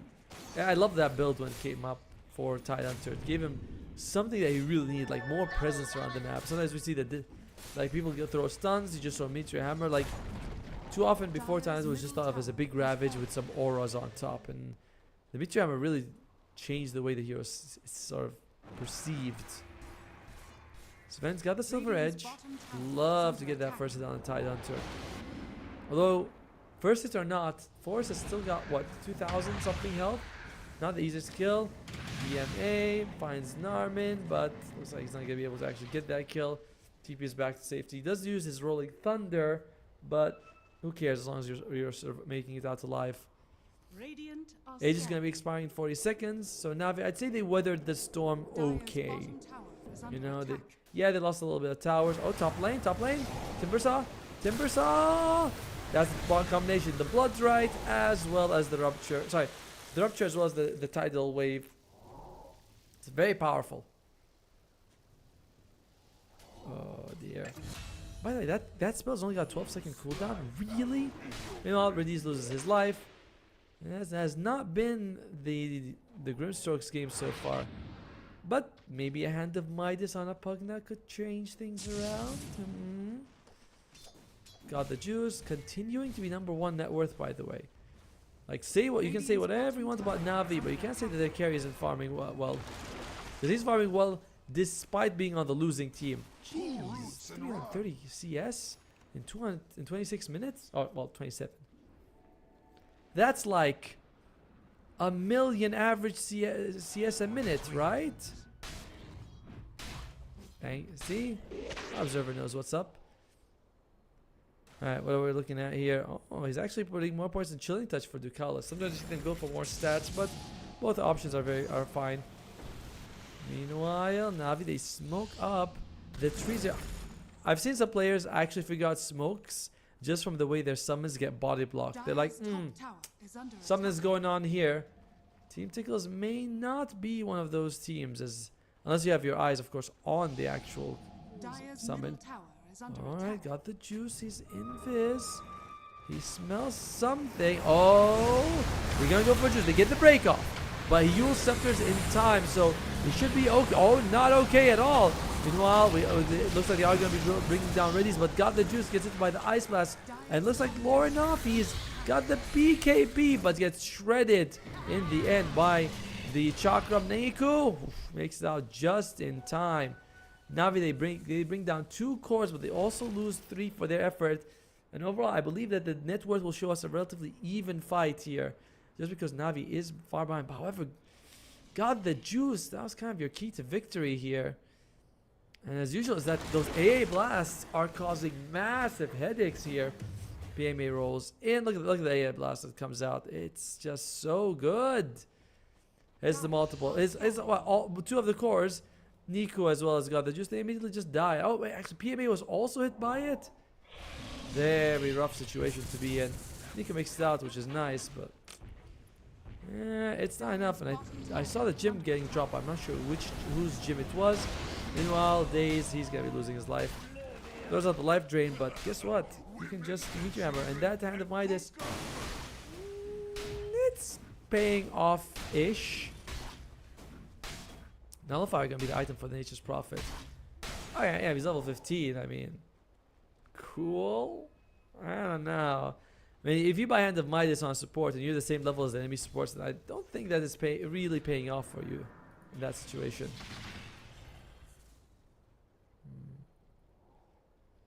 Someone's saying Sven seems weak in this game even though he's got 10 top net worth, and I couldn't agree more, by the way. It doesn't feel like we're seeing a whole lot of value coming out of this Sven. Just because it's not that he doesn't. Wow, the win probability actually increased for Na'Vi, even though their net worth gap has increased. Gaben is smoking the gun just so hard right now. It's kind of crazy. But I will say that Na'Vi's scores do scale better. The only problem is the AS blast, and that's the big deal. When you pick Sven, you want two things out. You want insane damage, which he does deliver, but you also want a carry who can survive in a fight. The problem is you get hit by a blast and your life steal is useless. You lose, you know, a big percentage of your health is gone. It's magic damage, so all that armor is useless. Like, you don't get any durability. It's not that he doesn't have damage. He's got damage. He just doesn't have a whole lot of time to actually dish it out. And that's why Sven feels so weak in this game. Smoked by Team Tickles. Just going to be farming a little bit here. Can we click on... Oh!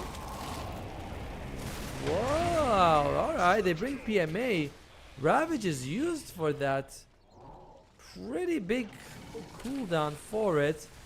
We'll see if Team Tickles is considering going high ground, because otherwise, if you're Na'Vi, the moment PMA is up, you just say, let's smoke. They're not going to have Ravage for another 90 seconds when PMA comes out.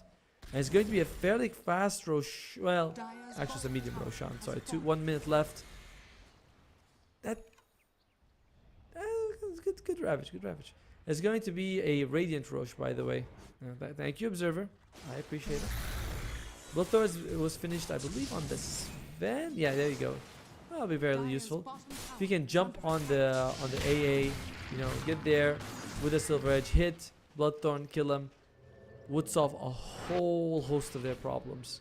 Timbersaur's got the BKB going for Hex. And it looks like Aegis is going to be sort of the idea for Na'Vi, as they're all starting to group up here.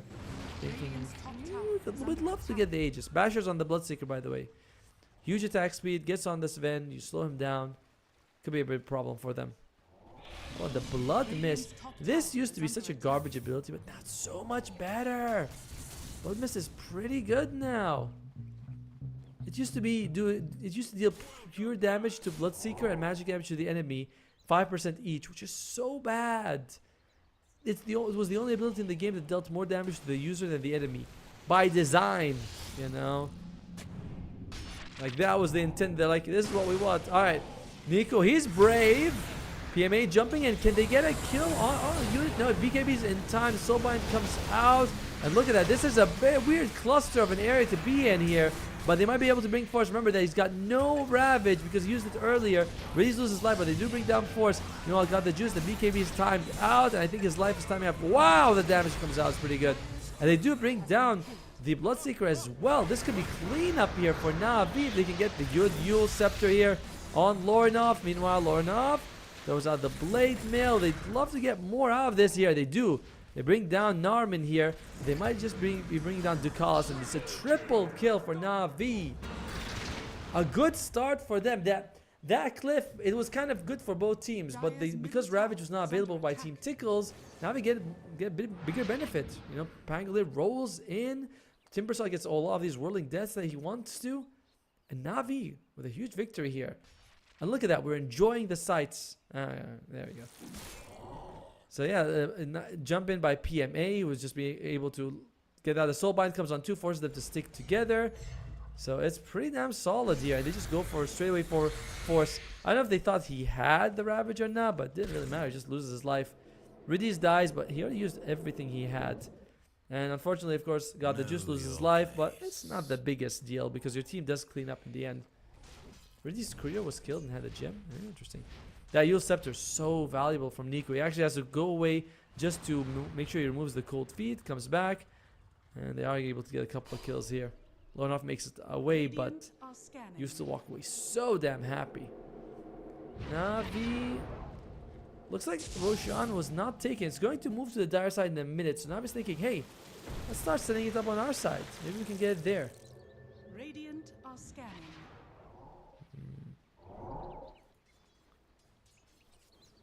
Alright, Alright, let's see. Any items coming up here? Hexes seem to be an idea for both teams here. Force is wants to get Hex. And they're jumping in. Riddy is probably going to lose his life very early. So bind on 2, but it doesn't really matter. He buys back. They really want to commit for this Roshan fight, it seems like. Maybe he's rolling in. And ruptures a bit. That's the difference. There's a Ravage on. I think all the cores got hit by Ravage. Juice loses his life. And remember that the buyback has been used on Riddy's. He really should be able to make it out just fine. Days. He does. That's the 3-for-0 trade for Team Tickles. Ravage, beautiful by Force. Catches 2 and 2 of them were like on the edge of it. That was the difference. We said when he used the Ravage on PMA, I was like, that's an opening for them. That's what happened. And they just jump in. Looked dead in the water. Just too good on Riddies. They try to go for these kills here. Nice use of the tidal wave, I gotta say. God, the Juice comes in. Immediate Ice Blast. I think they actually catch that, but the Ravage comes on top. And he can't do anything. Like you said, you have no durability on this Ven because freaking AA is insane. And it looks like they're going to go for Roshan here for Team Tickles. They are very happy with the state of the game.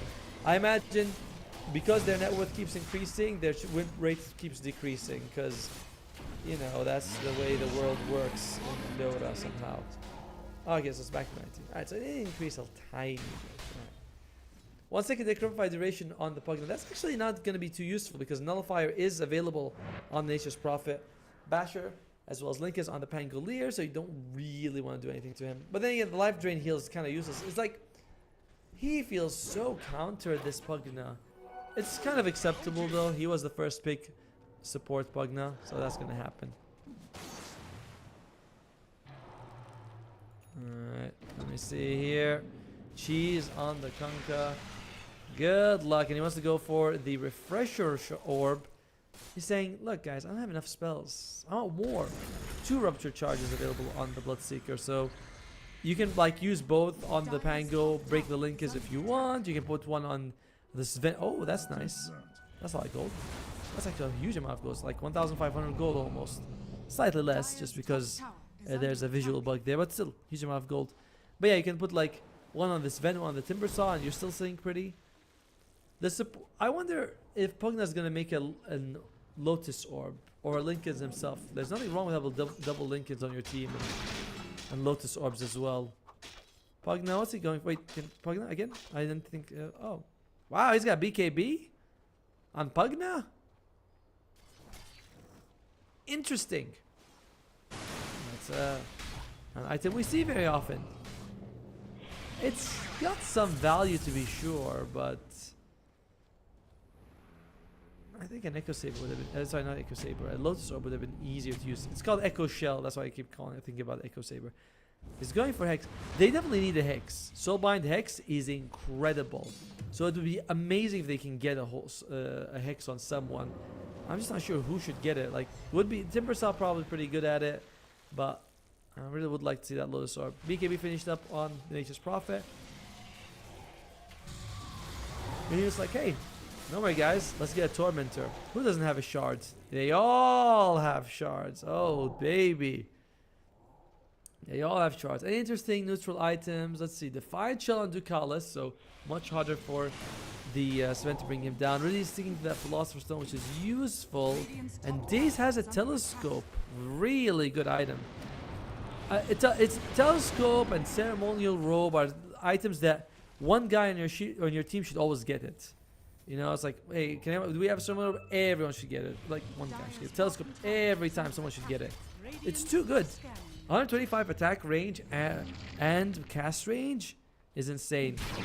Although, to be completely honest with you, it's not really that good for the Navi side, because 3 of your guys are melee and they don't care. I mean, it's good for the Pugna and the Group Stroke, sure, but the other guys are like, well, we don't really care. What am I supposed to do? Timber Chain? A slightly further tree? Alright. Mage Hammer's used. Tower's taking some damage here. Hex is finished on the Timber Saw. This could be a big deal. Could be. We'll see what they can do with it. Where is it though? I don't think I believe it's on. Stormcraft to finish on Kunkka. Okay. I'm not sure how. I'm not completely sure how I feel about Stonecraft. I think it's a good item. Good stats, right? 35 movement speed, good mana regen. I like the lighting's pretty good. Although the slow is very low. Like, I got what, 0.3 slow? It's not a whole lot. Although it does deal good damage. Bloodseeker, he is going to go for the Swift Blink. Why not? Just want to make sure he can jump on those supports. He already has a Abyssal, so he can jump Abyssal and just kill them. Hex finished on the Tidehunter as well, so double. So there's hexes on each side now. Meanwhile, he's getting close to the hex. Can they hex unit? Oh, that's a fair bit of damage, I must say. Decrepify. Oh, Ravage comes out, hits 2 people here. It looks like they're just gonna be able to kill the Timbersaw. Just melts. Dead 80 seconds, no buyback. Soulbind comes out, but he's not Soulbind to anyway. Now he does to Narman actually. Narman loses his life.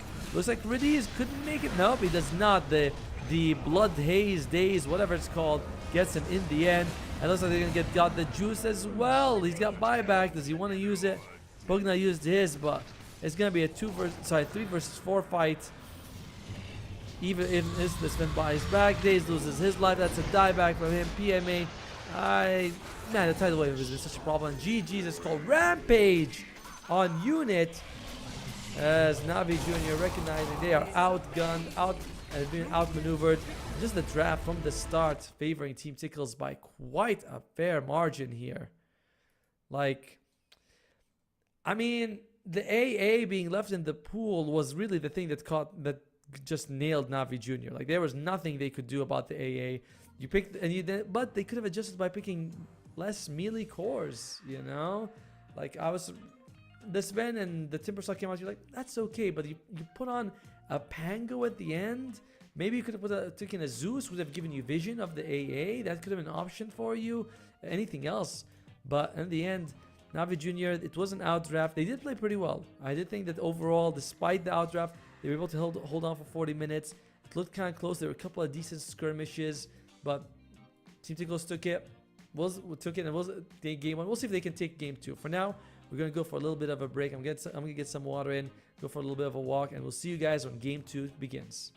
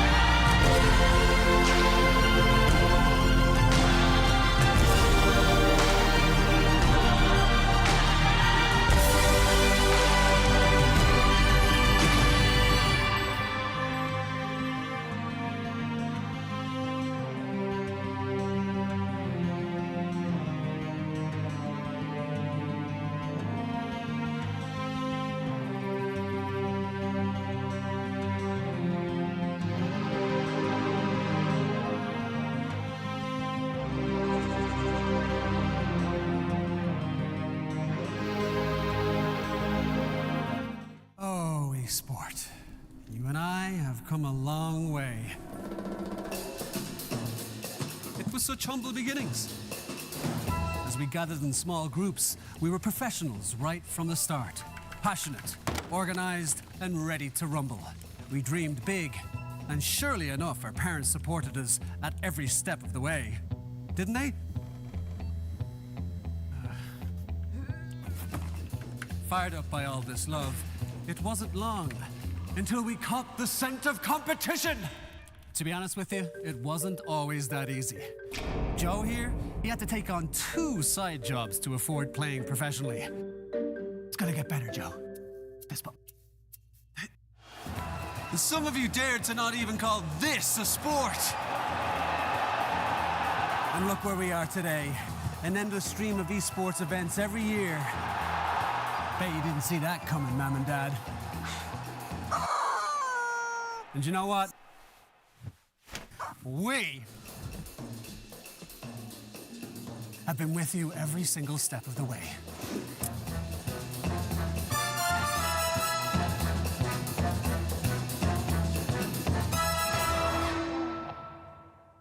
Dream of working with people you watch on screen.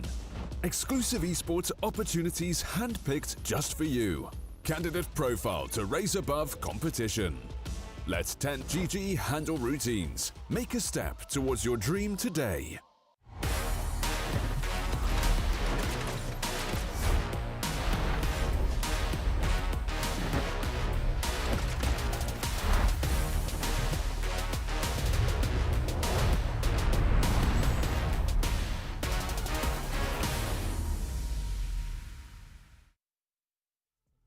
Hello and welcome back to the Pinnacle Cup 25-year anniversary.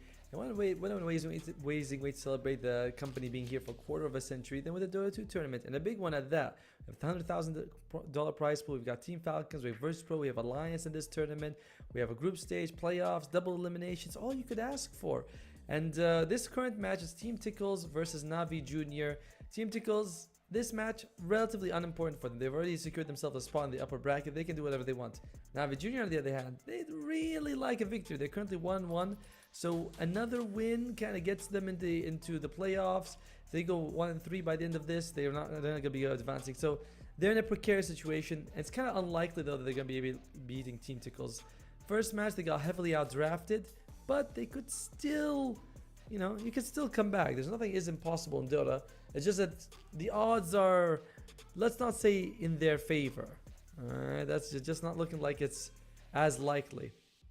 In the meantime, though, the biggest problem for them in game 1 was Navi Jr. They picked 3 melee cores, and they picked a couple of supports for healing, which is the Grimstroke as well as the Pugna. And then they were playing against the AA. AA just kind of really ruined everything. Timbersaw can't heal. Sven doesn't feel as durable. The supports are useless, so that was kind of a problem for them. Navi Jr., they banned out almost the exact same 4 heroes, but they had Nature's Prophet feeling that. He's a problem. Team Tickles bans out the Timbersaw, which Lornoff did struggle against in the previous game. They did not want to give that to them again. Alright, Tickles starting off with the Kunkka. Very solid hero to always have. There's nothing bad you can say about the Kunkka. Late game, he can buy some scaling items. He's got a lot of disables, damage mitigation, AoE damage, huge amount of utility with X marks the spot. There is no bad point against Kunkka at all.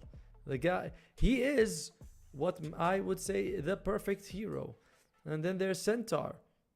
He's kind of perfect in his own horsey way. Centaur gives you some of that global presence.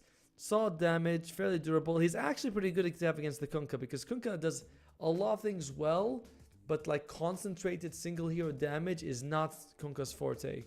So Centaur is really good against that. Sure, you don't like all those disables, and X marks the spot is also really good against Stampede, but you do like the the minimal amount of damage that Kunkka deals. Alright, let's see. They get rid of the Necrophos, so Team Tickles may... Actually, A is just really good against the Centaur. You usually are going to be he's going to go Heart Blade Mail Shard. There's a lot of durability, and all that durability translates to damage. So you wanted to pick the AA. And Navi Jr. bans it out. Very, very wise of them, I must say. Tickles, they get rid of the percentage shield from the Phoenix, as well as just, being like, yo, Necro's too strong. We don't want to play against that. What is Grimstroke gonna give you? The Soulbind makes it very easy to land the Hoof Stomp, and the double edge is also really good. Tickles, they take Enchantress and Pugna. Decent tower push overall. Decent damage from the Enchantress later on with the... once we saw the Dragon Glance, a lot of them go Hurricane Pike. It's just super good for the hero. So some damage coming out here. Building damage. Just very solid draft from Tickles. Although fragile with those supports. And not a whole lot of control coming out from them either. So there are a little bit of weaknesses here that they can exploit. Navi Jr., will you consider going for the Spectre? Going Spectre against Enchantress, not, you know, you might go make illusions, you can take it, you might Manta, you have Radiance, you take those, so it's kind of iffy-ish to do that. Iffy-ish is an actual word in the dictionary, make sure you Google it.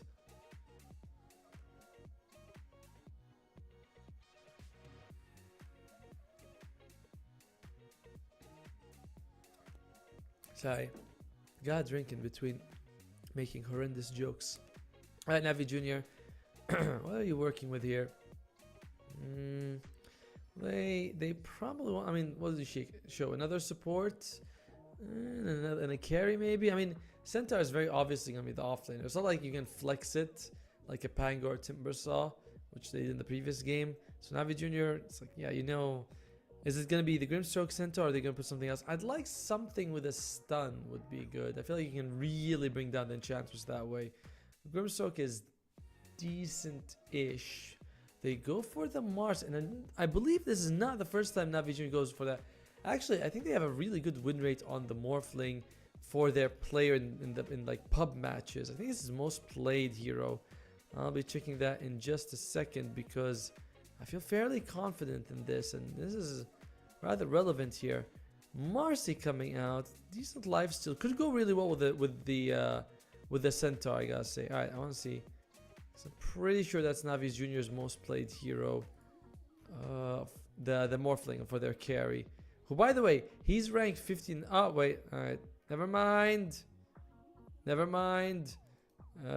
Forget I said anything. It's not even in his top 10. Whoops. Alright. Tickles. That Marcy pick does give them... Like, Marcy and Centaur, you have so much more mobility. You have Morphling waveform now. AA is gone. Decent ways to jump on this back line. Team Tickles, this is actually worrisome. The stage of that we are in the draft right now. I'm liking what Navi Jr. has a lot more, which is something I didn't really think I'd be saying. But Tickles, they have a couple of picks to bring it back to the draft, so it's not the biggest problem in the world for them.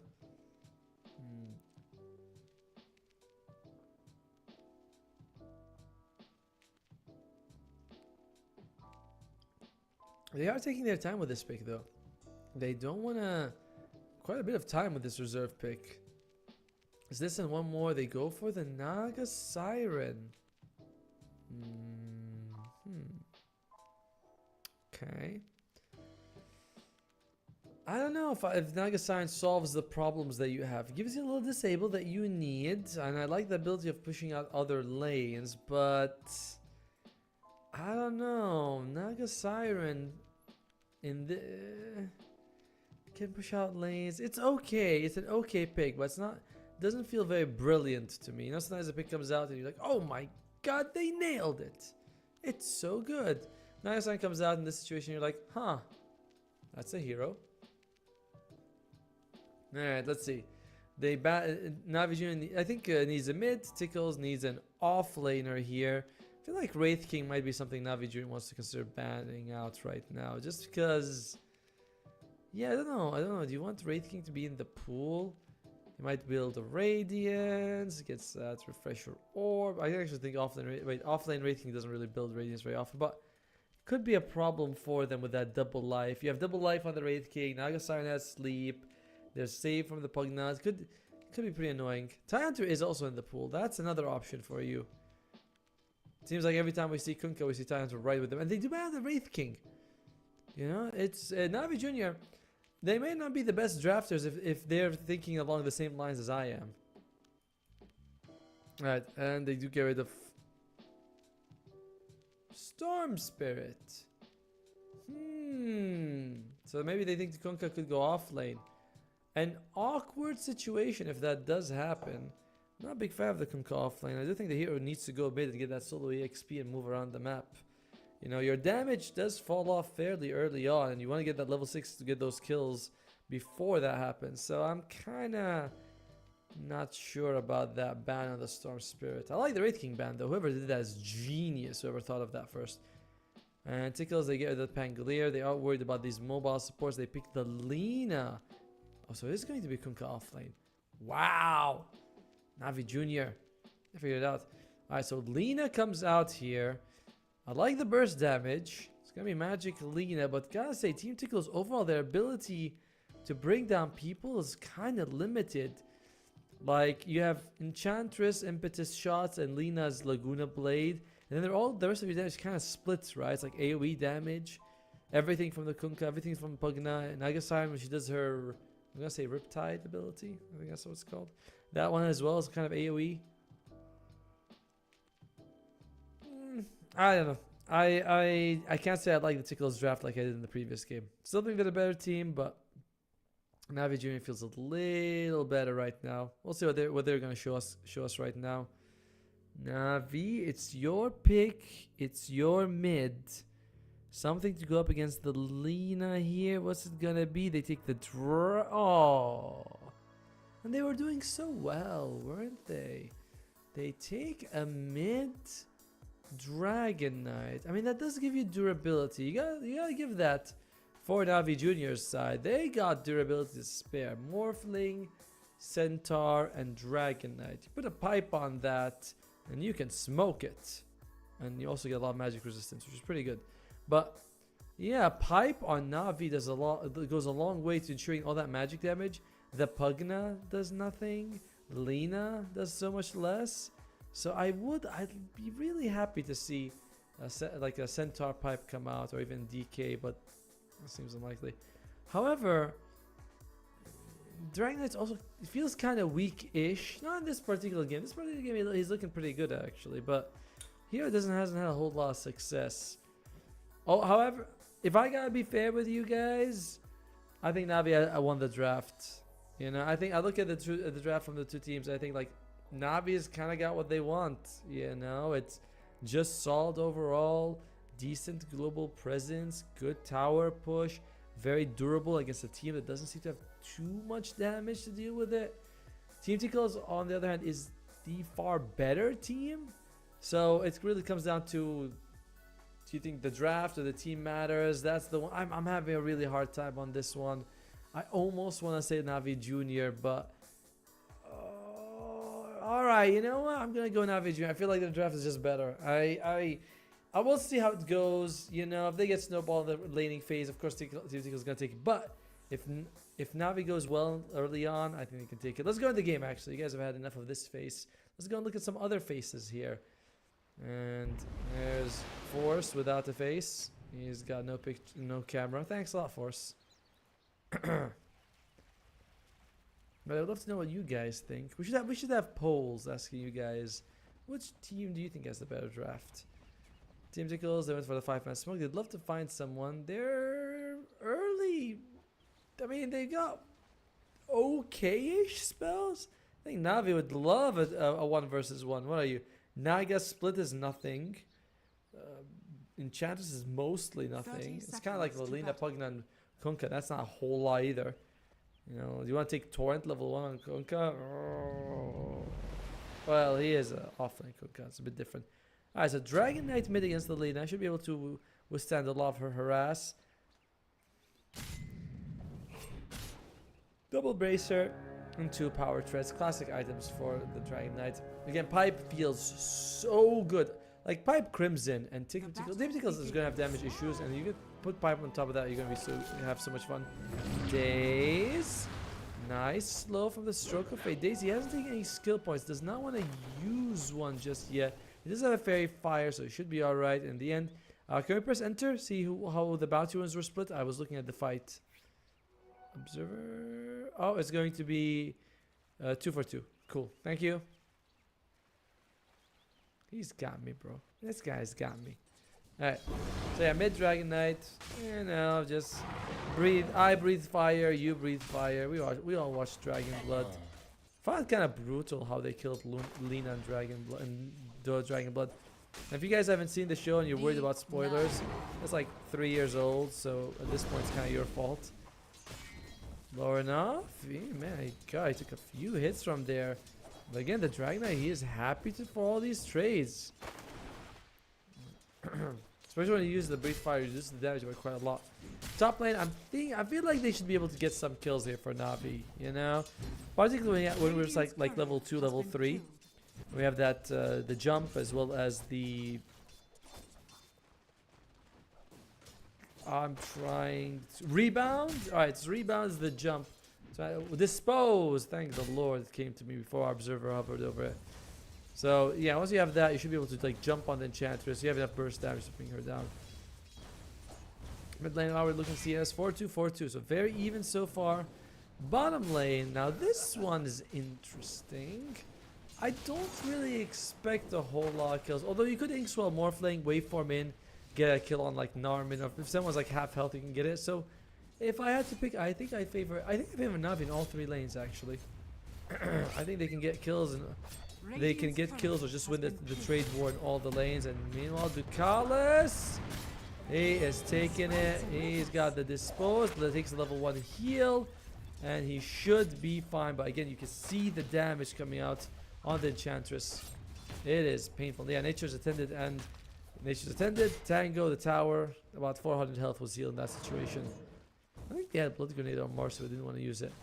Meanwhile, Nico, what's he got? Oh, no points in Light Strike Array, but that is because the Dragon Slave does a decent amount of damage, doesn't it? It's got that burn effect, which is pretty decent. So he just wants to harass him as much as possible.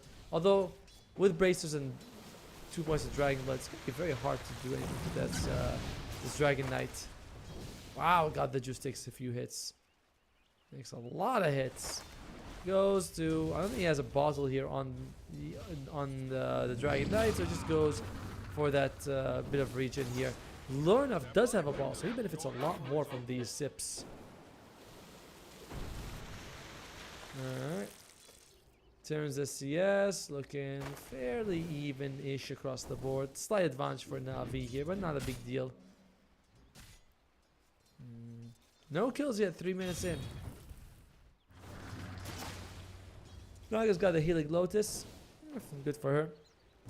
I feel like that the 3 minute one is the most important Healing Lotus in the game, and literally after that nobody cares. They're like, it's a big burst heal and stuff, and then after that, no, I've just, you know, you walk around, there's like 6 in the Lotus pool. You're like, oh, okay.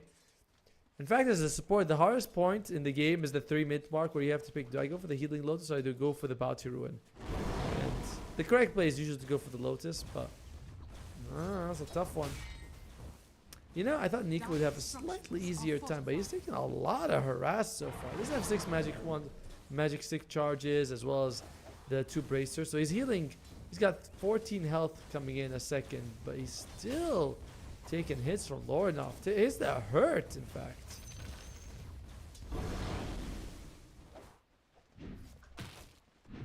If there was a little mana there on Lornoff, he might have been able to throw a Dragon Slave, get the kill, but luckily for him, that did not happen. Meanwhile, Centaur just wants to get that Vanguard. He has boots queued up, but he buys the Ring of Health early, so might consider going for it later, actually. Either way, Vanguard will be very useful. As we mentioned, though, a Crimson as well as a Pipe just mitigates everything that Tickles has. But we'll see if that's something that Navi wants to do. Dire's top tower is under attack. It's a weird moment in your life when you've been watching Navi a lot when you were younger, and then you cast their games and you're like, holy crap. I mean, obviously it's not the same Navi with back in the good old days, but still, same org. It's also not exactly the same. Not even the main Navi, it's Navi Junior, but still something to be happy about. What's not happy though is how that mid lane went with Nico. He has lost it completely. I gotta say, Lornoff, he played it really well. PMA, good body blocks, but one hoof stomp is just more than enough to get rid of all these illusions.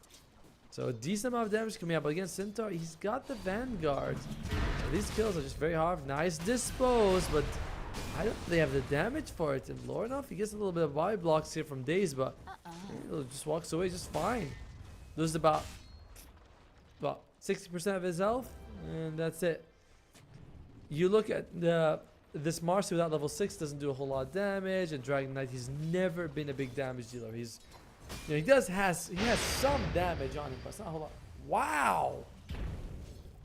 He just Laguna Blades. What is he? Annoyed or something? Ducalis, he might be losing his life here. Nice use of wow, just like they're just getting it out. Get him. Wait, the jump doesn't actually land. Days, you might be in trouble here. 6 minutes ruin was picked up here, and first blood comes out pretty damn late here. I think one of our bingo cards for the Pinnacle Cup is a first blood after 10 minutes. If any team has achieved that.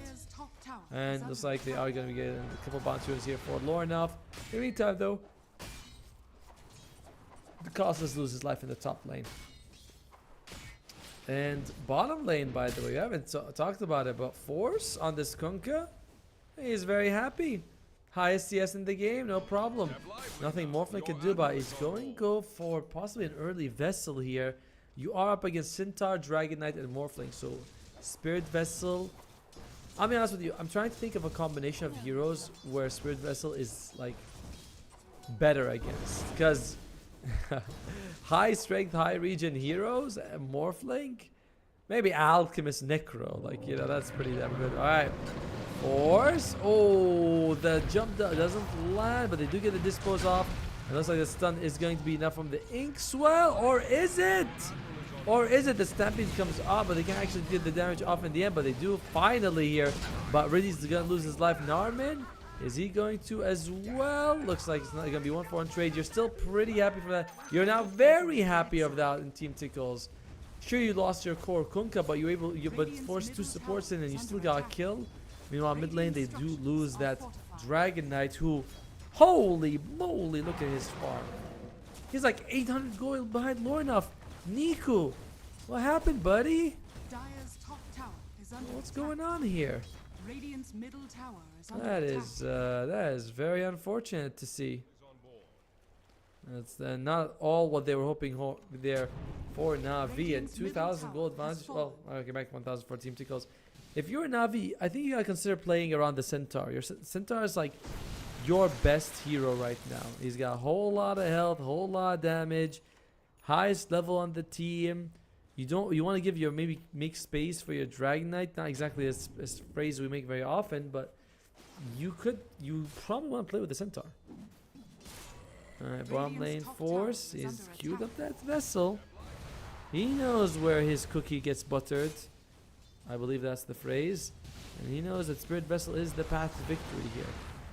Dire's top tower is under By the way, we haven't attack. seen Unit at all on this Naga Siren. He's just been, you know, in the jungle, doing what he needs to do. There's Lornoff farming away as well. Wants a Yule Scepter. I like that.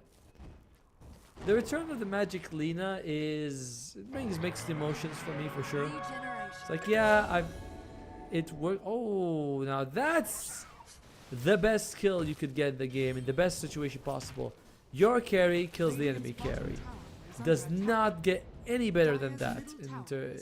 And you could get a 5-man team wipe, but that's still the best single target you can get. Niku's getting a bit of time to farm. I wonder if Dragon Knight is going to go for the Hand of Midas. I like the build when they go for that. Niku doing a decent amount of damage to that mid tower.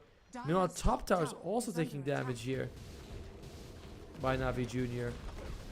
Radiant's bottom tower is under attack. Looks like, yeah, the tower's just gonna fall. And PMA about 1,000 gold from that Blink Dagger. They actually give him the tower kill, knowing that this Blink Dagger can do so much work for them. Got the juice, wants to get for that Manta style. You need it. And just the supports, bottom lane, pressuring tower. They do about what? 10-ish, 15% damage to that tower. It's not a whole lot, but you can't. It just shows that you can't really leave it.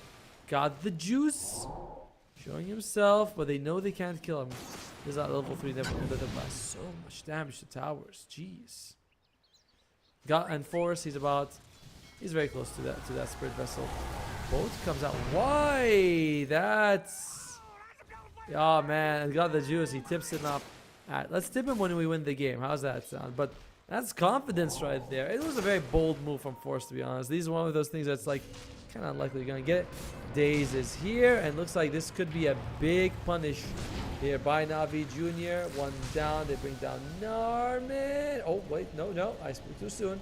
He is healing. Holy crap. We've talked about this, but this level 5 Marcy does nothing. Life Drain comes out. Like, this is why support levels are so important. And Team Tickles, they lose nothing from what looked like, or quite frankly, might have been A very good fight for them. Okay. Dragon Knight, he's going to go for the Hand of Midas. Will help him stay relevant in this game. He is just so far behind the other course. Like, every time I look at Dragon Knight, I'm like, my god, my friend, you have no gold. Went well. And they do get a kill on Days. This is a very scary situation in the game.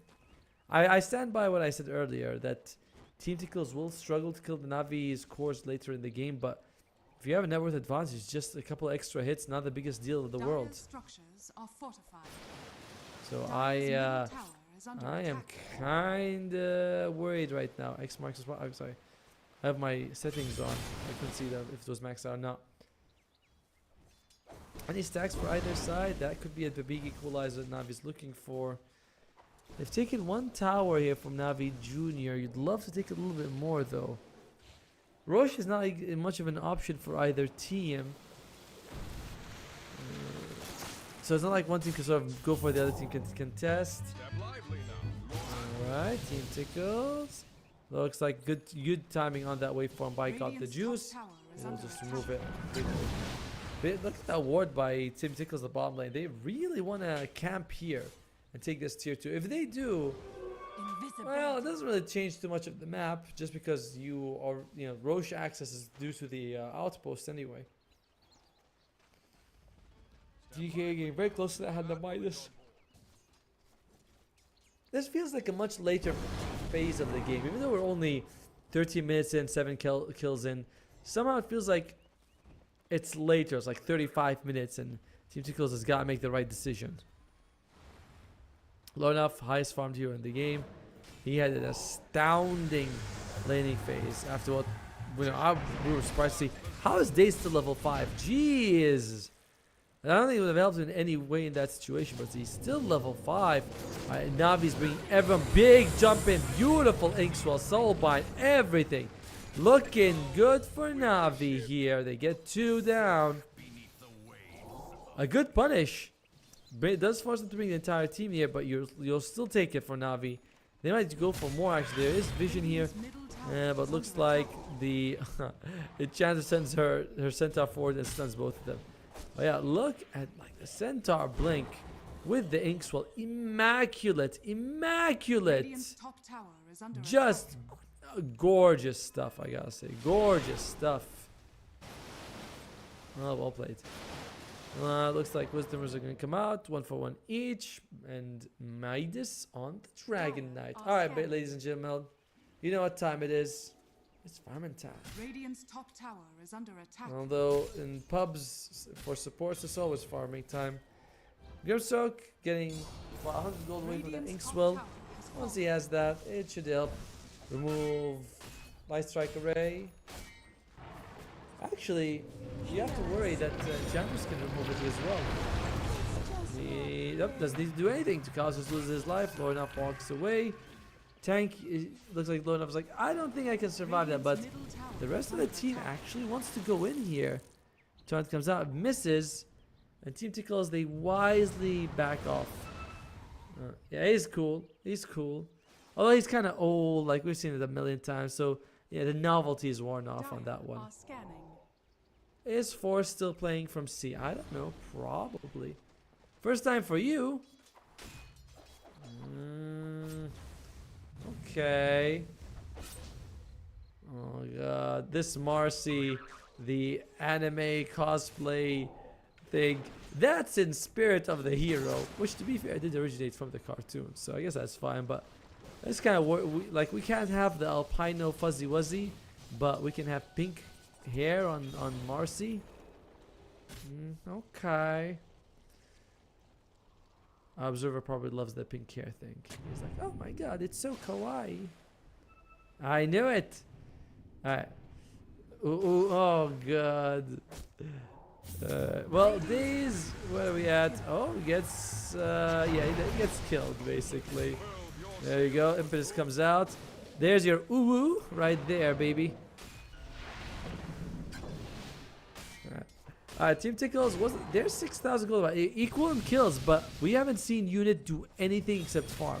And he is farming really well. Lornoff is having a good game. And even like this off-lane Kunkka is still ahead of this Dragon Knight mid who has a Hand of Midas. So is just looking really good for Tickles right now. And their supports are also very solid. Pugna's got, he's farmed up, and the heal is just super useful for you right now, and he's been doing a good job pushing out those towers. And Chatters can move Inkswell and do damage herself. Navi, can we see the win percentage? I feel like it's like 70 for Tickles. It's 60. Gee, is there something with wow, that was well done.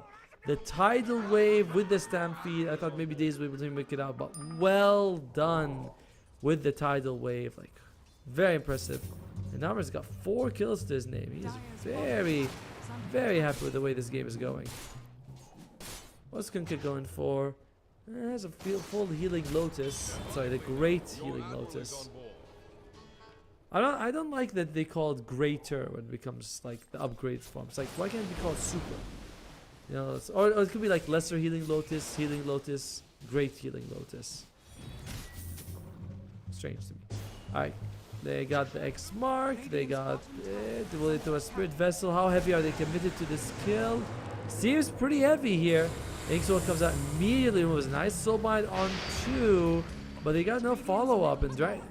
So even though it was a good Inkswell to remove the Spirit Vessel, it just didn't really end up mounting to anything.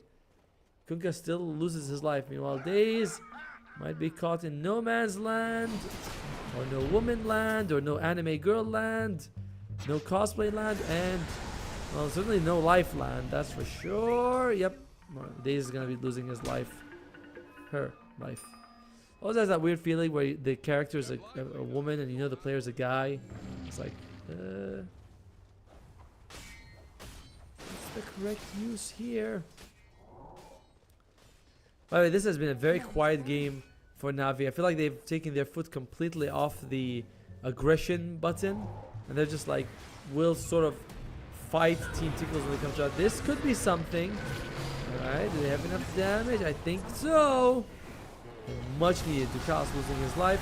Can he go for more? Look at the life drain coming out here. Reddy is losing his life. The sleep coming out. Who do they want to catch? Might be able to get more than one actually. They go for Nico. Nico loses his life. Can they go for more? They do. That's basically almost all the cores coming out here. The tidal wave is beautiful. And the only person alive is... oh well, wait, never mind. Looks like they say, we don't like you from the cartoon. And Marsh loses her life. Overall, Tickles, it started off a little bit iffy with that 4 versus 5 engagement just because Challenge died before the fight even began. But they didn't care. They just played super well. Good use of the sleep, by the way. Able to just find the Dragon Knight, catch him as well. Challenge takes a little bit of time to die here. Good 3-man stun, by the way. I don't think I see that very often. The Light Strike array on 3. Then they just kill Riddies. Before he can do anything. Good sleep right now. They are able to catch the Dragon Knight, preventing him from blinking. I'm surprised BMA wasn't able to get his blink up. I imagine it was already just on cooldown. Daze tries to stun them down. Does decent damage with that jump back in. But it just doesn't matter. You don't have the items. You know, in the real world, they are going to be smoking here.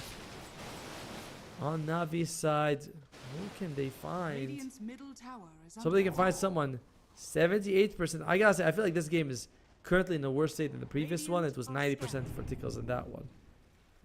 Oh, they might find Dukalis. Is that what you're gonna be happy with? No, they're gonna go for Lornoff as well. This would be a big kill, and they do get it. Wow, that's a 1,300 gold for them. Might still catch Dukalis on the way out. They're chasing 1,100. Really? I thought 800 plus 500 would be 1,300. That seems very strange to me. Either way, they get a lot of gold for that kill. Is the important part. Pugna has the Philosopher Stone, has the Glimmer Cape, has the Aether Lens. That heal is pretty good, I must say. But Navi, couple of good moments that they were looking for here. Dragon Knight getting close to the, well, he's not, I was gonna say he's getting close to the BKB. Then I looked at his gold. I was like, well, I can't keep saying that. He's not close at all.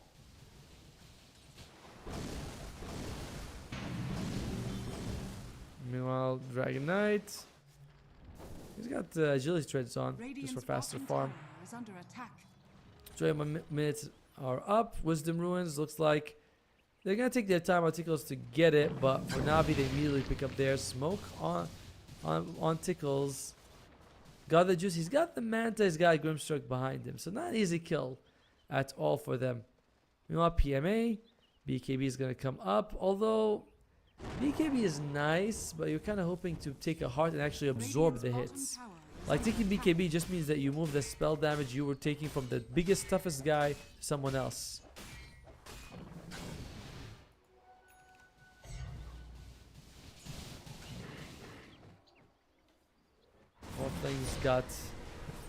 He's got the pupil's gift. Alright, Roshan gonna be going here for Team Tickles, and oh my, a heart on unit. Navi's got okay. I mean, I want to say they have okay damage. It's fine, but I don't think it's anywhere near enough to choose. 22 minutes, yeah, taking the first Aegis, 14,000 gold advantage, a heart on the other side, along with an orchid, by the way. That sounds pretty good. Again, though, because of the abundance of Manda's DKBs and the Grimstroke on Navi's side, it's not the biggest problem. He's got 380 in what? That is insane sometimes when you look at that. And of course, and by the way, the Enchantress is getting very close to that Hurricane Pike as well. PMA, he's farming away. Level 12 though, feels a bit low at this stage of the game. Are scanning. Radiant's bottom tower is under attack. Well, you can see Lornoff, he's at 17. God. Yeah, and that fantastic laning phase by Lornoff has done so much for the team. They are able to pick up the Wisdom Rune unit, picks it up. I like that. Nagasaki tends to have level problems, right? Like all your illusions tend to clear out creeps. And they clear out creep camps that are near you. So when you walk to them, there's nothing there. It's like you clear out the creep camp, but the nearest 4 camps are all gone because of your illusions.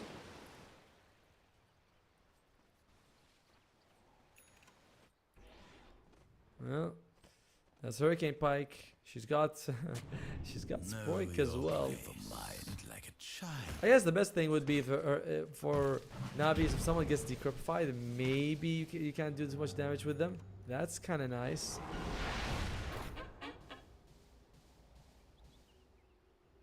Your admiral is on board. What are we looking at here?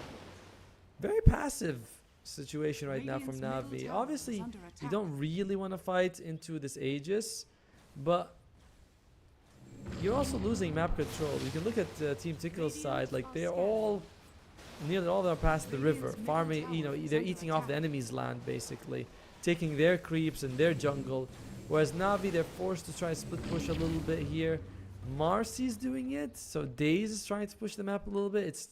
It helps, but it's not enough. And Marcy is going to go for that BKB. Gives you a little bit of an extra damage. Well, not damage, but the ability to be able to actually shrug off what Team Tickles had and not melt will allow him to actually do damage. And so does Morphling. So Morphling's got BKB and Manta, so a lot of ways to get out of the net, remove the Spirit Vessel, but not a whole lot of pain that she could dish out. Daze. Oh well, he's gone. Tidal Wave comes out. Dude, the Tidal Wave is just such a fun ability. Alright, Ducalis. Oh, there we go. Uses the Hand of Midas. He has enough gold almost for the BKB on the Dragon Knight. Yeah, he's got it. So there's like BKB on 2 of your cores. It's all good stuff. You want it, but who is going to be killing the Naga Siren? Radiant's bottom tower. Dragon Knight, what's he going to be building towards? Yeah, picks up the Van Brace. This item is nowhere near as good as it used to be. Remember it gave you 10 to your main stat, 4 to your secondary stat, and 10% magic resistance. Those were the good days. Ralpug now just pushing out the tower. Couple another blasts. As unit is gonna hit 500 CS in like 26 minutes. Middle tower is under attack. Kind of wild to see that. Kunkka, not only does he have that item shot, he's also got the scepter now queued up. As again, Navi kind of happy just to cede control of the map. Perhaps waiting for the Aegis to time out. It will time out in 50 seconds, so it's not a long wait. But your deficit just continues to go. Radiant's top tower is under attack. 850 gold from it. Like, you look at it, just so much more than everyone else. It's wild. It is absolutely wild. Meanwhile, Navi's side, some of the cores are half the GPM of the Naga Siren. DK barely hit of that half. Step lively now. Your admiral is on board. I mean, he's got half the net worth. And he's got the Midas. Attack. What a farm fest, though, isn't it? Quite the farm fests that we're having here. Naga Radiant's Siren top finishes tower the has Scotty fallen. now. It's getting even more tanky. Centaur does have the shard. I like this. I want to see him go for shard and Radiant's top tower heart. is under attack. Like, the BKB is interesting, but doesn't really give you too much. Wow, look at the support net worth on Navi. They're so poor. No Philosopher's Stones, I guess. Alright, now guys, she's like, I'm done with this crap. Let me go high ground and do some damage to these towers. And to be fair, Navi not really mounting a very spirited defense here. DK, torrented up. They want to force it to like bait into using the BKB, but he doesn't. So what are you supposed to do here? Tower's just gone. Navi, what are you gonna do here? It seems nothing is the answer.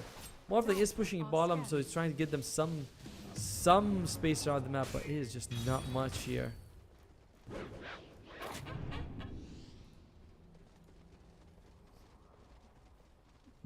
And mind you, that so what's at stake at this game is that Navi needs a victory to make it to the playoffs. They're not out of it even if they lose it. They still have one more match, but they will definitely. Oh, they need one victory in either this match or the next one. Team Tickles, they're already in the upper bracket. They've got nothing to worry about. This match is irrelevant to them, and they can do whatever they want. And apparently what they want is to keep Navi in their base till tomorrow. We got a schedule here, Team Tickles. Move it along. There's Nico. They're all smoked up on Navi's side, seeing if they can find one. Radiant's Only bottom Daze isn't, tower but that's is because under he's a attack. stand-in. So no smoke for you, sir. Dragon Knight. Who can you find? Nico. Oh, well, looks like smoke on smoke action. I don't think anyone spotted anyone yet. Oh, there you go. Ridiz finds them. Ridiz! Oh, poor Ridiz. I don't think he's making out of this one, boys. And he does not make it out of that one. Lornop, he's got a shield drill. That gives you so much extra durability. And wait. Okay, he's taking some damage on the Morphling, but he's still a Morphling. Actually, transforms into the Nagastar, so he gets his own mirror images. I like that. Another dispel that allows you to not waste your BKB or your Manta even. Since you can still Manta even if you're silenced.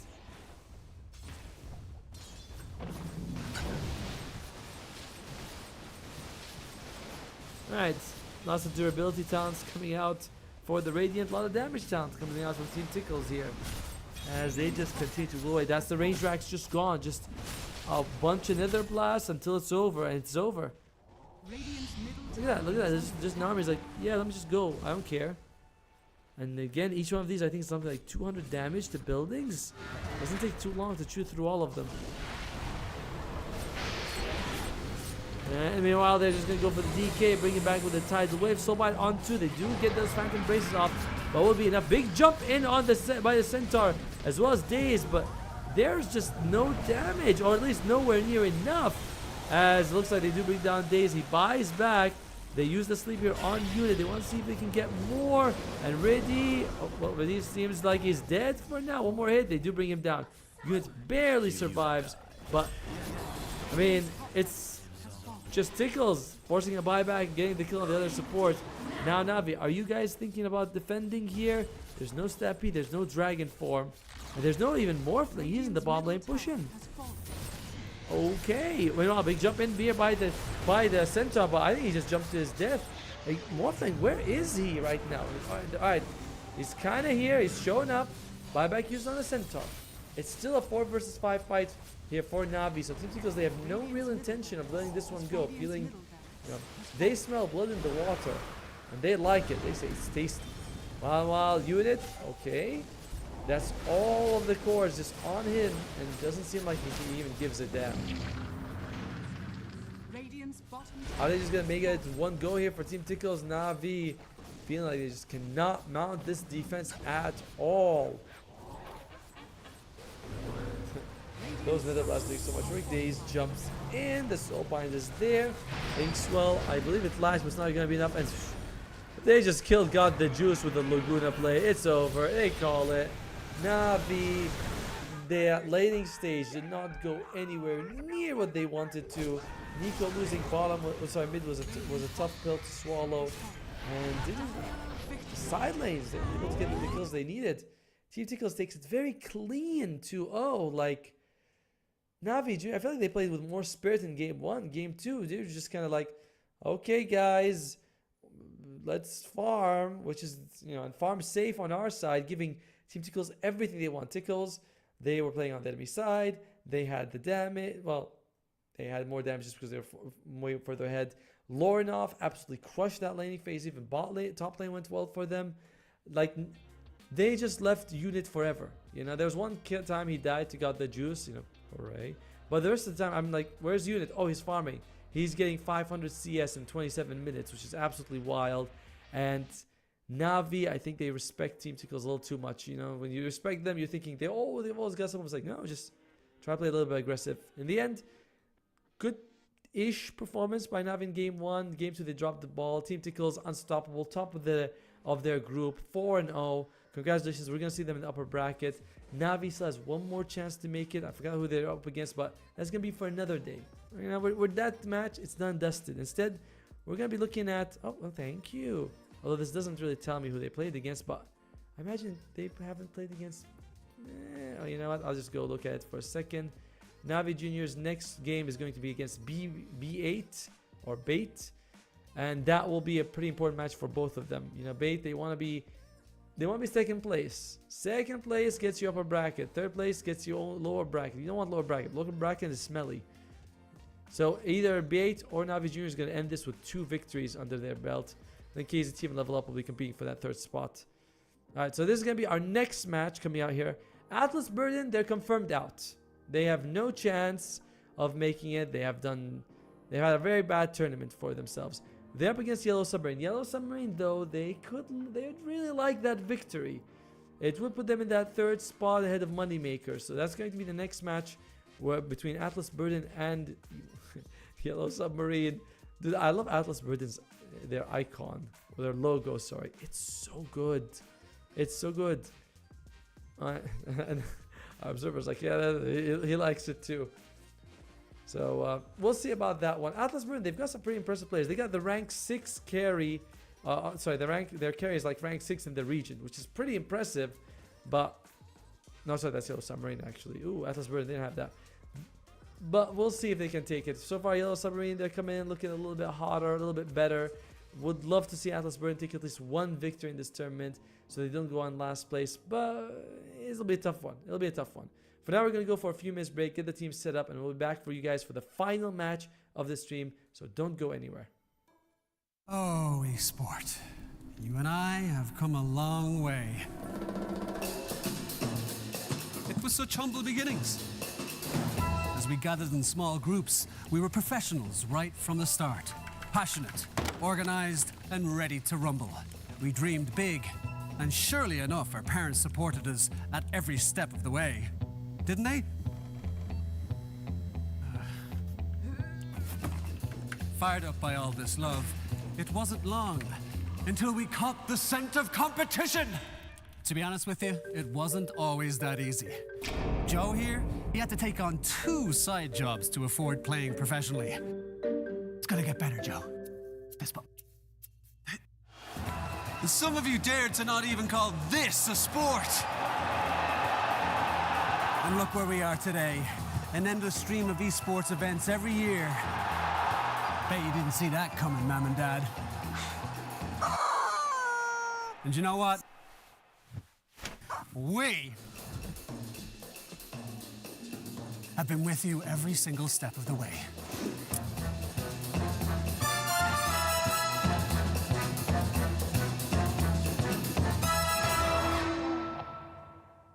Dream of working with people you watch on screen. Exclusive esports opportunities handpicked just for you. Candidate profile to raise above competition. Let 10GG handle routines. Make a step towards your dream today.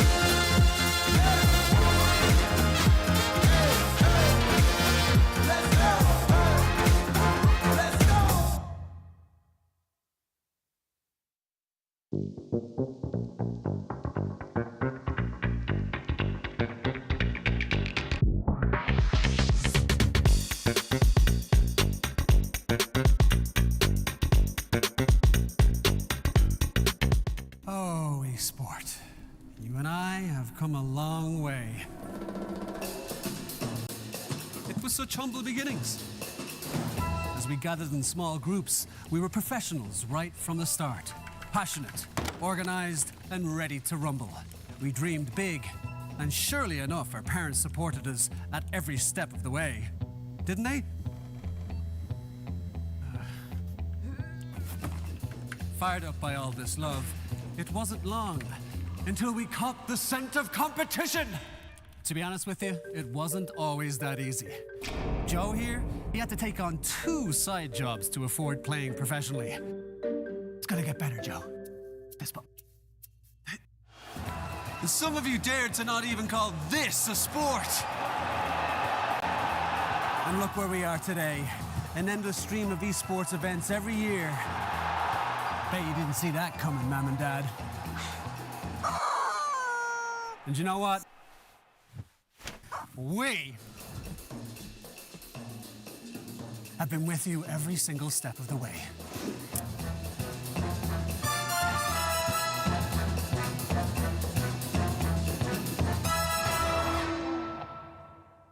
Dream of working with people you watch on screen. Exclusive esports opportunities handpicked just for you. Candidate profile to raise above competition. Let 10GG handle routines. Make a step towards your dream today.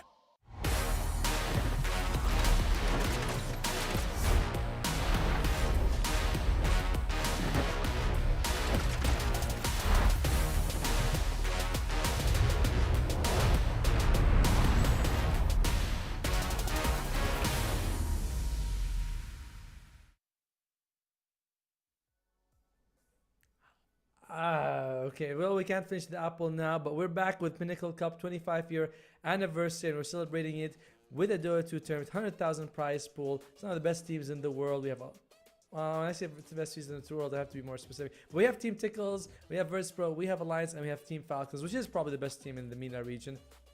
And we split them all up, and we have 20 teams in total. We split them into 4 groups of 5, best of 3 group stage here, where everyone plays against everyone else. Top 12 advance. Top 8 go to the upper bracket, bottom, and then middle 4 go into the lower bracket, and the bottom 8 go home, and we wish them a happy tournament and Merry Christmas. Anyway, I'm Atomo. I'll be joining you guys for this last series of the day. It's Yellow Submarine versus Atlas Burden. And if you guys need a little bit of a refresher course of what these two teams, well, actually, this is the schedule of the day, no problem. We started off with Clip Sanch versus Namiga Gaming. Went to Namiga. Bowie went for it. There's like an 80-minute game or something like that. Then he went for Boom Esports versus Marsbet's team. That also went for a long time. And I'm glad that originally I had asked Bowie if he wanted me to take the first 2 games. And he's like, no. I need to finish fast, Otomo, because I have to go to the birthday party. So I'm glad it was an 8-hour stream of him taking multiple, hour-plus games. And I get a short one with Team Tickles and Navi Jr., which is still fine. Now I have Atlas Burden versus Yellow Submarine. And if we look at... Oh, okay, this is going to be the versus. Cool. Fantastic logo, by the way, of Atlas Burden. And Yellow Submarine is also pretty good. The way they yes into it. That's pretty cool. And... okay. Oh, neither team has a photo? That is insane, by the way. This is the team for Yellow. So it's Satanic, Rue. We have AIK, Absolute Massive, and Erase. Absolute Massive is their offlaner, so this is it's arranged randomly. We were like, yeah, well, we could put that. Anyways, Satanic is pretty impressive, by the way. He's ranked 6 in his region with Eastern Europe, so it's looking pretty good for him. Draft is going to be starting in just a second, and Atlas Burden, they have no chance of advancing in the tournament. They've already have 3 losses. You have to have at least a couple of wins to get like 3rd place. So there's just no way they're going to be able to go for Yellow Submarine. They do have a chance, and they're probably entering this one as a bit of the favorites. They've been looking a little bit better. But we'll see how it's going to go for now. And my apple is turning yellow, but I'm not allowed to eat because we started the game. And production absolutely refused to give me a second to even get another bite in. It's fine. I'm totally not salty about it. All right. What we're looking here in terms of bans, we have TA as well as Nature's Prophet be removed by Yellow Submarines. Atlas, they get rid of the, oh well, more standard Twin Protector, Kunkka, as well as the Spirit Breaker. As mentioned, we have been seeing an extreme like return of TA in this patch, and really the end of the last patch, just because strength heroes feel a little bit worse with the heart nerf. Her refraction is amazing in dodging damage, and the hero is still just really good. Roshan, buildings, heroes, she melts them all, and fairly flexible, especially with that ultimate giving you like that global silence is really nice. Phoenix is the last band from Yellow Submarine. They instantly start off with the Primal Beast, so they get rid of that percentage damage. The Primal Beast can't deal with the egg at all, like at all. You literally cannot attack while you trample. So if you trample a Phoenix eggs and he's like, hey, you can't do anything to me. Good luck cracking that egg. What does Atlas Burden wish to start off with here?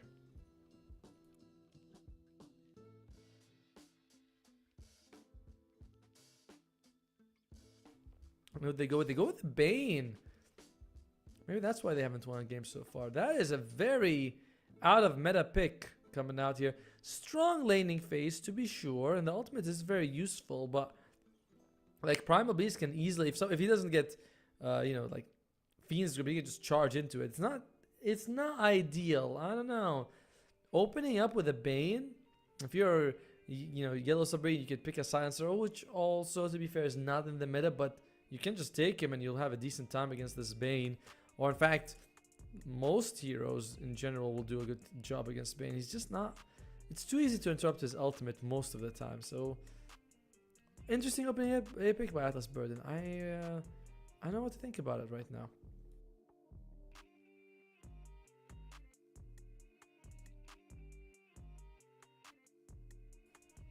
Last ban here by Atlas Burden.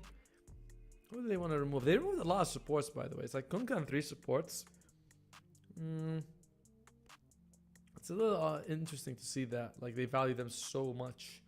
They've left Spectre. They've left Dawnbreaker. Naga Siren is in the pool. CK, although he's not really as strong as he used to be. Lycan. Now this hero I expect will be becoming more and more popular as the patch goes on. Like this guy, he just looks so much stronger now. Huge amount of extra agility, and then for a universal hero that's great because that translates to attack speed and damage. That's great. Alright, Grimstroke. Okay, alright. I'm liking this a little bit more. You know, now you have you soulbind 2 people, they're stuck. Easy double Fiend's Grip, followed by easy Brain Sap, or the other way around, doesn't really matter. So I'm liking this Grimstroke pick a lot with the Bane, and you do, to be fair, have a lot of control between these 2 supports. So this is solid, I think. But I do think now you need to get some meat in that front line. Someone who doesn't mind being up there and taking a lot of damage. We'll see what Yellow Submarine sort of counters these 2 with. Dark Willow, solid. In general, this hero feels like she is not fallen off, but doesn't seem like people really like her as much with the nerf to the Hand of Midas and to the Shadow Realm as well. So that position for Machine Gun Dark Willow with Hand of Midas Aghanim just feels significantly weaker now and slower, just because Hand of Midas takes a lot longer to pay for itself than it used to.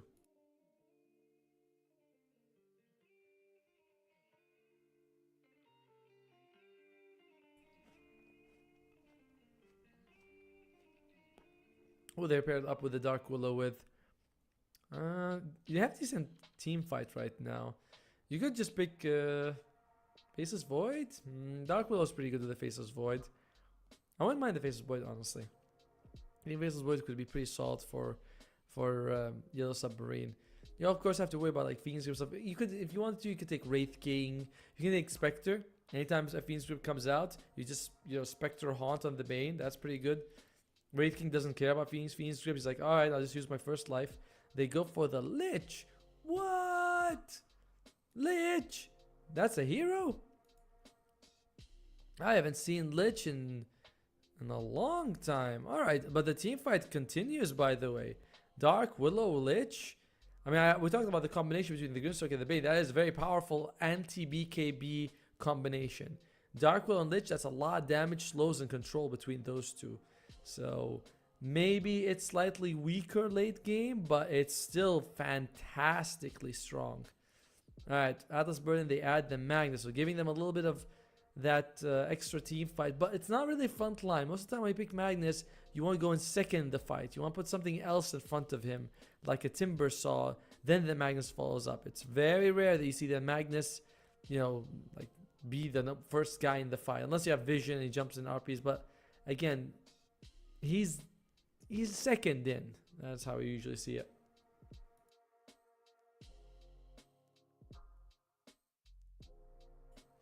I'm surprised Spectre has been uncontested. I think it's better for Yellow Submarine to be sure, but I mean, it's still Spectre. Everyone likes her.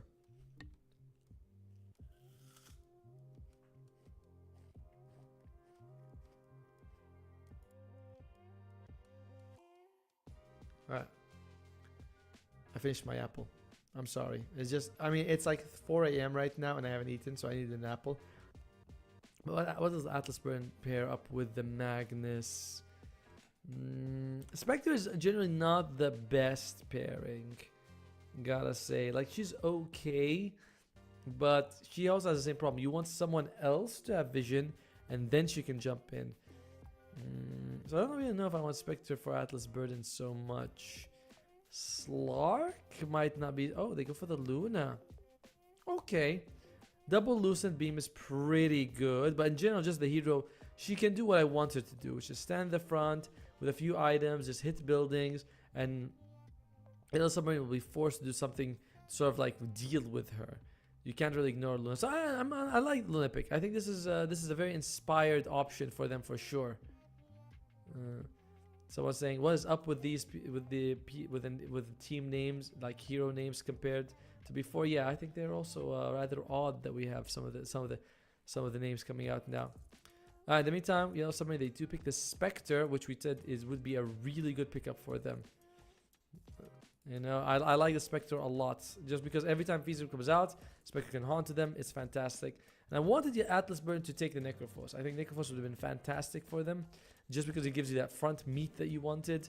But it's also kind of susceptible. There's a lot of magic damage from Yellow Submarine. Primal Beast is tanky, Spectre is tanky. Not always going to be the easiest heroes to Reaper scythe. So it would have been a bit of a tough one either way. Overall though, Yellow Submarine, they could use an offlaner. Atlas Burden could use a mid, is what I'm thinking about right now here. Of course, it could be a mid also for Yellow Submarine, because you can put the Primal Beast wherever you want. You know, that's kind of how it works right now with the Primal Beast. I think it's a very flexible. I honestly like Primal Beast as a support, but he has been heavily nerfed a lot. Like, Onslaught does less damage, Trample's cooldown, mana cost was increased, Pulverizer's cooldown was increased. Just is not really as good, so not the safest pick in the pub. Alright, Atlas, what are you thinking about mid? Dare I say Dragon Knight? No. Not Dragon Knight. I want to say Earth Spirit. Earth Spirit might be pretty good. I believe when you roll, you're invulnerable, which means that you should be able to roll through the bramble mazes. I'd love to know if someone can confirm that for me or not, but I'm not sure. I'm actually surprised. I'm looking at the odds. The odds are actually favoring Atlas Burden. Interesting. And Dazzle's the ban from Atlas. They're fine. That's fine. I mean, Yellow Submarine, they think it could be very annoying for them. Yellow Submarine could definitely use something range. Something... I'd love to see a Zeus. You know, I know that it's rare. It's not coming out very often. I'd love to see a Zeus mid right now for Yellow Submarine. Press R, you find people. Spectre presses R, she kills people. How much easier do you want Dota to be? Of course, it's not exactly like that. You have a farming mid and a farming carry. That could be pretty bad. But then you look at Atlas Burden, it ain't like Luna's pushing anytime soon. She's gonna take some time as well. Alright, so last ban here for Yellow Submarine. I'm wondering what Necrophos' best role is. I've seen him as all the core roles, and I'm wondering which one is his best. I also thought he was an offlaner, but you know, mid and carry seems pretty just fine for him. I remember seeing it the first time when Matumbo Man brought it up as a carry. That was Very eye-opening. It's cool to see heroes just being like branching out to different roles. Remember IO core and gyro support? That was a mind luck. Can't swear. Alright, Yellow Submarine. They've been taking their time with this one, I gotta say. Like, they have been really thinking about it here.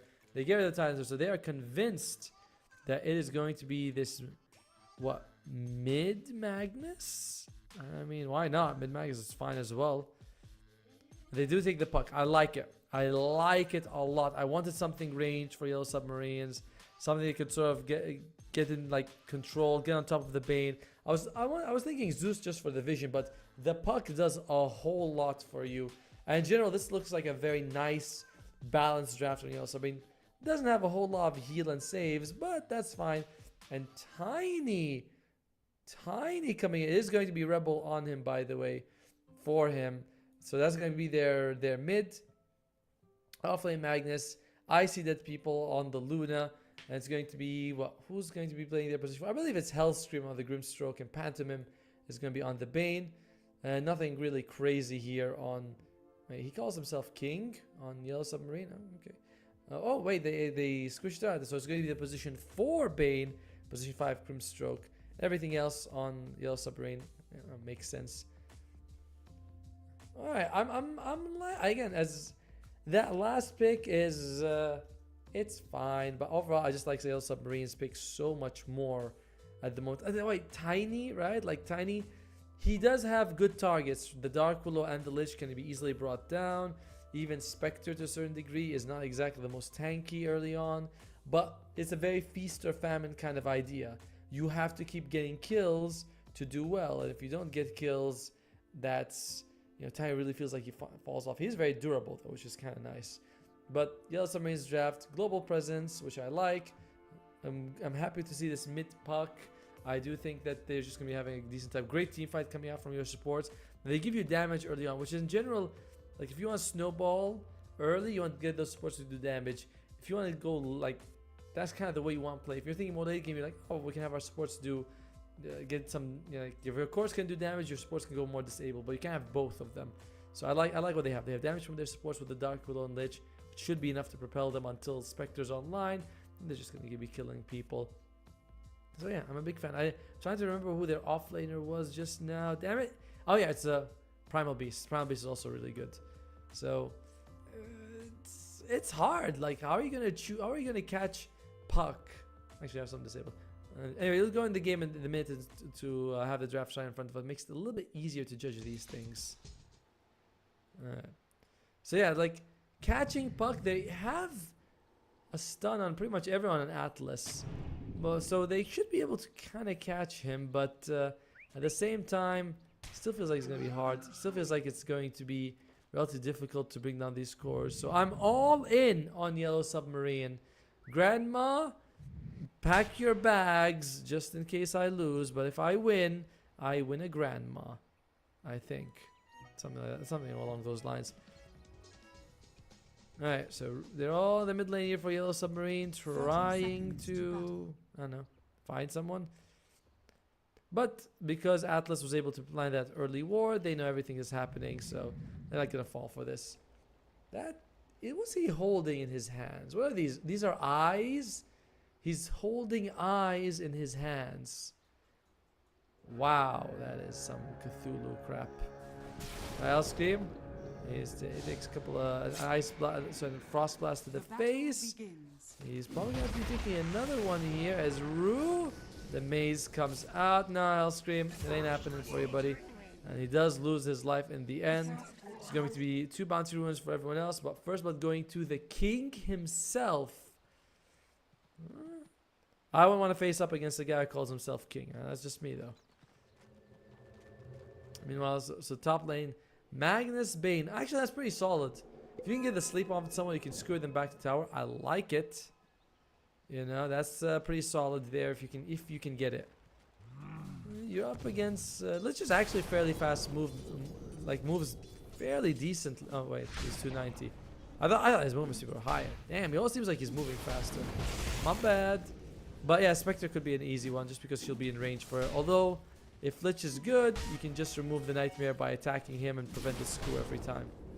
Overall though, that's not happening anytime soon because he doesn't even have Nightmare or Skewer yet. So, early levels, damn, Hellscream, he's feeling the pain. Already down to 200 health. Mid lane is going to be Erase versus the Tiny. Tiny should have a good time. You know, they can say many things about Tiny as a hero, but one of the many, what his strengths include a phenomenal laning phase.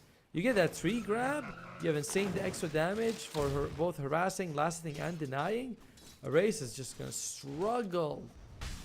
We'll see if that struggle continues, but once he gets a little bit of levels, it does get slightly easier just because you can, you know, use your orbs and your magic damage when the creeps have higher health and are harder to deny. So it does get better. Meanwhile, top lane, they just, one guy blows with the chain with the ice blast, the other guy just sucks it back up. Alright, bottom lane. So it's Pantomime and Dead People versus Rue as well as, I'm gonna say Erased. Alright, on the Primal Beast. This lane is not gonna be fun for Mr. Primal. He walks in, oh sorry, it's the Absolute Massive is his name, sorry, my bad. He walks in, he takes a Lucent Beam, he takes 2 or 3 hits. He's got Grimstroke on top of him with extra damage from the Lunar Blessing. It's just not fun. There's no real... He's farming okay for now, but I do think that that's going to be the lane he's not going to enjoy. And overall, Atlas Burden, top 3 in terms of CS, all on their side. They're having fun with this game so far, despite the relatively tough start. Radiant's middle tower is under attack.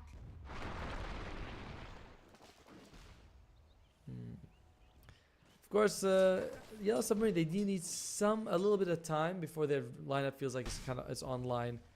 You know, it's like the Spectre needs the ultimate to jump from lane to lane. Puck wants that Dream Coil. So, you know, you might not see a whole lot of action early on as Rue. He is just limping away on Sliver of Health, but he will be able to get that Healing Lotus. He's going to be very happy with it. It's not the whole lot. 125 of health and mana. It's not going to bring him back to full. Still need to ferry out some regen to stay in this lane, or risk just throwing his life away. Absolute Massive is his name, and he's with his teammate's name. There's an enemy called Icy Dead People. I gotta agree with Chan on this one. We have some interesting names. Like, let's be honest, Amar the Flower is an interesting one. That is not a name my mom would approve of. And yeah, mid lane continues. Just Rebel. He is crushing it. Well, I say crushing it. It's 20 and 8 to the 16 and 3. So it's not like Erase is not getting anything. He's getting some stuff coming out, and he is recovering. So it's all right. The scary thing will be if Yellow Submarine loses a fight. Atlas Burden can mows down buildings. Like, if you lose against a Luna Magnus, you just lose a whole lot of structures really fast. That's the scariest thing for Yellow Submarine. Is that you gotta be ahead, and you gotta make sure you always take fights on the enemy side of the map, because you cannot ever afford to lose a fight outside your buildings. Outside your barracks, sorry. And top lane, Magnus is having the time of his life. As Cloud just, you know, doesn't even have Empower, by the way. He just got 2 points in the Shockwave. Like, you'd think, oh, he's probably CSing because he's always like, no single point power. And I see Dead People. Might be losing his life. It's enough damage. Barely. Rue gets it. The lane that I thought that Yellow Submarine would suffer, they do get a kill on the enemy carry. Huge kill for them. It does give a chance to the Primal Beast to recover a little bit. I say recover. He's actually equal in terms of CS right now. Once Buck hits level 6, I think he'll want to rotate. Staying in this lane longer just does not benefit you. Like, it's never going to get better. King. We did say that of the people you want to skewer, the Spectre is so much better than the Lich, and they do get it off. Spectre down to about 10% of her health. Forced to borrow a tango from your friend.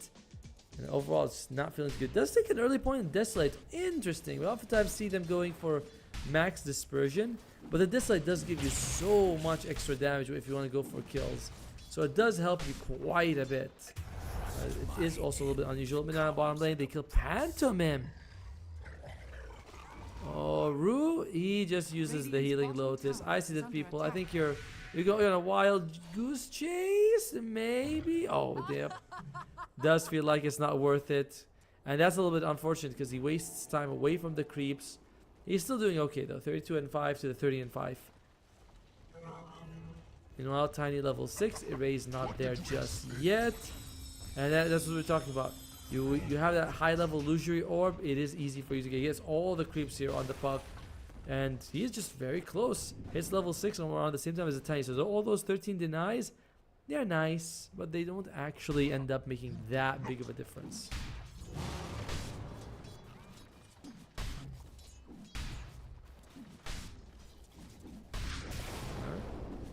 Well, King, what's he building actually? I'm interested to see what Bane builds. It's just gonna be like arcane boost into Aether Lens, probably, right? Like that's what we expect. It is a position 4 Bane, so they are like prioritizing his farm a little bit. They're like, this guy should have some farm. Meanwhile, Rebels come in top here. A kill on King would be nice. Meanwhile, and Hellscream, he gets the Wisdom Ruin. He's very happy. Rebel, he's still top. But by this point, you know, Puck has probably called it. You know, Puck's like, guys, I don't see him. And if you look at we also bring, they're playing this very carefully, not showing too much on the map. And well, it's someone's gonna die. You know, it will be the Lich. He gets actually tossed right. Oh, does lose his life in the meantime. Nice RP here on the Spectre, and I think they should be able to get him. They do. He's durable, but he's not durable enough. Meanwhile, they do bring down the Luna on the other side of the map. Erase. He should be able to use the orb to get out. No, he's dead. Oh wait, he's alive, and he's dead. I was right the first time. This is why I don't do play-by-play most of the time. I'm terrible at it. But the thing is, he actually used his ethereal shift before he threw out the orb, so he was not able to actually like orb, dodge some damage, then jump to the orb. He couldn't do that. That was a little bit unfortunate for him. He got controlled, and he lost his life because of that. Meanwhile, I do think someone's dying. Looks like it's going to be the Grimstroke. So you can see it right here. He dodges, and because of that, they are able to chain stun him until the orb expires. That almost near second would have been enough if he used it in that order. But maybe he would have died. That's the thing about Dota. While we might sometimes think we know what is the right move, you don't actually know what would have happened if the other move that occurred instead. Well, Atlas Burn, they want this tower. Can we look at the gold for a second? See who's working with it. Oh dear, Clouds at the top right there. And Puck suffered. That death was really painful on him. Spectre's not even level 6. Once she hits level 6, at least you're going to have some extra mobility around the map here. Looks like there's going to be a nice juicy bunch of stacks here in the forest. Mr. Tiny can take it, or Magnus as well. They're both pretty good.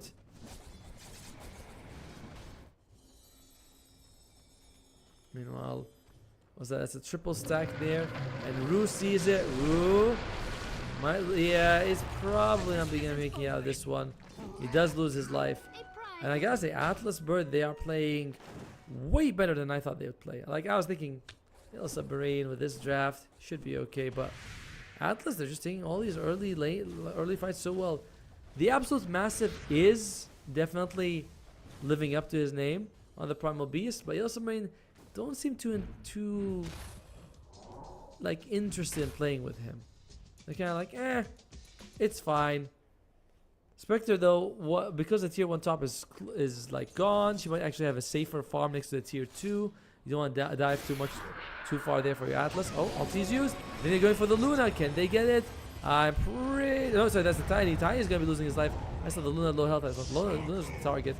Meanwhile, ooh, look at Primal Beast. It's like creeps. And that is a pretty big one because he was able to get a decent amount of the stacks. Well worth it to use Pulverize for that damage on multiple heroes just to clear out creep waves.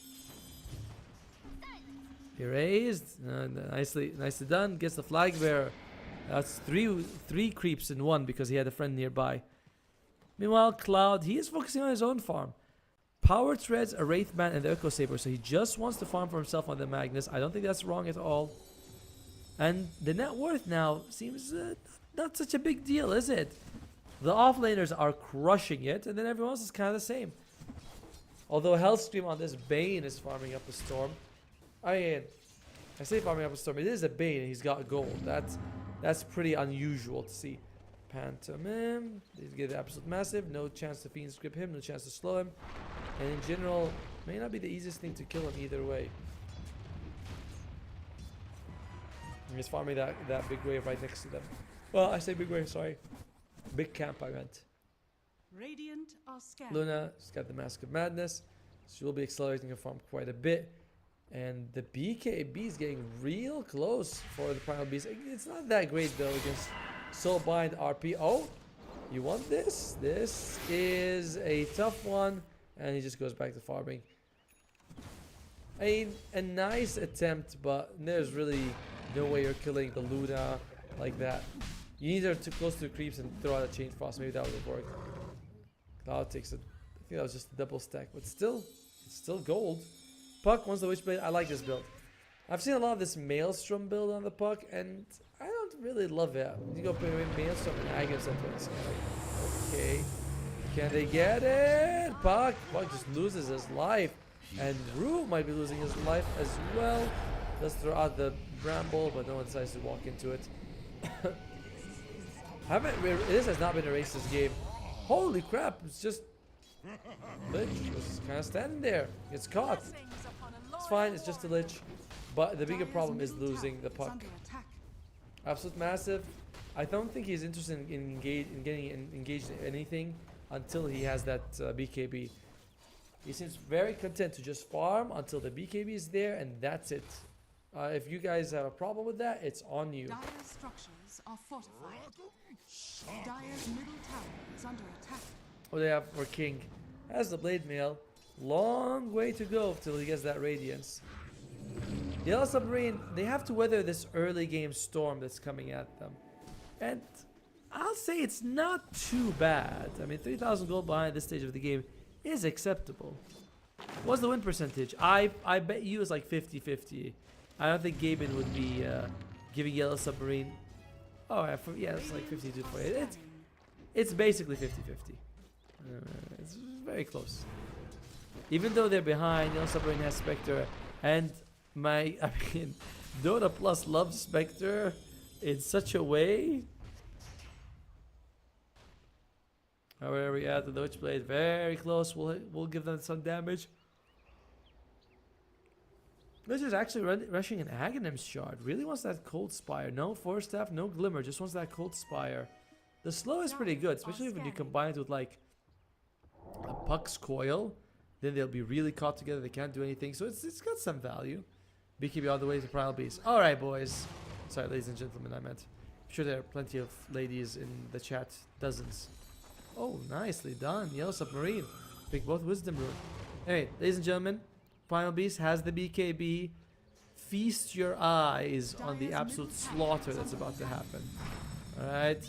He is going to be, banging Tiny with one hand and Luna with the other. Oh, there we go. That's a pretty big one. Nice use of the Nightmare, but it's not going to be enough to actually keep him alive. Meanwhile, there's going to be use of the Fiend's Grip just to control Primal Beast. RP comes out, but immediately they send away, and King, he recovers very nicely thanks to the use of that healing seeds. I see dead people. He's seeing himself then, if that's the case, as Yellow Submarine lose nothing while being 3 down. That is the best way. I was saying it, right? This is the BKB show once you have it. 3,600 gold advantage for Yellow Submarine from that fight. And they just threw out like a lot just to kill the Tiny. By the way, a beautiful use of the Nightmare so you can dodge a little bit. But now Fiend's Grip comes out. They don't kill Hellscream fast enough, but the Silence comes out. Then the RP here. They thought they could kill. He heals, like, look at that. Fairy Fire, Magic Wand. And he's just back up to, like, gets a lot of health. And he's fine. Ready to go again. Good charge in there. And he is able to just stomp him to death.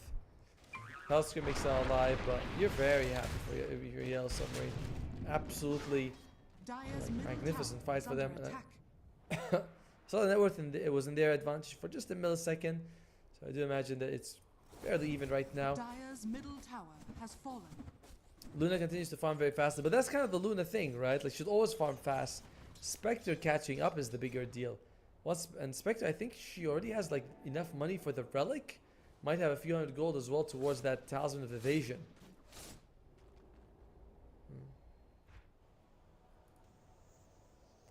Meanwhile, what's Puck going for? Blink into the Lincolns. Does not want to be controlled. And yeah, man, Witchblade. I wish Witchblade was a little cheaper and like slightly worse so supports can get it. It is so good. 4 seconds of slow. The damage as well. Well, it's. I mean, where is it? Okay, 2,600 gold is not that bad when you think about it. Man, it's pretty good. But you know, which support gets it? How about this? Support sniper with Witchblade. How fast do you think people will report you? I'm guessing pretty fast. But seems pretty good also. Alright. Yellow submarine. Who do they find? They see dead people. Well, I don't think they see him. Oh dear, is he gonna get it in time? He does not. That was by like how close was that? Like I think his nose like smelled her or something, you know, like he's like Under attack. The horn was basically inside Selemaean at that point. Wait, Selemaean is the goddess, right? What's the name of Luna's panther? Whatever it is. It was almost there. Is under attack. Grimstroke, he wants the shard. Kind of poor on the Grimstroke. So is Lich, but Lich, I feel like you bring plenty of value with your own spells. And Soulbind in this game is good, but I don't really seem to come out, and it's not gonna be too amazing once those BKBs are available. Can we look at Spectre? See how close she is to that. That's not Spectre. Ooh, nice. Philosopher's Stone for the Bane. Always nice. 150 chain frost damage and radius. That seems like a very broken talent if you ask me. So is of course reducing armor by another like quarter. I mean, sorry, reducing physical damage you take by another quarter. That's pretty good. Smoke. Oh, here on Yellow Submarine, they'd love to find. I think they. Oh, it's Lich. He ran into someone, and they are just gonna kill Pantomime from the start. Looks like they were thinking of going for Sir Cloud. Absolute massive. He did get a good onslaught in, but can't catch anyone. RP is available. This could be a really good RP here, but no. Oh, nicely done. Wait, no, he doesn't get the RP in time. He gets grabbed, unfortunately, and loses his life. And that is going to be a massive... Like, it was mid-animation. My throat's giving out. But he was mid-animation when Absolute Massive was like, give me a hug, bro. And, like, you can see the particles, the yellow. It's all there. Nice blink away, by the way. This Inkswell does nothing. I thought I might actually be able to get the jump on when they have, like, 3 people together. It's like at this moment, but they didn't have the vision. He goes, look at the animation. And he just, I don't think it was actually grabbed. I think something else was happening. Not quite sure what it was, but something else. Either the silence, but he was mid animation before he got caught. Meanwhile, Hell Scream. He's screaming. And there you go, loses his life. Spectre 500 gold away from this Radiance, at which point you just be able to bring out so much extra damage in these fights.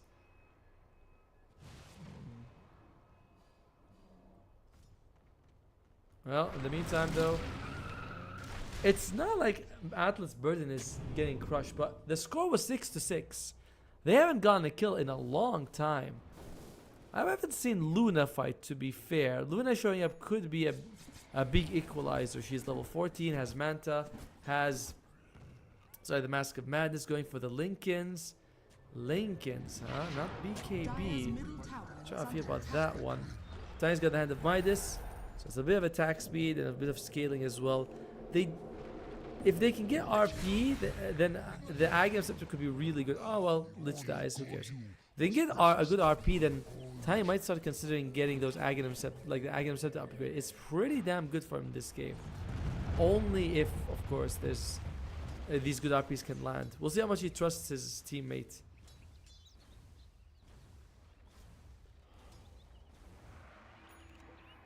He's got not much Dark Willow. Not going for the old tried and classic build with the Hand of Midas and Aghanim Scepter. I like that build. I feel like it gives you a lot of security, but he doesn't seem to agree.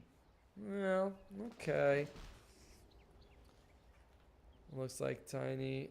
Magnus, he's got the harpoon.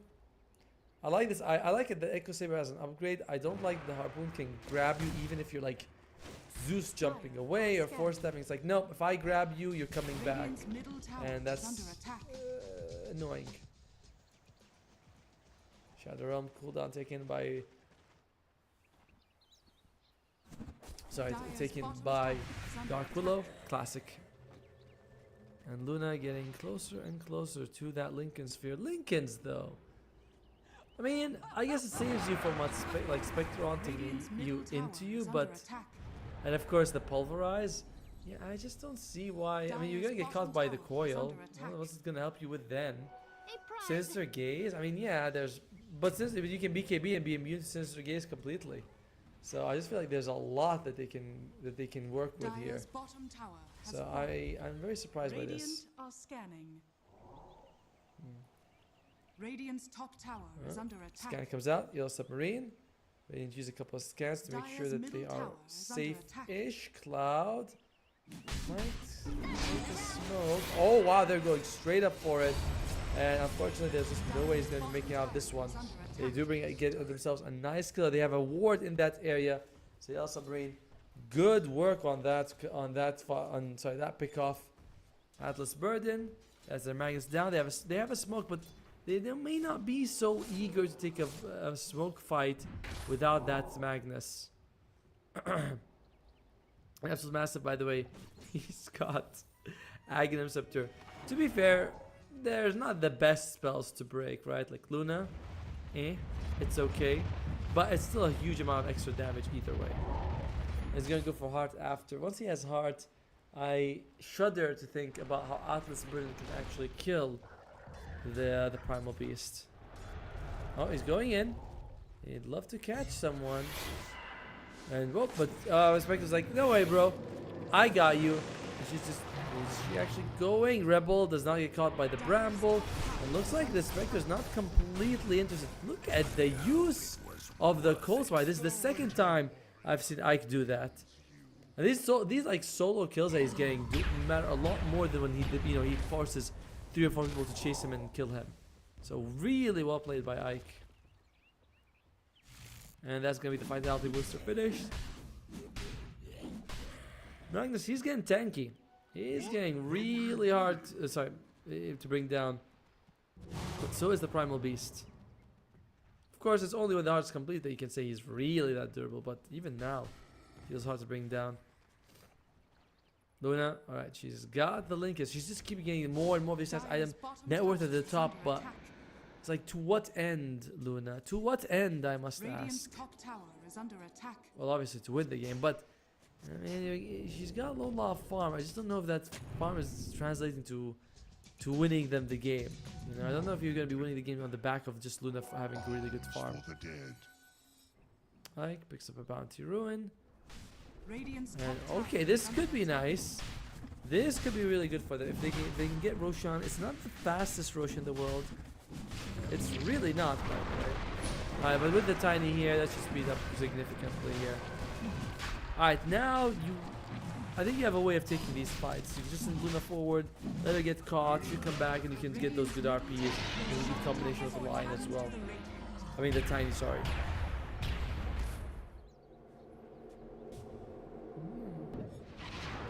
But yeah, I do wonder. Radiant's middle tower is under attack. I do wonder what Atlas Burden is going to be doing right now. I mean, you have kind of a lot of what you need.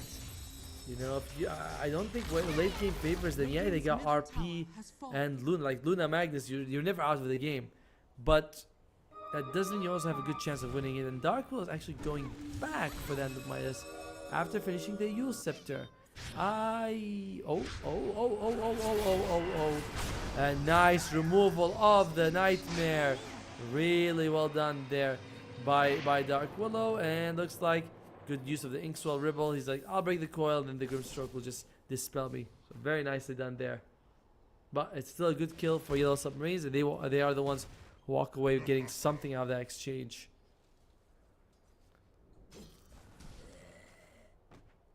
Ike's got Blink Dagger on the Lich. He feels like as long as he can jump and throw a Cold Spire and use his ultimate, that's all he needs to kill people. And to be fair, he has kind of proven that he's right so far in the game. Dire's middle tower is under attack. Nicola just farming away. This relatively poor supports, you know, like they're like what, 7,000 behind the cores. We often see the supports a little bit closer, but both of these teams playing with pretty greedy cores, even in terms of levels, are a bit behind. You know, like you can see, like Luna's all the way to the top, and then the rest of the cores are kind of all neck and neck, with Primal Beast and Cloud doing a little bit better. And then the supports are like, damn, so little. The Hand of Midas on Rue will help out for sure, but he's a long way away from it. 1,000 gold may not look like much, but it is when you're in position for support. 60%. The odds continue to be in the favor of Yellow Submarine. Oh, alright, they're going for the Dark World. Gets the Shadow Realm out in time. Can she TP? Does not. Good use of the toss. That was staying right next to her as well. Meanwhile, though, Pantomime, he's going to be just fine there. Spectre was thinking about going for it, but decides not to. In the meantime, again, Aegis there's about 2.5 minutes left for the Aegis. I would love to see Atlas Bird play a little bit more aggressive here. Just put their foot on the gas. I see dead people. He realizes there was a creep there. Sorry, that creep doesn't get low life for no reason. They are going to be chasing the king right now. Doesn't it look like... I swear to God, from far away, that hair looked like she had some weird mustache coming out from her, like from the side. Then I was like, oh, that's her face. Hey, look, it's like 5 a.m. where I am, so, and I had like 2 hours of sleep, so I'm allowed to be confused by some things. Pretty good. I mean, I gotta say, this is a pretty good outfit for the Spectre. I like it. The face is a little scary. I'd still date. Would date. Alright, let's look at someone else here. That's Luna. Nothing really. I mean, we've seen this outfit like a million times. Bane with the eyes and the hands thing. Well, yeah. Are we looking at a Spectre? Let's finish the Manta style. Then she's going to go for the Heart with the Manta. She can just easily like deal with those enemy supports. At times takes a lot of damage. Just a few hits here from the Tiny, but Tiny may have stuck here a bit too long.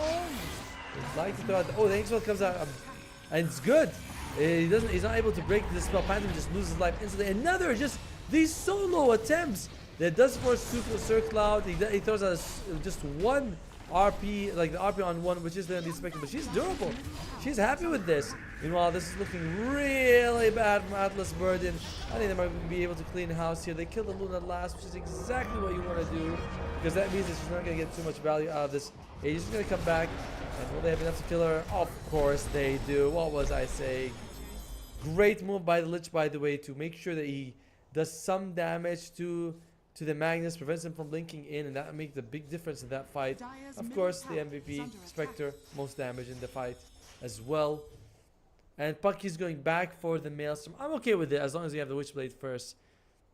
And Rebel, he was not able to break the coil while he had the Inkswell still on. And that's what's kind of the ideal thing.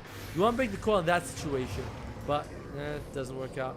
Meanwhile, you can see in the back line, Magnus wants to do something, but Ike just jumps in. Yes, he loses his life, but who the hell cares? I believe they killed someone else in the real game. May have. And just, you know, King doing so much damage with that Radiance. He's catching multiple heroes, being on top of them. You can't do anything in that situation, right? If you're Atlas Burden. The RP is not the RP that you wanted. I think they killed Tiny actually again. He's dead in the real game, but he's not dead in the replay, which means they killed him. And yep, they killed him. Poor guy. And here another Hot. It's not Pantomime. Pantomime. Good use of the harpoon. But is it going to be enough? Dagger comes out. Pantomime. I think it didn't land. Or I think he just ulted out to Chain Frost is available. Ike. I don't know if you want to jump on that though. Jumping on Cloud. He's got BKB. You're not killing him. Level 19 on the Absolute Massive. along with the heart. 4,000 health? 4,000! Will they be able to get it? They do get the pulverized, but looks like he's not going to make it. They lose Ike in the meantime, but it's still a trade that Yellow Submarine will be happy to make every day on the week and twice on Monday. Tiny, that hand of Midas is still not really paid for itself. You know what, Puck just feels like he's an absolute nuisance to deal with. Rue, that's going to be the Hand of Midas flying out 30 minutes. Hand of Midas. Man, I suppose it's still something.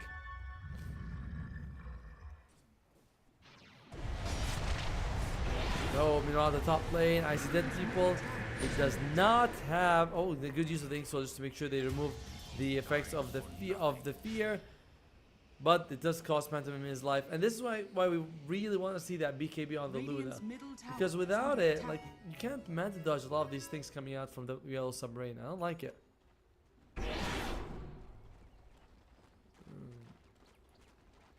As 81% becomes the odds here for Yellow Submarine. Bane, I like it. He's got the Ogre Steel Totem. Big fan of this item. I think it's a good cross between what Spider Legs gave you and not having anything like that. You know, like Spider Legs was too much, but Ogre Steel Totem just beautiful. And Bane. One nice thing about Onslaught is it does move heroes a little bit, so you can't break coil with it, but they have to be fairly on the edge. And they've been feasting on these supports on Atlas. What do they have? Let's see, there is 6 deaths on both the Bane and the Grimstroke. And this is like the Puck and Spectre combination, right? You find any one of them, you jump on them, the silence. Spectre comes in as well. If you force the Dream Coil, you could, but it's like, whatever. Tiny does have the Aghanim Scepter, so if a good RP lands and no skewer happens, I think they have a chance on Atlas Burden. It's a tough one though. They're very tanky on the Yellow Submarine. Very, very tanky. Spectre getting close to that heart. Already has 2 components of it. Just needs the recipe now. Radiant are scanning. Alright. I see that people on the front with that silver edge. The Radiant uses scan. Alright, they know. Will they be there in time to catch the Spectre? Spectre. I don't think he's going to be leaving that in time. Spectre, oh dear, there's a Manta out, but it's not going to be anywhere near enough. Nice Chain Frost, but Ike is probably going to be losing his life as well. Now, Race comes on the back line, kills Phantom, so that's good for them, but they'd like a little bit more here. Can they break the coil? They do. Good use of the Dark Will of Fear to break the coil. It's still, I'd say, a win for Atlas, although the problem is that Luna is more farmed than the Spectre, so fairly even. Yeah.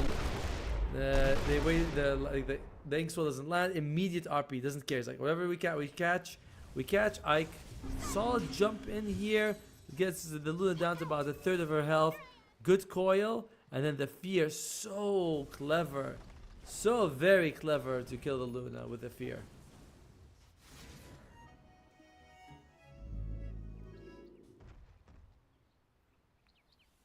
To be fair, it's a very standard combo, but still very nice to see. You know, just because something is simple does not make it less beautiful. Alright, Bane is only on the Philosopher's Stone, only switching it to the Ogre Seal Tome when actual fights begin. Magnus should be okay-ish actually. Good use of the Nightmare here. And there you go, Spectre shows up, kills the Magnus instantly the moment she can. You know, dust is used, they find Pantomime. He's probably going to be burning items already for one more hit. No pulverize. Oh, the pulverize is available, but so is the Fiend's Grip here. So it might be not the best thing that you wanted here. As Rebel, they spot him. They know where he is. I think, is that Jim on the Spectre? Possibly. Nice use of the Chain Frost again, and the Close Spire. This Close Spire has been amazing. I'll say Ike has looked like a star. It was a gem available on the Spectre. He picked it up from, I think, the kill on Magnus earlier on. Dude, these Cold Spires have been amazing. Absolutely amazing Cold Spires. Like, Ice Spires, fine. So it's kind of the same thing. Cold, Ice, Frost, Chilling. It's all, you know, there's a lot of words that mean, you know, ice magic is happening. I mean, the Ice Spire has been very good by Lich this game. Really impressive stuff to see.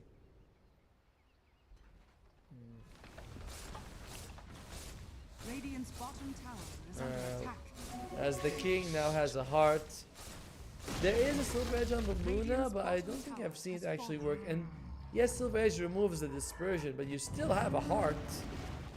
Two in this case. Meanwhile, dude, this is just not their game on these supports. Elskiv's gonna be losing his life as well. I don't see him making out this one. Maybe they could like RP and screw them back to the fountain, but that is a tall order. As again, Yellow Submarine fully recognizing that these supports have nothing. Boots of Travel is gonna be the next item for Power Beast. I think he actually has it. He's gonna sell his Power Treads for Boots of Travel. Looks like I think he just sold the Power Treads just right there and there. Okay. And I gotta say, man, absolute massive. What a performance on this Primal Beast. Top of net worth nearly the entire game. He's been, you know, occasionally dethroned by the Queen, Luna. But overall, he's just been farming very nicely for himself.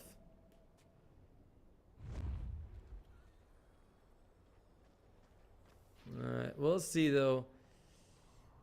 This Lich Blink. He's got, by the way, the ceremonial robe on him, so his spell is going to be doing a little bit more damage. Does he want to break it on the Luna? Looks like the smoke is broken. Doesn't seem like they're very too interested though right now, as they are. Roshan is the goal.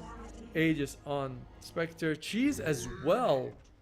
That's a lot of life you gotta chew through if you are Atlas Burden. And when your carries Luna, you know your single target damage is not good. It's the same thing as a Medusa. You do damage and it's really good damage, but it just tends to be spread up upon 5 heroes. So while the total is amazing, the damage to each is just not that good.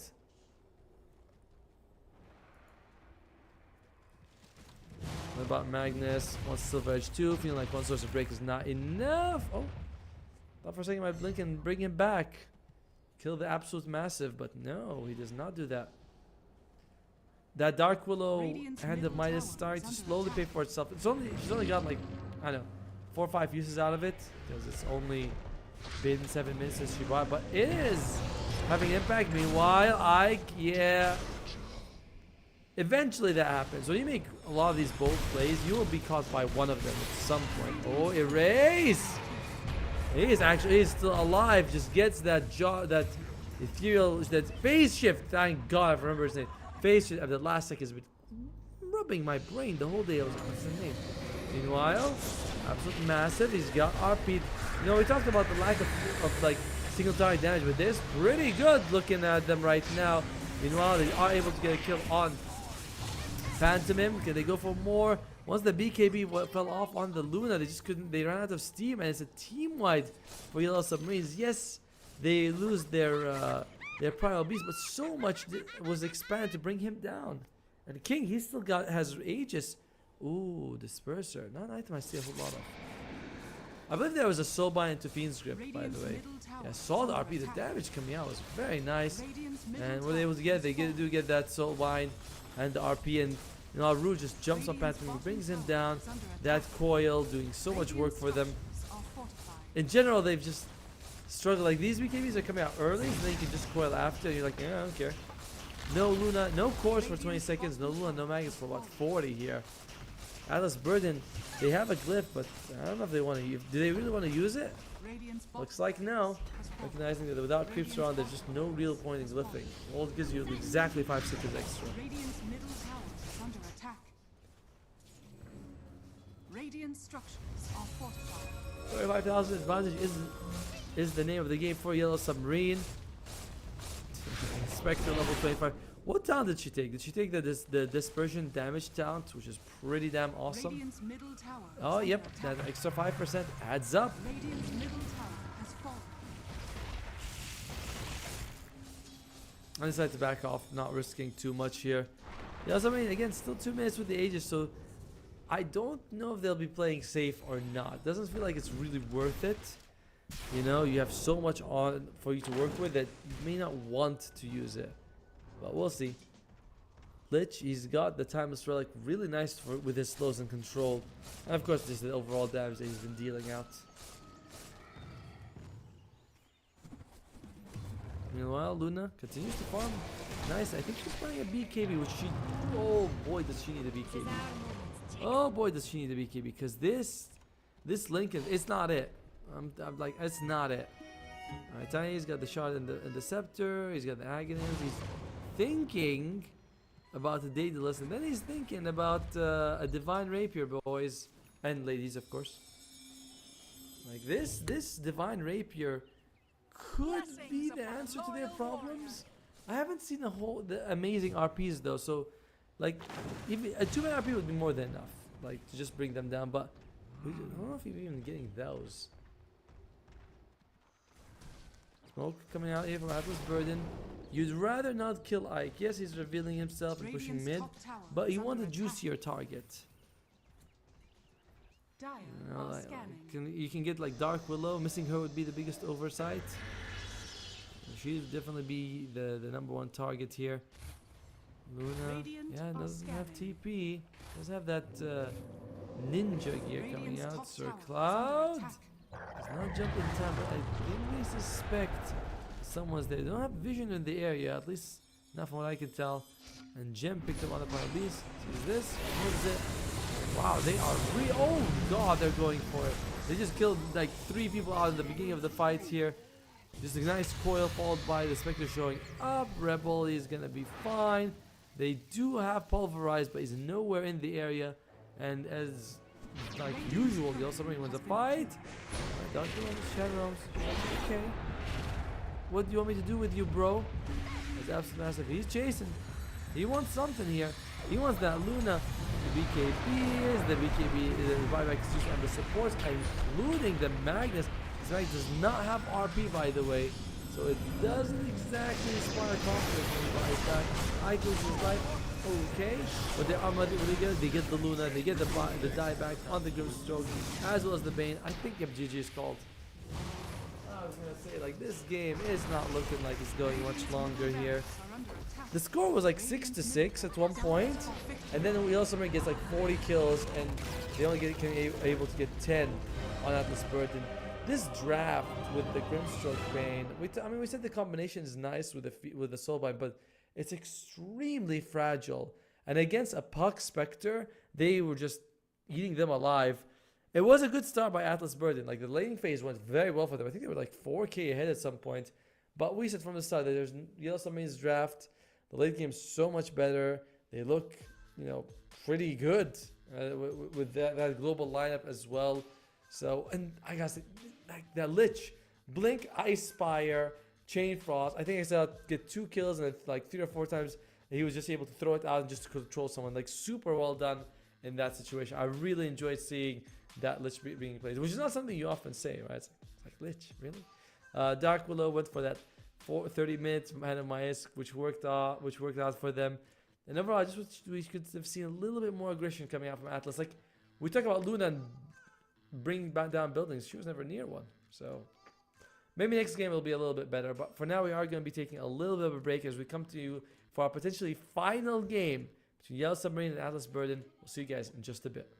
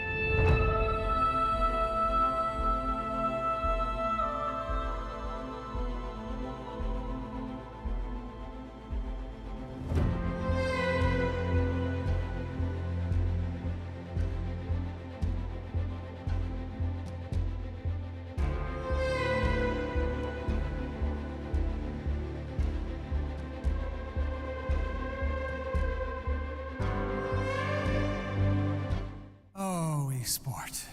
You and I have come a long way.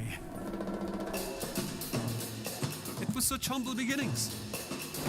As we gathered in small groups, we were professionals right from the start.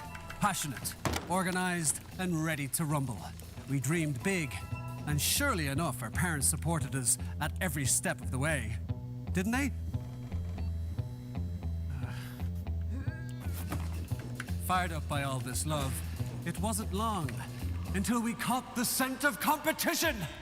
To be honest with you, it wasn't always that easy. Joe here, he had to take on 2 side jobs to afford playing professionally. It's gonna get better, Joe. Fist bump. And some of you dared to not even call this a sport. And look where we are today. An endless stream of esports events every year. Bet you didn't see that coming, Mom and Dad. And you know what? We have been with you every single step of the way.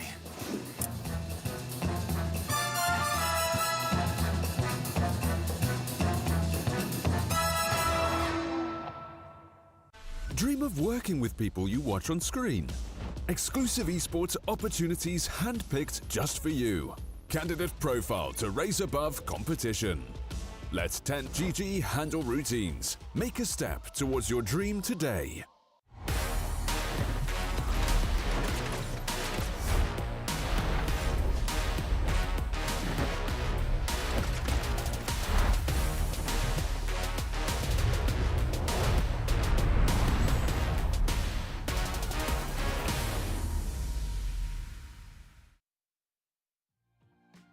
Hello and welcome back to potentially our final game between Atlas Burden as well as Yellow Submarine. Yellow Submarine, in that game, man, they had a tiny bit of a hiccup in the laning phase. A tiny bit, just a little bit.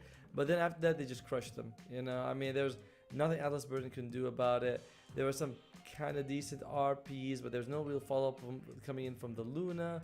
This mid-tiny wasn't able to get a whole lot of kills and wanted to go for a late-game build with this Aghanim Daedalus thing. It just didn't really pan out for them.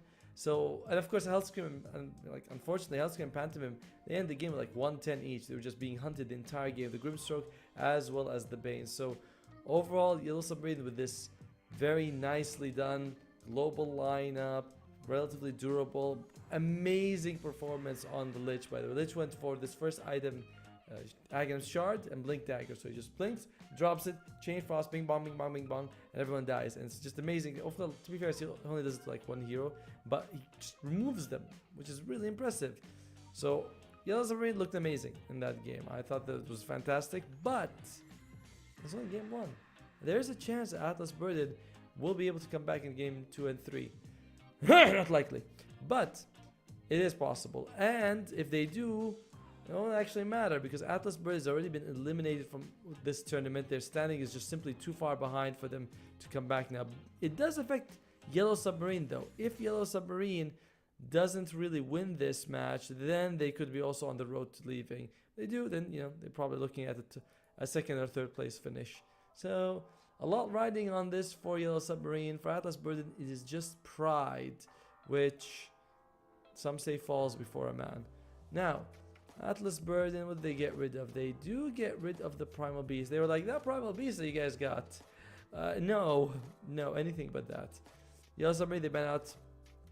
I think these were the same heroes that Atlas Burden was banned out in the game in the first game, right? Which was the 3 supports as well as the Kunkka. So they're switching bans around for this one. I don't know what Yellow Submarine is thinking about that, but all right, they pick a Phoenix. Personally, I gotta say, I love Kentucky. You know, the Kentucky Fried Chicken, that's all you want. You always love to see it on a team. Percentage heal, percentage damage, great team fight, mobility with Icarus Dive. Just all the things you could ever ask for. Except an instant stun. I feel like that's the only thing that Phoenix doesn't have is an instant stun. But everything other than that is perfect. So what is what Yellow Submarines decide to go for? They go for the Muerta. Now this girl, she puts on Gunslinger, Core, Support, and she just wrecks eggs. So I like the Muerta quite a bit here. It's a very solid pick. Very solid indeed. Calling is also just a super good ability. Not as good as it used to be. Remember? 30% slow at all levels. Now it starts at 15. Ooh. Alright, Tusk is the ban from Atlas Burden. They do not want to...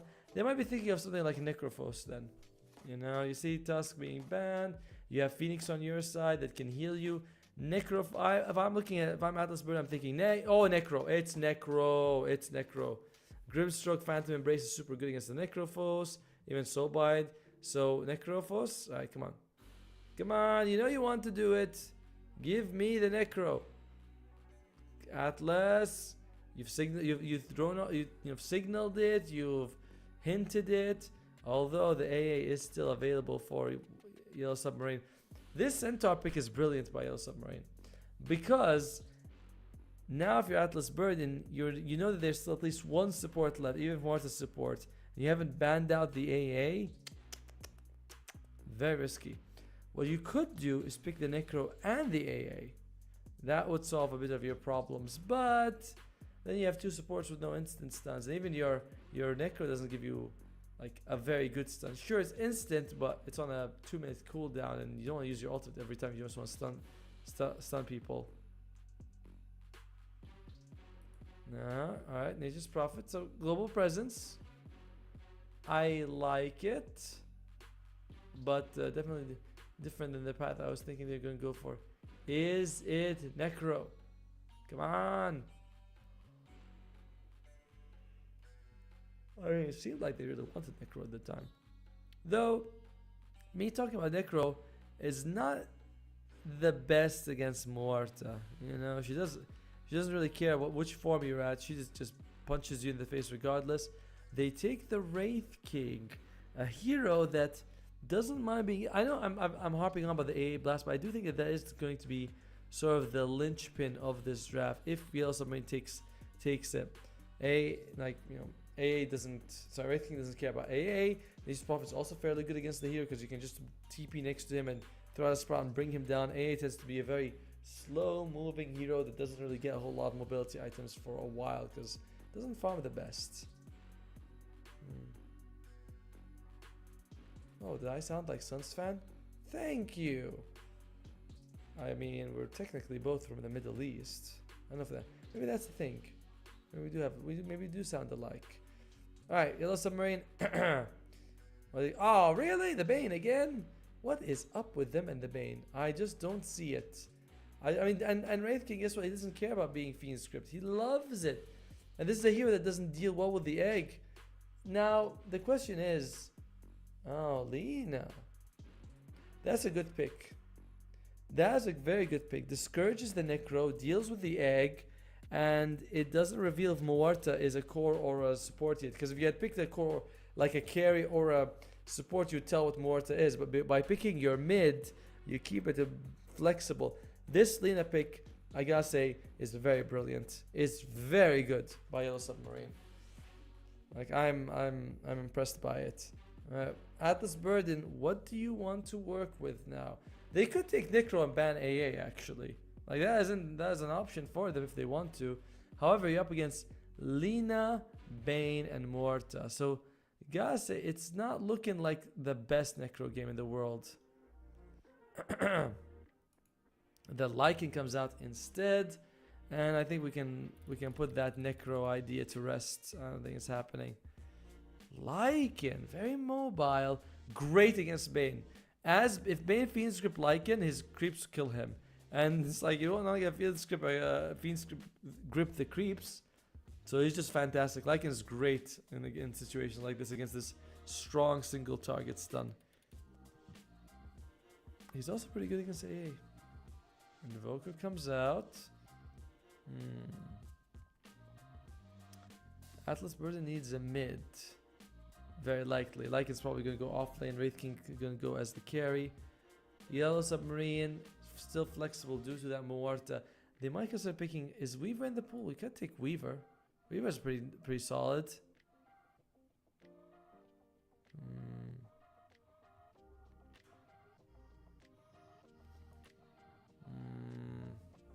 That Naga tells me that Atlas Burden is looking at Yellow Submarine. They're like, we think this is going to be a support Morta, which I would prefer against the Phoenix. I don't when I see heroes going up against Phoenix, I'd rather supports be the ones who deal with it than heroes, just because heroes may not have the time. They're like, I want to save my attacks for other enemies, not the Phoenix egg, which will explode no matter what if we just hit it. If I have big hitting heroes, I want them to be hitting other heroes. Sorry, not the egg. Apologize if I am sometimes making mistakes. It is 5 a.m. at my time, so it's a bit awkward to have this match scheduled right now. I'm still very happy to be here.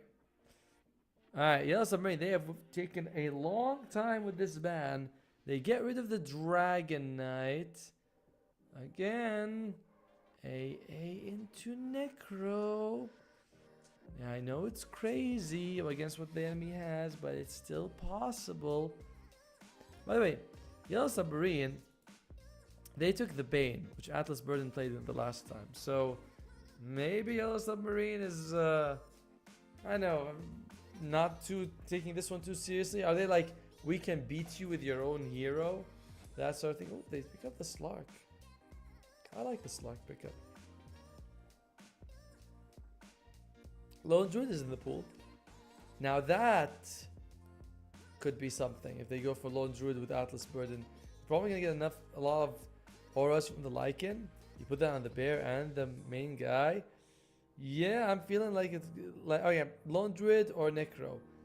That's the feeling I'm having, and my feelings are never wrong. Except like 20% of the time, they're never wrong. I'm feeling it. Lone Druid or Necro, come on, spawn one for me. And I'll be honest though, like Yellow Submarine, if they go up against Lone Druid, oh boy, will they suffer. Necro as well, but they have some burst damage, and he's only got like 1 life. You can't like resummon him.